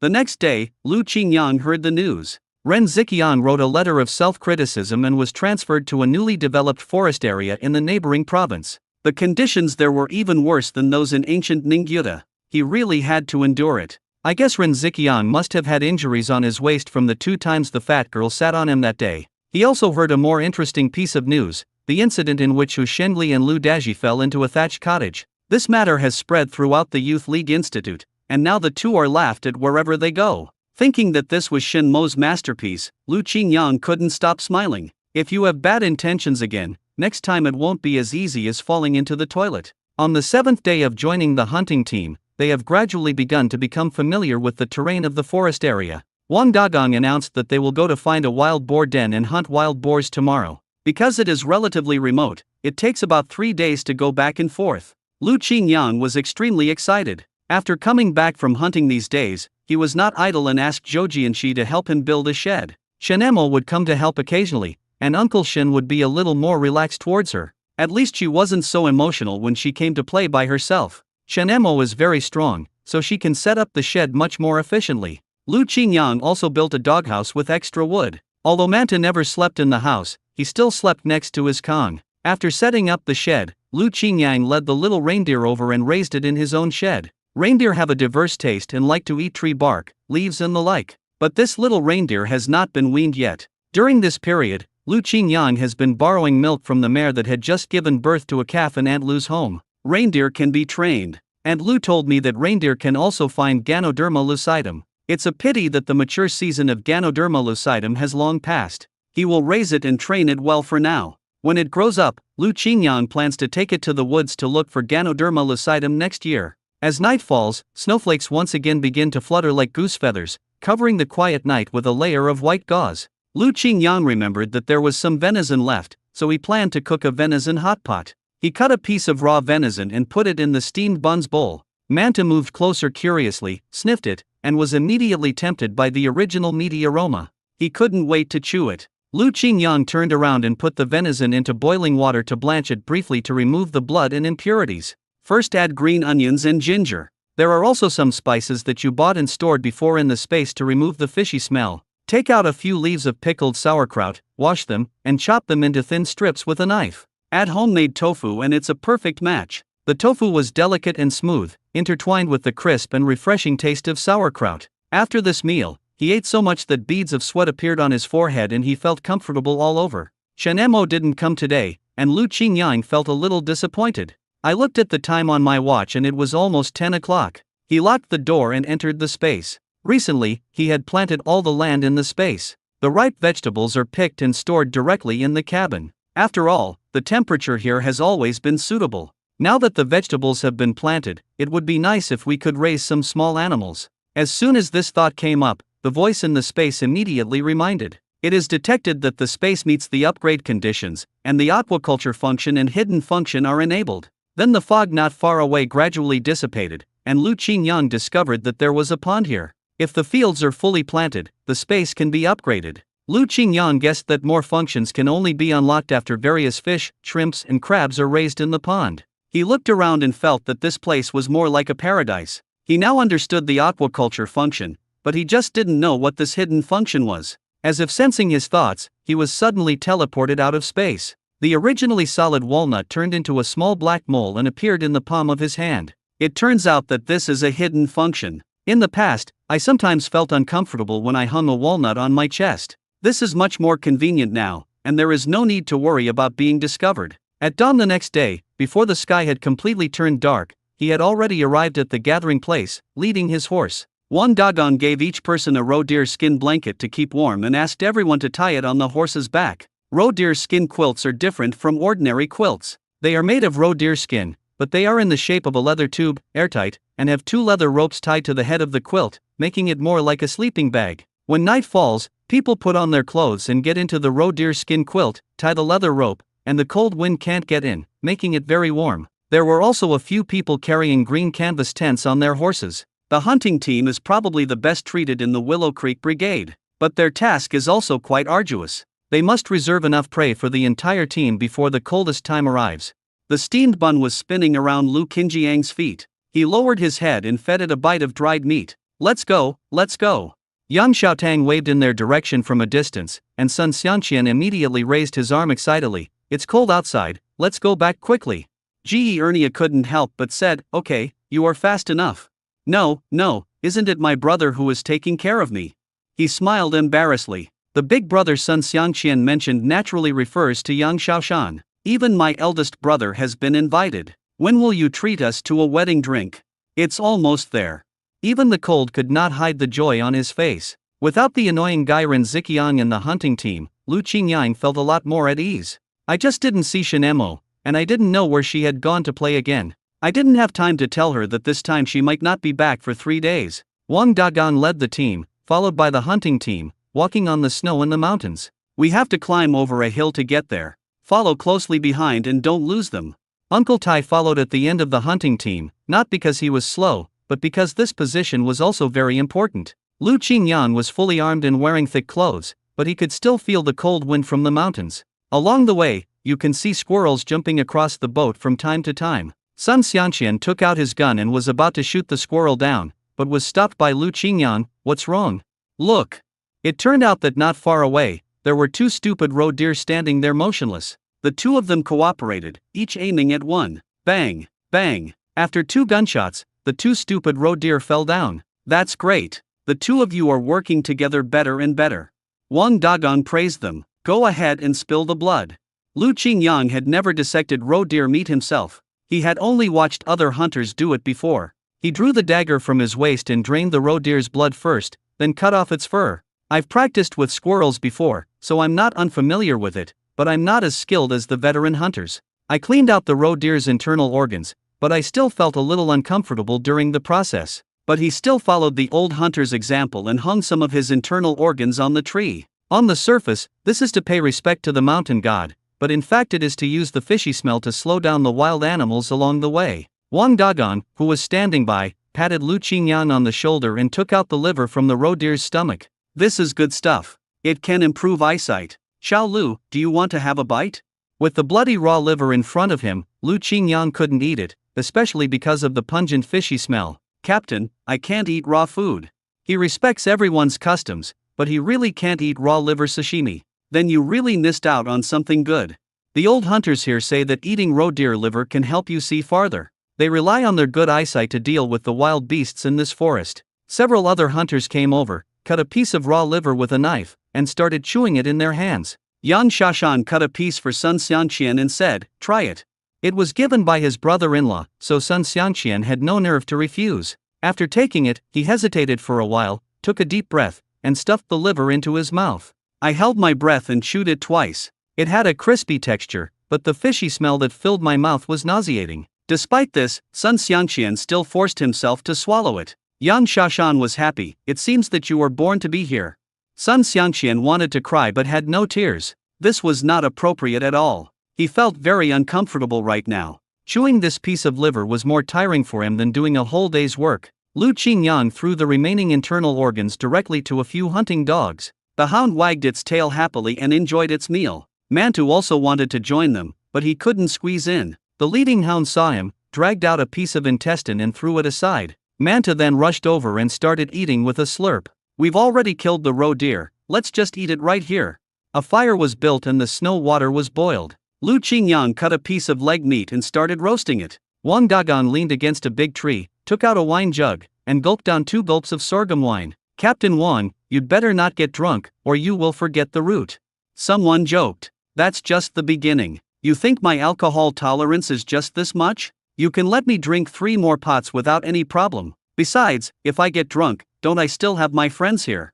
Everyone burst into laughter. Lu Qingyang thought the atmosphere was really good, but his eyes were fixed on the pair of roe deer horns. These 2 roe deer are both male and have big horns. They had hunted one once before, but they were in a hurry and no one knew who got the roe deer horn. Uncle Tai patted him on the back and said, "Take it. I know you are interested in these, and the captain has no objection."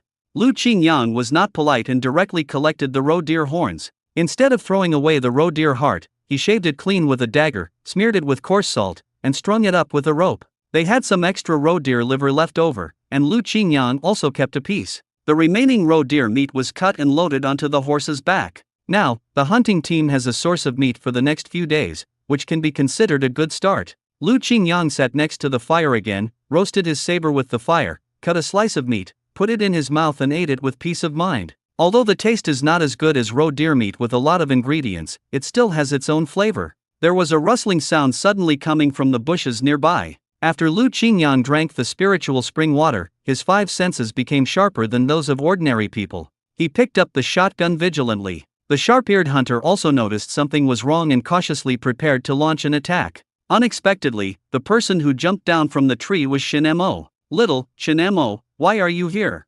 Lu Qingyang put down his shotgun. Even Wang Dagang was extremely surprised. He was not surprised by Shen Mo's appearance, but that this girl actually followed him here without him noticing anything. Shen Mo stared at the roe deer meat. She had been following it all the way and her stomach was already rumbling with hunger. If she hadn't exposed herself, the hunting team would never have discovered her existence. She just wanted to follow Lu Qingyang up the mountain to play, but she didn't expect them to go all the way north. The smell of barbecue made her hungry. "I came here to play, but now I'm hungry."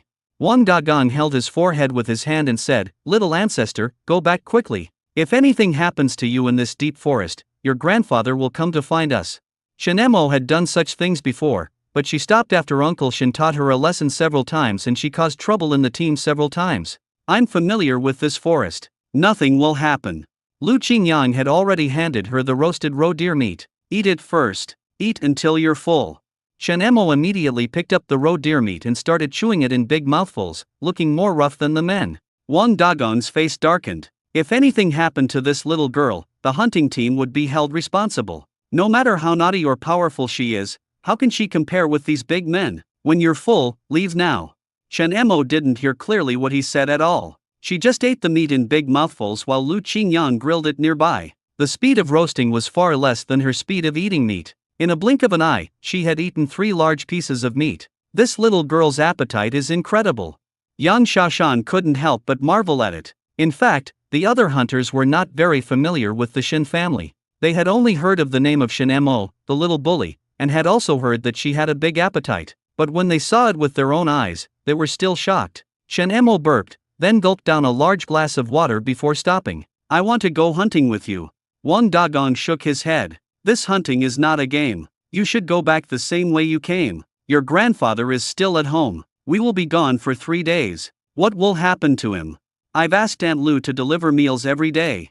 She also followed Lu Qinjiang's example and gave Aunt Lu a piece of bacon. Normally, she has been very caring towards Shen Mo. Now that she sees that Shen Mo actually understands the ways of the world, she happily praises her. Shen Mo is really sensible. But where are you going? I'm going on a long journey. Shen Mo said very seriously, I've already told Grandpa. Before Aunt Lu could ask in detail, she had already run away. This child is so mysterious. After Aunt Lu brought meal to Uncle Shen, she realized that Shen Mo had never mentioned this matter at all and she had sneaked out. Uncle Shen was furious. Where has this damn girl gone? Don't worry, old Shen. This child is always smart. Nothing will happen to him. Uncle Shen knew what was going on. He had heard before that the hunting team was going up the mountain to look for wild boars, and this girl was probably going with them. Unfortunately, he is blind. He could see a little faint light before, but now he can see nothing. I'm afraid he is lucky to be able to walk out of the village. Do you want to find someone to look for her? No need. If she goes to find Lu Qingyang, nothing should happen. Shen Mo followed Lu Qingyang. In fact, she had been to this forest several times and was more familiar with it than Lu Qingyang. She was wearing a thick coat and carrying a hunting rifle on her slender back, which made her look like a teenager. Seeing that her ears were red from the cold, Lu Qingyang took off his earmuffs and put them on her head. The little head wearing a big earmuff looks a bit funny. He pulled up the collar of his coat a little higher and whispered, I know you're powerful, but we're all grown men here, aren't you afraid? Shen Mo snorted softly, whoever I want to get close to me will get close to me. If I don't want them to get close to me.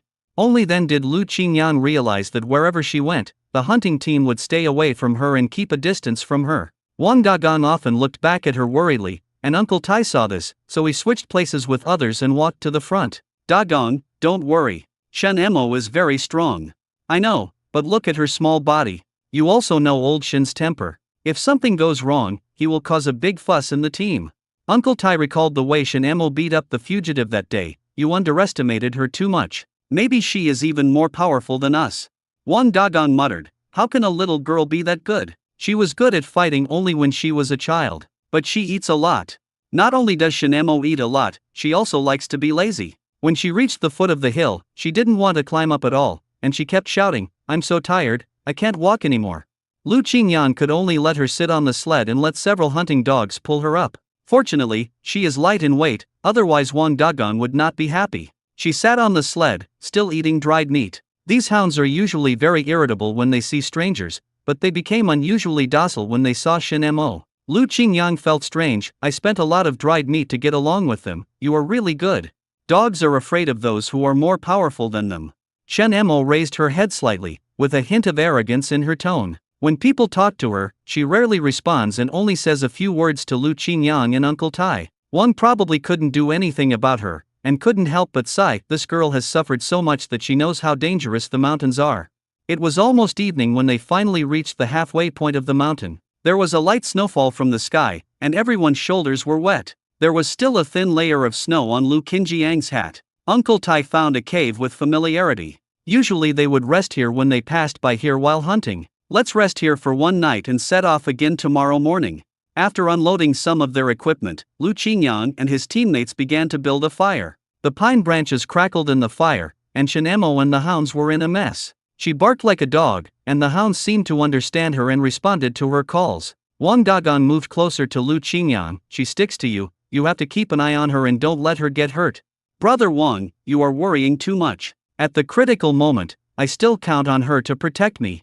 It's really the opposite of Tiangang. How powerful can this girl be? It's no wonder that Wang Dagong didn't know. On weekdays, Shen Mo had no contact with the hunting team. One lived at the head of the village and the other lived at the end of the village. His children had never been bullied by Shen Mo. A pot was placed on the fire, and Sun Xianqian cut the roe deer meat and put it in. Although the cave sheltered from wind and rain, it was still so cold that it made people's teeth chatter. Fortunately, the fire brought some warmth. Soupy food is better at warming the body. Lu Qingyang roasted a few squirrels until the surface was golden and crispy, then handed them to Shen Mo, who ate them with relish. Ge Ernia was very curious and sneaked up to Lu Qingyang. Why are you hanging out with this yellow-haired girl? Aren't you afraid of getting beaten? Lu Qingyang shook his head. If people don't offend her, she won't offend people. The thing that left the deepest impression on Ge Ernia was that a male-educated youth was greedy and stole an old hen from Shen Mo's house. This girl beat someone to death. At first he thought it was a boy, but who knew it was actually a little girl. But at that time, her expression was obviously not so lively and cute, and there was a sense of hostility in her. Lu Qingyang noticed the gaze and warned, "What are you looking at?" Ge Ernia shook his head in fear, afraid of being misunderstood. "Please don't misunderstand me, this girl is dirty and fierce, I never thought of her as a woman." Only Lu Qingyang dared to approach the evil spirit Shen Mo. He had seen Shen Mo go crazy beating people, and he was still scared just thinking about it. While drinking raw deer meat soup and eating roasted squirrel, you must also drink some wine to warm your body and relieve fatigue. A few young men were chatting idly around the campfire. The older ones were smoking pipes on the side. Shen Mo sat with the hunting dogs. She preferred to get along with dogs rather than people. Wang Dagon complained to Uncle Tai, "There are 13 of us in total, and we brought 13 raw deer skin quilts. If Shen Mo comes, won't that be enough? It's so cold, we can't just freeze her to death." The winter nights in Donling are already over 20 degrees below zero. If you don't have a raw deer skin tube to keep warm, you might really freeze to death. When Shen Mo came out, she didn't expect to spend the night outside and was not prepared. Uncle Tai took a puff of his pipe and said in a hoarse voice, "Give mine to her. The little girl is afraid of the cold, don't let her get frozen." "Uncle, you are already so old, but you still think you are a young man." In fact, there was a quilt to keep warm in Lu Qinjiang's space, but it was impossible to take it out in the current situation. He looked at Sun Xiangqian with ill intent, and Sun Xiangqian immediately covered his chest. "What are you looking at? I already have a partner and I won't give in to you." The funny words caused laughter all around. Lu Qingyang asked, "Can we squeeze in together?" Sun Xiangqian looked at the raw deer leather tube and fell into deep thought. Two people of such large bodies would be squeezed to death if they squeezed in. Shen Mo is small in size, but we can't let her squeeze with a big man. The debt of brother must be repaid sooner or later, and respecting the elderly and loving the young is a traditional virtue. Okay, come squeeze in with me." Seeing this, Wang Dagon looked at the other people's leather tubes and finally gave them the biggest one. "It's barely enough to sleep, and two people will be warmer." Lu Qingyang knew that the conditions outside were not good, but he still brought a toothbrush and tooth powder, brushed his teeth and washed his face. Yang Shashan joked, "Xiaolu is a very particular person. He even brushes his teeth when he goes out hunting." "You think that person is you? When you go back home, your wife will dislike the strong taste in your mouth." "My wife doesn't mind, she just likes to kiss me." "Yes, she loves you the most." "Why, are you jealous?" Several people started to make dirty jokes. Lu Qingyang quickly covered Shen Mo's ears and coughed a few times. "Pay attention, there are little girls here." Shen Mo was eating the pancake in her hand, as if she didn't hear anything. After eating, she asked Lu Qingyang for tooth powder and started cleaning like him, but she didn't bring a toothbrush, so she could only rinse her mouth with tooth powder. Just when she was about to wipe her face, she was stopped by Lu Qingyang. "No need to wash your face, remember what I said before." Shen Mo directly crawled into the raw deer skin tube, and Lu Qingyang helped her tie the knot. He also found a corner seat for her away from everyone and lit a fire just for her. On the other side of the campfire, he and Sun Xiangqian shared a leather tube. It was a little crowded, but it was indeed warm. The dogs would find a warm place by themselves, some leaning against the campfire, and some sleeping directly next to the horses. Snoring sounds gradually began to rise in the cave, and Shen Mo couldn't fall asleep at all. He opened his eyes and stared at Lu Qingyang opposite him. The firelight made the outline of his face clear. She couldn't help but raise the corner of her mouth, until she saw another person's face. She turned over in disgust. Gradually, Shen Mo fell asleep. Lu Qingyang felt something licking his face in a daze. He slowly opened his eyes and saw that it was Manta wagging his tail and licking his face. Shen Mo was curled up in a corner, sleeping soundly. The leather tube on the body is tightly. The older ones like Uncle Tai have already woken up, and something is bubbling in the pot. Lu Qingyang nudged Sun Xiangqian with his elbow and said, "Xiangqian, it's time to wake up." Sun Xiangqian muttered, "Good wife, stop making trouble." Lu Qingyang knew that he was dreaming again, so he untied the bag of the leather tube and got out. Although it was warm, it was very crowded for two men. Manta came to Sun Xiangqian's side, and he hugged the dog and kissed it, making Manta cry. When Sun Xiangqian opened his eyes, he saw a dog's face, which scared him so much that he woke up immediately. Uncle Tai had already cooked corn grits porridge and steamed some potatoes, and most people were awake. Shen Emo heard the noise, rubbed her eyes, and got up sleepily. Come and have breakfast when you wake up. Breakfast is the most important thing in the day, so make sure you eat it warm. The corn grits porridge felt warm in my stomach, and with a few steamed potatoes and a few slices of steamed dried meat, I felt almost full. Only Shen Emo was still staring at the remaining potatoes in the pot. Uncle Tai put them all into her pocket and said, "Eat, they're all yours." Shen Emo was not polite either, and a smile finally appeared on her serious face. The group continued on their journey. Along the way, they needed hunting dogs to smell the scent and search for traces of prey, so they switched to horses to pull the sled. The winter woods were very quiet. By the time they reached the top of the hill, it was already noon. Looking down, Lu Qingyang could see the vast mountain forests covered with heavy snow, turning into an endless sea of white forest. Any elaboration of language would be superfluous to describe such a majestic and magnificent scenery. It's so beautiful here. It's beautiful but also dangerous. I don't know how many people are buried here every year. Uncle Tai said with a lost tone, being in awe is the minimum respect for it. His eyes involuntarily dimmed a little. His son died in an accident while hunting in the mountains. Even so, the elderly man still needs to go in and out of the forest frequently, and every time he came, it would bring back his sad memories. Lu Qingyang patted his shoulder. At this moment, he didn't know how to comfort him with words and could only remain silent. The atmosphere here is heavy, but it is different on Shen Mo's side. She simply untied the sled and looked for a suitable location without any obstructions. Prepare to sit on the sled and slide down the winding hillside. This is very dangerous. Sun Xiangqian shouted behind her to remind her. You're so brave despite your young age. Wang Dagan said this, but he was still worried that she would have an accident. Lu Qingyang, hurry up, help me push. Lu Qingyang had no choice but to hold Mantu and push the sled, then quickly jumped on. The two of them then rushed down from the top of the hill like an arrow. The surrounding scenery turned into blurred light and shadows. The speeding brought an unprecedented sense of excitement, which made Lu Qingyang blurt out a cheerful yoho that echoed in the valley. He tilted his head to look back, and happened to see Shen Emo looking at him sideways. Her eyes were as calm as water, without any trace of fear. The sled slid directly to the halfway point of the mountain. Shen Emo used her foot brake and finally stopped safely. Arrive! Lu Qingyang breathed a sigh of relief, and when he looked up, he found that they had slid for a long distance. This will be much faster. Shen Emo looked quite proud, waiting for Lu Qingyang to praise her. Instead of praising her, Lu Qingyang reached out and pinched her face under her scarf. You are so brave. Now we are coming down, but the hunting team hasn't come down yet. Shen Emo grumbled in dissatisfaction. If they can't keep up, you can't blame me. She pulled Lu Qingyang's sleeve and pointed down. The wild boar's den is right there. How do you know that? Shen Emo took out a potato from her pocket and started to chew it. I've been here several times, but it's never been so troublesome as these old guys. They go around in circles. You call them old men. He has a scruffy beard. If not an old man, what else could he be?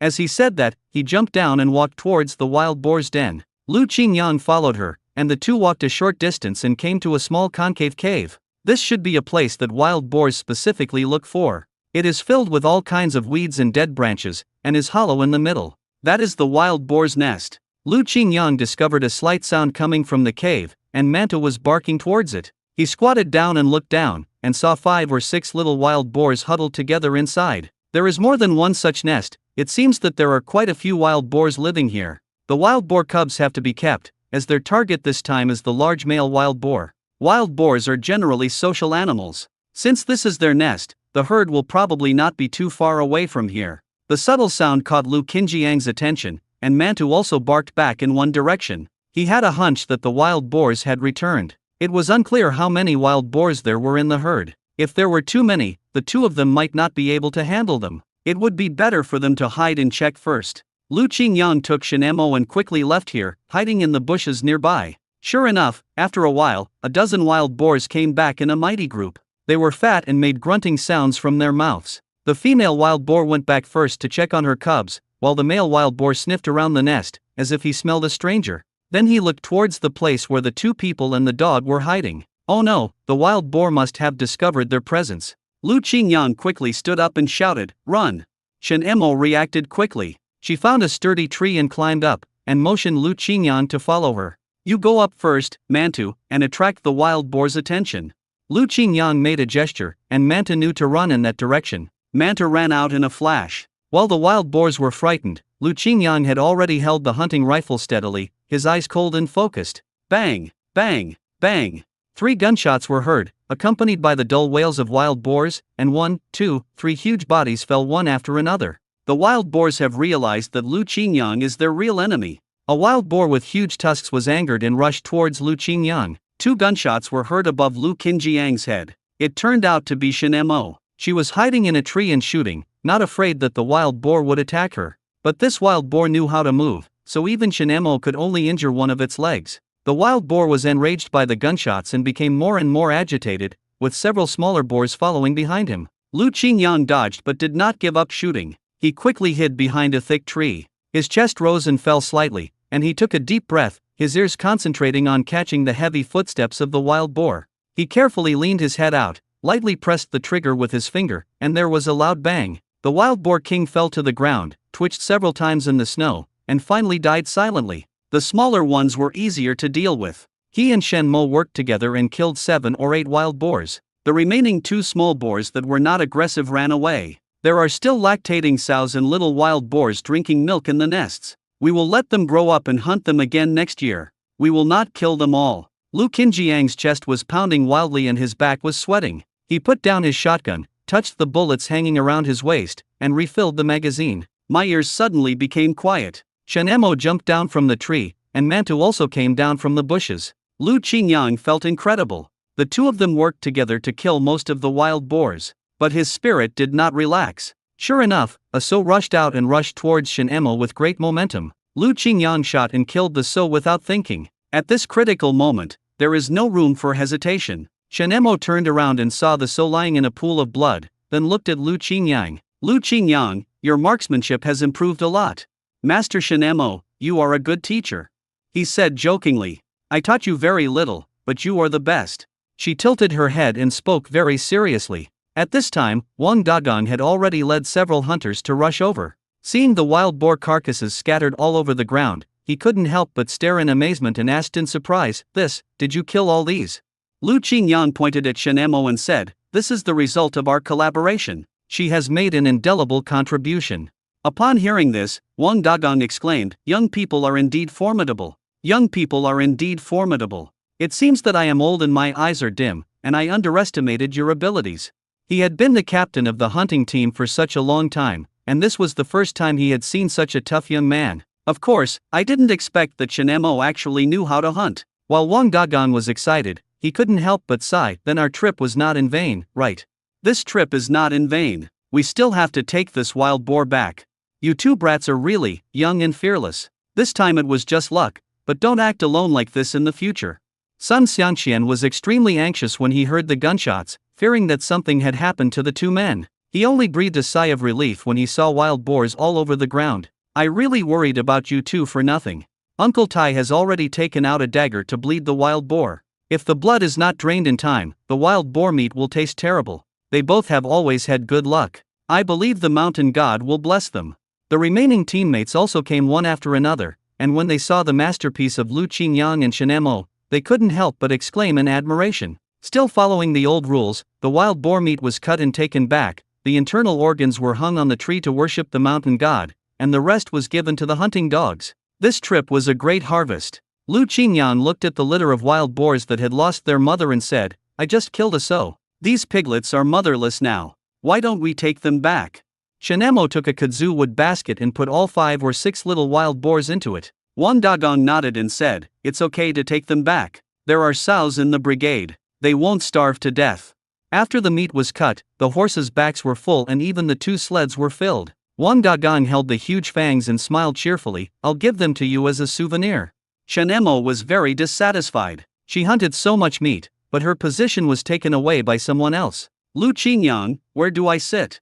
Lu Qingyang looked at the horses' backs, which were basically full. We can only trouble comrade Shen Mo to walk. Shen Mo followed him reluctantly. Uncle Tai found that there was still half a wild boar and he had no place to put it. Dagong, what should we do with this half wild boar? Even Wang Dagong hadn't expected this. If we can't take it away, we'll just bury it in the snow.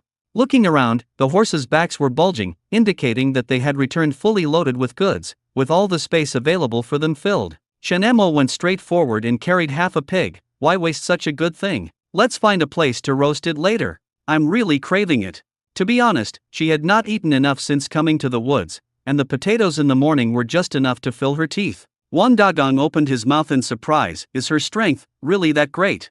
He had always thought this was an exaggeration, but it turned out that his thinking was too narrow. Such a small person, dragging half a pig, walked in front of the hunting team without blushing or breathing hard. He was simply a god. Won Dagong is now convinced. They returned along the same route, and when night fell, they returned to the familiar cave again. Half of the wild boar was stewed into a fragrant broth, and the other half was carefully roasted according to Shen Mo's requirements. It was fragrant and mouth-watering. In the wild, they could only eat a casual meal. Shen Emo stared at the roasted wild boar and almost drooled. He ate wild boar meat stuffed in corn tortillas, chewing them with relish and a look of satisfaction on his face, one after another, without stopping at all. Wow, this swift and devastating movement reduced a lot of the burden for the hunting team. With Shen Emo around, half of the wild boar was eaten in just a few moments, saving her the trouble of carrying it on her shoulders and in her hands all the way. After a full meal, she burped, with a look of satisfaction still on her face. Won Dagong joked, who would dare marry this girl in the future?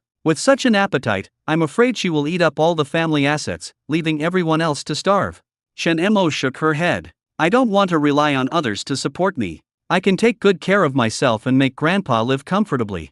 Ha ha ha ha, bursts of hearty laughter suddenly echoed in the cave. The next day, they were not far away from Liuxi Brigade. Shen Emo didn't want to walk anymore. It wasn't because she couldn't walk, but because she was feeling lazy. Lu Qingyang, I can't walk anymore. She squatted beside the tree and refused to stand up again. Lu Qingyang didn't know whether to laugh or cry. We are almost there. Why are your feet rusted and you can't walk anymore? Never mind. I'm too tired. But she refused to give in. She held a thin branch in her hand and gently touched the white snow on the ground. Lu Qingyang squatted down and said, Then I'll carry you. Shen Emo seemed to be waiting for this sentence, and nodded quickly like a chicken pecking at rice. Okay. After saying that, he jumped onto Lu Qingyang's back and shouted excitedly, Let's go! Let's go! Lu Qingyang felt the warmth and weight on his back, and his steps remained steady. Are you treating me like a beast of burden? Or have you already made a plan? Fortunately, Shen Emo was not very heavy, so it was not difficult for him to carry her. Shen Emo said very seriously, Lu Qingyang is Lu Qingyang, not a beast of burden. Lu Qingyang's heartstrings trembled slightly, and a warm current flowed through his heart. The two followed the team at a leisurely pace, with a joyful puppy following behind them, jumping around and adding to the liveliness of the group. Only Uncle Tai walked beside them. You guys performed really well this time. When you first came here, I knew that you were not only a good person, but also efficient in doing things. As he was speaking, Lu Qingyang suddenly saw a red arc running through the forest and passing through the bushes. What is that? Shen Moyai also caught this scene, and her finger involuntarily pointed to the depths of the dense forest, calling out in surprise and joy, It's a red fox. Red fox? Lu Qingyang thought this should be a red fox. In their time, this type of fox was rarely seen. This type of fox likes to eat small mammals, birds, insects, fruits, etc., and its main food in winter is squirrels. Uncle Tai stroked his beard and said, You are lucky. Seeing a red fox means good luck. Xiao Lu, maybe your good luck is coming. Everyone has seen it, and everyone will have good luck. Yeah. Red fox, if he had the chance he would like to catch one and raise it. The sun sets in the west, illuminating the figures of the hunting party returning home. After returning, Shen Emo naturally could not avoid being scolded by Master Shen. You little girl, you sneaked out again. Shen Emo was like a dead pig that was not afraid of boiling water. She just stood there and let her grandfather scold her. He even turned around and made a face at Lu Qingyang. Lu Qingyang waved at her and mouthed, Say something nice to Grandpa. Sure enough, Shen Emo bowed her head and admitted her mistake pitifully, Grandpa, I was wrong. I won't dare to do it again next time. In fact, I was muttering in my heart that I would make the same mistake again next time. Uncle Shen could only sigh helplessly, Forget it this time. If it happens again, don't set foot in this house again. He couldn't remember how many times he had said this. This time, the hunting team made a great contribution by destroying the wild boar's den. The reindeer meat and wild boar meat were enough to sustain the team for a while. The work points a hunting team gets are mainly determined by the amount of prey they kill. 30 work points for a normal-sized wild boar is equivalent to the income from several days of logging. This time they exceeded the task target. On average, every household in the brigade was able to get several kilograms of wild boar meat, and everyone was very happy. Lu Qingyang not only got the meat, but also a big bone, and he was thinking of going back to make some braised bones. Shen Emo was given 3 pounds of hind leg meat. In the end, only the pig's head was left. The pig's head is difficult to handle and most people would not choose this kind of meat. People nowadays have less oil in their stomachs, so they prefer meat with more fat. The extra oil can be used for cooking, and it is also good to have more meaty aroma. Aunt Lou arrived late and only got half a pig's head. She said with a sad face, "The kids were making a fuss and I was busy at home, so I came a little late. You see, I didn't even get a good share of the meat." Pig heads can also be cooked very deliciously. When Shen Emo heard this, she hurriedly picked up 3 pounds of hind leg meat and wanted to exchange it. Aunt Lou, exchange pig heads. She often eats hind leg meat and knows what it tastes like, but she doesn't know what kind of delicious dish Lu Qingyan will make with pig head meat. You kid, don't be so polite. Aunt Lu thought that Shen Emo felt sorry for their family because they didn't get a good position. Lu Qingyang saw through her little thoughts. "Why, you just want to eat the pig head I made." Shen Emo didn't hide it and nodded vigorously. "I want to eat." Aunt Lu understood instantly, this child, okay, let's exchange. This is a win-win situation. I just don't know what kind of food Lu Qingyan will make with these pig heads. The three of them were chatting when Guanai came over with a hesitant look on her face. "Lu Qingyan, I have something to tell you." Aunt Lu is an experienced person and she knew at a glance that Guanai was interested in Lu Qingyang. She deliberately pulled Shen Emo over and said, "Come here, Xiao Emo, let the two adults talk." Shen Emo didn't want to do that, so she squeezed in between the two of them to listen to what they had to say. If it weren't for Uncle Shen leaning on his crutches and calling her name, Shen Emo would never have left no matter what. "Lu Qingyan, let me take care of the pig's head first. I'll come find you later." He looked back every few steps before leaving reluctantly. The two of them sat on a dead tree by the river. Guanai lowered her head, organizing her words in her mind. Lu Qingyang picked up a stone on the ground and threw it towards the river. The black stone drew an arc on the ice. "Lu's hiking, I want to thank you for helping me last time." Lu Qingyang didn't really care. "No need to thank me, everyone helped, not just me." I really didn't expect Ren Ziqiang to be that kind of person. He would actually have such thoughts. He has been punished and will not come to hurt you. Guanai stood up, fiddling with her braids unconsciously. Actually, I not only want to thank you, but I also want to give you something as a thank you." "Not only you have it, but everyone has it." She took out a red notebook from her messenger bag and said, "This is for you." It's not a valuable item, but it's very memorable. The words Haishur are written on it. It seems that Guanai is from Haishur. Haishur is a good place. I hope you'll accept it as a thank you. 2 red clouds appeared on her shy face. The notebook was not a valuable item, and she had already said that she had given it to several educated youth who had helped her. If he didn't accept it, it would be too deliberate. "Okay, I'll take it, thank you." He took the notebook and Guanai immediately turned around and ran away. Lu Qingyang scratched his head. Guanai's behavior was like carrying a pipa into a mill, a waste of effort. He returned carrying half a pig's head and found Shen Emo already looking around at the door of the house. As soon as he saw Lu Qingyang coming back, he trotted over and asked, "What were you doing just now?" "Nothing, just to thank me for what happened last time. Didn't you want to eat a pig's head? Let's deal with it now."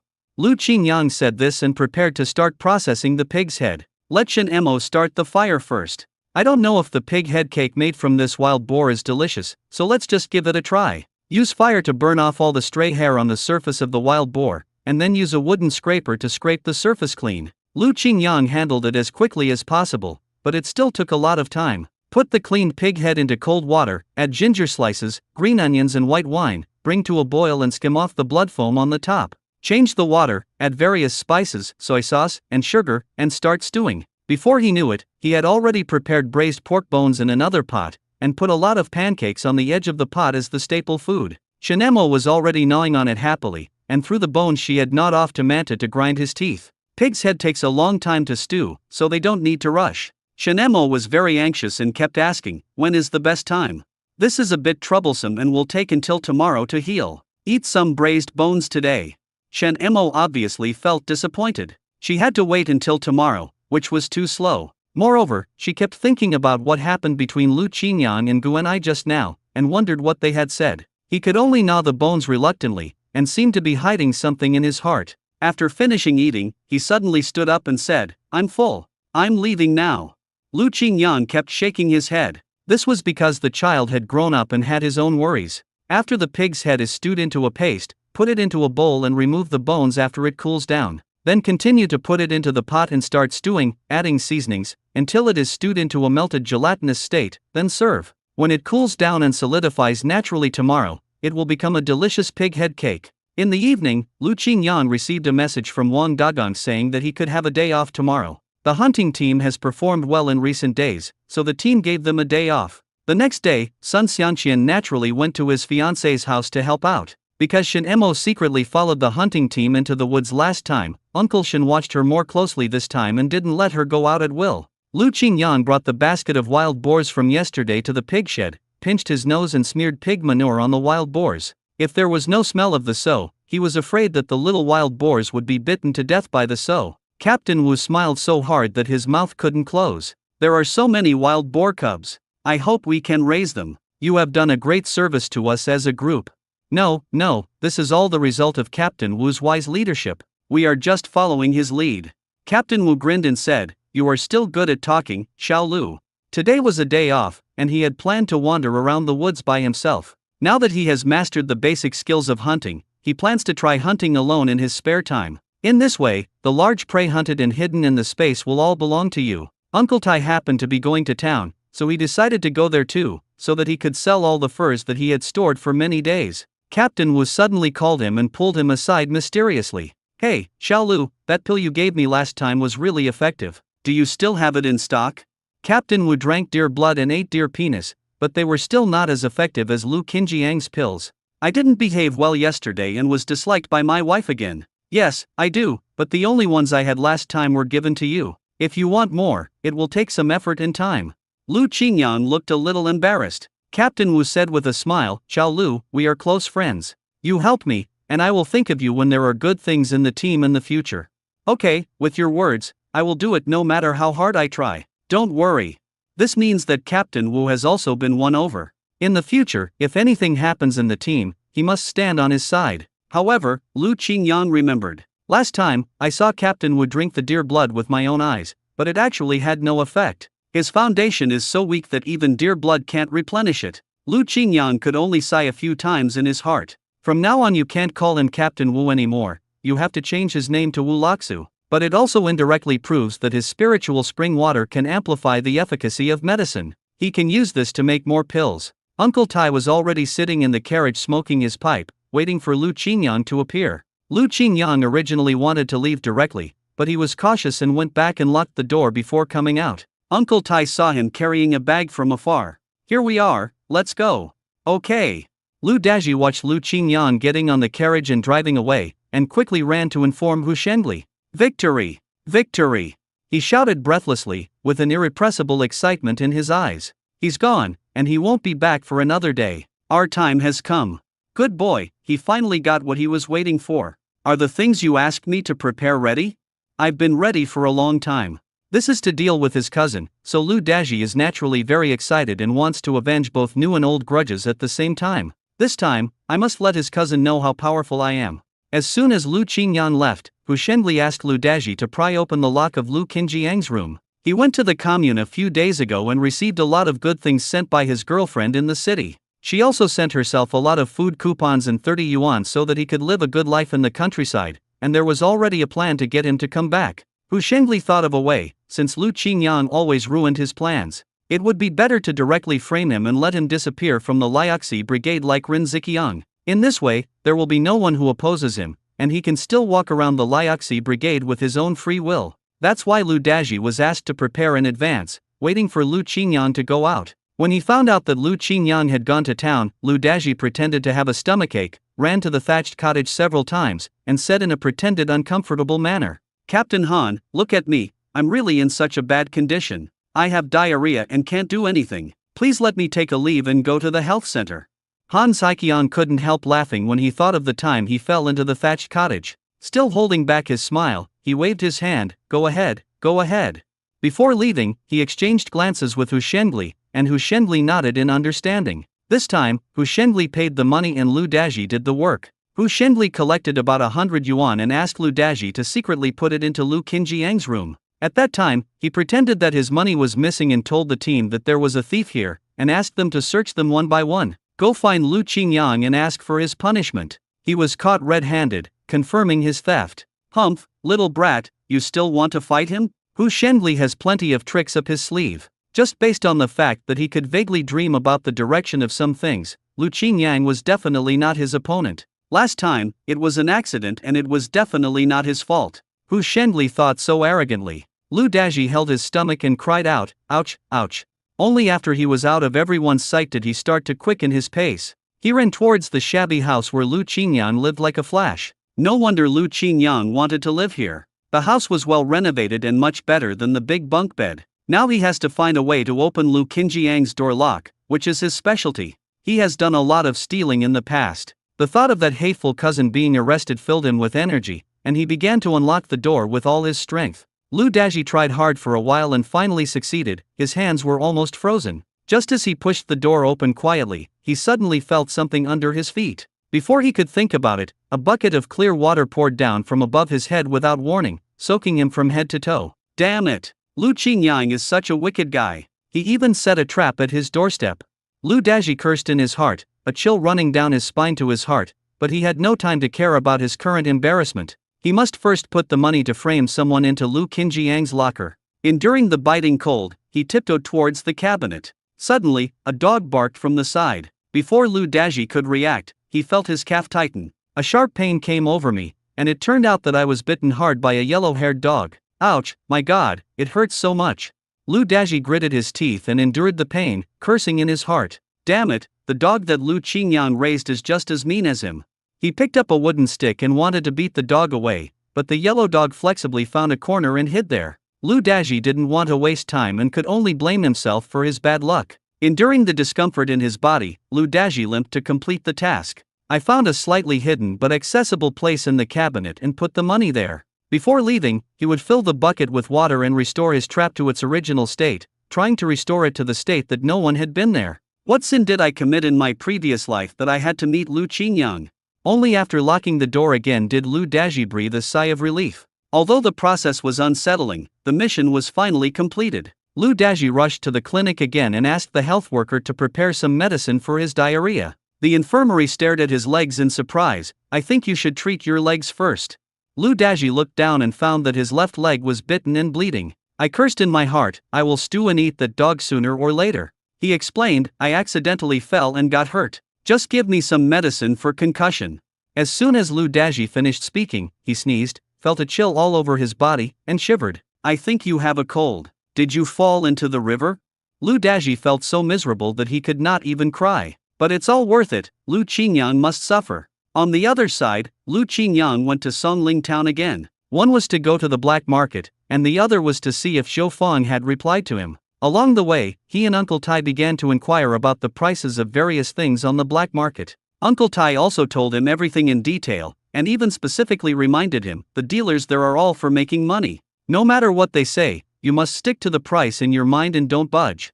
As soon as he arrived at Baiyun Commune, I sent him a letter, and according to the date, I should receive his reply soon. When he arrived in town, Uncle Tai had some business to attend to at a relative's house. Lu Qingyang went to the post office to pick up the mail, and sure enough, he received a letter from Zhou Feng. He kept it and would read it when he got back. Then I planned to go to the black market to see if there were any good things. The location of this black market is not fixed. The last time it was there, it was empty. It must have been moved today. Lu Qingyang squatted here and observed the passers-by. Sure enough, he saw a young man carrying animal skins on his back. He was most likely going to the black market. He used 2 candies to gain the other party's trust and found the new location of the black market. The boy ate a candy and hid another candy. Recently, the situation is tense and there have been many inspections. The black market has moved to a new location. Follow me and I'll definitely find it.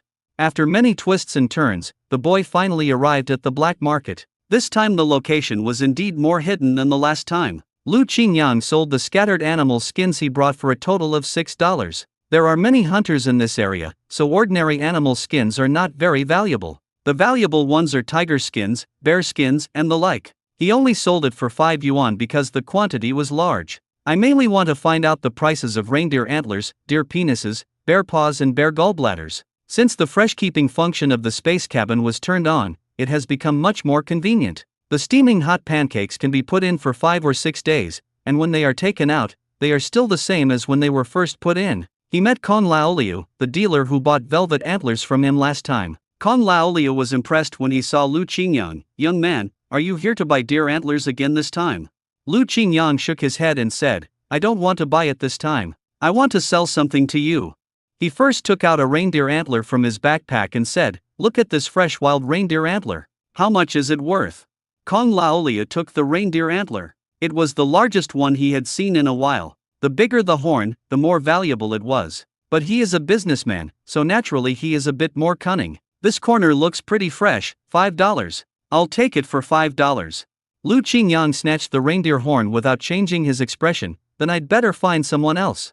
"Hey, young man, don't leave in a hurry. The price I give you is definitely a high price in this black market. If you miss this opportunity, you will never get it again." Kong Laoliu hurriedly tried to keep you, with a look of reluctance in his eyes. "Then I won't sell it." Kong Laoliu could sell this reindeer horn for 20 yuan, and there just happened to be an old customer who needed it. Naturally, he was unwilling to let this easy profit slip away easily. "Young man, you are really a smart man. Last time, I sold the deer antler to you at a loss. Considering our friendship, I won't beat around the bush with you. How about this, $8? Kong Laoliu sighed, as if he had made a great concession. It is a little more sincere than the $5 just now, but Lu Qingyang doesn't think it is worth that little money. He came closer and whispered, "I also want to sell bear paws and bear gall." When Kong Laoliu heard this, he was also shocked. Reindeer horns are not that rare, but bear paws and bear gallbladders, they are hard to come by. Blind bears are much harder to hunt than reindeer. Do you really have such a good thing on hand? Kong Laoliu's voice unconsciously lowered, and he looked around vigilantly, fearing that this rare deal would be seen by others. Yes.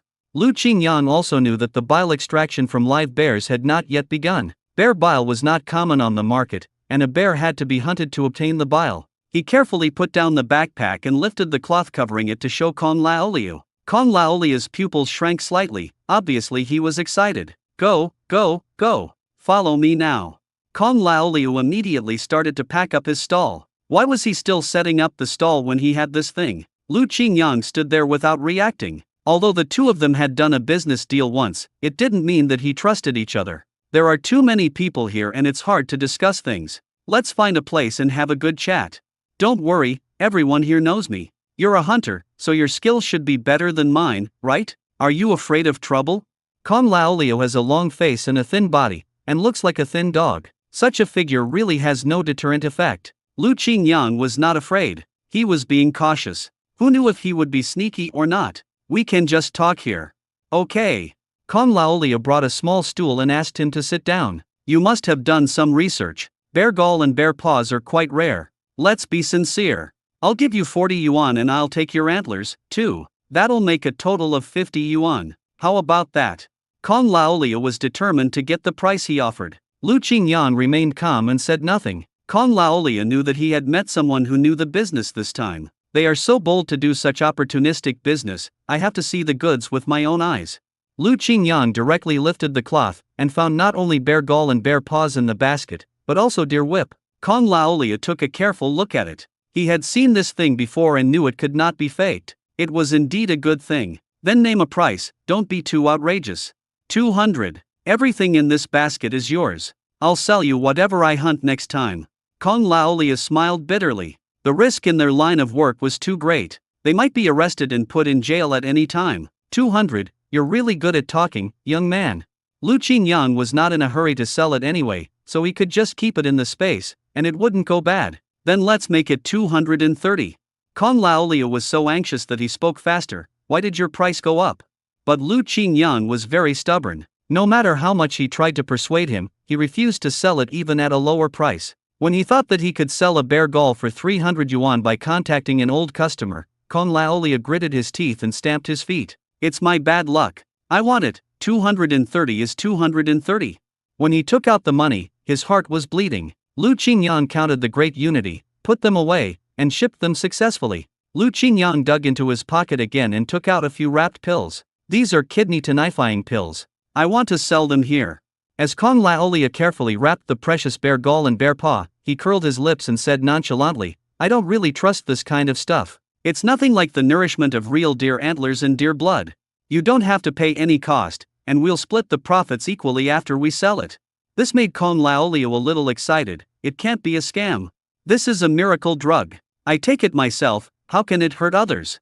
He saw with his own eyes that the power increased greatly after Wulaxa took it, so there must be no problem with the effect. Okay, then you can leave it here. I'll try to sell it. What do you think is a suitable price?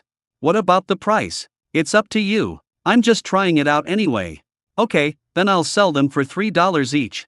$3? This is really a dishonest business. After all, this pill is not well known. With a capital of less than 30 yuan, he rubbed 60 of them, gave 3 to Captain Wu, and left 5 with Kong Laolio as a test. The rest are stored well in the space. Then how can I contact you? Lu Qingyang only left 2 words, let it be. If Kong Laolio was arrested, wouldn't he be implicated? After Lu Qingyang finished selling things, he was ready to buy some more. I bought 2 guns before. The hunting rifle often jams, and the one given by the hunting team is even more outdated. There are few types of guns on the black market in urban and rural areas of Beijing, but it's different here. Hunting is popular here, and guns sell extremely well on the black market, with more varieties.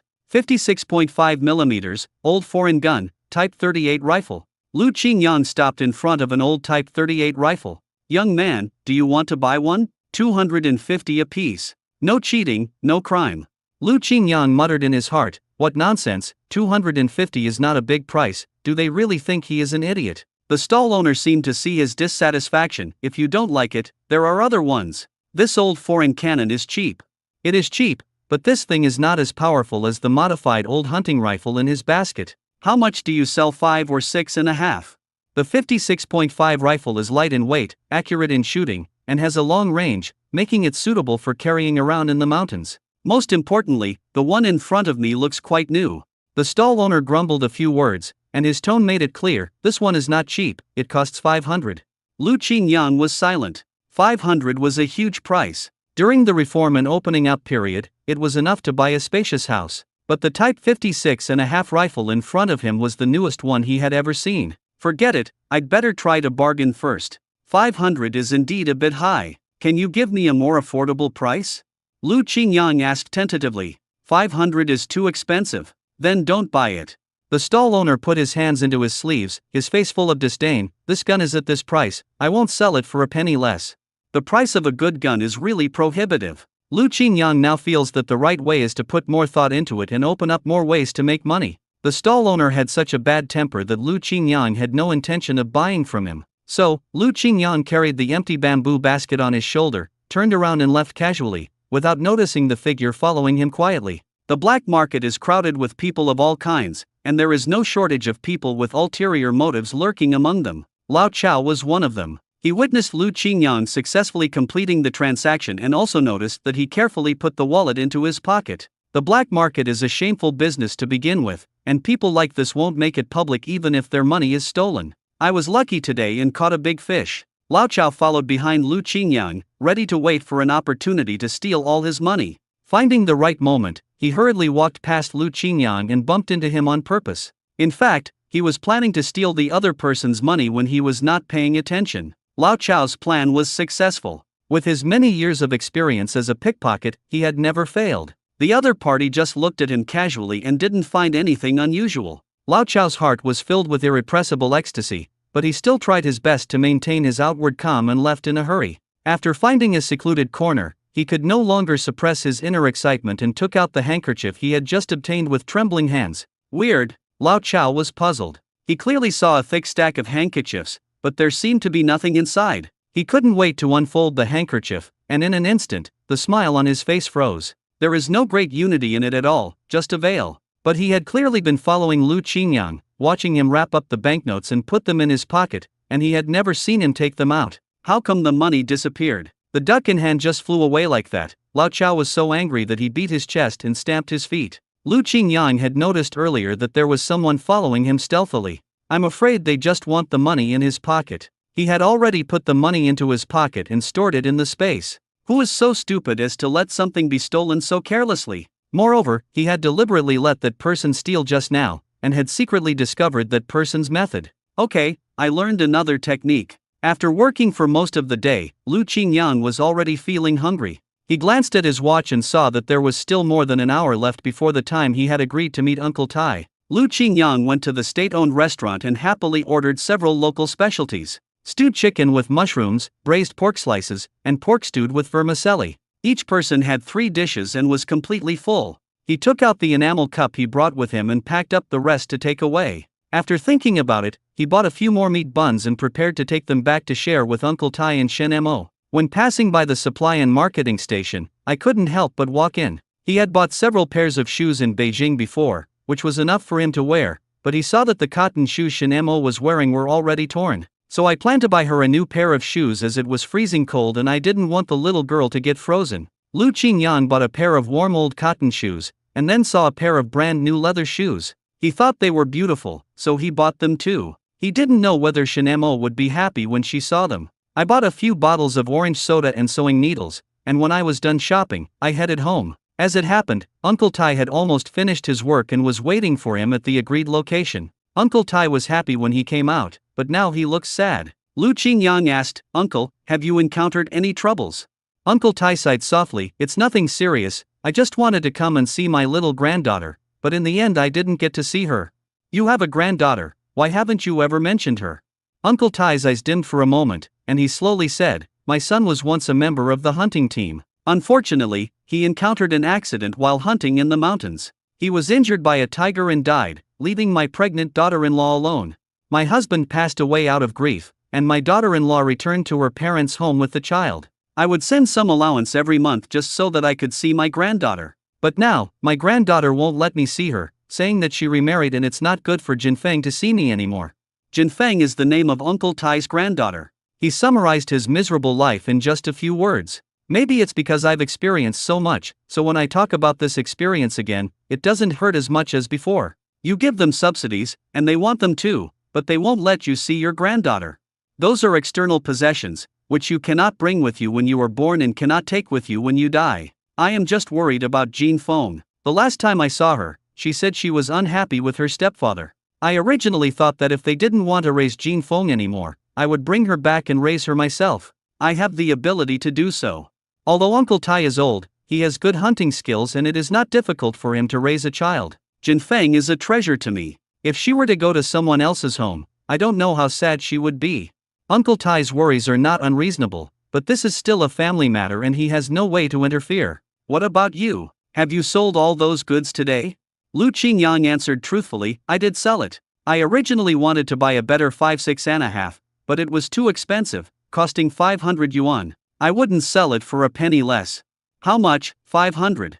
Uncle Tai thought he had heard wrongly. "You really want a high price?" "I just thought it was too expensive, so I didn't plan to buy it. The old shotgun can still be used."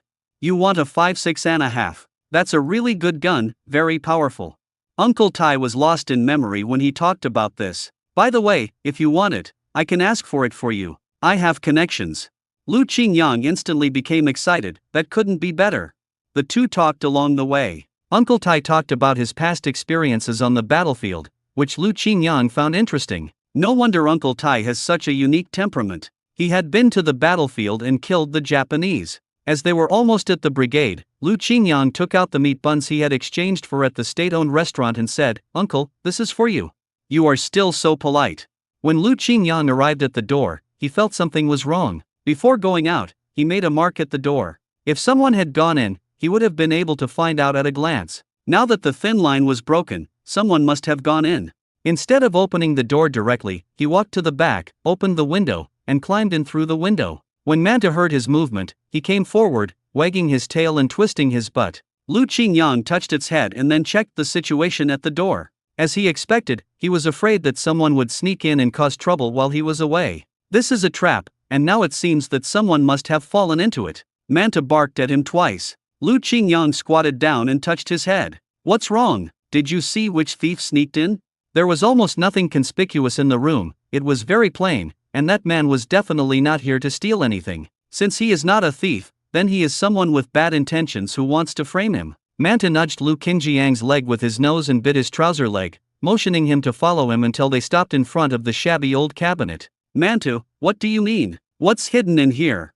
He opened the cabinet, rummaged through it, and unexpectedly found a stack of banknotes. Adding up all the scattered numbers, there are actually about 100. The person who hated him the most in the Liaxi brigade was his eldest cousin Lu Daji. Hu Shengli doesn't get along with him either, so all that money must be Hu Shengli's. Lu Daji understood that when he was poor, he could only scheme. His head is really like a walnut covered with lard, sharp and slippery, but it is still a little naive to frame him. Lu Qingyang put the money directly into the space. Since they wanted to frame him as a thief, he would fight back. As expected, there was a commotion in the youth league compound. Before he even reached the door, he heard Hu Shengli shouting from a distance, my money is lost." Lu Daji continued, "Did you lose money? How much money did you lose?" "More than 100 were lost." People around began to exclaim, "It's more than $100. How could so much money be lost? There's a thief in our youth league home." "Who's hiking? Have you looked everywhere? Losing money is no small matter." "Of course I have looked everywhere, but I can't find it." Han Saiqian said sullenly, "Have you found all the bunk beds?" Hu Shengli shook his head, "Not yet. I don't want to make such a big fuss." "Go look for it now. If you can't find it in the house, look for it on the person." Ever since this group of new educated youth came, nothing good has been going on in the yard all day long, and Han Saiqian feels like he has a splitting headache. Lu Daji came up to him and said, "Captain Han, we have to look for him inside the courtyard and outside the courtyard as well." "Outside the yard?" Not far from the youth courtyard, there was only the haunted house where Lu Qingyang lived. "Lu Qingyang? That's impossible to steal, right? This kid is a thief, and he's very capable, there's no need at all." Lu Chunyua acted as if she had suddenly realized something. "Yes, we should check the people outside first. I see something wrong with Lu Qingyang. He's renovating the house and he keeps going to town. Where does he get so much money? Maybe it's..." When the words were on the tip of her tongue, she stopped talking, leaving people to imagine. Seeing that several educated youth around agreed with this, they had long been fed up with the fact that Lu Qingyang could live alone outside and live such a comfortable life. "We want to take advantage of this momentum to put a damper on his popularity." Neither Guanai nor Pengyu believed that Lu Qingyang would do such a thing. "You are talking nonsense. Lu's hiking would never do such a thing, don't you think, fatty?" The fat girl nodded repeatedly, "Yes, yes." One of the educated youths said, "You can only know a person's appearance but not his heart. How do you know he is not just a splendid exterior but a rotten interior?" The fat girl stuttered for a few words and blurted out, "Because he is kind." Lu Qingyang had given her some biscuits before, and those biscuits were delicious. Hu Shenli snorted coldly, "Now it all depends on the evidence. Since you believe he is innocent, go and search. Anyway, the money disappeared today, so he should not have been spent yet. Besides, there are marks on my money. I can recognize it if I see it." Lu Qingyang was already at the gate of the youth league home and heard everything that was said. He stepped into the yard and said, "Of course you can search, but before you search, you should exclude the people around you. You are really funny. You don't suspect the people you live with, but you suspect me. Besides, I am a decent person and I am not afraid of your search at all. That's right, if we want to search, let's search together." After hearing this, some people who were full of rage started to take out their luggage to prove their innocence. "Search. If you find Hu Shengli's money, I'll be a cuckold."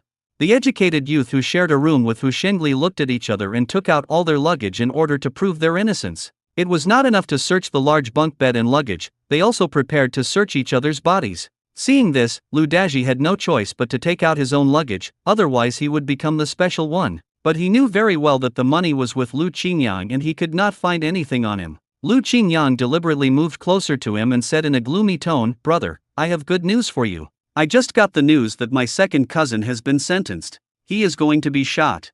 This is what Zhou Feng told him in the letter. People often say that to kill someone you must destroy their heart. He wanted to destroy Lu Daji's heart first and make him panic. "You are talking nonsense." "What nonsense are you talking about? He has done so many immoral things. If it weren't for his family's connivance, would so many girls have suffered such misfortune?" Lu Daji's mind began to panic. No matter how much he looked down on Lu Xiao, he was still his own brother. If Lu Xiao really died, he would definitely feel uncomfortable. While Lu Daji was pushing him, Lu Qingyang had already stuffed the money in the space into his coat pocket without anyone noticing. This trick was very clever. It was the same method that the thief he encountered just now used. Lu Qingyang also learned it on the spot. Okay, it's already this time, Lu Daji, and you still want to attack me."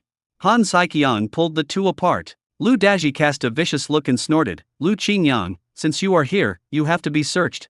Hu Shenli was eager to try it out and was about to do it himself. After they have searched the youth league home, they will go to Lu Qinjiang's house. He feels happy just thinking about that scene. He turned sideways and glanced at Jiang Wanwan, especially wanting Jiang Wanwan to see Lu Qingjiang's miserable appearance. Then search it. Lu Qingyang opened his hands directly with a calm expression. Hu Shendli, how much money did you say you lost? How much is 100? You have to tell me a specific number, right? $103.80. He paid special attention to the exact amount. You said you marked the money. What did you mark it with? Hu Shendli suddenly felt something was wrong. What did Lu Qingyang ask so clearly? If you don't tell us the mark, what will we do if we find the wrong one? The other educated youths agreed. Yes, Hu Shendli, we are helping you find things. You have to tell us what marks you made. 5 of the big solidarities had my last name on them. It doesn't matter if you tell them, the final result will not change. Zhou Jianxi stepped forward to search Lu Daji, but when he searched one of his pockets, he discovered something wrong. He took it out and saw that it was a stack of money. I counted them and found there were about 100 of them, and there was indeed the word Hu written on the big unity. Lu Daji suddenly felt incredible. How could it be possible? Where did the money in his pocket come from? While he was in a daze, Zhou Jianxi had already shouted, "Everyone come and see, I found it." Hu Shendli was also amazed when he saw the money in Zhou Jianxi's hand. What was he up to? He was told to put the evidence in Lu Qingjiang's room, but now the evidence was in his pocket. He also vowed that he and Lu Qingyan would never reconcile and vowed to kill him. Hu Shendli was secretly calculating in his mind, and his face became increasingly gloomy. Could it be that this week's construction had a different plan from the very beginning? Under the guise of revenge, he actually wanted to embezzle the money? Lu Daji had no way to defend himself. The money was taken out of his pocket in full view of everyone. No matter how he explained, it was all pale and powerless. Victory, you know I won't steal your money. Lu Daji was stunned, because he was the one who put the money into the broken cabinet with his own hands. Lu Qingyang deliberately brought up the topic. So you said you didn't steal it? Could it be that Shendli gave it to you? He played us around just for fun. Someone immediately echoed, yes, Xianri is not that kind of person. If you lie, you should find a reason for people to believe you. It's the Victory that gave it to me, it's him who gave it to me. Hu Shendli rolled his eyes and thought, no matter who stole it, he had to cut off all ties with him as soon as possible. Lu Daji was already a discarded pawn, and he couldn't let the network of relationships he had worked so hard to build up be destroyed because of him. He immediately changed his expression and said bitterly, nonsense. Lu Daji, I didn't expect it to be you. I have always treated you as my own brother. How can you live up to my trust by doing such a sneaky thing? I've already said it, I didn't steal your money. Lu Daji emphasized it again anxiously, as if he had a sore in his throat. Lu Qingyang stood quietly by the side, looking indifferent, watching the two people fighting among themselves. If you want to frame him, you'd better take care of yourself first. Han Saiqiang smiled bitterly. This courtyard had just sent away the troublemaking Ren Ziqiang, and in the blink of an eye, Lu Daji caused another incident. This news got out, and the Youth League Home and Liaxi Brigade became a den of thieves. Fortunately, the money has been found, but Lu Daji, you have committed a crime and must be punished. Hu Shendli, he stole yours, so you decide how to punish him. Lu Daji's upper and lower lips were trembling, as if he was dreaming. The unspeakable pain in my heart is like swallowing a fly by mistake, stuck in my throat, unable to spit out or swallow, leaving only bitterness in my heart. Hu Shendli waved his hand and said, since we have found the money, we will not report it to the police, but we cannot let him stay here. We have to transfer Lu Daji to a more remote place as soon as possible to prevent him from talking nonsense again. Lu Daji's legs went weak. He was going to be transferred to a remote place like Ren Ziqiang. Life in Liaxi Brigade is already hard enough, and we don't know how much harder it is in the neighboring province. That's fine. It just so happens that they are short of people for development. Let him go find Ren Ziqiang. To put it nicely, he was transferred away. To put it bluntly, it was the same as forced labor. Lu Daji originally relied on Hu Shendli, so his life in Liaxi Brigade was not too difficult. Now that I hear this result, my head is buzzing. He was still trying to explain, but Hu Shendli warned him, no need to explain. If you explain again, I will send you to the police. Lu Daji could only shut up. He really couldn't figure out the reason for this matter, so he could only swallow it. The farce was over. Just as Lu Qingyang was about to go back, he heard Jiang Wanwan and Lu Chunyua huddled together, staring at him and saying something. No matter what was said, Lu Qingyang knew it was definitely not a good thing. Wanwan, didn't you say that the money was stolen by Lu Qingyang? Why was it Lu Daji? Jiang Wanwan narrowed her eyes. I didn't expect that either. Did you see that? The house where Lu Qingyang lives looks quite presentable after it was repaired. It would be great if I could live in that house. There wouldn't be so many people disturbing us, and there wouldn't be any fleas. Speaking of this, Lu Chunyua felt itchy all over again. After Jiang Wanwan was beaten by Gu Ni, she never went near Lu Qingjiang's house again. But I've seen it up close before, and it's indeed well repaired. Seeing how well he was living his life, she couldn't help feeling jealous. Why should he live so well? Last time, I took the initiative to approach him, but he ignored me and let Gu Ni beat him up. She had a strange feeling towards Lu Qingyang. She was jealous of him, but also wanted to get him. After all men are impressed by her charm, but Lu Qingyang always ignores her, which arouses her desire to win. Jiang Wanwan replied sarcastically, no matter how good the place is, it's still a house assigned by the production team. If we want to change it, we can go to the team leader and apply for it in a serious manner. Lu Chunyua's eyes gleamed with a gleam of light. That makes sense. Ren Ziqiang and Lu Daji no longer live in this courtyard. The men's bunk beds are also available for people to live in. We are here to sharpen our will, not to enjoy a leisurely life. We will report this to Captain Wu and let him make the decision. Jiang Wanwan lowered her head and smiled, thinking the same thing as she did. But she always likes to hide in the dark and watch what happens. Let Lu Chunyua be the first to speak out about this matter. I support you in doing this, you are right. Lu Chunyua was extremely efficient. Seeing that it was hopeless to deal with Han Saiqiang, she decided to resolve the issue as soon as possible and went straight to Captain Wu's home in the evening. Captain Wu and his family of 5 are having dinner. Lu Chunyua stepped into the door without hesitation and said bluntly, Captain Wu, I have something urgent to discuss with you. Can't we talk about it after we finish eating? I am an impatient person. Now that I am here, I want to speak my mind as soon as possible. The person beside her rolled his eyes at her impatiently, not letting her have a peaceful dinner. Captain Wu noticed the look in his wife's eyes and wanted to refuse again, but Lu Chunyua had already started talking. Captain Wu, you know that the living conditions for us female-educated youth are really difficult. Captain Wu put down his chopsticks, his eyes scrutinizing. Why, are you trying to learn the hedonistic lifestyle of capitalism? The conditions of the brigade are here, and everyone is the same. No, Captain, you may have misunderstood me. She bit her lip lightly. What I want to say is, you see, Comrade Lu Qingyang is now occupying a room by himself, and there happens to be an empty bed over there among the male-educated youth, so a few of us female-educated youth would like to. She finally said it, and Captain Wu immediately understood that she was trying to take advantage of someone else's ready-made advantage without spending any more effort. Captain Wu's tone also became serious. Lu Qingyang paid for the renovation of the house himself. If you have the ability, you can also contribute money and effort. Lu Chunyua is also thick-skinned, smiling jokingly, don't I have no chance? Captain Wu understood too well the nature of educated youth like Lu Chunyua, who was a typical example of someone who just sat back and enjoyed the fruits of others' labor. She wouldn't choose to live in a shabby house if she had the chance. Seeing that Captain Wu remained silent, Lu Chunyua began to use her special skills. This was the method Jiang Wanwan told her before she came. Captain Wu, if you don't agree, it would be too inhumane. It's so inconvenient for us female-educated youth to live in a large bunk bed. You should take better care of us. If you don't agree to this, I will report it to the commune and say that you gave Lu Qingyang special treatment. Captain Wu was so angry that he kept coughing. You are threatening me. I'm not threatening you. I'm just negotiating with you, right? Captain Wu felt uncomfortable seeing her smug look, but he was also afraid that she would really do something like that. It is difficult to deal with. The commune will really send people to inspect it. I know what's going on. You go back first and wait for the reply. Lu Chunyua grinned with joy. Okay, Captain Wu, I'll wait for your good news. As soon as the girl left, and Wu was unhappy. What kind of person is this? They are bullying us. Captain Wu took out his pipe and took a puff helplessly. What can we do? She said she would report it to the higher authorities.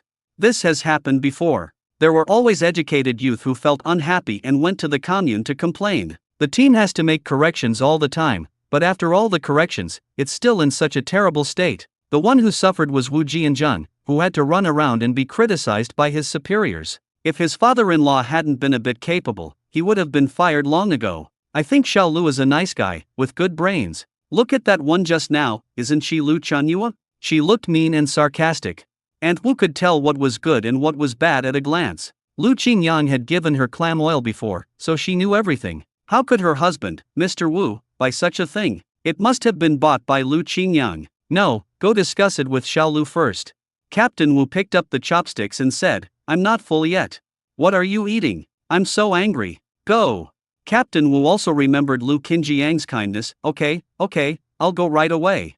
As soon as I arrived at Lu Qinjiang's house, I smelled a fragrance. I don't know what delicious food he made, but it smells so good. When Lu Qingyang opened the door, he found that it was Captain Wu. He immediately smiled and said, "You're just in time. Uncle Wu, come in and sit down. I've prepared all the pills for you." Lu Qingyang poured a bowl of hot water, took out the wrapped pills, and placed them in front of Captain Wu. It took a lot of effort. Captain Wu felt guilty and angry. "Hey, Xiao Lu, you are a good kid." When Lu Qingyang heard this, he knew something was wrong. Just now he saw Lu Chunyua running hurriedly towards Captain Wu's house. She must have done something weird again. What happened? Uncle Wu, don't keep us in suspense. Just tell us directly. Captain Wu touched his nose and said, "Lu Chunyua from the youth hostel said that she wants you to move back to the youth hostel. Let them live in this room." Lu Qingyang was not surprised. Since he had renovated the house, he knew that some people would be jealous. Since they want to live here, will they pay for the renovations and labor costs? Captain Wu took a sip of hot water and said, "I overthink you. I think she just wants to take advantage of you and can't bear to see you doing well." Lu Qingyang pretended to be distressed. "Hey, uncle, what do you think I should do? I do have an idea. Why don't you marry a girl from our production team, Xiao Lu? Then you will be a member of Liuxi Brigade, and the homestead in the house will be legitimately allocated to you, and they won't be able to covet them anymore." Lu Qingyang didn't know whether to laugh or cry. Captain Wu's idea was great. Where can he find a girl to marry in such a short time? But Lu Qinjiang's mind suddenly turned and he had already made up his mind. If the other party has a dishonest method, he will have a dishonest trick. "Uncle Wu, do you remember what this house looked like originally?" Captain Wu sighed. "Of course I remember. There were several big holes on the roof. It was impossible to live there. How did the person who originally lived here die?" Captain Wu was startled. To be honest, he was a little scared because the man was hanged on the beam. Fearing that his child would not have a good life, he strangled his child and his wife to death, and then hanged himself. As soon as he talked about it, he felt a chill down his spine and got goosebumps all over his body. Captain Wu pointed to the beam and said, "He was hanged there. What a mess. I can't even bear to look at it." After the repairs were completed, he almost forgot that this was originally an unlucky house. Although the commune had expressly prohibited feudal superstition, there were no more rituals. But they are still very cautious in their hearts, otherwise the house would not have been empty for so long. In the past, people who lived here could hear strange screams every night. Since they want to stay here, let them come. I guarantee they will leave after staying for one night. This will be unforgettable for the rest of your life. Lu Qingyang already had a lot of tricks to play on them. Captain Wu understood immediately. To be honest, even if a grown man like him were allowed to stay here for a night, he would not be happy because the yin energy here was too strong. Okay, I know how to solve it. I was originally craving the food in Lu Qinjiang's pot, but now I really have no appetite. Why don't you stay and have a bite before you leave? I made noodles." A gust of cold wind blew by, and he was so scared that he quickly said, No, I'm going to go back first. It's too late and your aunt will scold me. If they want to stay here, you can stay at my house for 2 days. I'll take the pills first." Captain Wu's feet were greased and he left quickly after saying this. Lu Qingyang smiled maliciously. He was worried that Lu Daji would leave and there would be no one to play with him. Now, someone has brought it to your door. If you want to live in this house, you have to pay a price. He looked around the house. Although someone had died there before, he had not done anything wrong, so he was naturally not afraid of ghosts knocking on the door. He was already flattened, so he was the resentful ghost. Lu Qingyang opened the lid of the pot and white steam hit his face. "I was just chatting with Captain Wu, and the noodles are all burnt and mushy, so I'll just eat them anyway." I put another spoonful of noodles in the dog's bowl and gave it to Manta when it cooled down. I served myself a large bowl and was about to start eating when there was another knock on the door. It should be Shen Mo who was here. Although Shen Mo had a good physique, she couldn't stand being out in the snow all day. Not only was her nose red, but her snot was also about to flow down. She was about to wipe her nose with her sleeve when Lu Qingyang handed her a handkerchief embroidered with flowers. "Use this." Shen Mo took it carefully and said, "It's so beautiful, it's a waste to wipe your nose with it. It was originally given to you, so there's no waste. Come here quickly, I brought you something good." Shen Mo moved closer and saw the steaming food in the enamel cup, emitting an enticing aroma, and she couldn't help but raise her chopsticks. After taking a sip, she frowned slightly and shook her head. "It's not you who made it. It's not cooked enough." Lu Qingyang thought to himself that this girl had become very picky with her words. "Eat quickly." After you finish eating, I need your help with something. Although it doesn't taste as good as what Lu Qingyang cooks, it can barely fill my stomach. Shen Emo wiped her mouth, then raised her eyes and asked, "What can I help you with?" Lu Qingyang touched his chin and asked, "Do you still remember Lu Chunyua and Jiang Wanwan?" Thinking of what those two people had done, a look of disgust instantly appeared on Shen Mo's face. "Remember, it's annoying." Lu Qingyang told his plan in detail. When Shen Emo heard this, she became very interested. She always enjoyed punishing people she disliked. Good idea. Let them be scared out of their wits. She couldn't wait for that day to come. Lu Qingyang fished out another pair of shoes from his bag and said, "I bought you a new pair of shoes." The shoes Shen Emo wore were all old shoes left by her mother, or shoes made by her grandfather before he went blind. She had never worn cotton shoes like this before. She looked up, confused. "Why? The soft fabric feels brand new. Why? Aren't you cold because your shoes are torn? Besides, I need your help, so I should thank you for it." Shen Emo didn't understand what she felt, but she just thought it made sense. "What you said makes sense." As for the pair of little leather shoes, Lu Qingyang planned to give it to Shen Emo on her birthday. Her birthday is on the 3rd day of the Chinese New Year. It will be her birthday right after the Chinese New Year, so I will give her a surprise then. Shen Emo tried on the cotton shoes and found that they fit her perfectly. She raised the corner of her mouth and said, "Lu Qingyang, how did you know my size? It's just right." Lu Qingyang caught a glimpse of her white ankles when he was stepping on sauerkraut last time, and he remembered their size. There was a smile in his eyes. "It's a secret." The next morning, when the dawn broke in the sky, Lu Qingyang was already ready and set out on the winding mountain road with the hunting team. It is less efficient when more than a dozen people search for prey together. From today on, they were divided into 3 teams. Lu Qingyang belongs to the 3rd team, and is in the same team with Sun Xiangqian, Yang Xiaoshan, and Uncle Tai. For him, this combination is undoubtedly the most satisfactory arrangement. Since we are all familiar with each other, it is naturally more convenient to do things. Sun Xiangqian gathered some information from the rumors in the Youth League Institute. He lowered his voice and said to Lu Qingyang indignantly, "Qingyang, I heard everything. Those people actually tried to occupy the house you renovated. How shameless. It's not just 1 or 2 days that they have been shameless."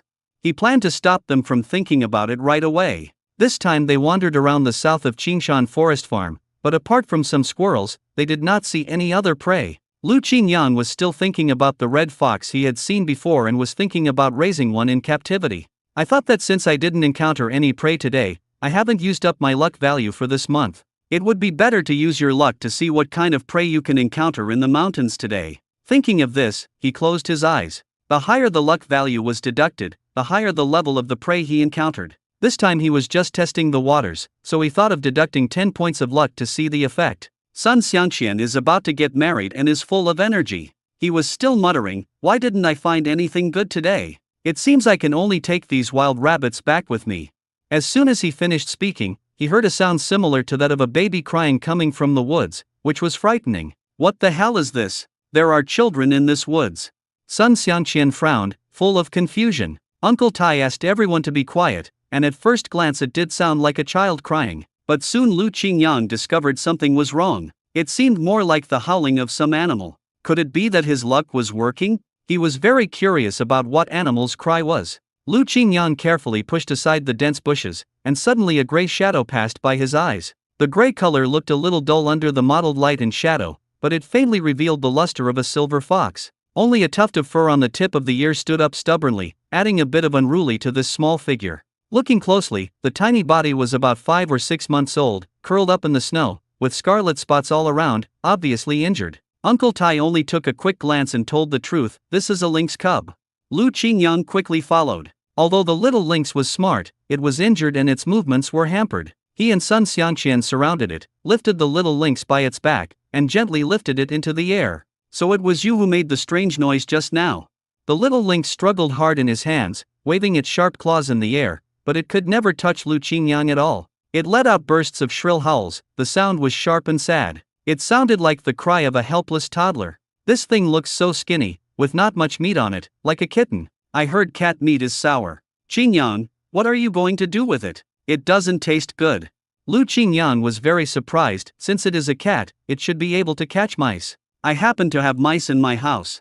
Everyone was silent. This was the first time they heard of raising lynxes to catch mice. Yang Shashan chuckled and leaned closer to say, "You know what, this little guy is an expert at catching voles in the wild, so catching mice should be a piece of cake for him. It's a pity that it's injured now, but it's okay, the injury is not serious. With careful care, it should be able to recover quickly."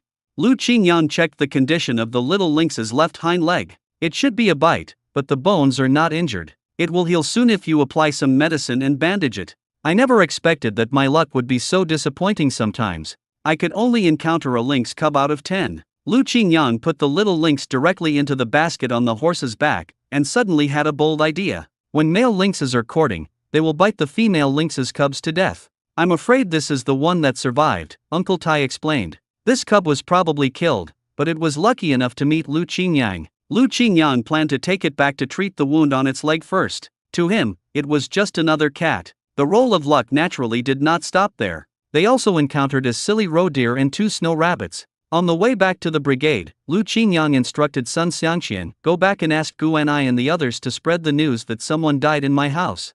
Everyone knows about this. It was already a hot topic before we got here." Lu Qingyang sneered, "That would be the best. It depends on whether they dare to move in." After finishing work, Lu Chunyua hurried to Captain Wu again and asked him about the matter with great expectation. "Captain, what do you think about that matter? Have you convinced Lu Qingyang?" Captain Wu tapped the pipe in his hand lightly, shaking off the ashes on the ground, and a meaningful smile appeared on the corner of his mouth. He agreed, "But do you really dare to live there? Someone has died there." Lu Chunyua didn't care. "Nothing happened when Lu Qingyang lived here, so we have nothing to be afraid of." Captain Wu watched her leave and laughed happily. As soon as she returned to the youth league home, Lu Chunyua couldn't wait to share the good news with Jiang Wanwan. "Wanwan, it's done. We can move into Lu Qinjiang's house. Look at his ability. He is just making wedding dresses for us." There were female educated youth who were willing to live there, but naturally there were also those who did not dare to. What's more, Guenai and Fatty had just exaggerated the story and described the past events vividly. Many female educated youth were in a panic and were very scared. Or, let's not move there. After all, we are women and we are full of negative energy, which always makes people feel scared. A female educated youth suggested timidly. "Well, we are staunch materialists. How can we believe in these illusory things?" Lu Chunyua retorted. Lu Chunyua took Jiang Wanwan's hand and said, "If you don't dare to go, Wanwan and I will go there to stay first. We will be comfortable there by then, so don't be jealous."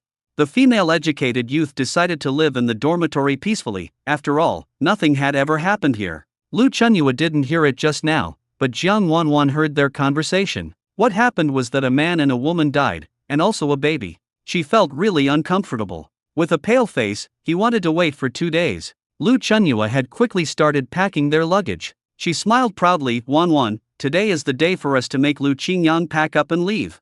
After saying that, he carried their things and prepared to walk towards Lu Qinjiang's room. Lu Qingyang had made preparations in advance, just in case the two would not show up. He pretended to be disappointed and said, "You guys are here. I have packed all my things." Finally, he emphasized, "Oh, by the way, there are occasional strange noises in this room at night, so don't be disturbed. Also, remember to close the windows at night, just in case."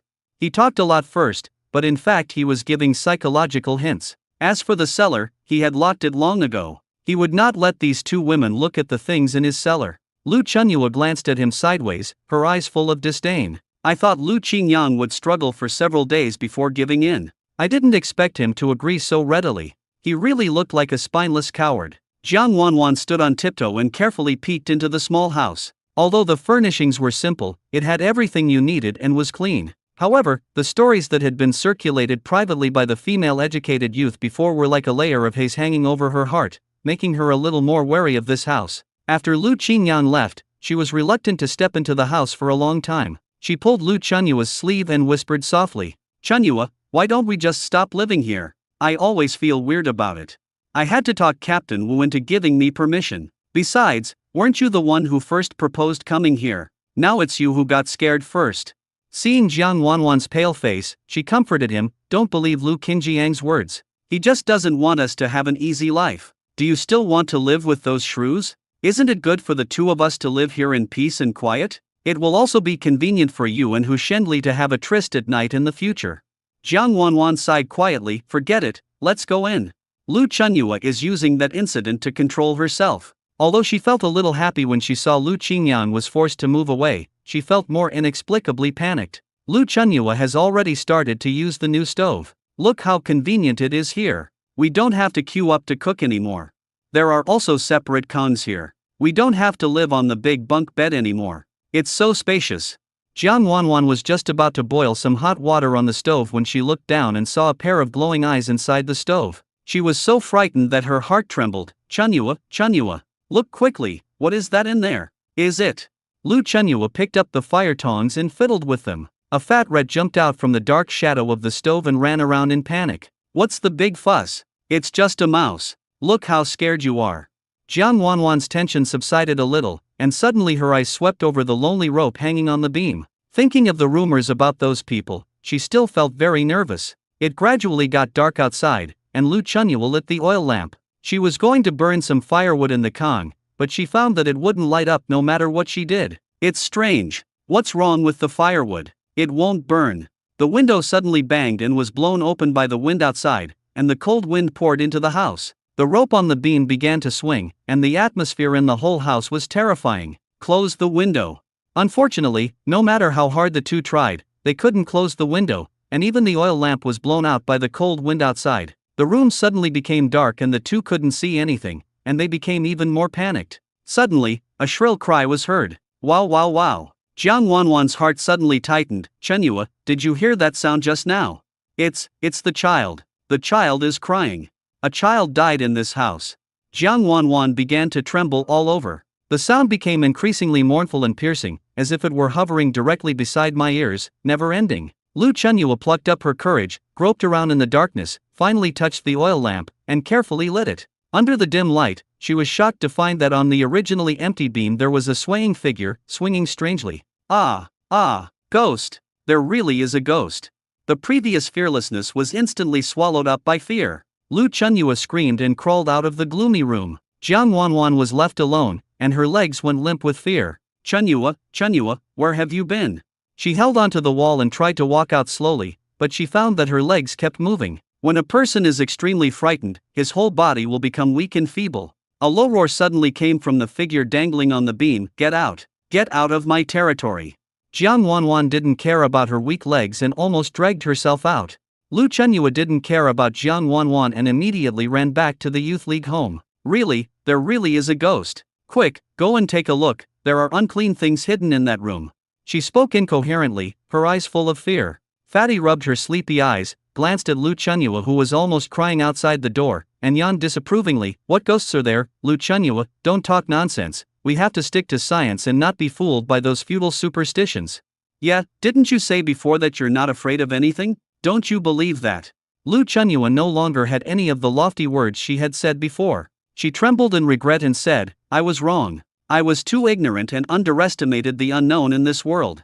She was so scared that her heart was beating fast. Even though it was so cold, she felt cold sweat on her back. My whole body was still shaking, and I felt ashamed for my previous brazen words. Jiang Wanwan followed closely behind, her face pale with fright, and she fainted in Hu Shengli's arms as soon as she came in. Seeing this situation, those who had the idea completely gave up the idea of taking advantage. I told you that you can't live in that place, but they just wouldn't listen.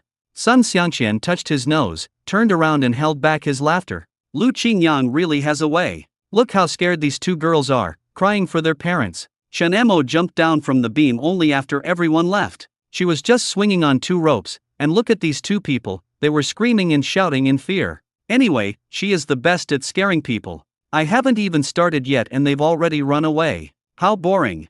Lu Qingyang came out from the darkness carrying the lynx cub. The lynx cub was originally well fed and well dressed, but after being woken up, it found itself in a strange and dark environment and could not help calling for its mother. Lu Qingyang took advantage of this and made him scream miserably. You've done well. I'll give you a snack later.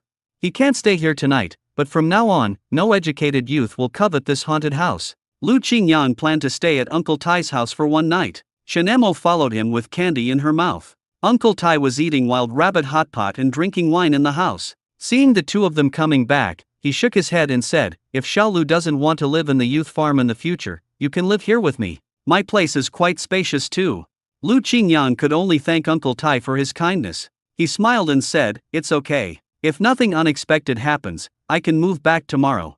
Speaking of which, actually, no one died in that house. It was all just a rumor. Who would have thought that after so many years, it would become spread like this? If you can go back and live there, just stay there in peace. No one died? This was something Lu Qingyang had not expected. What do you mean? When he wanted to continue asking, he found that Uncle Tai was already drunk and fell directly on the Kong and fell asleep. But Captain Wu said that several members of a family, including children, had died there. Captain Han was talking about a man being hanged. He no longer knows what the truth is, and everyone has their own version of the story. After Shen Mo went back, Lu Qingyang settled Uncle Tai. He looked at the little lynx in the cage and brought out some spiritual spring water for it to drink. I also used some health points to heal some of its internal injuries. In fact, he already had doubts in his mind. I remember that after giving Manta the spiritual spring water, the little guy became extremely intelligent, as if he had mastered human nature. In short, after animals drank the spring water, their minds seemed to be opened and they became more spiritual. He tried to give the little lynx some to drink so that it wouldn't look so frightened every time it saw him. Sure enough, after a while after drinking the spiritual spring water, the little guy gradually calmed down his previous restlessness and became unusually calm. Its eyes, which were both childish and sharp, began to look at Lu Qingyang carefully. Mantu, who was standing nearby, was not happy and barked several times at the new friend. Wong wong wong. The tone was full of curiosity and a little vigilance. Don't be afraid, Mantu. It's just a young lynx. It will be your friend in the future. Manta didn't seem to be very fond of the new kid. Instead, he put on an arrogant and disdainful look and growled a few times in disdain. It wasn't until Lu Qingyang gave it a piece of dried meat that its attention was drawn. Lu Qingyang felt that the young lynx looked exactly like a Maine Coon cat. He took advantage of the lynx's silence and slowly and cautiously reached out his hand, trying to stroke the little lynx's furry head. The little lynx did not dodge, but let him touch it a few times. Lu Qingyang knew in his heart that the little lynx accepted him. When the time comes, build a small nest for it in the shed. Maybe I can even help him catch the mice in the house. Lu Qingyang stayed at Uncle Tai's place for one night, and the next day Captain Wu informed him to move back. Lu Chunyua and Jiang Wanwan were scared to death last night and had nightmares all night long. They haven't recovered yet. This is what you deserve it. Lu Qingyang felt very uncomfortable when these two women stepped in. Deciding to take this opportunity to clean the place up, he looked at the beam for a long time. He always felt that there was something strange about it. When he was repairing the roof, he found that the structure of this place was a little different, and he thought it was the unique shape of the house here. But after observing other people's houses, I found that the beams were not designed in this way. He brought a ladder over and climbed up bravely. Regardless of whether anyone had died or not, he would go up and find out what happened. Sure enough, he found a spare piece of wood. It seems to be integrated with the beams, but in fact it has no function. I knocked it with my hand and it was still hollow inside. Lu Qingyang began to wonder if there was something hidden inside. He secretly gathered his strength and pulled hard. The seemingly solid hollow wood fell off easily and fell to the ground with a dull echo. Lu Qingyang suddenly became excited. There was indeed something hidden inside. He took the saw and began to saw until he felt resistance. Take a closer look and you'll see it's golden. Is this not a gold bar? It used to be where the old landlord lived, so it's not surprising that there are gold bars hidden there. Lu Qingyang had just received unexpected windfall, but he was still worrying about how to make the money. Now it's delivered right to your door. He sawed the wood completely in half and counted the 8 gold bars inside. Each heavy piece weighs about 200 grams. Gold is a good thing, but it is too eye-catching, so Lu Qingyang quickly hid it in the space. But I couldn't help feeling happy. If this happened in modern times, 1 gram of gold would cost 600 or 700 yuan, and 1 yuan would cost hundreds of thousands of yuan. It's a pity that there is no market for gold nowadays and the control is quite strict. We'll discuss this later. But this kind of good thing made Lu Qingyang in a good mood these days. Ever since the last time they stabbed the wild boar's den, the hunting team seemed to have not hunted any large prey. Lu Qingyang also understood that the more luck he used, the more valuable prey he would encounter. This time, he used a luck value of 30, wanting to see what kind of prey would appear today.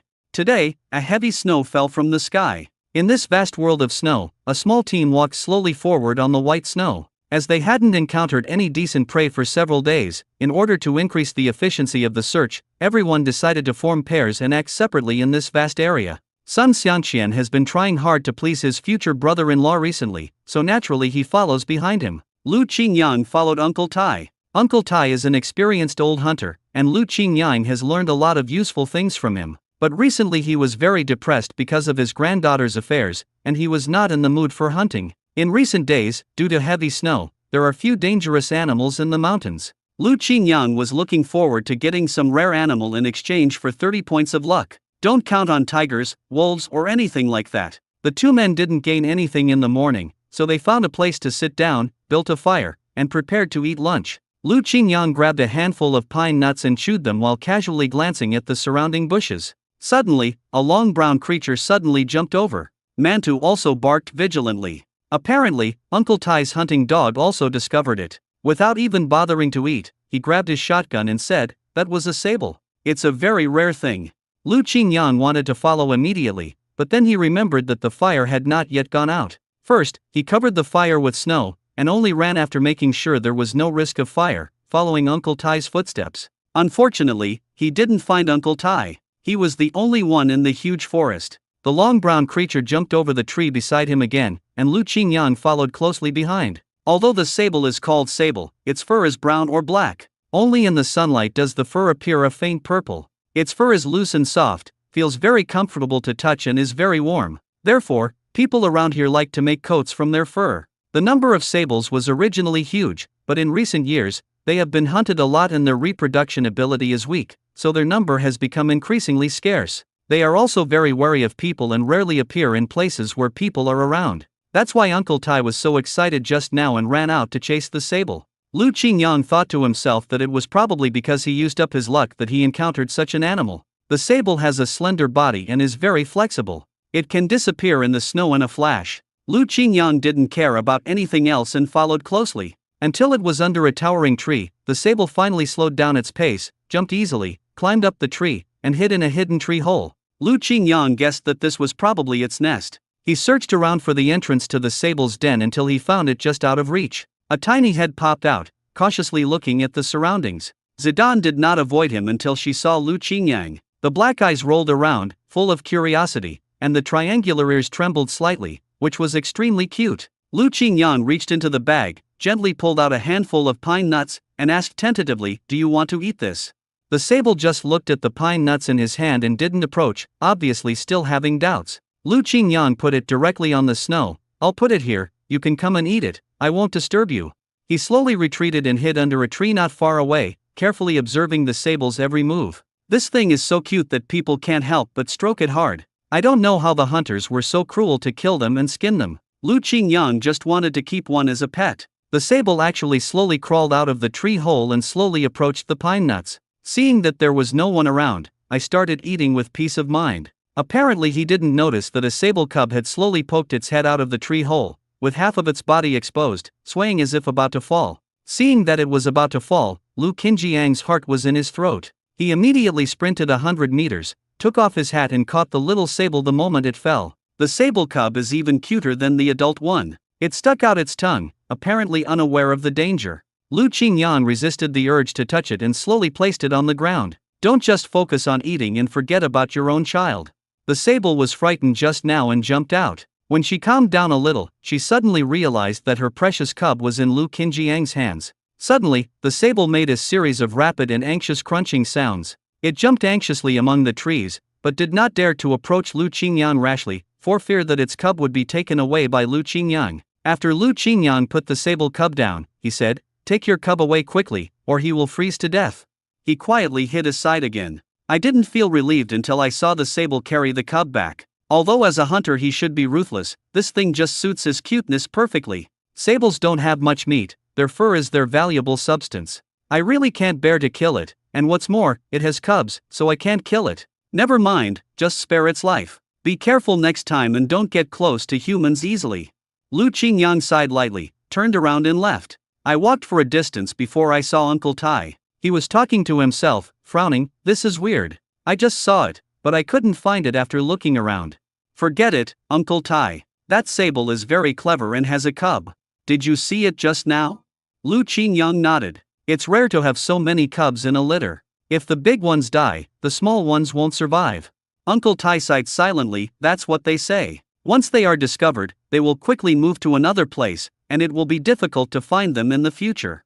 However, Uncle Tai is a hunter who respects morality and abides by the rules. He will not kill animals with cubs. The two continued to move forward slowly on the snow, leaving behind a series of footprints of varying depths. Lu Qingyang inadvertently glanced and saw that the sable was following them like a shadow, keeping a distance neither far nor near, following them silently. It seemed that he was holding something in his mouth. When he saw Lu Qingyang turning around, he put the thing in his mouth on the ground. That look seemed to be signaling him to come over. Uncle Tai smiled knowingly and said, "I'm here to repay you. Look what that is." Lu Qingyang approached slowly, but the sable stood still, showing no intention of escaping. It simply used its sharp claws to gently hold down a chipmunk that was trying to escape. This rodent is smaller than the devil squirrel and has patterns on its body, so it is called a chipmunk. The sable shook its cute head and signaled Lu Qingyang to take the chipmunk away. Lu Qingyang didn't know whether to laugh or cry. Chipmunks were not even enough to fill the teeth of humans, but it was also a token of the sable's kindness. He then lifted the chipmunk's tail and said, "Thank you for your kindness. I accept the gift." The sable did not stay, but kept a distance from Lu Qingyang, looking back every few steps, and finally disappeared into the bushes. Uncle Tai also said happily, "Xiao Lu, you are really lucky." The innocent chipmunk swung its tail hard, trying to escape Lu Qingyang's restraints. He threw it into the basket. Although it didn't have much meat, little Jasmine liked this kind of squirrel with patterns, and it would be nice to have it as a pet for her. Although the harvest was not much, Lu Qingyang was in a good mood. On his way back, he met several villagers. They looked hurried and their steps were flustered, all running towards the direction of the Ta River. Among them, Aunt Lu was particularly anxious. She was gasping for breath and her face was full of fear and anxiety. Lu Qingyang's heart was inexplicably shrouded in a layer of gloom. Whenever he returned home in the past, he could always see Shen Emo welcoming him like a little deer. He didn't see her today, which was really puzzling. He hurriedly stopped a villager and asked anxiously, "What happened?" "We heard that a child fell into the water, let's rush to rescue him." After that, he shouted behind him, "Dr. Ma, hurry up and catch up. This is a critical moment that concerns human lives." Dr. Ma is a doctor at the brigade clinic. He trotted along behind the villagers and said, "Here they come." Without time to think, Lu Qingyang ran in the direction of Aunt Lu. On the banks of the Ta River, people have gathered and are talking about. A villager saw this and quickly explained the cause and effect to everyone. Gowa fell in, and the silly girl from the Shin family also jumped in. Although the surface of the Ta River has frozen, it is still not solid enough. Without Aunt Lu noticing, Gowa followed a group of older kids out to play. The group of children encouraged Gowa to step onto the ice. With a scream, Gowa slipped and lost his balance and fell. With the crisp and desperate sound of ice breaking, his figure was quickly swallowed up by the freezing water. Seeing this, the other children immediately lost their composure and ran back to the village in a panic, calling for help from adults. Someone who could swim jumped down and took the puppy from Shen Mo's hands. When he turned around, Shen Mo disappeared. There was a boy about 10 years old who was still crying loudly, "I didn't mean to do that. I didn't expect him to be so stupid and really listen to us." And Lu held the unconscious Gowa in her arms, already crying out of breath, "Gowa, my Gowa." Those plots flashed through Lu Qingyang's mind. In order to save the child, he jumped into the river and drowned. Was he destined to be unable to change Shen Mo's fate? No, now that he was here, no one could take her life. "Aunt Lu, don't worry. Dr. Ma is right behind us and will be here soon. Try to carry the puppy upside down on your back now." As Lu Qingyang spoke, he quickly took off his heavy coat. If he doesn't take any action, he might lose someone important. Besides, he has luck and health points. It's just a glacier, it shouldn't be a problem. She's just a little girl. If she's gone, she's gone. Don't say that. The Shen family girl also jumped down to save people. The villagers who had just jumped into the water to rescue her were now shivering. They hurriedly put on their clothes and tried to persuade her with a trembling voice, "Don't go down. I just searched carefully and didn't see any trace of the girl. It's just a waste of time. Besides, we locals are not sure, and it's even harder for you who come from the city." Without caring about the dissuasion and comments from the people around him, Lu Qingyang jumped down immediately, and the icy water immediately submerged his whole body. "I have already used up 40 points of luck this month, and I still have 60 points left." Even if he had to use up all of his energy, he had to save Shen Mo's life. Lu Qingyang dived into the icy water and tried hard to open his eyes to check the situation around him. Finally, I saw Shen Mo's figure and immediately swam in that direction. Shen Mo had already fainted, and Lu Qingyang was pulling her clothes and preparing to swim towards the shore. But this place is already quite far from the shore, so he may not be sure. Until he saw a piece of ice floating above, Lu Qingyang swam over without hesitation. Perhaps it was his luck that played a role. He pulled Shen Mo up onto this unusually thick layer of ice. Lu Qingyang reached out and touched her neck and found that she was still responsive. Fortunately, at least she could still be saved. At this moment, the two brothers of the Lu family also swam towards this direction. Originally, the two of them would not appear here at this time, but the eldest son of the Lu family suddenly had an ominous premonition in his heart, so he came back early. Unexpectedly, he heard the news that Go Hua fell into the water. Shen Mo was their savior, so they naturally tried their best to save her. With the help of the two, they finally brought Shen Mo to the shore. Lu Qingyang had learned first aid measures before, but there were too many people present, and if he put them into practice, he would inevitably be gossiped about. After thinking for a moment, he decided to carry the unconscious Shen Mo on his back and run straight to Dr. Bao's residence. Compared to Dr. Ma, he felt that Dr. Bao's medical skills should be more advanced. Fatty and Guanai, who had rushed over, followed closely behind him. Lu Qingyang carried Shen Mo on his back the whole way. Due to the bumpy ride, Shen Mo actually vomited out a lot of river water that had choked on her. Dr. Bao was collecting herbs at the door. When he saw Lu Qingyang coming, he muttered, "You little brat, what kind of trouble have you brought to me?"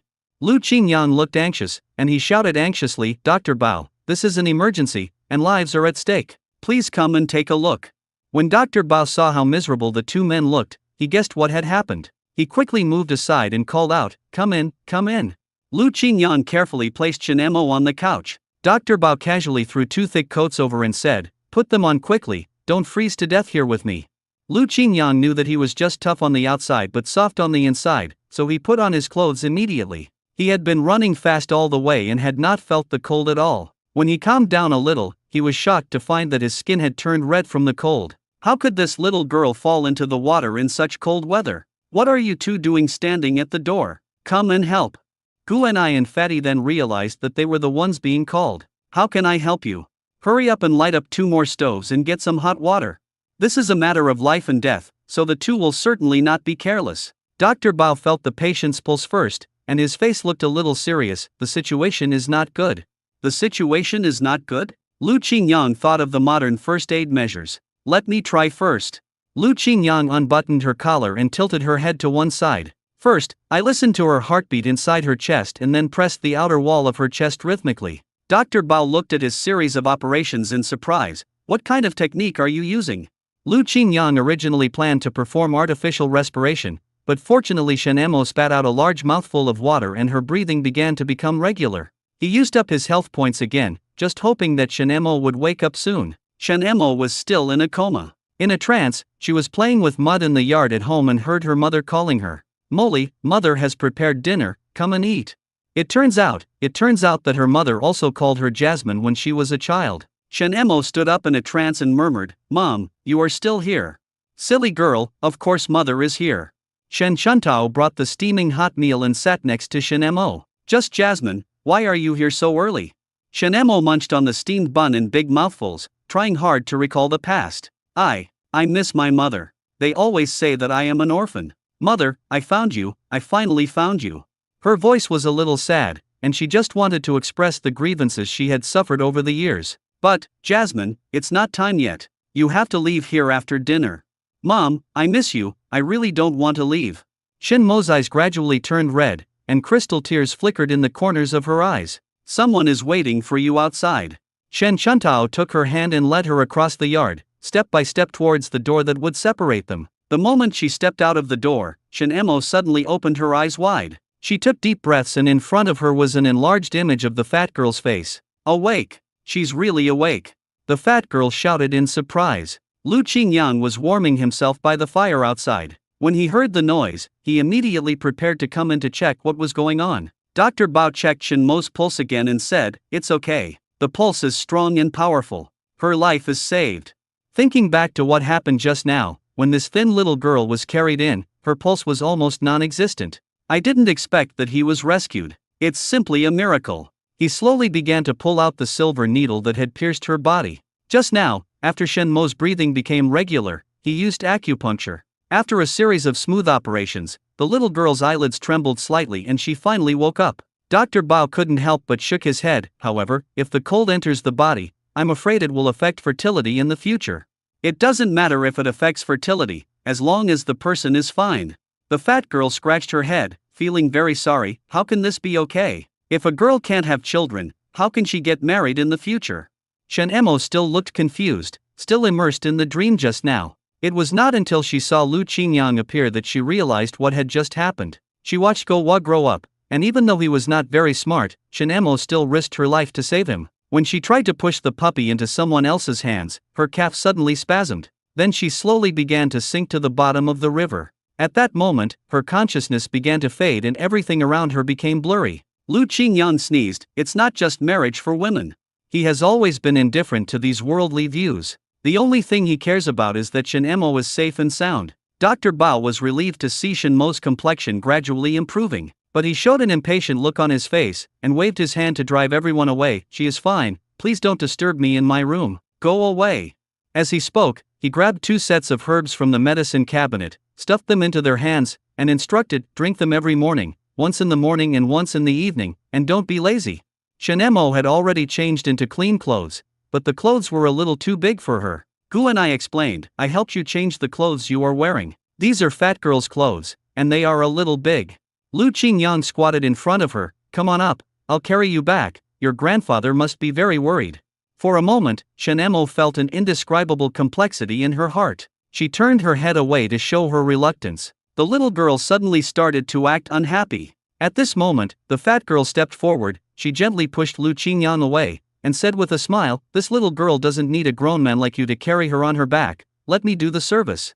The flesh on her body wasn't grown for nothing. She always felt a little guilty towards Shen Emo. Last time, Mingming saw Lu Chunyua framing her for stealing. However, because he was afraid of being ostracized, he did not have the courage to stand up and speak a fair word for Shen Emo. This matter has been like a thorn in her side. Now that she has the opportunity to help Shen Emo, she can also eliminate some of the guilt in her heart. You carry me.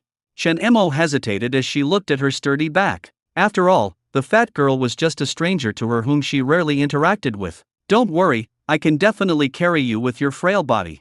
Shen Emo hesitated and lay on her back. She originally wanted to walk back, but she had no strength in her legs. The fat girl moved skillfully and smoothly, carrying Shen Emo on her back in one go, and set off on the journey back to the Shin family with steady steps. When Mr. Shin heard the news, he was extremely anxious and immediately begged his neighbors to support him and rushed to see Dr. Bao. Just as we were about to leave, Shen Emo came back. Grandpa Shin stroked his granddaughter's cheek gently with shaking hands. Zayamo, you're okay, you're really okay, I was really worried about you. If anything happened to Shen Emo, I, an old man with only a frail body, would probably have no desire to live anymore. Uncle Shen, Shen Emo is fine now, but let her have a good rest for a few days and don't let her run around. God knows how nervous Lu Qingyang was just now. I thought Shen Emo was really going to be gone like before. Although my body is affected now, at least I have saved my life. Fatty took the initiative to suggest, Uncle Shen, I will come over every day to help boil the medicine. Uncle Shen recognized the fat girl's voice and knew that she was also an educated youth. Once upon a time, he was full of resentment towards the educated youth, but now, he is slowly beginning to change his mind. Thank you for saving the child Shen Emo. After saying that, he was about to kneel down and kowtow. I am an old man, and I don't know how to thank you. Shen Emo is more important than my life. Without her, I don't know what to do. Lu Qingyang was quick to help him up. Shen Emo was also trying to save people. After Fatty and Gu and I left, Uncle Shen grabbed Lu Qinjiang's hand and refused to let go. I just heard that it was you who risked your life to save Shen Emo. You know I never owe anyone a favor. Lu Qingyang didn't know what Uncle Shen was planning. Could it be that he wanted Shen Emo to marry him? He pretended to decline a few words. That's not possible. We don't do that anymore. Uncle Shen asked in confusion, which one is it? Lu Qingyang wondered, wasn't this the same thing in all the novels and TV dramas he had read before? After saving someone, you must repay him with your life. Think about it, Uncle Shen must have had this in mind when he mobilized so many people. You've seen the conditions of my family. We only have a shabby room and I'm blind. I'd be a burden to anyone. I didn't even know about Shen Mo's accident until someone else told me about it. Uncle Shen sighed and felt extremely guilty. You should have seen Shen Mo's kung fu. This is a family tradition in our Shen family. I only taught her the basics. This girl has a good aptitude and learns quickly. She should be able to protect herself after learning the basics.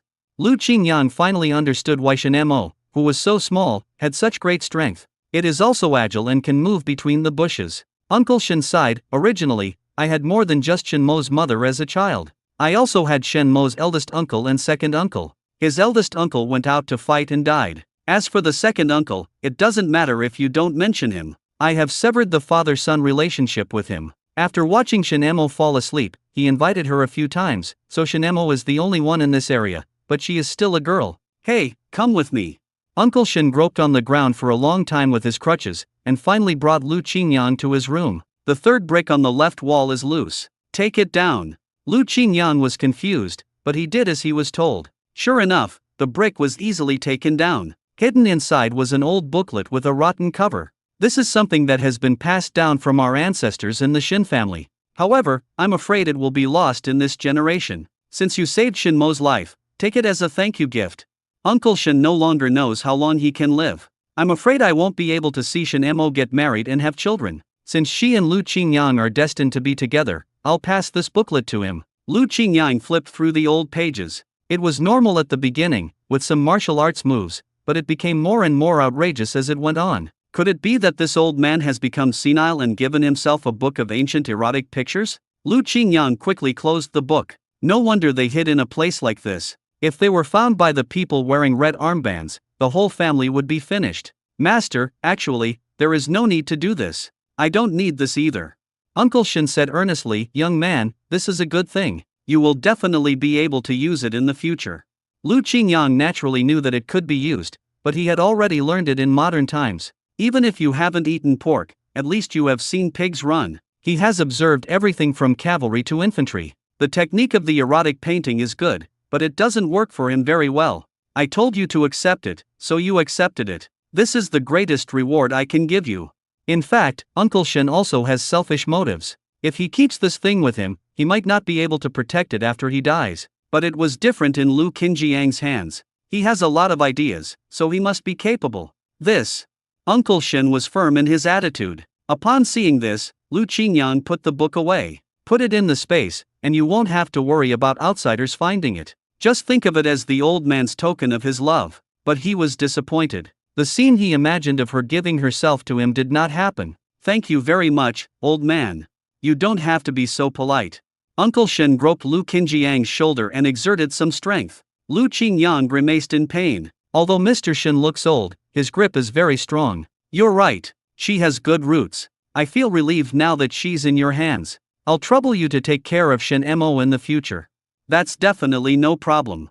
Lu Qingyang moved his sore shoulders. Is this a thank you or a warning? This girl, Shen Mo, is just like his sister. Lu Qingyang felt that something was not right again. Facing the old man, he really didn't dare to have such thoughts. After returning, after what happened today, his emotions relaxed, and he also felt exhausted all over. The icy water in the Ta River was extremely cold. If he hadn't been drinking spiritual spring water for a long time, his physique would have been strong. In addition to using up some of his health and luck points, I'm afraid he will really die in the river. When he heard that Shen Mo had drowned, he really jumped in without thinking too much, and he didn't expect that his life might be in danger. This girl, perhaps, is more important to him than he thinks. Forget it, don't think about it anymore. At least Shen Mo is safe and sound. He also received a booklet from Mr. Shen. Lu Qingyang went straight into the space, which was much warmer here. I took out the booklet and began to read it carefully. The above are some martial arts moves, which should be good for strengthening the body.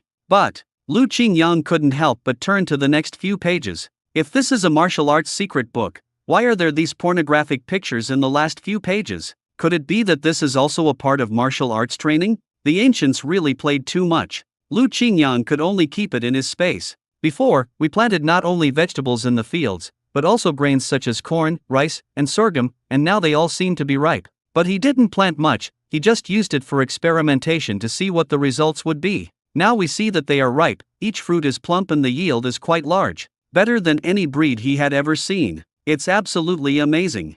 Lu Qingyang tried to harvest some rice and then find a way to remove the husk. He wanted to taste the rice. Now break off a few corns and steam them to try. After coming out, he boiled a large pot of spiritual spring water and prepared to take a bath in the spiritual spring water. Soaking his whole body in the hot water, he felt unprecedented comfort. Even the biting coldness in his memory gradually faded away. Lingquan water is indeed a good thing. It was already late at night when Lu Qingyang finished taking a bath and fell asleep immediately. I got up early in the morning and went to Uncle Shen's house to help decoct medicine. Xiao Lu, why are you here so early?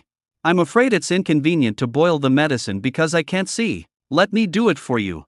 Shen Emo was still sleeping soundly. What happened yesterday had consumed a lot of her energy and spirit. It would probably take some time for her to recover. Uncle Shen was a blind man, so he used the spiritual spring water to boil the medicine prescribed by Dr. Ma. When it was halfway through frying, and Lu came over with something in her hand. As soon as he saw Uncle Shen, he knelt down with a plop. Old Shen, I'm so sorry for you. Your Shen Emo almost lost her life to save Go Hua. Uncle Shen was also helpless and could only rely on his voice to help Aunt Lu up. Isn't everything alright? Where's Go Hua? How's Go Hua? Go Hua has woken up. Not only has he woken up, he can recognize his family members and call them grandpa and grandma, and even dad and mom. I really didn't expect Go Hua to be so blessed. It's all thanks to Shen Mo. You mean Go Hua can recognize people now? Yes, he was able to call for help after he woke up, so it was a blessing in disguise. Lu Qingyang also didn't expect that Go Hua would have such a coincidence. After falling into the water and being rescued, his mind unexpectedly became clear again. Seeing Lu Qingyang decocting the medicine, and Lu quickly took over the work in his hands. In the future, if there is anything in your family, just tell me, old Shen. Leave the decocting of medicine to me, so that Xiaolu doesn't have to come here so early every day. Speaking of which, I have to thank you, Xiaolu. If I hadn't been determined to save Shen Mo. Hey, you are really strong. You are fine after soaking in ice water for so long. The night after tomorrow, when Shen Mo is better, you can come to my house for a simple meal. You must come. I really want to thank you very much. Okay, I'll go.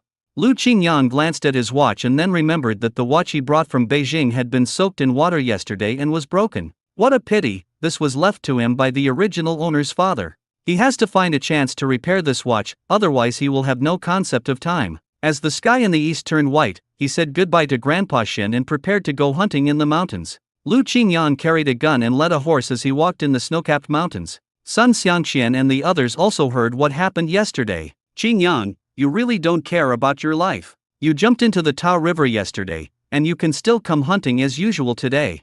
I'm fine now, right? Don't old men go swimming in the winter in Beijing? The winter in the capital isn't this cold. Sun Xiangxian tightened the scarf around his neck. Lu Qingyang discovered that this was a new scarf that he had never seen him wear before. This scarf is nice, would you like to borrow it to wear? Don't you have one? You still want mine? Lu Qingyang teased, mine is old, but yours is new, I want to bring the new one. Then find a wife to knit it for you. This is the scarf that Xiaotang knitted for me personally. Sun Xiangqian's tone couldn't help but be a little boastful. Oh, come on, you have a wife. Although he said that, Lu Qingyang was happy for him from the bottom of his heart. The day before yesterday, I sent a letter back, but I don't know when I will receive a reply. Sun Xiangqian now understands what it means to live every day like a year. He witnessed the charm of young Xiaotang. Although she was lame, she could do everything. She could even knit a scarf for him and bring him a lunchbox. Seeing how obsessed he was, Lu Qingyang thought he must have plunged into it. Well, he always felt that people should not just look at the surface, but should have a deeper understanding. Beautiful appearances are all alike, but interesting souls are rare to find. If you still can't forget each other after getting to know each other, then you are really a good match. Lu Qingyang gave each member of the team a roasted corn. Yang Shashan took a bite of the corn and was immediately amazed. What kind of corn is this? Why is it so sweet and tender? The corn they grow here is not that delicious. Seeing that the corn kernels were full and looked very beautiful, he became curious. This is the corn I brought. It tastes good, doesn't it? That's great. It would be great if we could grow this kind of corn here. The corn my family harvested this year is not sweet at all and is not delicious at all. The yield is also low because it was all eaten by insects. Yang Shaoshan shook his head regretfully. This reminded Lu Qingyang that he could save some seeds from the food in the space and try planting them on this land next year. I still have a few left. If you want, I'll give you 2 for next year's seeds. That's great. Yang Shaoshan finished the corn in a few bites, and still felt unsatisfied. The crops grown in the space, whether vegetables or grains, are nourished by the spiritual energy and will taste better than before and have a higher yield. Lu Qingyang looked at the trees around him. If that was the case, then it should be okay to plant fruit trees. After eating, they separated and continued their actions. After walking a few steps, Lu Qingyang saw a brown figure passing by and stopped not far away. Uncle Tai raised his shotgun alertly, and when he saw it was a sable, he put down the gun helplessly and said, Xiao Lu, your old friend is here to give you a gift. Lu Qingyang walked over on the snow and saw the sable holding something in its mouth. Last time it was a chipmunk, and this time I don't know what other small animal was sent over. The sable did not dodge until Lu Qingyang walked in front of it, then it carefully put down what was in its mouth. An extremely large centipede fell out of its mouth, and Lu Qingyang was frightened. I got goosebumps and took several steps back. Seeing how scared he looked, Sable tilted his head in confusion. Humans are indeed weak, they are even afraid of dead insects. Lu Qingyang seemed to see an expression of pity on the face of a sable. Uncle Tai laughed at the side. Xiao Lu, it's probably laughing at me for being afraid of centipedes. Lu Qingyang fiddled with the centipede on the ground. It was already dead and frozen. He had no idea where he had dug it out from, and it was half a meter long, which made me feel numb all over. It could be poisonous. Uncle Tai waved his hand and said, "That's a good thing for making wine." Lu Qingyang could only say to Zidane seriously, "Don't send those scary things in the future. Also, thank you for your kindness, but if you often appear here, I'm afraid other hunters will shoot you. It's better to stay away from here." The sable tilted its head, as if it understood what he said, then turned around and disappeared into the vast snowy forest. Lu Qingyang breathed a sigh of relief. Centipedes are good for use as medicine, but arthropods were disgusting to him. Uncle Tai walked into a red pine forest and looked at the tallest tree. He couldn't help but sigh, how could it be the tallest one and die soon? It was also the first time that Lu Qingyang saw so many red pines. Red pine is a tree unique to this area and is very cold resistant. Being a botanist, his old habit came back and he began to examine the bark of the tree. Obvious cracks appeared on the trunk of the red pine. After peeling off the snow beside the tree, it could be seen that the exposed roots were also rotting. Sure enough, the tree is dying. It's such a pity. The resin of red pine can be used to extract rosin and turpentine. Tannins can be extracted from the bark, and pine needles can be extracted from pine needle oil. The whole tree is a treasure. It would be a pity if such a tall tree died. Uncle Tai was about to continue walking inside when Lu Qingyang said, "Uncle Tai, I'm going to the bathroom and I'll catch up with you later." "Okay, go quickly and come back soon." After seeing Uncle Tai leave, Lu Qingyang watered the red pine tree with some spiritual spring water. Whether you can survive depends on your luck. As a reward, I'll take your pine cone. He picked up an inconspicuous pine cone next to the tree. Plants also have life. Lu Qingyang believes that if they have life, they will also have spirituality. Lu Qingyang collected the pine cones and planned to plant them in the space after returning. As for whether it can grow up, it depends on the luck of the red pine cone. Following Uncle Tai's pace, the two of them took another walk in the woods. It ended with 5 hares and 2 pheasants. Lu Qingyang brought back a pheasant. Shenemo had not fully recovered from falling into the water, so he planned to take her over and make some pheasant soup to nourish her body. When he arrived at Shen's house carrying the pheasant, Shenemo had already woken up. There was a fire next to the stove, and 2 sweet potatoes were roasting on the stove. Seeing Lu Qingyang coming back, a faint smile appeared on his cold face. "Lu Qingyang, I forgot to tell you yesterday, thank you for saving me. I warned you before, don't go to the river casually, it's very dangerous." Fortunately, I intervened in time and Shenemo did not drown. I felt a sense of relief for no reason. Seeing Go Wa fall down, we had to save him. Shenemo picked up the baked sweet potato, which was a little hot. She pinched her earlobe and said, "It's so hot, so hot." Lu Qingyang took the sweet potato and said, "You are not well yet, let me peel it for you." Shenemo stood up and stretched, "It's done now." However, because the amplitude was too large, she felt a pain in her calf. She coughed lightly a few times and sat down obediently. "That's all right." Lu Qingyang had already peeled the sweet potatoes and placed them in front of her. He picked up the pheasant again and said, "I will cook at your house today." Shenemo then showed a happy expression. Okay, I want to eat chicken stewed with mushrooms." Lu Qingyang thought for a moment and said, "What a pity there are no mushrooms." Shenemo suddenly had an idea. "I have dried mushrooms at home." She is most excited when it comes to food. On this day, her grandfather only cooked some corn barley porridge for her, saying that it was necessary to eat light food to maintain health, but it did not satisfy her appetite at all. She sat aside and watched Lu Qingyang process the pheasant. The pheasant's feathers were very beautiful. Lu Qingyang picked out a few of the most beautiful ones and said, "I'll make you a shuttlecock later." Lu Qingyang cleaned the pheasant, chopped it into pieces, and blanched it in water to remove the blood foam and fishy smell. Heat oil in a pan, put the chicken in and stir-fry, then add ginger, star anise and dried chili peppers and start stewing the chicken. When the stew is almost done, add some soy sauce to enhance the flavor, and add the dried shiitake mushrooms and dried hazel mushrooms that have just been soaked. Simmer for a while longer and it should be ready to serve. When Shen Emo smelled the fragrance, her mouth was about to drool. Lu Qingyan placed a pot of chicken stewed with mushrooms on the table. Shen Mo's eyes were almost instantly captured by the tempting delicacy. Before she could think about it, she stretched out her fingers, picked up a piece lightly, and put it into her mouth. Delicious, tasty. She sighed in contentment, her cheeks flushing slightly from the warmth of the food. Lu Qingyan looked at her energetic appearance and felt secretly relieved. It seemed that her health was much better now. Shen Mo's expression suddenly dimmed, and she remembered the dream she had yesterday, in which her mother drove her back. She looked at the steaming food and suddenly asked, Lu Qingyan, do people go to another place after they die? Can they come back? Lu Qingyan can answer the first question, and it is indeed possible to go to another world. As for whether he could go back, he really didn't know. Yes, I believe there will be another place. Shen Emo sat upright, but her eyes suddenly turned red. I dreamed of my mother. She asked me to come back. She told me that there were people waiting for me outside. That's when I woke up. Seeing her pitiful appearance, Lu Qingyan couldn't help but reach out to touch her head and comfort her. As soon as he stretched out his hand, Master Shen's voice rang out, somehow, it was your mother who pulled you back. Chuntao, are you also reluctant to let Xiaomo accompany you?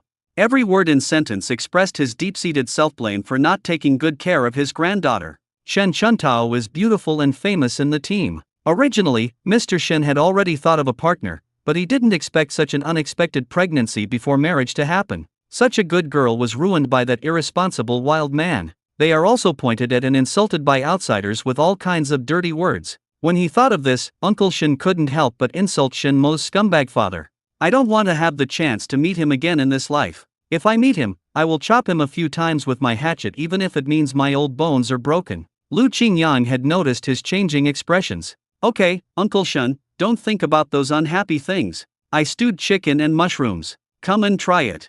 Since Uncle Shen couldn't see, Shen Emo took the chopsticks and fed him a bite. This tastes delicious, Xiao Lu. Shen Emo was well taken care of by you before, and you even came over to cook. Shen Emo can hunt, but she also eats a lot. The meager rations distributed by the brigade were just a drop in the bucket for her. The new year is approaching, and Shen Emo will be 18 years old and a grown-up girl. Uncle Shen suddenly had an idea in his mind. He must find a family for her that could support her and provide her with food. Before they knew it, the three of them had finished a pot of chicken mushrooms. Grandpa Shen is old and usually doesn't eat much, but today he actually ate 2 bowls of rice. At the same time, I felt sad that the food should be saved for Shen Emo. Shen Emo took the tortilla, wiped the bottom of the bowl clean, and stuffed it into her mouth with satisfaction. He can eat so much, his body is almost recovered. Lu Qingyang couldn't help but sigh that her recovery ability was quite strong. It should also be thanks to my own health value and the prescriptions written by Dr. Ma. Not only was there no soup left at the bottom of the plate, but even the bones and internal organs were eaten up by the dogs in the house. Shen Emo covered her round belly, yawned, and showed a comfortable expression. She was a little sleepy. There was a hurried knock on the door. Mr. Shen, are you home? When Lu Qingyang heard this, he wondered if it wasn't Fatty's voice. Why did she get here? I brought some nourishing products specially to nourish Sister Shen Mo's body. Shen Emo was sitting in the house. When she heard the word tonics, she immediately stood up and limped to open the door for the fat girl. What tonic? The door creaked open, and the figure of the fat girl came into view. She was holding a can of malted milk in her hand and smiled proudly. Look, this is good stuff. She usually couldn't bear to eat it, but thinking about Shen Mo's situation yesterday, she still came with malted milk with a distressed look on her face. Shen Emo was a little disappointed. She didn't know how much Lu Qingyang had given her to eat, but it was better than nothing, and she was indeed not full. After touching his stomach, he took the malted milk. The fat girl was delighted. Yesterday I saw you were almost dying, but today you look pretty good. She always felt that Shen Emo was like a weed in a cruel environment. No matter how bad the conditions were, she could always grow tenaciously. Shen Emo had already turned around and started making malted milk. He made a bowl for each of the 3 of them, and made 5 bowls for himself. The fat girl was confused. What's going on? Is anyone else coming? Shen Emo shook her head, and under her gaze, she drank 5 bowls of malted milk in one breath, and praised it at the end. It tastes good. The fat girl was stunned. She never expected that she would meet a woman who could eat more than herself in her lifetime. Where does all the food go, you little guy? In the stomach. Lu Qingyang explained calmly. You'll get used to it in the future. This is her appetite.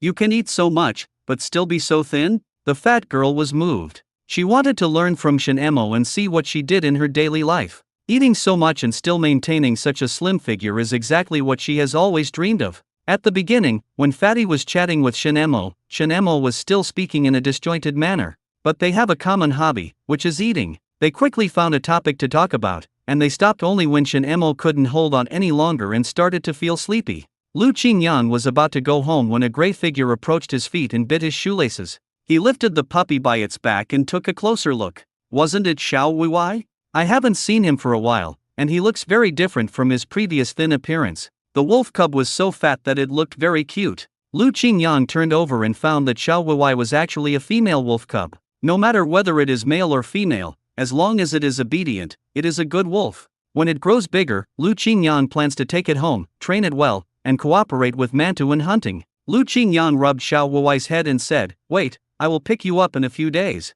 These days, I have been busy with other things and have forgotten about the things in the space. If you want to unlock more functions of the space, you must collect donling fish species and raise them in the pond. It seems that starting tomorrow, when he has free time, he will have to start fishing again. This month's luck points have all been used up, and can only be used for fishing next month." It was just right, he could try out his real fishing ability. On the second day, Lu Qingyang took the internal organs and found a place to fish. In recent days, fewer and fewer educated youth go fishing. The weather is too cold to stay outside. If you stay outside for a while, you will be frozen like a popsicle. Lu Qingyang also had 3 layers inside and 3 layers outside, and added a hot water bottle inside. He borrowed a trap from Uncle Tai, put a piece of pork liver in it, found a good spot and put it into the river. He took out the fishing rod again, but he just came here to try his luck. If he didn't catch any fish, it would be fine. He mainly relied on this trap. It is not the closed fishing season now, so whether you can catch fish for a snack depends on your own ability. Lu Qingyang was willing to make a bait, and even without using his luck, he still managed to catch 2 otter fish and a catfish. He just wanted to try out what kind of reaction would occur if he threw it into the pond in space. Lu Qingyang was fishing seriously when he heard the sounds of men and women laughing in the bushes not far away. "Shendli, if you have a chance to leave here, can you take me with you?" Hu Shendli is very good at coaxing women. "Of course I will find a way to take you away. How can I be so happy without you?" Lu Qingyang finally understood that this guy had hooked up with the widow in the village again. He would take a fancy to anyone who was a little bit pretty, and his promises sounded reasonable, but in the end they were nothing. "Kiyome, you are so beautiful, it's a pity for you to be a widow. I must take you away, let me kiss you." "Hate it, this is outside, don't do this." Hu Shendli could hardly hold it back any longer. Although Jiang Wanwan's attitude softened a bit, she never took the final step after the last scare. He thought that he could find other young girls with his charm. This means that he has just met another beautiful widow in the team and can take advantage of her everywhere. They had no idea that there were people fishing not far away. Originally, Lu Qingyang was preparing to go back, but when he thought that Hu Shendli had not yet noticed his presence, he decided to give him a good beating before going back. He found a piece of mud from the ground and rolled it into a mud ball. He fumbled in his messenger bag again and pulled out a slingshot. He squatted down and aimed at Hu Shendli's back. With a whoosh, the mud ball flew out and hit Hu Shendli on the back. He only heard Hu Shendli crying out in pain. "What?" Lu Qingyang covered his mouth with joy. Hu Shendli looked around vigilantly, but there was clearly no one around. "Will someone see us?" "No, it's so secluded here, who would see us?" The widow gave him a sweet kiss. Hu Shendli continued to hug her, but he didn't expect that he would be attacked on the head this time. He stood up suddenly, thinking to himself, "Who the hell is ruining my good thing?" Widow Li Kiyome lost interest when she saw him acting weird. "You are so suspicious. You are a grown man, but you are so timid." She picked up the basket and turned around to leave. "I will ignore you." Hu Shendli followed her like a fly. "Don't go, Kiyome, I have some good things brought from the city." Li Kiyome was hoping that this man would take advantage of her and help her, but Hu Shendli just talked and didn't give anything. "If you were sincere, you would have given it to me a long time ago, She ignored Hu Shendli and just walked away with her hips twisted. There were 3 children at home waiting for her to cook, so she had no time to get entangled with a man who was of no use to her. Hu Shendli followed her from behind. "No, Kiyome, wait for me." Lu Qingyang slowly stood up. "So that's what it is. Hu Shendli really is a dog that can't change its bad eating habits." He should have fallen directly into the hands of a woman. He had other plans in mind. Instead of letting him plot against him secretly, he decided to take the initiative and ruin his future. A plan gradually began to take shape in Lu Qinjiang's mind. After returning home, Lu Qingyang put the 2 fish he caught into the pond in the space. There was no reaction, but the fish, which was originally listless, immediately began to swim happily once it entered the pond. Suddenly it floated past above, 10 halves. Does this mean that we need to collect 10 different types of fish to bring in? This is not a difficult task. After all, the Tarim River is so big and there are so many fish in it. It should take only a few days to collect all of them, and then we can see what will happen after the upgrade. Lu Qingyang didn't pay attention just now, but suddenly he found that his coat was scratched by a branch and the cotton was spilling out. He originally wanted to mend it and continue wearing it, but looking at the cotton in his hand, he had a new idea. Since it's already broken, it's better to just cut it. The cotton purchased from the supply and marketing cooperatives is authentic natural cotton, not the modern polyester fiber. Lu Qingyang cut out a little bear shape out of clothes, sewed it together, and made a pair of eyes with buttons. He was not good at this kind of delicate work, but he was a bachelor and knew a little bit. But this is the first time I have had the patience to do something like this. The finished product is quite presentable. Then he took out the booklet that Uncle Shen had given him and learned a few moves by following the movements in the book. I don't feel anything. However, Lu Qingyang did not expect to master any martial arts. Originally, he often did exercises such as plank, push-ups and running when he was alone. Now you can learn this set of kung fu, which is much more interesting than doing those things, and it is good for strengthening your body. Ever since Shenemo was rescued last time, no one knew who got the news that Lao Bao had many Chinese medicine books and antiques hidden. Once this matter spread, those radical elements could no longer contain themselves and began to get restless.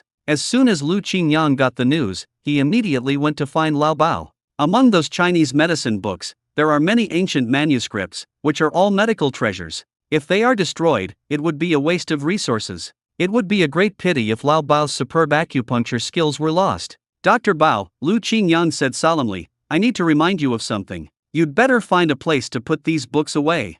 Why? I, Bao Jingwen, am a decent person. Why should I be afraid of those things?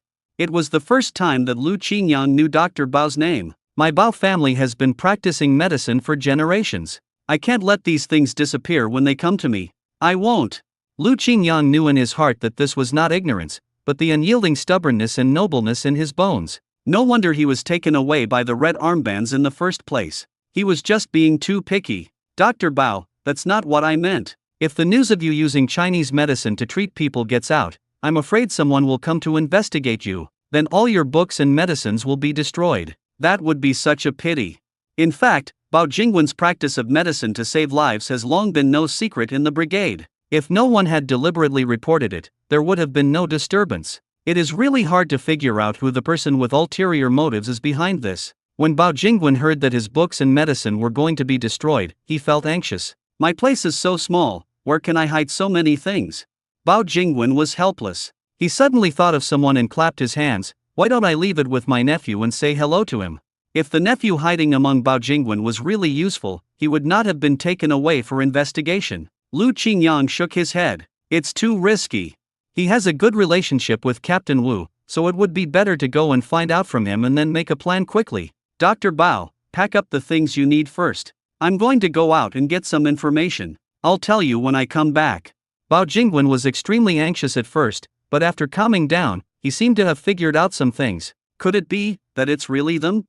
The ancestors of the Lao Bao family were not originally here. I heard that their ancestors were exiled here. It took 200 years for so many books on traditional Chinese medicine to be passed down. There were 3 brothers and sisters in their family, and he was the second oldest. Because he had a good talent for medicine, his father passed the family business to him and left him a box before he died. This incident aroused the jealousy of his eldest brother, who always wanted to divide the contents of the box equally. However, Dr. Bao followed his father's last wishes and had to keep it for himself and pass it on to his heir. This incident created a huge rift between the brothers. After a big fight, the two separated and never had any contact with each other again. Even when they met, they were like enemies. They have been in contact in recent years, and it was through their nephew Bao Guanhui that the two brothers reconciled. Bao Jingwen devoted all his attention to medical skills and was not good at interpersonal communication, so naturally he had no idea what his eldest brother and his family were planning. But now it seems strange. How could someone who hadn't had any contact with me for decades suddenly come to my house and say he wanted to reconcile?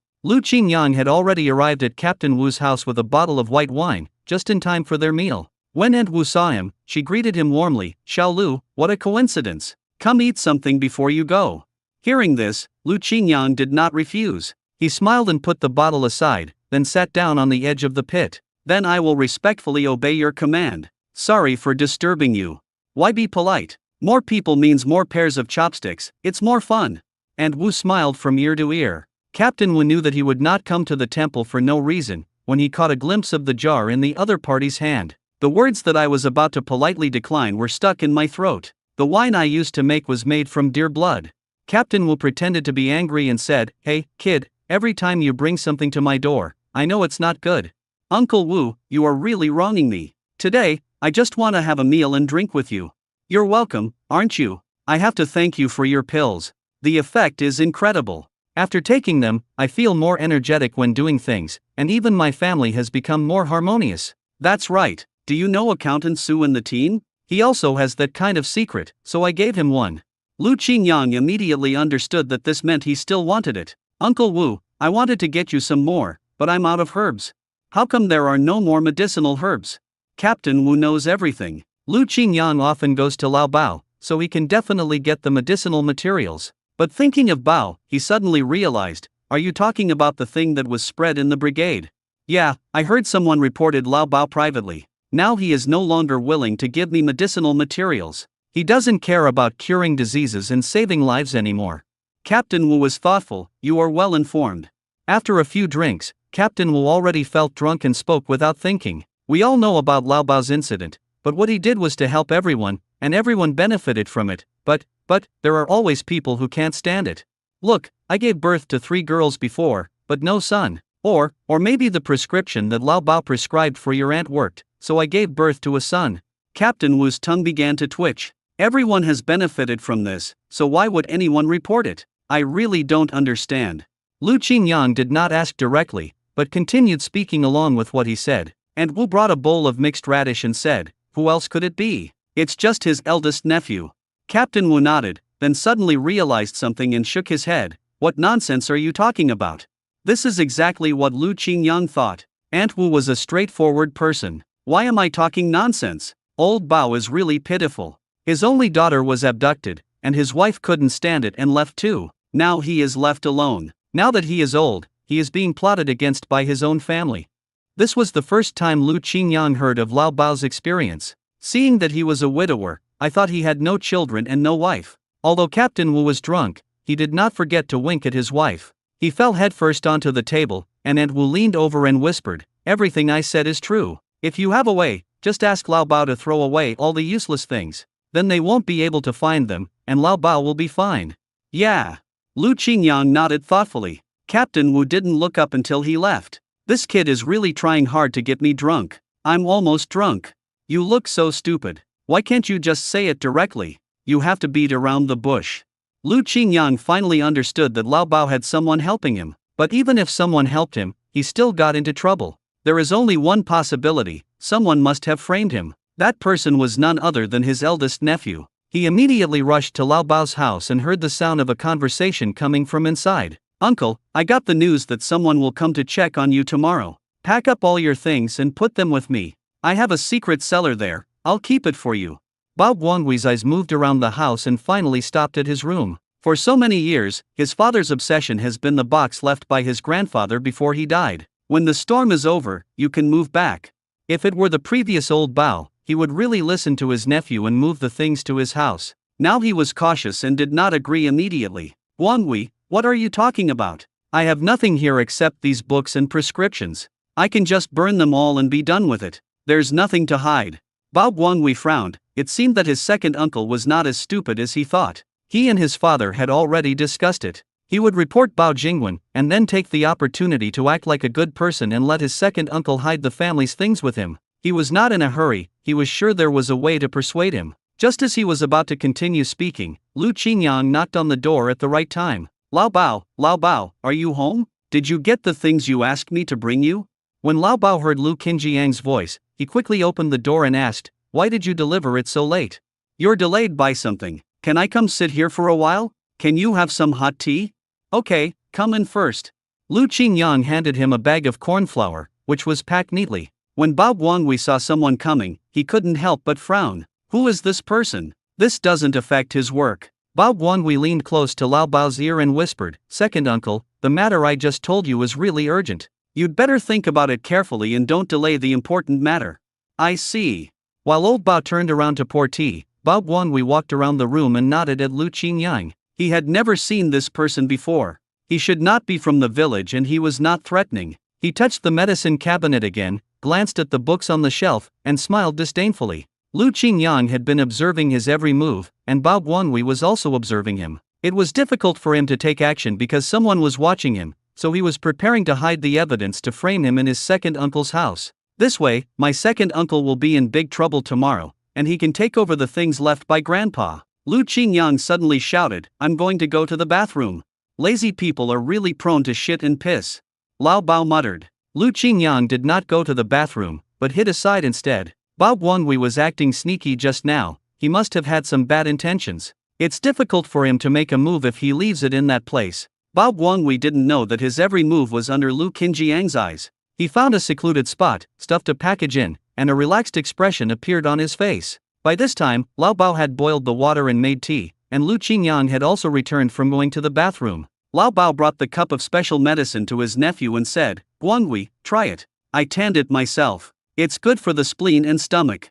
Bao Guanghui smelled a scent of medicine. He had drunk it here before, so he didn't doubt it and just took a sip. "But I think this tastes weird." Lu Qingyang tasted the water in the cup and drank a few sips. Suddenly, he felt that his mind, which had been dizzy from drinking, had become much clearer. The herbs that old Bao prepared for him were for hangover relief. After a while, Bao Guanghui's stomach suddenly began to ache. He held his stomach and said hurriedly, "Second uncle, I'm going to go back first and come back to tell you in detail later." After saying that, he left in a hurry. Lao Bao sighed. Finally he left. Lu Qingyang also told him the news he had just found out. "Dr. Bao, your nephew has bad intentions. He is the one who reported you."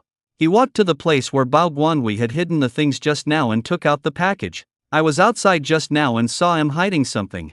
When Lao Bao opened it, he found some inappropriate remarks. If these were discovered during his search, he would be almost ruined. He smiled bitterly. "I probably guessed it, but I didn't expect that in the end, the person who wanted to harm me turned out to be a relative at home. When my eldest brother and I had a quarrel over the separation of the family property, we almost had a fight because he felt that my father was partial to me and left the box to me. I was wondering why Bao Guanghui suddenly came to my house to show his goodwill. My eldest brother even apologized to me, saying that he was wrong at the beginning, but now that he is old, he has come to his senses and wants to reconcile with me. I am afraid that he will never understand even if he is in his coffin." Lao Bao threw the package into the fire, muttering, "How vicious. He is obviously my brother, but he wants me dead. I can't leave that box to them even if I burn it." Lu Qingyang suddenly had an idea. "If Dr. Bao trusts me, why not leave these books with me and I will keep them for you?" "Hey kid, only people who are members of our Bao family are qualified to see these things." Lu Qingyang waved his hands repeatedly. "You misunderstood. I am not interested in these." His only goal was to hope that Lao Bao could live well and be able to treat some difficult and complicated diseases in the future. And the ointments he made for bruises and injuries are really effective. "The little medical knowledge I have is just for showing off. How can I compare with him?" "Not interested. Then you know the prescriptions and medical knowledge? I think you have a lot of potential."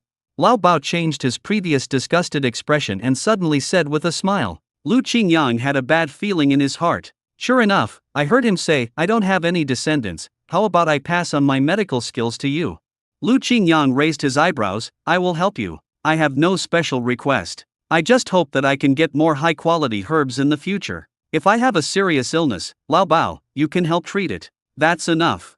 Lao Bao had indeed been testing him on purpose just now, but he didn't expect that the boy would not fall into his trap. In other words, he really had no other purpose, so he passed this level. Lao Bao nodded and said, "Okay, I'll leave these things to you for safekeeping."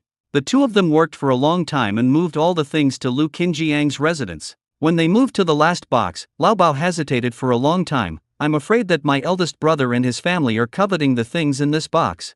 Lu Qingyang was also curious about what could have made Bao Guanghui come up with such a vicious plan. Lao Bao didn't avoid him and opened the box directly. Inside were some tattered acupuncture books and old acupuncture equipment, with almost no visible words on them. "These are all antiques my father left me. In fact, The acupuncture techniques of the Bao family were all learned through oral practice. These books and silver needles are no longer of much use. They are just left for me as a souvenir.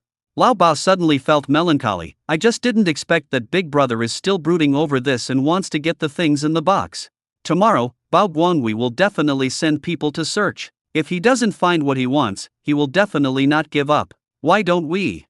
Lu Qinjiang's eyes turned and he suddenly thought of a good idea. He leaned close to Lao Bao's ear and said, "I'll keep the things in the box for you first, and then I'll change some for you." Boy, this is a really good idea. After Lu Qingyang returned, he put all of Lao Bao's things into the space for temporary safekeeping. Whether things can be accomplished tomorrow depends on Lao Bao's own performance. He still has to go hunting in the mountains. After Bao Guangwei returned home, he suffered from vomiting and diarrhea for the entire night and was almost exhausted. That shouldn't be the case. Did he eat something that was bad? Could it be second uncle? It's impossible. How could it be possible with the condition he was in? Thinking of his second uncle, Bao Guangwei snorted coldly. This second uncle is really confused. He didn't even come to see him last night. Then don't blame him for bringing people to his house to investigate him. He is different from his father. If he can't get something, he will just destroy it. Early in the morning, he led a large group of people to Lao Bao's house. "Uncle, someone reported you for hoarding old things. You know that we don't allow such things to happen here. Don't blame me for killing my relatives for the sake of justice." Lao Bao calmly opened the door and said, "Since you want to check, just search it." Bao Guangwei was followed by several young men who rushed in aggressively. As soon as he came in, Bao Guangwei was dumbfounded. All the books and medicine cabinets in the room yesterday were gone. Never mind. The things he hid yesterday should still be there. Several young people began to rummage through Lao Bao's house. Lao Bao was not worried at all. Instead, he drank his tea calmly. "My dear nephew, how did the tea I gave you yesterday taste? Did you sleep well last night?" Bao Guangwei reacted instantly and realized that his second uncle must have drugged him yesterday. He lowered his voice, "You, second uncle, don't be ungrateful. I'm trying to help you, but you're harming your own people. Are you helping me? I think you are the one who wants to kill me." He thought that his eldest nephew was at least a relative, but now it seems that he was really blind. Bao Guangwei started searching the place where he had hidden the things yesterday, but unfortunately, after searching for a while, he still couldn't find anything. The young men did not find anything wrong, but instead found a pile of broken things. Lao Bao sighed at the side, "I am old now and I can't bear to throw things away." "Bao Guangwei, are you mistaken?" asked one of the young men. "Yeah, I searched the kitchen just now, and found only a few broken bowls filled with pickles and pickled radishes." Bao Guangwei pointed at the bedroom and shouted, "And inside the room, there must be something incredible in there." "Yes, the room has not been searched yet." Lao Bao opened the door very consciously, without making any noise or fuss. "Please go ahead." There were only a few tattered clothes in the closet in the room, and next to the closet was an old Kong. Suddenly, someone shouted, "Come and see, there is a box here." Bao Guangwei's heart suddenly skipped a beat. He finally found it. "Since my second uncle is unwilling to hand over the box, we have no choice but to confiscate it. For so many years, he has been curious about what was in the box left by his grandfather. Is it really as my father said, that this is the gold passed down from our ancestors?" Lao Bao handed over the key promptly and said, "There are extremely precious things in here, you must check carefully." Everyone looked at each other in bewilderment. Could it be that there really were the four olds as Bao Guangwei had reported? One of them directly opened the box with the key and started rummaging through it. "It is filled with poems and speeches by great men, and some serious red books, and there are no antiques or cultural relics at all. Dear comrades, please do not damage the portraits of great men. These are my collection." Lao Bao showed an expression of great distress. "It makes these young people seem even more arrogant. I've already said that I don't have any of the four olds here. My usual hobby is reading these books. I just said that you shouldn't be so rude. It's really disheartening. I'm trying so hard to keep up with you young people."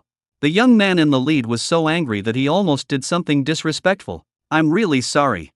Bao Guangwei was also dumbfounded. What was going on? This is what Grandpa left behind? This is impossible. Fortunately, my second uncle noticed it early and replaced the items inside. But in any case, they gained nothing today. At first, Bao Guangwei thought he could make a contribution. He didn't accomplish anything, nor did he find the thing, but he did get a good lesson. "Bao Guangwei, what's wrong with you? You're making random reports. You can't do this even if you have a personal grudge. Look, your second uncle is more conscious than you. Go back and reflect on your own words and deeds." "That's not the case. I saw it when I came here yesterday. Bao Guanghui was so upset that he could not express it in words. But we searched everywhere in my second uncle's house, even the cellar. Don't waste our time. We can't let any criminal go, but we can't wrongly accuse good people either. Bao Guanghui was left alone, completely puzzled. When Lu Qingyang came back from the mountain, he was relieved to learn that Lao Bao was fine. I went to check the trap I had put down earlier. Yes, there are a few jumping smelts in it. Put it directly into the space pond later. It's a pity that there are fewer fish in the river in winter. If it were spring, this task would have been completed long ago. Now all I can do is be patient and wait a few more days. As soon as he got back, he saw Aunt Lu calling him, "Come back, Xiao Lu. Don't cook today. Come to my place." We had agreed before that we would go to Aunt Lu's house for dinner. Lu Qingyang did not refuse and agreed cheerfully, "Okay, Aunt Lu. Xiao Lu, when you come to eat, just bring your mouth. You don't need to prepare anything else." Aunt Lu specifically reminded him again. "Okay, I'll just open my mouth." The purpose was to express gratitude, and he specially invited Shen Mo's family. He was just here to eat for free. Even if I brought something, Aunt Lu probably wouldn't accept it. Uncle Shen had already arrived at the Lu family with the help of Shen Mo. There are two brothers in the Lu family, one is named Lu Dong and the other is named Lu Feng. Go Hua is Lu Dong's child. Lu Dong is already married, and the older child is Go Hua. As soon as Shen Mo arrived, and Lu immediately brought Go Hua to kneel in front of her. Go Hua, kowtow quickly, if it weren't for this aunt, you would have lost your life. Go Hua knelt down obediently. Lu Qingyang took a closer look and found that Go Hua's eyes were indeed much clearer. But why was there a hint of unruliness in this clarity? Thinking back to the first time I saw him, he was just grinning foolishly. Why does the look in his eyes now not have the innocence of a child? But there was nothing unusual about his behavior. Uncle Shen felt something was wrong. In the past, Aunt Lu always asked Go Hua to call her sister Shen Mo, but why did she suddenly change her mind today? Aunt Lu spent a lot of money this time and put all the delicious dishes she had collected at home on the table. Big stew, stir-fried hairy mushrooms, stir-fried vermicelli. Lu Qingyang was just a foil today. He occasionally raised his glass and drank a few sips with everyone else, but most of the time he just listened with a smile. Ever since he drank too much deer blood wine last time, he now feels dizzy when he sees alcohol, but he still forced himself to drink a few sips. Lu's hiking, besides Shen Mo, the person we should thank the most is you. Uncle Lu held his hand and kept chattering. Hey, you are really capable. You jumped into the Ta River and you are safe and sound. It must be the mercy of the river god. Good deeds will be rewarded. Lu Qingyang smiled lightly, thinking to himself, this was not the river god's credit, it was all up to me. You're welcome. Come on, eat more, eat more. The old man greeted warmly. Aunt Lu at the side also smiled from ear to ear and praised Lu Qingyang endlessly. Our Lu's hiking is a hard-working and down-to-earth young man. He is very rare. They drank homemade sorghum wine, which had a light sorghum flavor. Lu Qingyang shook his head. I really can't drink anymore. At the end, Lu Qingyang couldn't drink anymore, so he simply lay down on the table, pretending to be drunk to avoid drinking anymore. Shen Mo was making grasshoppers for the children to play with. Aunt Lu saw the opportunity and said tentatively, Old Shen, what do you think of my son Gangzi? He's strong and good at work. He's 20 this year. If I remember correctly, your son Shen Mo will be 18 after the new year, right? Uncle Shen's hand trembled slightly, and it turned out that he had other intentions than drinking. Old Shen, I am really grateful to your Shen Mo for saving Go Hua. It's just you two. Jian Ming is not coming back. Shen Mo will get married in the future. We know each other well and we are neighbors. Shen Jianming is the second son of Uncle Shen who has severed ties with him. Aunt Lu paused for a moment and continued, if Shen Mo could become a member of our Lu family, I can promise that I would treat her like my own daughter. After all, she is Go Hua's lifesaver. Our whole family will remember this kindness in our hearts and will never treat her unfairly. Gangzi is a filial child and will be filial to you as well. Lu Fan lowered his voice and murmured timidly, Mom, I told you before that I am unwilling in my heart. And Lu waved her hand and pushed him aside, a little impatiently, go away, it's not your turn to interrupt this matter. Turning back, he put on a smiling face again, speaking of the betrothal gifts, our family will definitely not be short of any of the necessary items. Shen Mo is a child who has a destiny with our Lu family. If she can marry into our family, it will be a perfect match and we will become a family. Uncle Shen also knew the Lu family, and at least he would not treat Shen Mo unfairly. What he feared most was that Shen Mo would follow her mother's old path, so he began to think seriously about this matter. Let me think about this matter. At least I have to wait until next year. The child is still young. Not young anymore. When I was Shin Mo's age, Lu Dong was already in my belly. Lu Qingyang, who was pretending to be drunk, was unhappy. He didn't expect that Aunt Lu would come up with this idea. In a panic, he deliberately fell off the chair, interrupting their conversation. Oh my, I'm drunk. My head is dizzy. Shen Mo noticed the movement here and squatted in front of Lu Qingyang. Lu Qingyang, are you okay? It's okay. Lu Qingyang stood up, but he couldn't feel happy at all. When we got back, it had been snowing heavily for quite a while. Since the beginning of winter, it has often snowed every few days in Dongling. And today, the snow seems to be more wanton than usual. Lu Qingyang stretched out his hand and caught the huge snowflakes. He suddenly turned his head, his eyes gently fell on Shen Mo beside him, and asked softly, "Little Molly, have you ever thought about getting married?" Get married. Shen Mo raised her head and thought about it seriously. I only know that when someone gets married, the village is very lively and there are delicious foods. Getting married means you will marry into another family. Will you be separated from your grandfather and start a new life with strangers? Are you willing to do that? Shen Mo frowned. I will not leave Grandpa, no matter how much food I have. I don't want to get married. Hearing this answer, Lu Qingyang even felt secretly happy. Shen Mo is not yet of age. How can she marry Lu Feng? If Grandpa asks you something like this when you go back, you should answer him like this, understand? Well, don't worry, I don't want to go to someone else's house, and I don't want to leave Grandpa. After getting her assurance, Lu Qingyang felt inexplicably relieved. At Aunt Lu's house now, Lu Feng looked unhappy. Mom, what are you talking about? You know Shen Mo's situation better than anyone else. Why do you want me to marry her? What's the matter? Shen Mo is pretty good. What's wrong with her? Speaking of which, you two grew up together, so you can be considered childhood sweethearts, right? When Lu Feng heard this, the corners of his mouth twitched slightly, and childhood memories came flooding back. All the children in the village were beaten by Shen Mo since they were young, and he was no exception. What's even more embarrassing is that he can't beat Shen Mo at all. What childhood sweetheart? Even though she saved Go Hua, it can't change her shrewish personality. Lu Feng was beaten by Shen Mo since he was a child. If he had any emotion, it could only be a strong desire to survive. I thought of my married life, how I was beaten every day. He shook his head violently, as if to dispel the suffocating fantasy. I secretly swore in my heart that I would rather perish together with my enemy than surrender. I don't want to marry her, mother. Please don't make decisions for me in the future. This is not up to you. You can't ruin my life's happiness just to repay a favor, right? This is not the old society anymore. Brat, whether it's the old society or not, this matter is settled, and you have no room to refuse.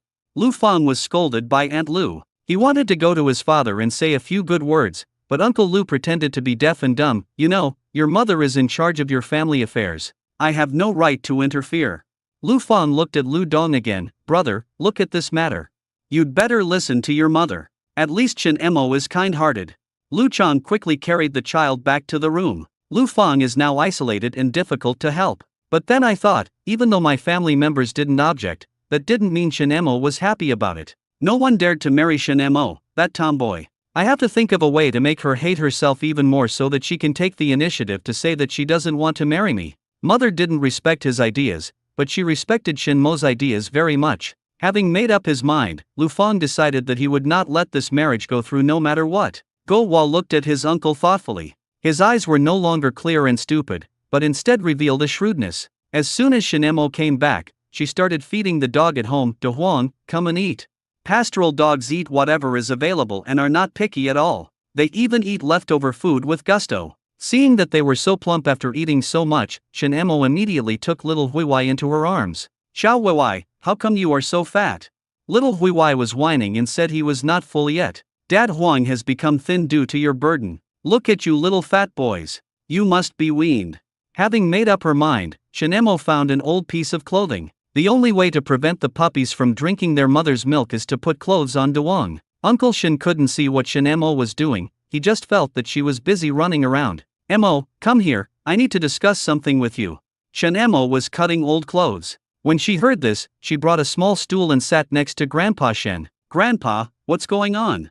Mo, what do you think of Lu Feng? A question popped up in Shen Mo's mind. Lu Feng? Who is Lu Feng? Uncle Shen was also speechless. Didn't she know who Lu Feng was? He's Aunt Lu's second son, 2 or 3 years older than you. Shen Mo searched carefully for his presence, can't bear to be beaten, love to cry and hug. Uncle Shen was helpless. You. It's impossible to explain these things to Shin Mo. He could sense that his granddaughter was not very interested in such matters. Just as he was worried about Lu Qingyang at the beginning, it was not until he figured out how the two of them got along that he completely understood that Shin Mo was just after the delicious food. Lu Qingyang was not the stereotype of educated youth in his mind. Shen Mo remembered what Lu Qingyang had said to her. "Grandpa, do you want me to get married?" "I don't want to get married. I don't want to leave home. I won't marry anyone. I just want to stay here with Grandpa, guarding the graves of Mom and Uncle, and live like this for the rest of our lives. Oh, and there's also De Huang and his baby."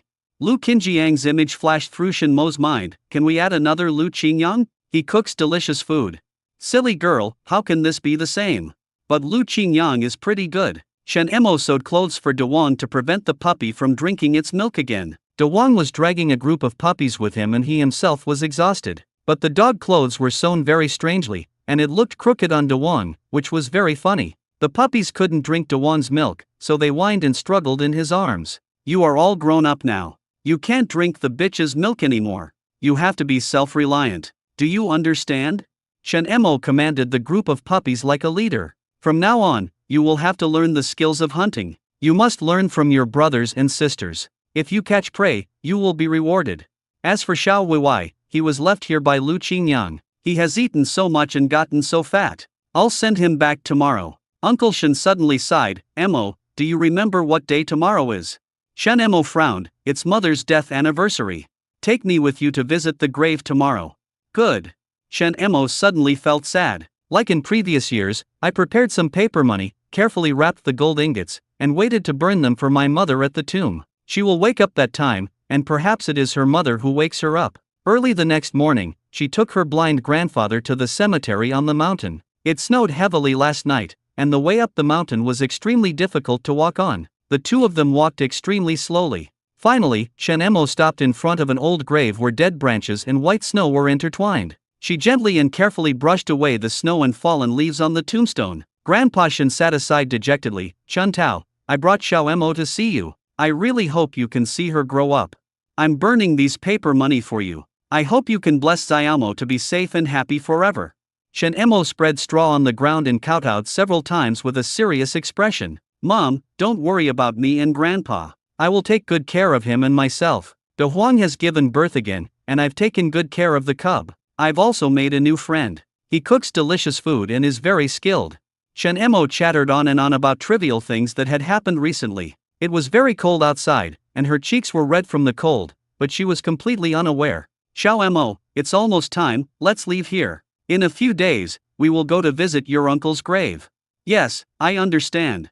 She helped her blind grandfather down the mountain and walked to the village entrance. A group of naughty kids passed by and saw the dirty Shen Mo leading the blind old man. He threw stones at the two men from a distance. "The little madman is coming out with the old blind man."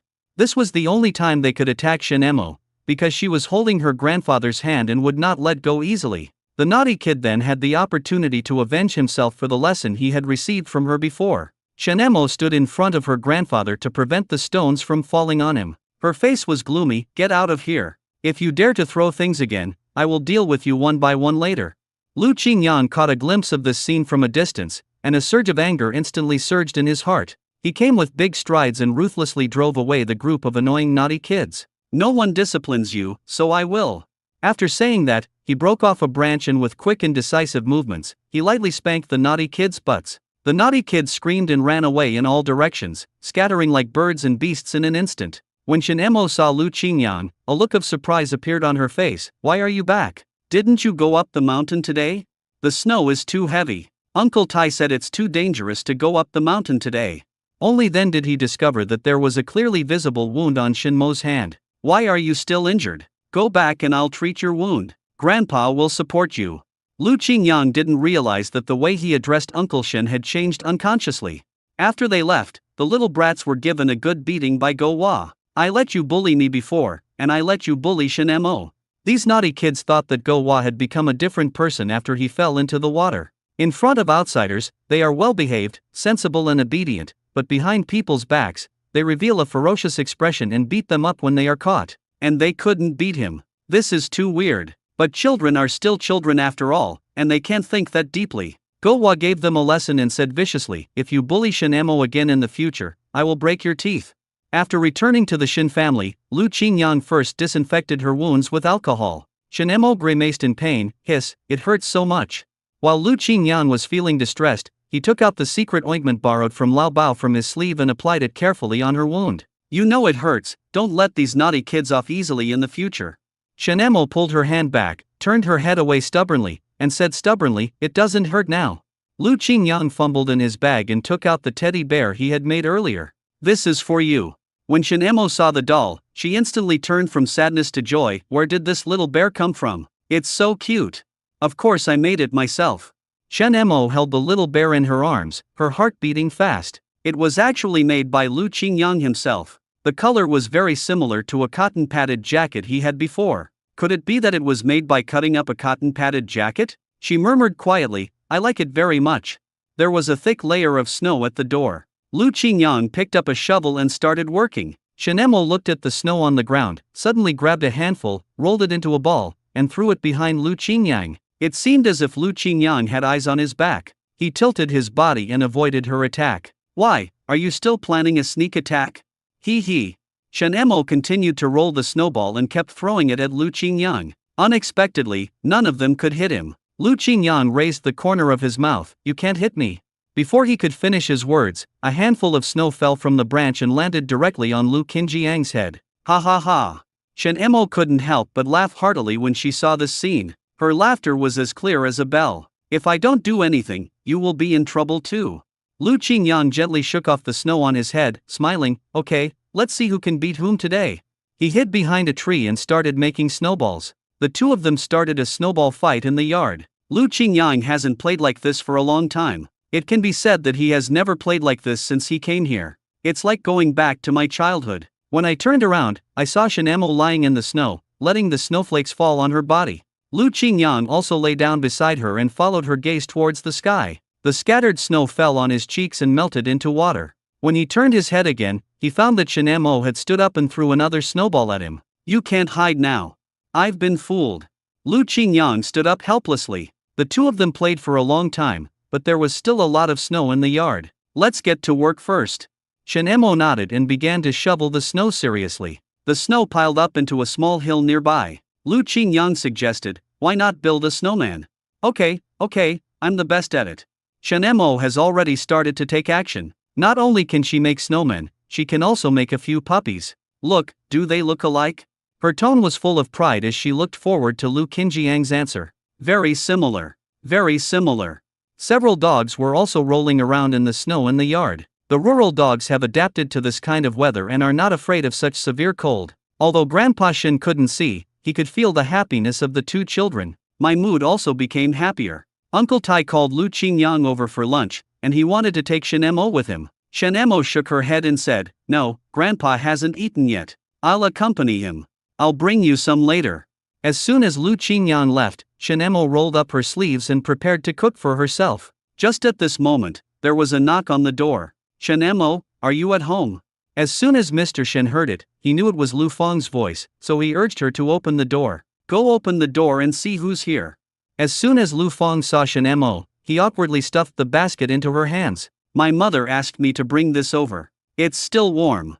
He stood awkwardly at the door, wanting to say something but not knowing how to start. Uncle Shin shouted, it's Lu Feng, right? Now that you're here, come over and have a bite.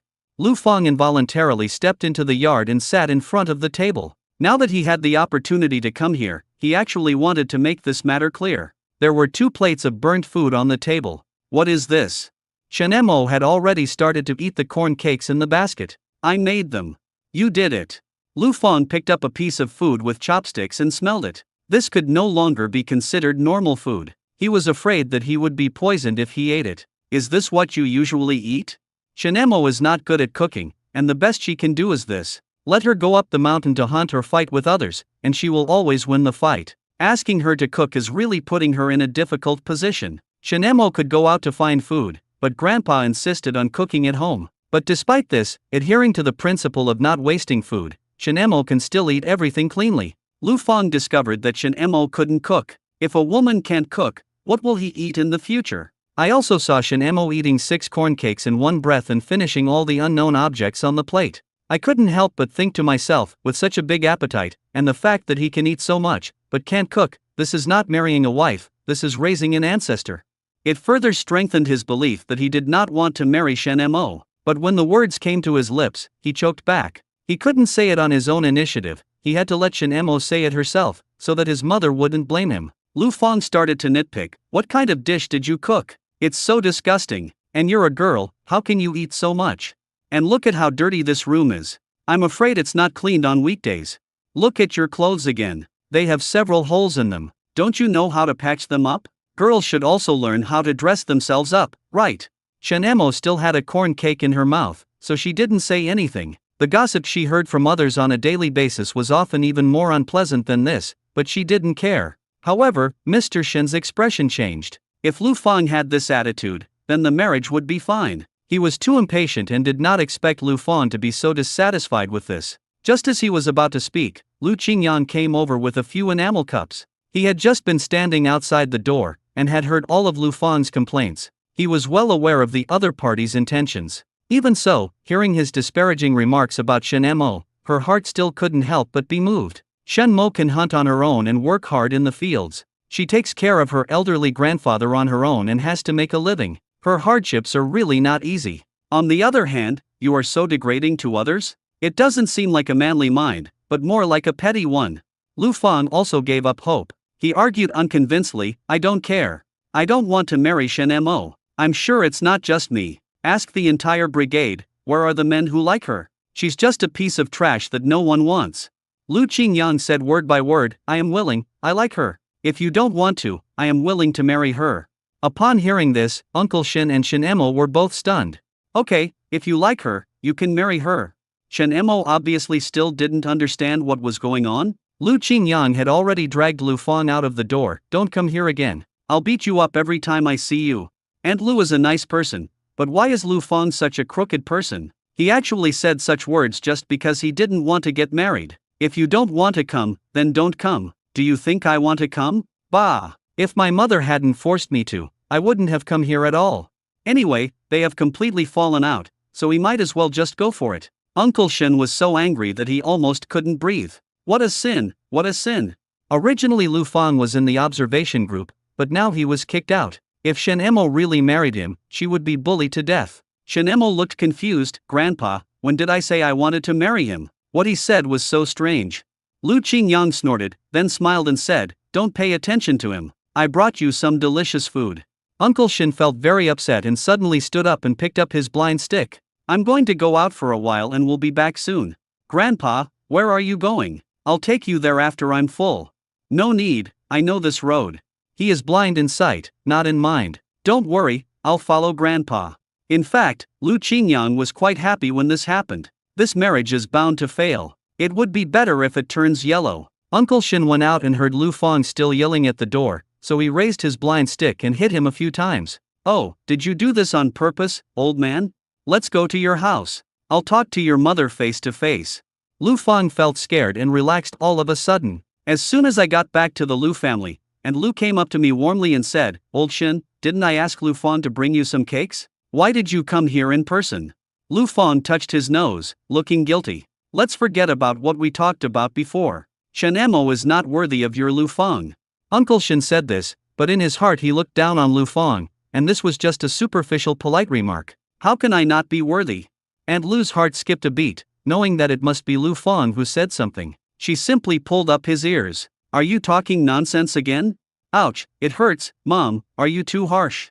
Uncle Shen held the cane tightly and said, I said I would consider it before. Now I understand. Our Shen Mo is still young and there is no rush for her to get married. You should find another good family. He didn't want to say anything more, so he planned to go back. As long as he has made up his mind about something, Uncle Shen will not procrastinate at all. Aunt Lu chased after him closely. Old Shen, don't leave. I will teach this brat a lesson. Uncle Shen sighed and left without looking back. Behind him, Aunt Lu's anger had not yet subsided. She picked up the broom and beat Lu Fang with anger. You are such a loser, you are so unlucky. You have made our benefactor so angry. I will let your elder brother and your father punish you. Lu Fang shouted stubbornly, even if you beat me to death, I won't be happy. Anyway, I have made it clear, this marriage is over, Are you still worried that I won't be able to find a wife in the future? Lu Fang was like a dead pig that was not afraid of boiling water. Anyway, he had thick skin and tough flesh, and could not be killed by a beating. Lu Qingyang followed behind Uncle Shen all the way, afraid that he would fall. Halfway through the journey, Uncle Shen suddenly shouted, "All right, stop following me. I can hear noises." Lu Qingyang then came out and said, "It's not because I'm afraid you'll fall, Shen Emo asked me to follow you." Uncle Shen snorted, his tone not without teasing, "You are very obedient." He was angry about what happened just now. "I heard everything you said just now. I said that you are either a traitor or a thief if you are being too attentive to others for no reason. It turns out that you have taken a fancy to my Shen Mo." Lu Qingyang scratched his head embarrassedly. "That's not what I meant, Grandpa, think about it, others are slandering Shen Mo like this, I must support her face. Although you saved Shen Mo's life and I gave you the booklet, don't even think about this." Lu Qingyang was speechless for a moment, not knowing whether to laugh or cry. "Grandpa, you misunderstood me again, I really didn't mean that."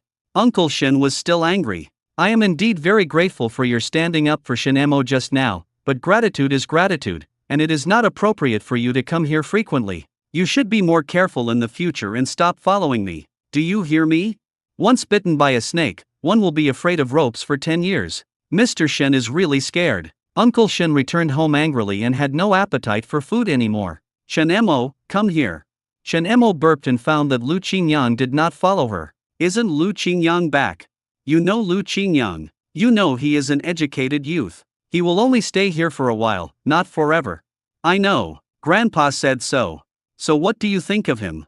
Uncle Shen wanted to find out what Shen Mo felt towards him. After what happened to Lu Fang, he felt that he could no longer be hasty about Shen Mo's marriage and easily marry her off to someone else. At the very least there must be affection between the two people, and the other party must take good care of her. Shen Mo didn't know what to feel. "Didn't Grandpa say that? We are all good comrades in the same production team." Uncle Shen didn't know whether to laugh or cry. "Don't you have any other plans in your mind, kid? The food cooked by Lu Qingyang is delicious."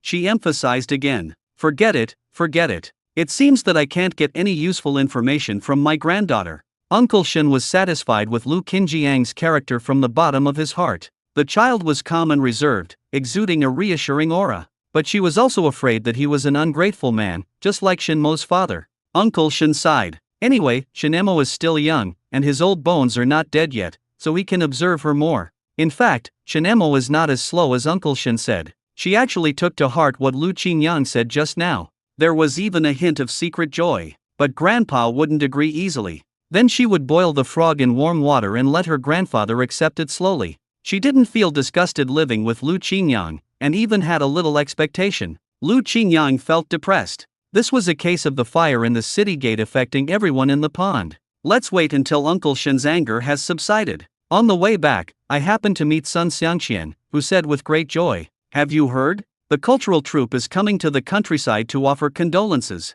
Our dull days finally have some hope." The art troupe came to express their condolences? Lu Qingyang remembered that there was such a thing. Team leader Han said that since the cultural troupe is here, we educated youth should also find two talented people to perform on the same stage with them.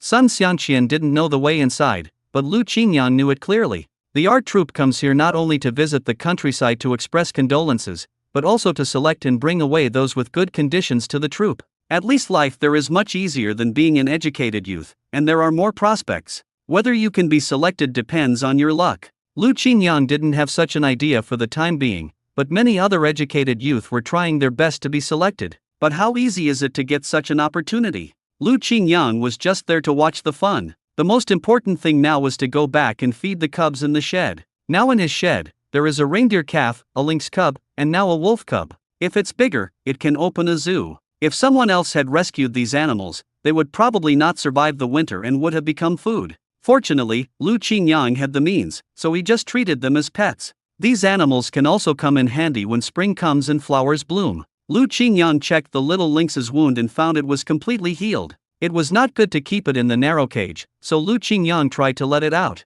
The little lynx didn't run away, but just rubbed the palm of his hand. It's becoming more and more like a docile big cat. If you are really smart, help me catch some mice. If you catch one, I will give you a small dried fish as a reward. I can't guarantee anything else, but I will give you plenty of dried fish.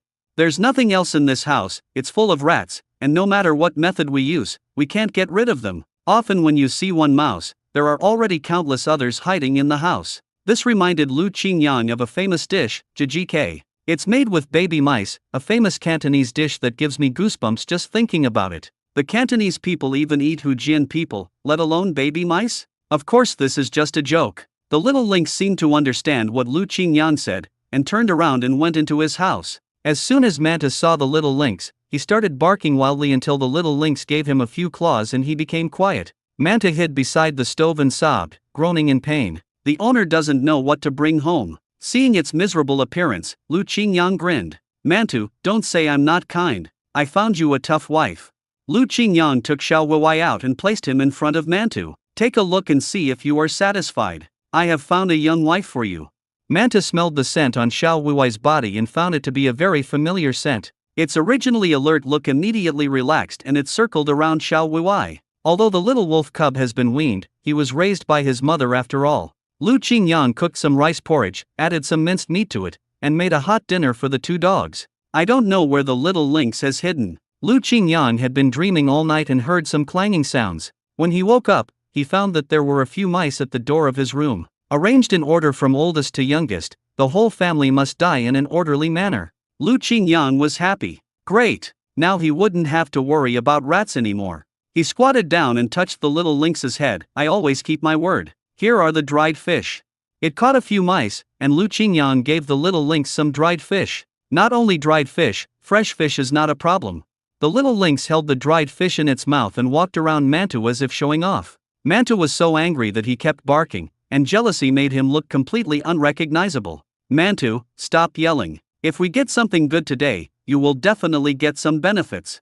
Only then did Manta calm down and snuggle up beside his little wife. But Lu Qingyang felt a hint of disgust on Xiao Wuwai's face. Lu Feng didn't expect that he just didn't want to marry Shen Mo, but ended up being disliked by the whole family. Shen Mo is our family's savior. Look how you repay her. She saved Go Wa's life, but she didn't save mine. Why do you want me to marry her? Besides, Lu Qingyang has already said that he will marry her. You are making a wrong calculation. This little girl is not as innocent as you think she is.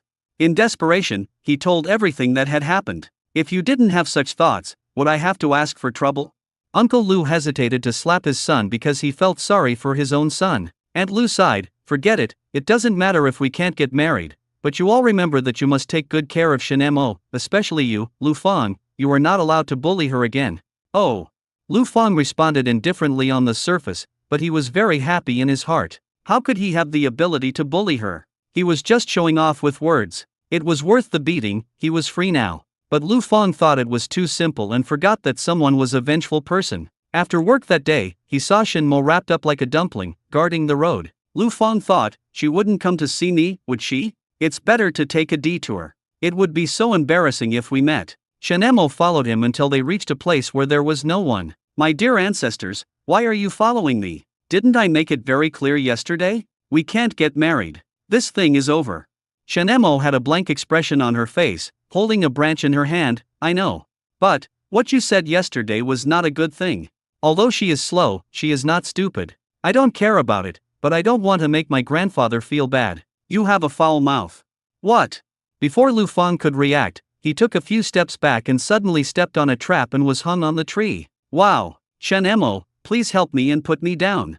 Shen Mo blinked her eyes. I put this here, and I led you here. If you curse someone, you deserve to be beaten. After saying that, she picked up the branch in her hand and started whipping. I saved someone, I don't need a reward. Beating you up is considered a favor. Lu Feng was hung upside down on the tree, feeling extremely uncomfortable, and his childhood memories came flooding back to his mind again. Stop hitting me, it hurts.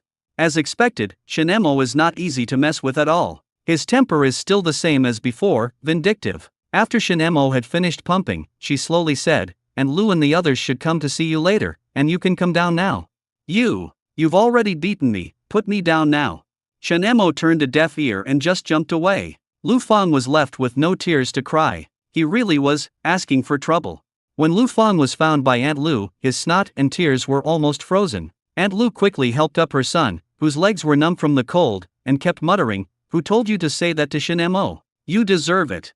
Lu Feng felt extremely wronged and choked up. Mother, whose mother are you? How can you scold your son like this? Look at how much suffering your son has endured. Look at Shinemo, she is so narrow-minded. If I marry her, will I have a good life in the future?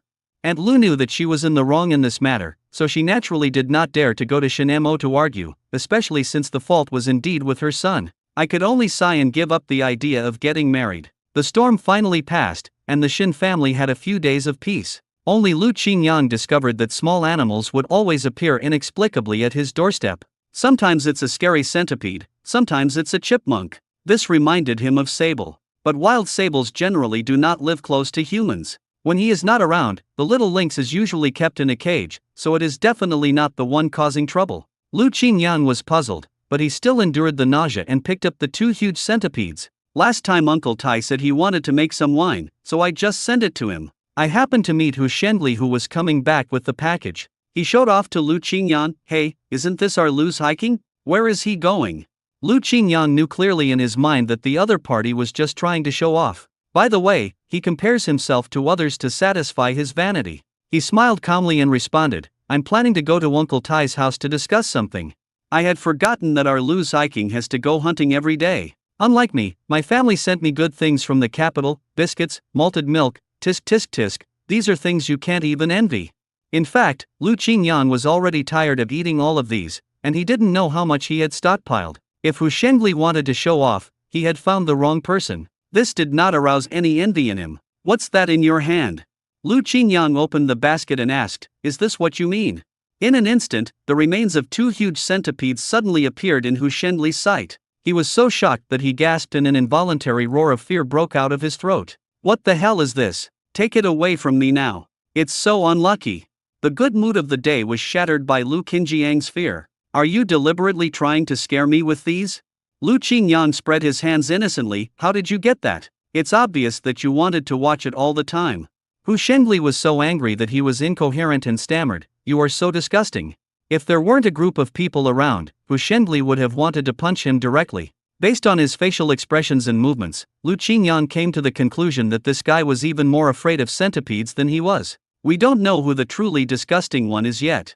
Lu Qingyang narrowed his eyes and looked at him thoughtfully. Hu Shengli's heart tightened and he felt inexplicably weak, as if Lu Qingyang had discovered some of his secrets. That should be impossible. The two of them had no intersection in the capital. Lu Qingyang should not be aware of his affairs and cannot be fooled by him. But he didn't want to get entangled with Lu Qingyang any longer, so he picked up his things and left. Ever since Lu Qingyang moved out of the youth league home, Hu Shengli has been doing very well. Even without Lu Daji, his lackey, he still has thousands and thousands of lackeys. Anyway, he had someone supporting him, and his friends in the city often sent him some food coupons and various snacks from the city. Worried that he was living a hard life, they even sent him money. Hu Shengli used the money to curry favor with Jiang Wanwan, the widows in the village, and the cadres in the brigade. This time he also got some information from the village's deputy captain. Team leader Han is about to return to the city, so he will need to select new players. Although this is a small position, it allows one to manage dozens of people in the Youth League Institute, so there is definitely some money to be made.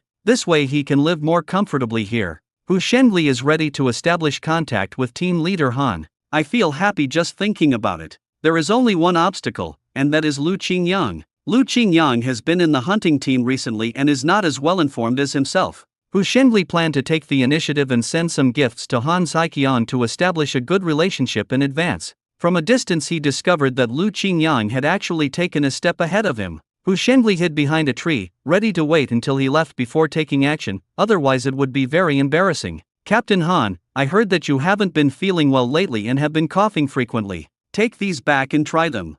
Hee, you are really careful, kid.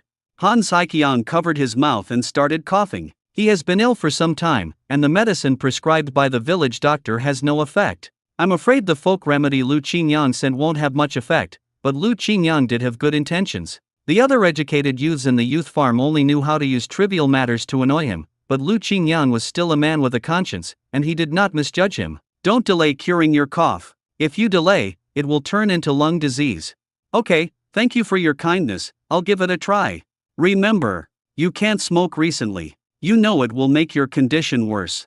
Han Saiqian waved his hand. Of course I know that, don't worry. I haven't smoked for a while. The two chatted for a while before Lu Qingyang left. Hu Shengli was not far away and saw the two people communicating, but he didn't know what they talked about. He just felt that Lu Qingyang must be in a hurry to give a gift. This guy actually has the channels to know this information, we really can't underestimate him. Hu Shenli greeted him with a smile on his face. Captain Han, I have something good for you. I hope it's better than what Lu Qingyang gave me. Han Saiqiang frowned, and Hu Shenli had already stuffed several packs of cigarettes into his arms. I brought this from the capital. This is good tobacco. Try it. Han Saiqiang thought of Lu Qinjiang's words again. Wouldn't smoking now aggravate his cough? Captain Han, you see, I've been here for quite some time. I've done my best in every aspect, and everyone thinks highly of me, right? In the future, I'll have to trouble you to take care of me and give me some reminders. Having said this, Han Saiqiang naturally understood the meaning. Hey, I really don't smoke these days, you should take it back. Ahem, ahem. Han Saiqiang coughed violently again. If he touched the cigarette again, he was afraid that his body would be destroyed. If you don't smoke now, there will always be another chance in the future.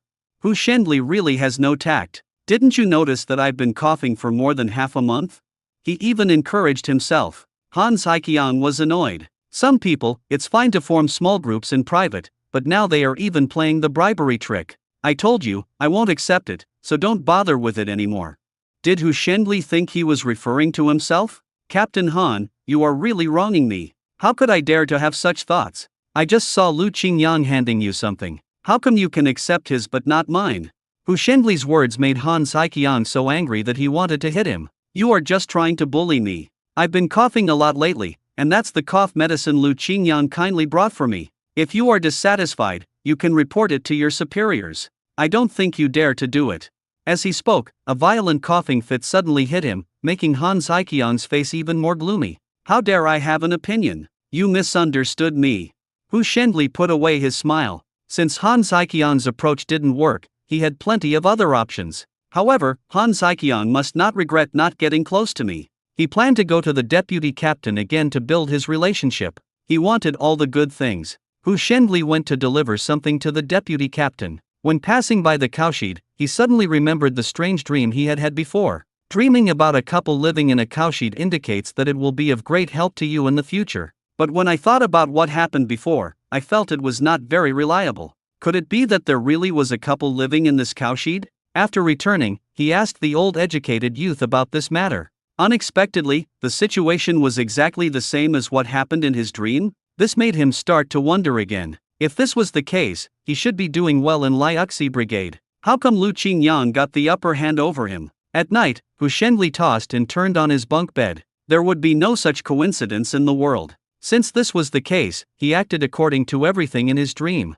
Do some tricks to make women die in accidents. If he shows up to help again, Zhang Zongwen will definitely be grateful to him, and that way he will be able to establish a good relationship with the boss. As for that woman, no one would care about a woman in a cowshed, so naturally no one would investigate him. Since this is a precognitive dream, there shouldn't be any accidents. Hu Shenli was thinking this and had already started planning this matter. Anyway, he didn't build the cowshed, so if anything goes wrong he can just blame it on others. Why not do it? Since the blame was put on Lu Qingyang, no one wanted to compete with him for the position of team leader.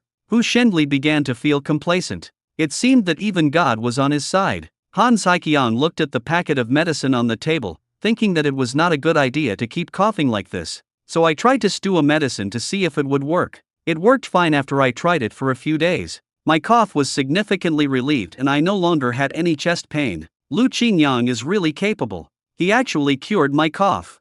He remembered the notice he had received before. He had been working in the countryside for 8 or 9 years, and now he could finally be transferred back. His family also found him a reliable job, which meant that he had to give up his position as team leader. Han Saiqiang had mixed feelings. Although life here was hard, he had developed feelings for the place. I came here when I was 21, and now I am 30 years old. He is the only son in the family. In order to get him back, his sisters used all their connections and now they finally have the opportunity. By next spring, he will be able to leave here. But he didn't expect that the deputy captain of the brigade would come to him and asked him explicitly or implicitly to choose Hu Shenli, otherwise his return would be postponed. This made Han Saiqiang very angry. Hu Shenli was really capable. He even managed to get close to the deputy captain. Is it necessary to go through so much trouble for just a small team leader? While drinking the medicine in the bowl, he felt that if he chose Hu Shenli, he would be truly sorry to Lu Qingyang. He had been optimistic about Lu Qingyang from the very beginning. The more Han Saiqiang thought about it, the more uncomfortable he felt. If he wanted to suppress the deputy captain, it would naturally be Captain Wu. He had to go find Captain Wu. Unexpectedly, as Han Saiqiang took a step out of the house, Captain Wu arrived unexpectedly. "Captain Han, now that the work is over, where are you going?" Han Saiqiang thought this was a coincidence. If so, he would discuss the matter directly with Captain Wu. "Captain Wu, you've come at the right time. I just happen to have something to discuss with you." "What a coincidence, me too." Han Saiqiang poured a glass of water first, then asked curiously, "What do you want to discuss with me?" "I heard that you will be leaving in the spring of next year. The position of team leader will be vacant. I was thinking that someone should take over this responsibility." Han Saiqiang's heart skipped a beat. Could it be that Captain Wu also came for that matter? Could it be that he was also secretly won over by Hu Shenli? "It's like this. I think Lu Qinjiang's performance, is really good. I hope he can become the next team leader." Han Saiqiang was secretly calculating in his mind, with the words of refusal he had prepared circling on the tip of his tongue. However, he never expected that Captain Wu would speak first and mention Lu Qingyang. This made him feel relieved. Now that's good, he doesn't have to waste his breath. "That's no problem. I like this guy quite a bit. He's good at everything, but not good at everything." Captain Wu nodded with satisfaction. "It seems that our vision is quite consistent." "That's right." Han Saiqiang responded with a smile. "By the way, didn't you just say that you had something to talk to me about? What is it?" Han Saiqiang scratched his head unconsciously, looking a little hesitant. "Actually, the deputy captain had approached me before." He lowered his voice and told everything about Hu Shenli. "What do I think it is? Don't bother with him. He doesn't talk like a fart. I'll take care of this matter." "Well, I'll listen to you on this matter."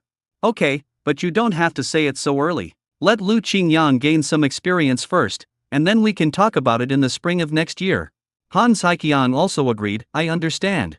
After seeing Captain Wu off, Han Saiqiang felt relieved. It's really strange, how charming is Lu Qingyang. He hasn't been here for long, but he's the one being blamed for all the good stuff. But he really has the ability to do so. Look, Captain Wu is speaking well of him. As for what happened to Hu Shenli, he pretended not to have heard anything. This rascal was always flirting with other girls. He saw some things but was too embarrassed to publicize them for the sake of the reputation of the Youth League Institute. Lu Qingyang didn't say a word, but someone secretly arranged his future route for him, and he also discovered a problem. Recently, Hu Shenli always ran to the bullpen. He'd gone there to deliver things a few times, and seeing him acting sneaky around, I knew he had no good intentions. After Hu Shenli left, he went to remind Zhang Zongwen. "Recently I've seen someone coming to your place frequently, doing something sneaky and I don't know what it is."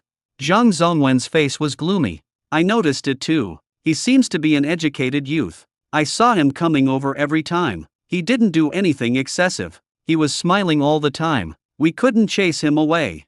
After all, those who lived in the cowshed were the most humble, and if they did anything out of line, they would be criticized. Lu Qingyang gave them some children's clothes and said, "You need to be more careful recently and be on guard against others."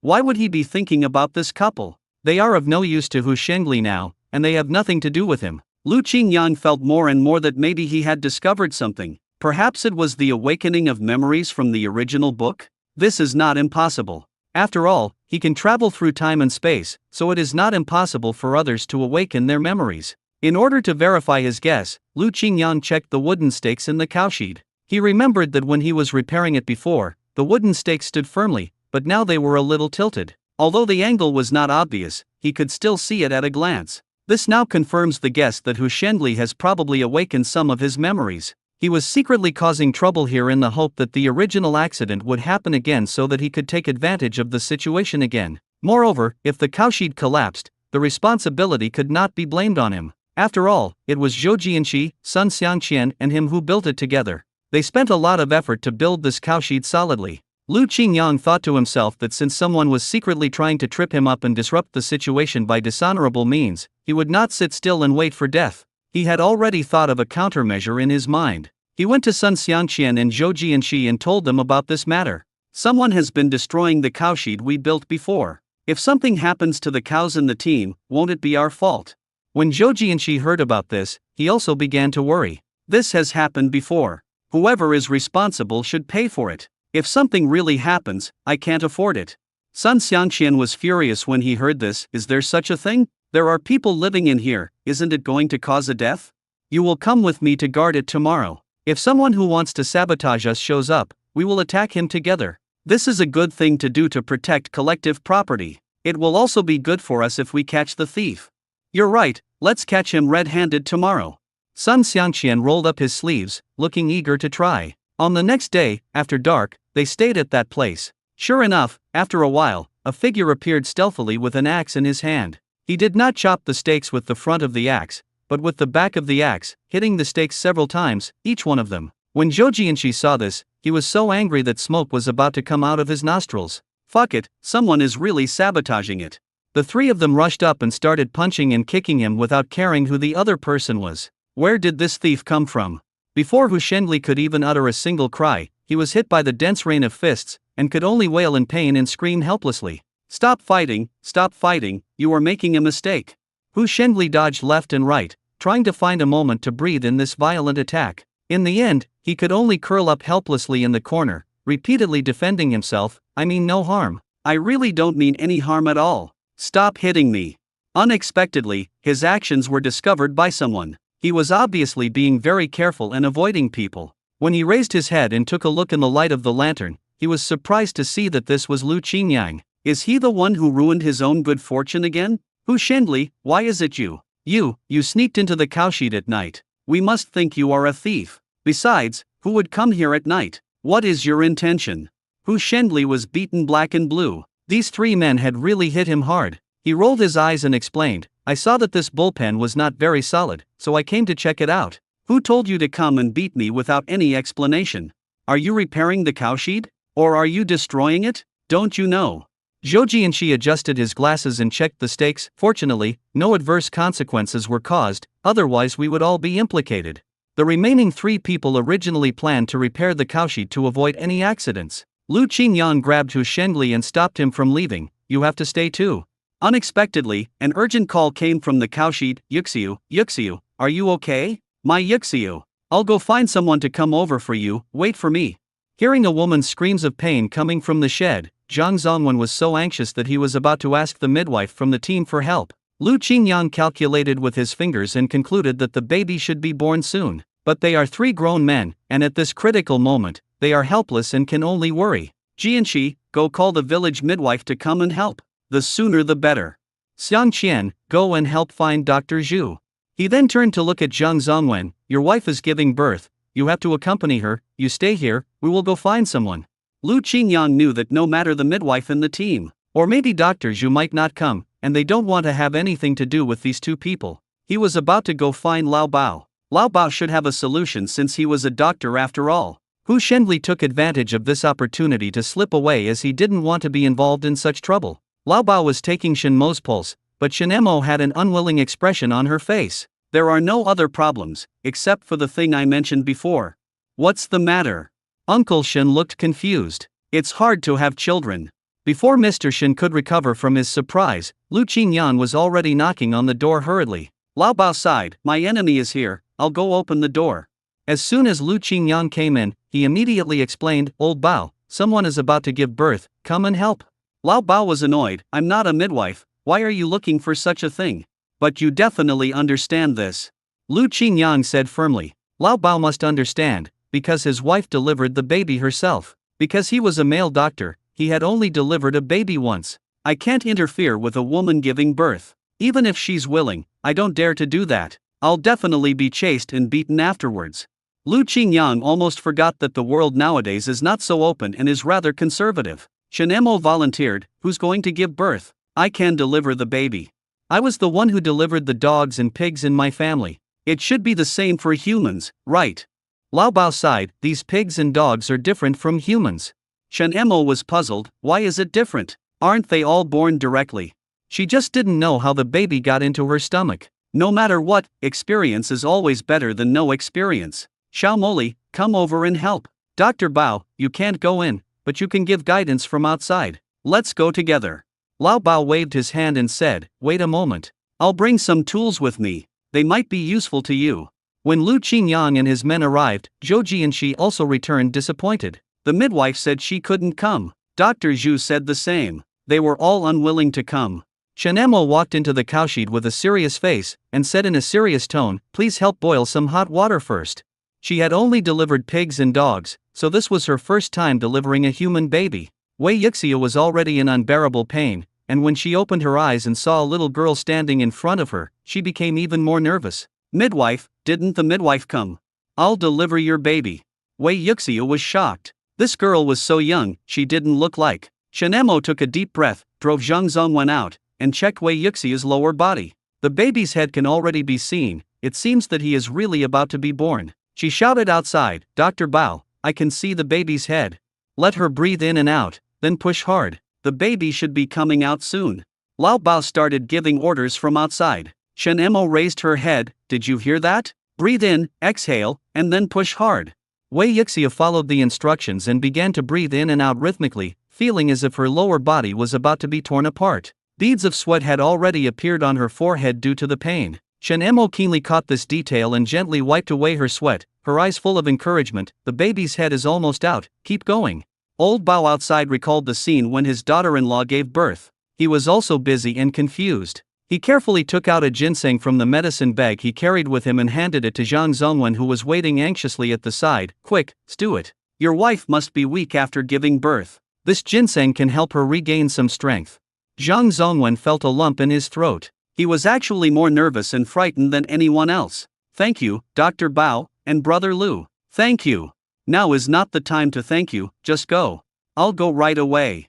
Lu Qingyan clenched his palms, feeling an inexplicable sense of tension. After all, this is a matter of life and death. If it goes wrong, there will be 2 deaths. I don't know if Chen Emo can do it. "Wait, I'll go and help you stew ginseng. After all, it's your wife giving birth, so you should stay here and don't miss the birth of the baby." Zhang Zongwen's gratitude is beyond words. Lu Qingyan was thinking that since spiritual spring water could amplify the efficacy of the medicine, he might as well add some spiritual spring water to stew it to avoid wasting such good ginseng. Chen Emo became calmer, remembering that it took a whole night to deliver so delivering a human baby should take no more than a whole night. Until the baby's head was completely exposed, Chen Emo suddenly felt delighted. But the most important thing is not the head, but whether the child's shoulders can come out. Harder. Yes, that's enough.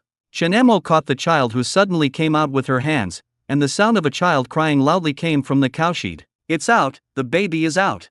Due to long-term malnutrition, Wei Yixia's child was relatively thin, which is why she was able to be born so smoothly. She expertly cut the umbilical cord, picked up the baby, wrapped her up and handed her to her father. When Zhang Zongwen took the child from her hands, he was still immersed in a dreamlike daze. I'm a father. I really am a father.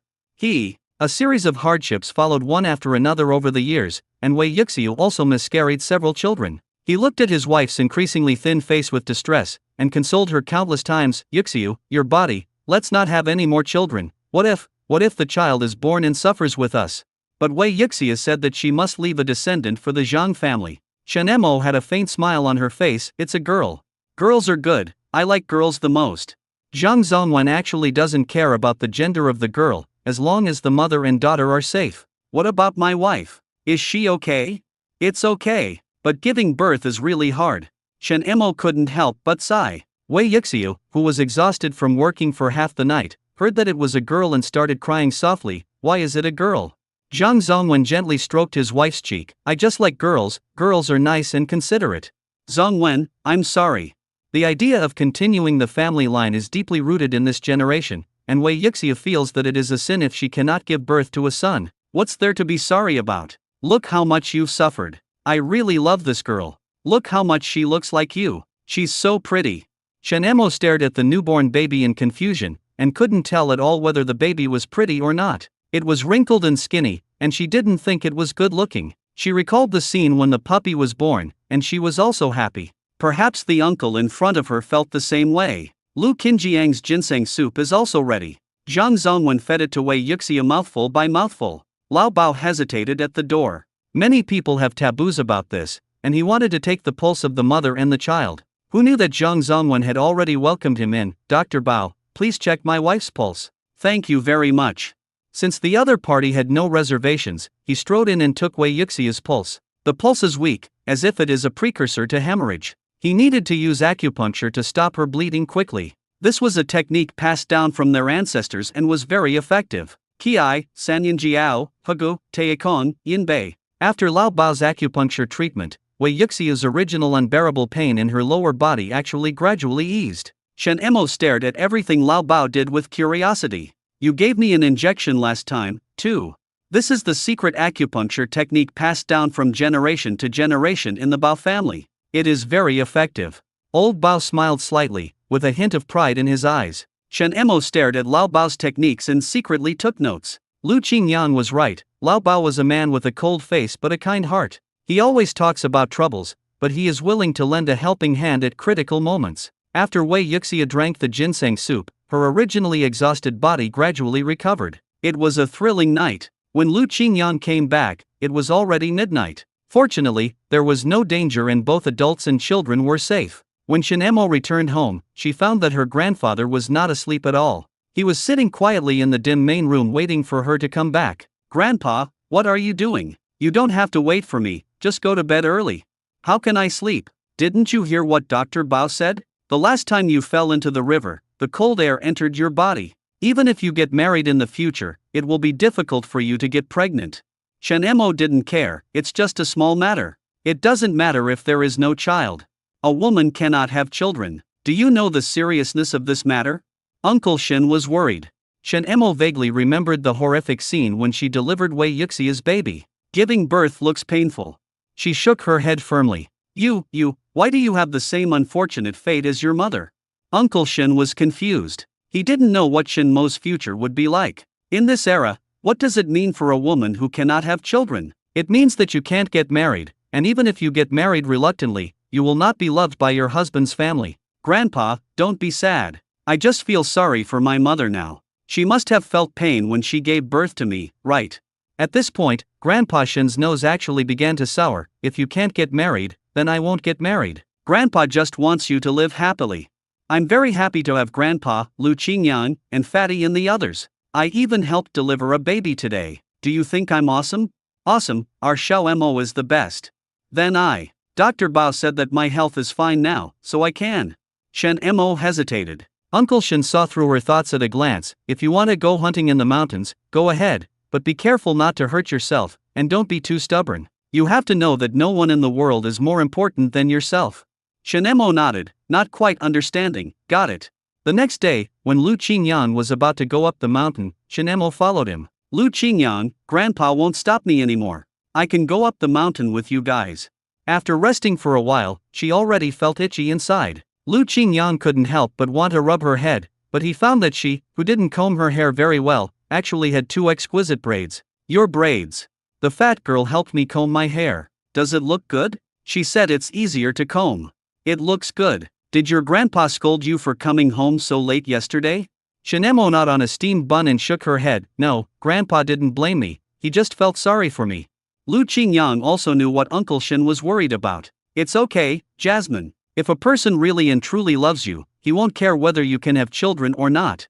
Shen Emo blinked her eyes. Lu Qingyang always mentioned the word like, but she had never been able to figure out what it meant to like it. When she thought about such a profound question, she felt a splitting headache. "We'll talk about the future later."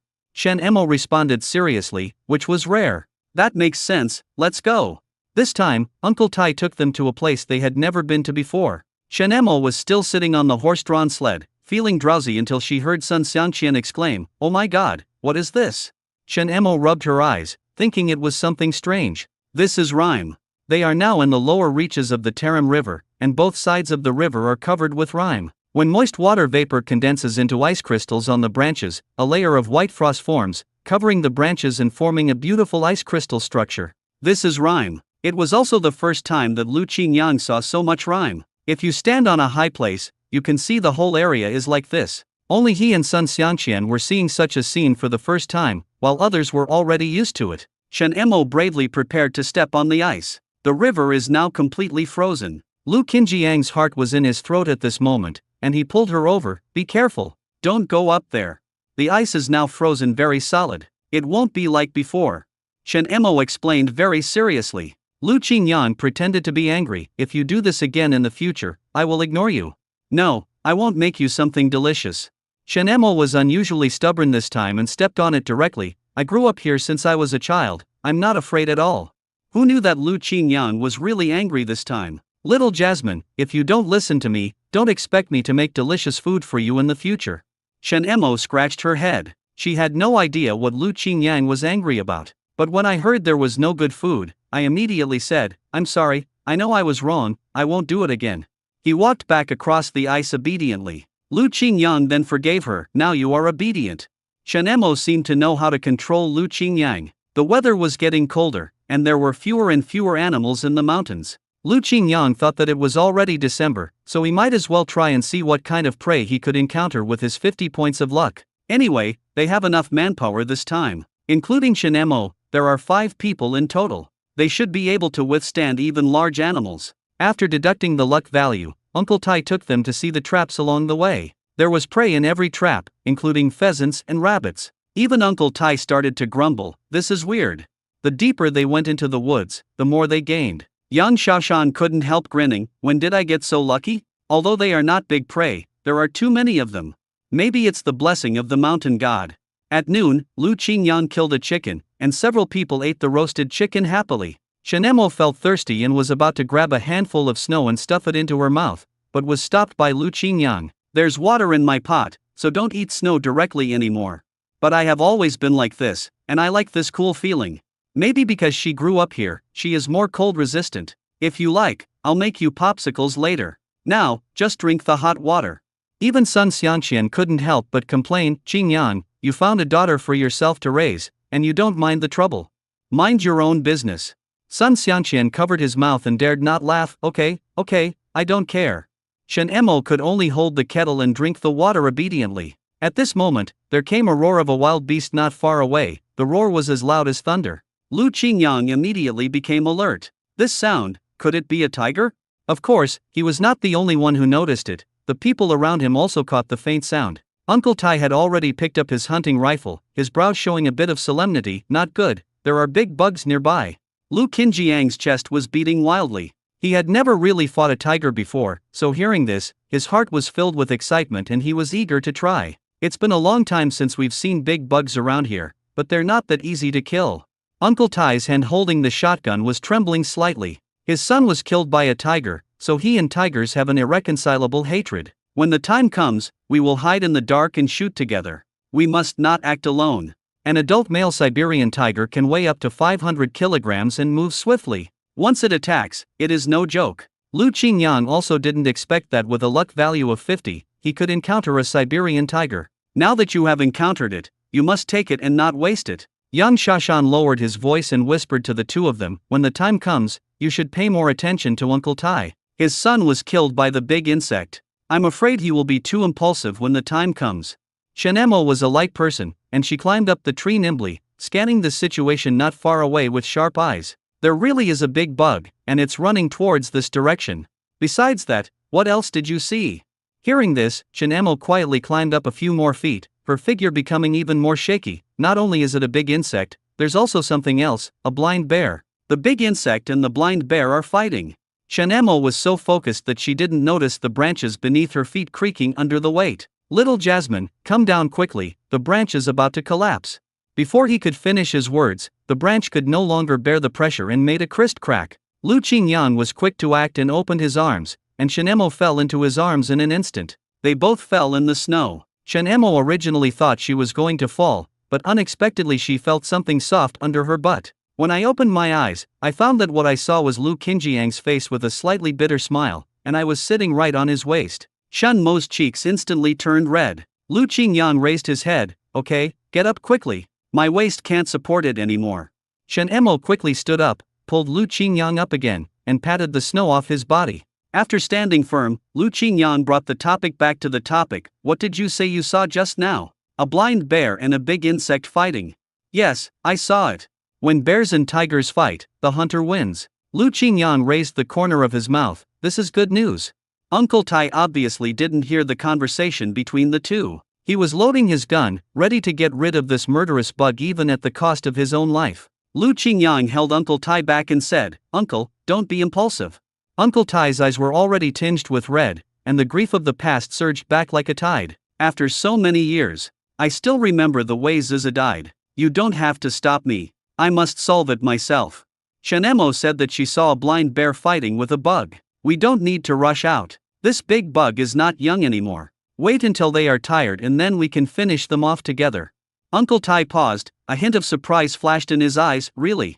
I was blinded by hatred just now, but now that I have calmed down, I can not only hear the shocking roar of the tiger, but also the low and powerful roar of the blind bear. You're right, I shouldn't be so impulsive. With the blessing of luck, Lu Qingyang believed that whether it was a bug or a blind bear, it would be his catch. Shen Emo pointed to a location and said, "Let's hide there first." Several people hid with guns. Sure enough, after a while, the big tiger and the blind bear appeared. Two 500-pound beasts, you bite me, I grab you, and we have a lot of fun fighting. The beast opened its bloody mouth and bit fiercely. The blind bear fought back with his paws, and for a moment, the sound of fierce fighting echoed in the forest. But judging from the current situation, the big bug still has the advantage. The blind bear's buttocks had been torn open by its sharp teeth and were bleeding profusely. The injury slowed down its movements involuntarily and it was at a disadvantage in terms of momentum. Uncle Tai saw the big bug clearly and said, that is it. This is a killer tiger, with several lives on its shoulders. Uncle Tai would never forget the characteristics of this big beast even if he died. There was a piece missing from its ear. At this moment, the blind bear suddenly pounced towards the mighty beast. However, the beast dodged nimbly and easily, flipped over and leaped, its sharp fangs accurately embedded in the blind bear's neck. The blind bear roared in pain, and the sound was so loud that Lu Qinjiang's ears almost tinnitus. In the blink of an eye, the blind bear bit the tiger's right front leg again, and slapped his right eye with one claw, leaving a bloody wound immediately. But the blind bear was clearly at a disadvantage, and as the fight continued, his strength gradually weakened. Obviously, this is a godsend opportunity. Both sides are evenly matched and in a stalemate. Once that blind bear falls, that may not be the case. Lu Qingyang did not dare to slack off. He lowered his voice and whispered to Uncle Tai beside him, "Uncle, the time has come. Let's go around from the back and catch it by surprise." Uncle Tai has been a hunter for decades, but now his legs are starting to feel weak. It wasn't because of fear, but because he was too excited to think that years of hatred were about to end. Despite this, he still forced himself to cheer up and followed closely behind Lu Qingyang. Yang Shaoshan and his men will stay here first, so that they can fire more shots if anything unexpected happens. The big beast was biting the blind bear's neck with all its strength, but it heard faint footsteps behind it. But if it let go at this moment, it would die at the hands of the desperate blind bear. The two were only a dozen meters away from the insect. Uncle Tai took a deep breath, held his breath, and aimed at the insect's head. Lu Qingyang aimed at the blind bear's head, and they both pulled the trigger at the same time. The sound of gunfire lingered as the surroundings returned to silence, with only the heavy breathing of the two people echoing in the woods. The blind bear and the tiger fell into the snow at the same time. Even though they were dying, the two beasts did not let go and still bit each other tightly. Just in case, Lu Qingyang fired a few more shots. But this time, the shotgun really jammed, but fortunately it did not fail at the critical moment. When Uncle Tai saw the big tiger lying in a pool of blood, he felt as if all his strength had been drained away. Lu Qingyang helped him up. "Uncle Tai, are you okay?" Uncle Tai sat in the snow, covered his face and cried, "Zhuzi, Dad finally avenged you." Originally, it was not so easy to kill a big insect. Yang Shaoshan and Sun Xianqian were also very excited. "We are so lucky, we beat two at once." Shen Emo kicked the corpse of the big insect with her foot. "How boring, it's really dead." Several hunting dogs also circled around the corpse excitedly. Lu Qingyang helped Uncle Tai sit under a tree. After all, he was old and couldn't hold on when he was excited. Uncle Tai watched helplessly as Yang Shaoshan and Sun Xianqian dismembered the beast's body. He originally thought that after the big tiger died, he would at least feel a little happiness. But at this moment, his heart was still filled with more sadness. "He is dead, but my son will never come back. The dead are gone. Only if the living live well can they comfort the dead. At least, Ziza knows that you have avenged him." Uncle Tai nodded and said, "You are right. I still have Jean Feng. For her, I must hold on. If we bring this giant insect into the team, we'll have to celebrate with drums and gongs. This is a good thing that happened to us." Yang Xiaoshan's technique was very experienced and he had peeled off the tiger's skin completely. The tiger's entire body was a treasure, so they privately divided up its waist, tiger penis and other parts. Lu Qingyang first asked Uncle Tai, "Uncle, what do you want?" Uncle Tai shook his head and said, "I'll be relieved if it dies. You can divide it among yourself."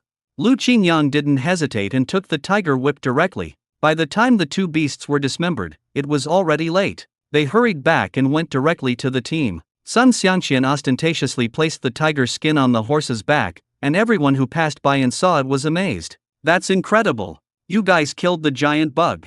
Yes, I'm going to the team to receive the reward. As soon as the tiger's skin was pulled into the team, Captain Wu was overjoyed. Oh my god, I haven't seen a tiger's skin in years. If I had known earlier, I would have beaten drums and gongs for you. Lu Qingyang said directly, that's not necessary, we just need a real reward. Of course there are. When we kill the pigs, you can get more pork and more food. This is a great contribution to our production team. Captain Wu glanced and saw the bear skin again. You not only killed a big insect, but also a blind bear. Yeah, I'm luckier. Captain Wu nodded repeatedly. The hunting team's performance this year is really good. I'll give you guys a day off tomorrow. Have a good rest. He welcomed everyone in again. This is incredible. Killing a tiger will earn you 200 work points, and killing a bear will earn you 100. I'll record them all for you. Lu Qingyang pulled Shenemo over as well. Shenemo went along too. Can we add her too? You went there too. Shenemo nodded repeatedly. I put in a lot of effort. Okay, I'll give you one too. Shenmo usually gets a lot of work points. Although she is not a member of the hunting team, she is proficient in both hunting and farm work. Captain Wu was not stingy either. After all, if the killer tiger was handed over to the commune, the brigade would also give him a reward. For a time, they all enjoyed great glory. Not only that, Captain Wu also asked a broadcaster to publicize the news in the production team so that everyone knew that they had killed a giant insect. After hearing the news, the person who was most unwilling was Hu Shengli. Not to mention that he was beaten up by several of them last time, and now his body is covered with bruises and aches all over. He is obviously a tall and strong man, so why do his legs go weak when he sees those ferocious beasts? If I could overcome this shortcoming and join the hunting team, I would definitely be more powerful than Lu Qingyang. He really got all the good things, and he couldn't swallow this. In addition, the vice-captain told him that his plan to become the team leader was also a failure. Hu Shenli felt uncomfortable no matter how he thought about it. I asked Jiang Wanwan out in the evening. Jiang Wanwan also heard the news on the radio, and she felt more sad about not being able to get Lu Qingyang. When she saw Hu Shenli's embarrassed look, she couldn't help but be shocked. No wonder you asked for leave. How did it become like this? Hu Shenli covered his face and smiled bitterly. Don't mention it. I feel uncomfortable when I mention this matter. He hugged Jiang Wanwan and said, Wanwan, I can only get some comfort from you. Jiang Wanwan knew what Hu Shenli was thinking. Look at you, are you still thinking about that? Who told you to be so beautiful? You are the most beautiful person I have ever seen. Although I know his true nature, these words are indeed comforting to hear. Jiang Wanwan was suspicious. It was obvious that Hu Shenli was a veteran. Even he couldn't control himself when he saw her. How could Lu Qingyang control himself? I tried to show my goodwill in the past, but he always turned a blind eye. Is there something wrong with him? I see him hanging out with fat girls quite frequently lately. Could it be that he likes fat women? Jiang Wanwan pushed Hu Shenli away. Look, Lu Qingyang and Sun Xianqian can even beat big tigers. What about you? You are just a show-off. You are so strong for nothing. What? That's not what you said before. Didn't you say Lu Qingyang was a loser? But now, Jiang Wanwan feels that Lu Qingyang is becoming more and more attractive. Moreover, he shined in the hunting team, had no worries about food and drink, and had good relationships with everyone in the team. Last time, she tried to move into his house, but failed. She was frightened at the time, but afterwards, she felt that something was wrong, but she couldn't tell what was strange. I just feel that Lu Qingyang is not as easy to bully as he looks on the surface. He is definitely doing it on purpose to scare me and Chunyua. He is not a coward. How can a coward beat a big tiger? As long as you have a gun, I can shoot down a giant insect or even a dragon for you. Go away, you're just making empty promises. It was not until Hu Shengli took out a box of canned meat from his bag that Jiang Wanwan's eyes lit up and she let him meet her for a few times. Are there any new products? It was sent from home. If you follow me in the future, this kind of canned food will be easy to get. Hu Shengli once said that his family was officials in the capital. Jiang Wanwan didn't believe it at first. What kind of official would go to a place like this from the countryside? Hu Shengli explained that his family asked him to come and gain some experience. Now it seems that this is indeed possible. After all, how could a poor family have so many good things? After some sweet talk from Hu Shengli, she was almost conquered. A gust of cold air hit Jiang Wanwan, and she slapped his hand away. You are so brave. It's so cold now, do you want to freeze me to death? If you want to do this, You should wait until spring when it's warmer. She was delaying on purpose, and Jiang Wanwan knew it very well. There are some things that men will not cherish once they get them. She had to keep the other person hanging and give him a taste of the sweetness, so that she could get a steady stream of benefits. She still didn't know Lu Qinjiang's family background. She had only heard Lu Daji say that Lu Qingyang was his cousin. It's a pity that Lu Daji is no longer here, so she can no longer find out any useful information. Lu Qingyang got a piece of tiger bone. Even though it was just a piece of leg bone, there were many people in the market looking to buy it. He didn't notice it when he was in the woods, but as soon as he came back, Lu Qingyang felt his waist ache. He was well aware that he had a very good physique. It was probably because he tried to catch Shinemo during the day that he injured his waist. Lu Qingyang originally wanted to use his health points to see if the pain in his body could be relieved, but there was a knock on the door. "Who's coming?" "It's me." Lu Qingyang opened the door and Shinemo stood there with an uncomfortable look on her face. She had already noticed the discomfort in Lu Qinjiang's waist, and she didn't know where she took out a set of acupuncture tools from. Lu Qingyang was puzzled. "Where did you get this from?" Shinemo answered directly, "I got it from Dr. Bao." After saying that, he was about to lift up Lu Qinjiang's clothes. "Let me see if I hurt you." "Be a real man, this little injury is nothing, it will heal in a few days." Lu Qingyang directly held her hand to stop her action. "Just let me take a look, let me try my hand." Lu Qingyang didn't know whether to laugh or cry. "You're not concerned about whether I'm injured, you're just looking for me to practice with. I care about you too, you can't die." Shen Mo's expression was serious. "It's not that serious. How could I die?" "Then let me see." Shen Mo held Lu Qinjiang's wrist. He almost forgot that this girl was very strong and he had the strength to hold out against her for a while, but he was eventually defeated. Lu Qingyang looked at his hand strangely, and his strength seemed to be greater than before. After lifting up the clothes, the abdominal muscles became much stronger. Thinking about how he has been practicing the secret book given by Grandpa Shen every day recently, could it really be effective? Shen Mo took off her gloves and touched his waist with her cold hands. "Look, there are bruises here." "I'm sorry, Lu Qingyang, you were trying to catch me. If I hadn't caught you, you would have fallen face first onto the ground, which would have been much more serious than what happened to me." He originally planned to exchange health points to heal his waist, which was a simple task. Who knew that Shen Mo volunteered to come over with acupuncture tools? Wait, Lu Qingyang was scared. When did she learn acupuncture? Even though it was just a trial, it wouldn't really take his life, right? "Little Jasmine, I've never seen you learn acupuncture. Where did you learn it from?" "I've seen Lao Bie bandages used several times before. One time, my grandfather had a backache, and he was cured after Lao Bie bandaged it." Shen Mo had already started opening the acupuncture bag, took out a tiny silver needle, wiped it with alcohol, and then put it on the fire to warm it. "After watching it once, you want to test it on him? What's the difference between this and a guinea pig?" Lu Qinjiang's heart trembled. "How about we try again another day?" "No, look at how badly you're hurt. Don't worry, I'll treat you well. It won't hurt." Shen Mo pushed him back again. Why did the sight of him holding the silver needle look so familiar? Lu Qingyang recalled some not-so-nice images in his mind. She emphasized again, "Don't worry, I remember all the needle techniques and I won't make any mistakes." Shen Mo held down Lu Qinjiang's struggling body and gently stabbed him in the waist. "The pain I had imagined did not come, but the soreness in my waist was relieved a little." Shenshu is located 1.5 inches below the spinous process of the second lumbar vertebra in the waist. "You are not mistaken." Lu Qingyang didn't expect that this girl had such a good memory. She remembered it just by seeing the acupuncture once. And it is really effective when acupuncture is applied on the acupuncture points. Since he couldn't resist, he had to accept it peacefully. Shen Mo gave him 3 injections, and he no longer felt any pain in his waist. "How is it? Is it effective?" Shen Mo asked expectantly. "It seems to be somewhat effective. It really doesn't hurt as much anymore. This old Bao's acupuncture method is really useful." Lu Qinjian stood up and stretched her muscles. She didn't expect that after this set of acupuncture, her health points would be useless. "Wait, it's not over yet." Shen Mo asked him to lie back on the Kong. "Isn't it over yet?" He felt a little uncomfortable exposing his chest and back in front of Shen Mo. It doesn't matter that he is a grown man, but the girl's reputation is important. Lu Qingyang turned his head and saw that she looked serious and didn't seem to have any random thoughts at all, so he let her continue. Shen Mo kneaded his waist slowly. Old Bao said that this will make the waist more relaxed.